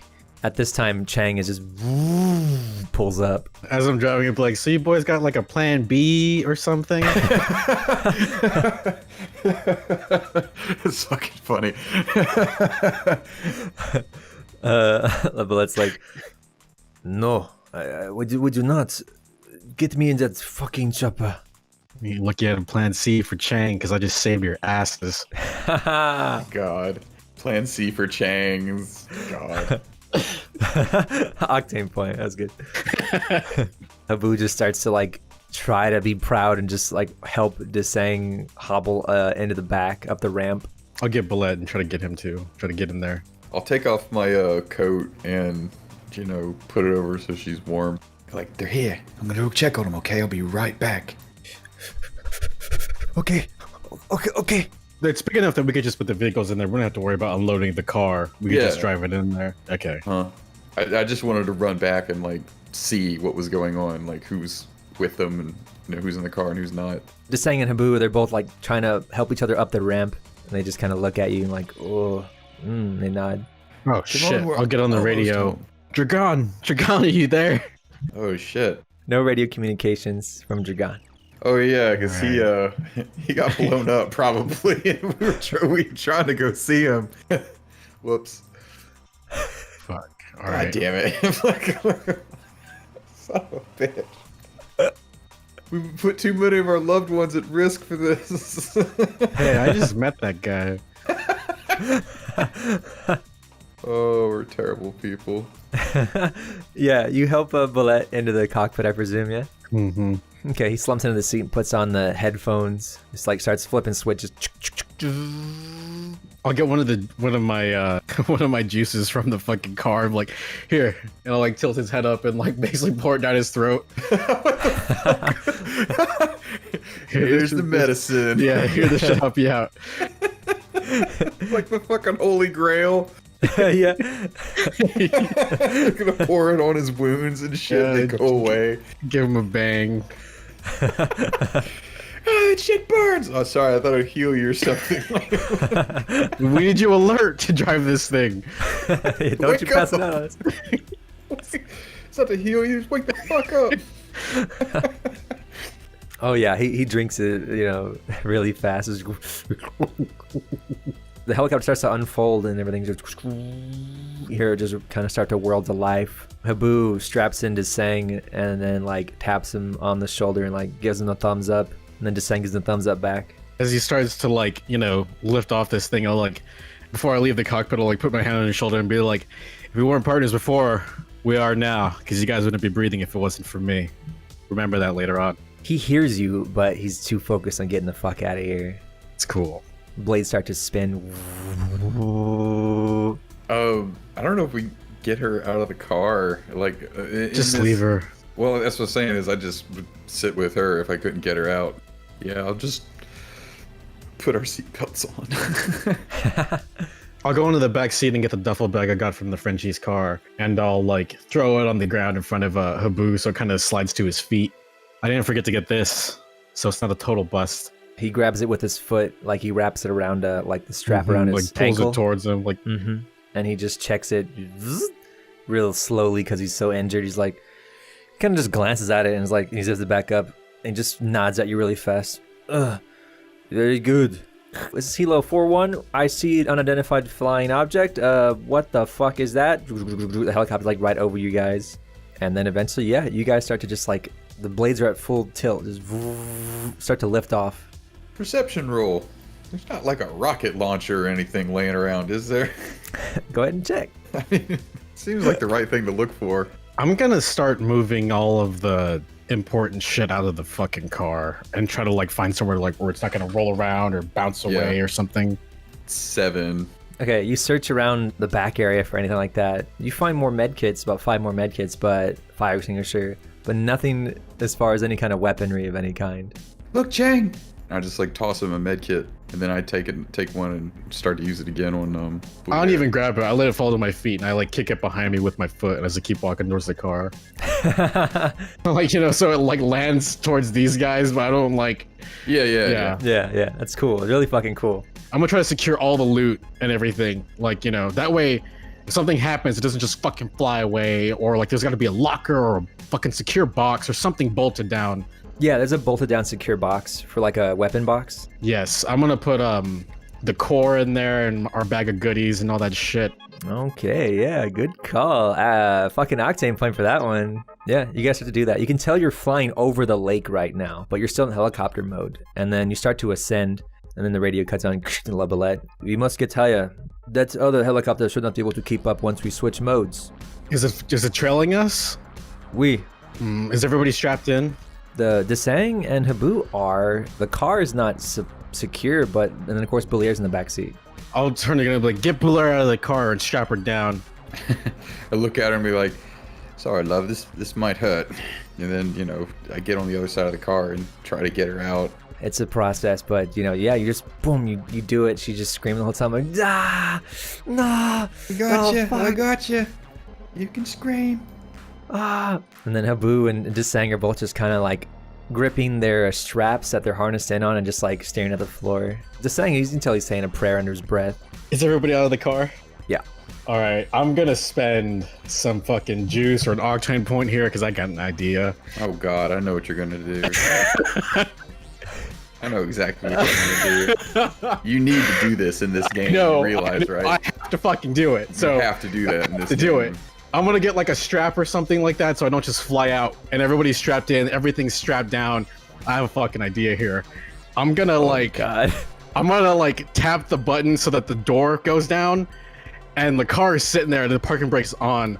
I'm gonna have my hand on that parking brake. The police car is behind it. We didn't bring the police car in here. Oh, I thought we just drove the police car up. No. God, no. No. And so I got the car in here and I got the parking brake is on. I'll tell Boulette, like, get a little altitude and angle it back a little, like you're gonna climb. We can do. He's quite persistent. Yeah, and the helicopter just.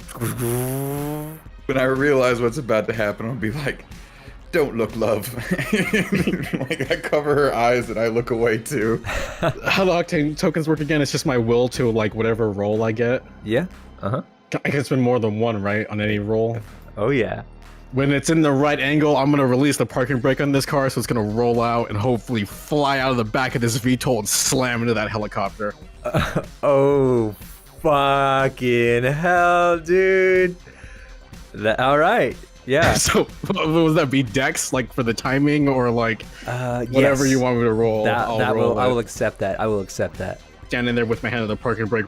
Gotcha. Yeah. The alarms go off like the lights switch. It's like cargo bay open. Habu's like, Jang, what are you doing? You'll see in a minute. Oh God. All right. So initially I rolled an 8 plus my Dex bonus, which is gonna be 14, and then I'm gonna do 2 octane tokens, which brings that up to 22. Fuck it, I'll do 3 octane tokens, and this is gonna bring it up to 26. Holy shit. So I'm sitting there and I hit the button and it's like, the alarms go off and the wind's just rushing through, the red lights flashing, and I'm standing there looking back and we're climbing a little bit. So we got like a little bit of an angle on it. So I reach inside the car. And once I think we're in the right spot, I just pull back on the parking brake and it just starts sliding out. And whatever happens is up to fate. All right, you fucking release that handbrake. The car just quietly just rolls quickly down the ramp past everybody's feet. Just you can hear the police radio. Cannot see any identification numbers on this helicopter. It seems to be illegal. What's that? What's that? Terry, look. What's that? Mo.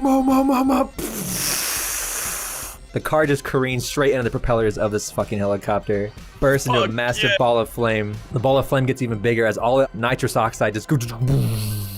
The fucking radio just goes. There's a fucking fireball over this lake.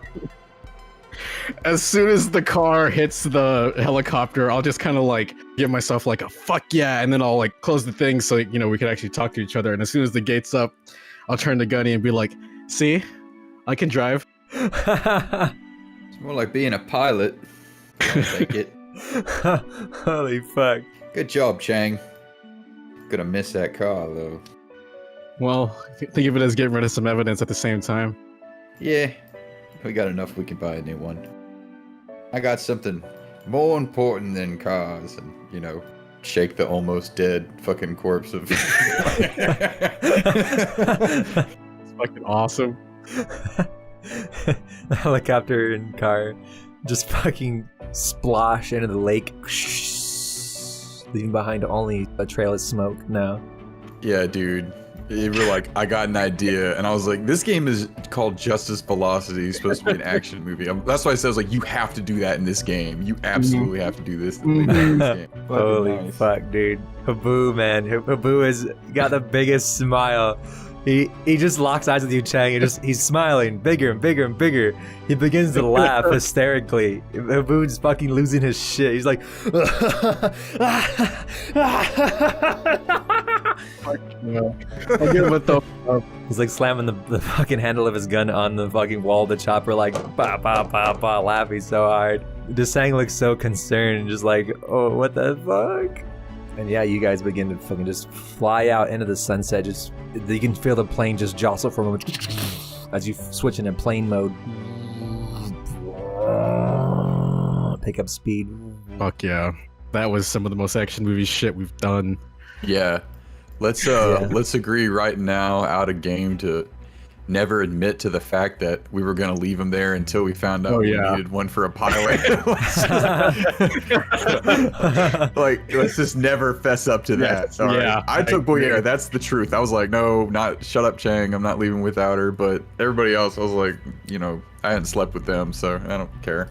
Dude, honestly, all things considered, how bad that could have gone, that was fucking S tier ending. Yeah, we recovered pretty well. Recovered pretty darn well.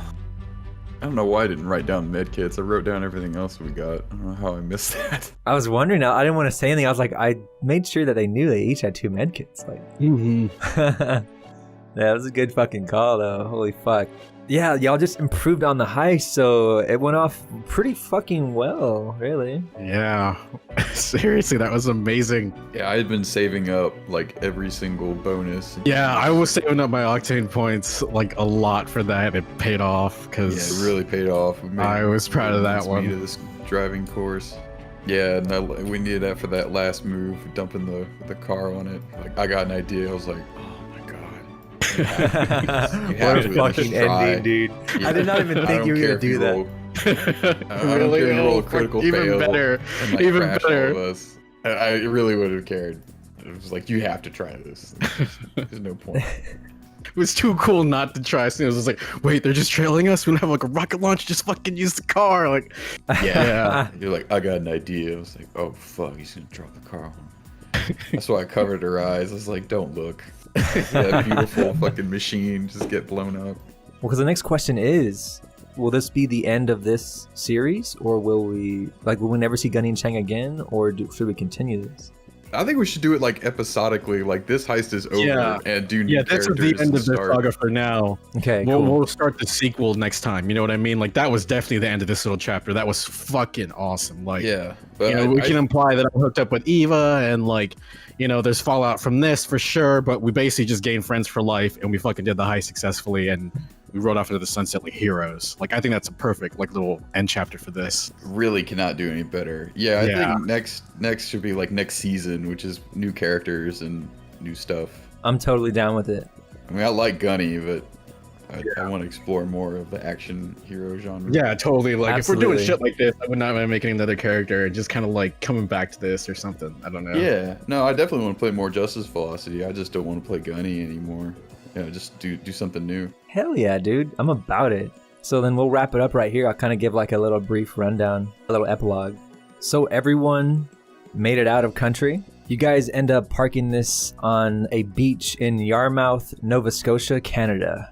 You meet up with another, you know, shady gentleman there who kind of receives everybody, and then of course helps you guys get into a safe house, and you all mourn the death of Lucia. You didn't know her very well, but they all kind of celebrate her life. They did. Mm-hmm. Yeah. You guys pretty much stick together for a good bit. They got the diamonds. The French crew, they were able to successfully ransom off the diamonds to the CEO of the Paragon Financial Corporation, making fucking millions. I think, let me check how much they wanted for it. They were going to ransom for 65 million, and they got every penny. All right. Time to retire. The deal went great. No one got betrayed or double-crossed. They were very careful. And of course, we see our heroes, you know, hanging out drinking in like a snowy lodge somewhere up in Canada. Everyone's here. The French heisters hanging out with Chang and Gunny. You see a lot of really nice exotic cars parked outside in front, and you see a familiar car parked outside, Eva's car. Awesome. The camera pans inside and you see Eva and Chang having their romantic dinner near a fireplace while this massive lodge, while everybody else is just kind of hanging out on the other side of the house. Oh. You know, talking, chatting, partying. Hell yeah. I mean, I'm sure we made millions with the shit. We got bearer bonds, gold, like all that shit. Like, we made a lot of money. There was quite a bit more to find in the bank. I'm sure there was plenty more, but I felt happy with what I got. Oh yeah. As soon as I seen the gold and the bearer bonds, I'm like, I can fucking just cut with this. Probably like 2 years passed, and you guys lost contact with Dragan, so no one knows what happened to him. And of course, the camera just starts to pan out, and eventually it cuts to the front door, and you hear a knock. And then you open the door. You see Dragan there, and he smiles, his fatherly smile. Ah! But he's got 30-degree burns all over his face. Shit. I was kind of hoping that he would show up. I have at least like a gold bar for him, which looks way nicer than nothing. Dragan just nods and humbly accepts the gold bar and just says, I get what I deserve, Chang. Well, I don't think we could have pulled it off if it wasn't for you. He just nods. And, you know, he tries to smile, but of course his flesh is all kind of mangled. But, you know, he does. You can still see that his genuine smile is still buried under that heap of flesh. Oh, it's not the worst thing in the world. It's not like you were ever handsome. That makes him laugh. A little later, privately, can I just give him like half of everything I got off of this? Because I want to be like, you did great. Really fucking hated Stylus. He was a prick. Like you said, you get what you deserve. He did me a favor. We could just give him half of what I got. Damn. Okay. Because that shit, I'm sorry, because that's exactly what I thought was gonna happen. You know, like imagine Stylus slamming into it. I was like, yeah, and that's exactly what happened. I was like, man, that could not have gone better for me. Just hating that kid. Fucking yeah, annihilate him. Yeah, I did. Just it was so perfect in my head. He vaporized with fucking rocket fuel. 3 heaping amounts of rocket fuel from the race cars of the blue liners. Oh my god, there's like nothing left. I love how we took care of those guys. I do too, dude. Good. That was fucking insanely funny. It was like, oh, that's actually quite genius and simple. And of course, Habu and Cheng become lifelong friends. Awesome. I'm glad. I can tell, like I said before, that me and that guy are cut from the same cloth. I get a French model's psychopathic girlfriend though, right? Absolutely, dude. Alright, I'm good. Within that time, she wants to fucking marry you. Yeah. You get 2 different houses in France. Down for that. All this money, still drink goon. Buy fucking box wine and take the silver bag out and just drink from it. Just get a tote bag and shove it in there with like a long ass straw. So awful. It's so awful. Just get a camelback and fill the bladder up there with wine and just wear like a backpack full of wine all day. You get arrested in France just for goon specifically. It's not alcohol. They're like, you're a possession of goon. Yeah, France It's legal is to the take land box wine out of the box. Yeah. France is the land of good wine. We can't have you tarnishing our nation. Yeah, that was awesome. Yeah. Thank you guys so much for playing, man. That's Justice Velocity. Yeah, that was a blast to play. Yeah, it was a lot of fun. Yeah, Thank you for running it. amazing. Absolutely. I had a fucking amazing time running this shit. You're like, no! And I was like, oh, fuck, you rolled a crit fail, didn't he? I rolled a critical fail. Like, oh, shit. Yeah, it's hard not to root for them. Really? I know, right? I'm kind of glad that happened, though, because we were kind of power gaming the whole thing because we saved up everything for the last deal. We're just, like, hauling ass, making fools out of the cops. Well, see, my original plan was, I never expected the cops to chase you alone. I expected the cops and the skeleton teeth to chase you simultaneously. We wasted a lot of those guys. That's what I'm saying, dude. You killed all of their guys, basically, and then you hid from them. You hid with the French heisters, so you couldn't really be found or tracked down. So I was like, well, okay, so I can't really have them be chased by the skeleton teeth, but the cops will be around, so... And the cops aren't exactly fucking world-class racers. So. Yeah, we took care of that side. Yeah. They're fucking blue liners. And the blue liners were the blue liners were gone. And y'all did the heist so well that like y'all weren't gonna have like the entire police force on you. So I was like, well, okay, 5 cars that were just around, kind of active. Also, what did y'all end up doing with the laser? The Lau's laser, basically. What y'all end up doing with that? I figured I'd turn it in like I was supposed to. Yeah, give it to Lau. Like, Okay. Somehow. Oh yeah, there's many ways to give things to Lau. So yeah, okay, cool. I just want to make sure that's concluded, that the original job. Because I know before you said you were just gonna burn Lau alive in his trailer house. Oh, I forgot about that. That was a while back. Yeah. I kind of forgot about that shit. Lau's like, just the little bits of shit that you pick up from the job, that's yours, and we're like retired from it. You like give millions of dollars. Like, yeah, thanks, Lau. You can have your shit laser or whatever you want. I don't even feel like burning you alive in your trailer anymore. You lucked out, Lau. Well, all right, yeah. So that's concluded. Nice neat bow. Legend of Chang and Gunny. That closes the book on these characters. Stay tuned for season 2 of Justice Velocity, where we get new characters and a new story.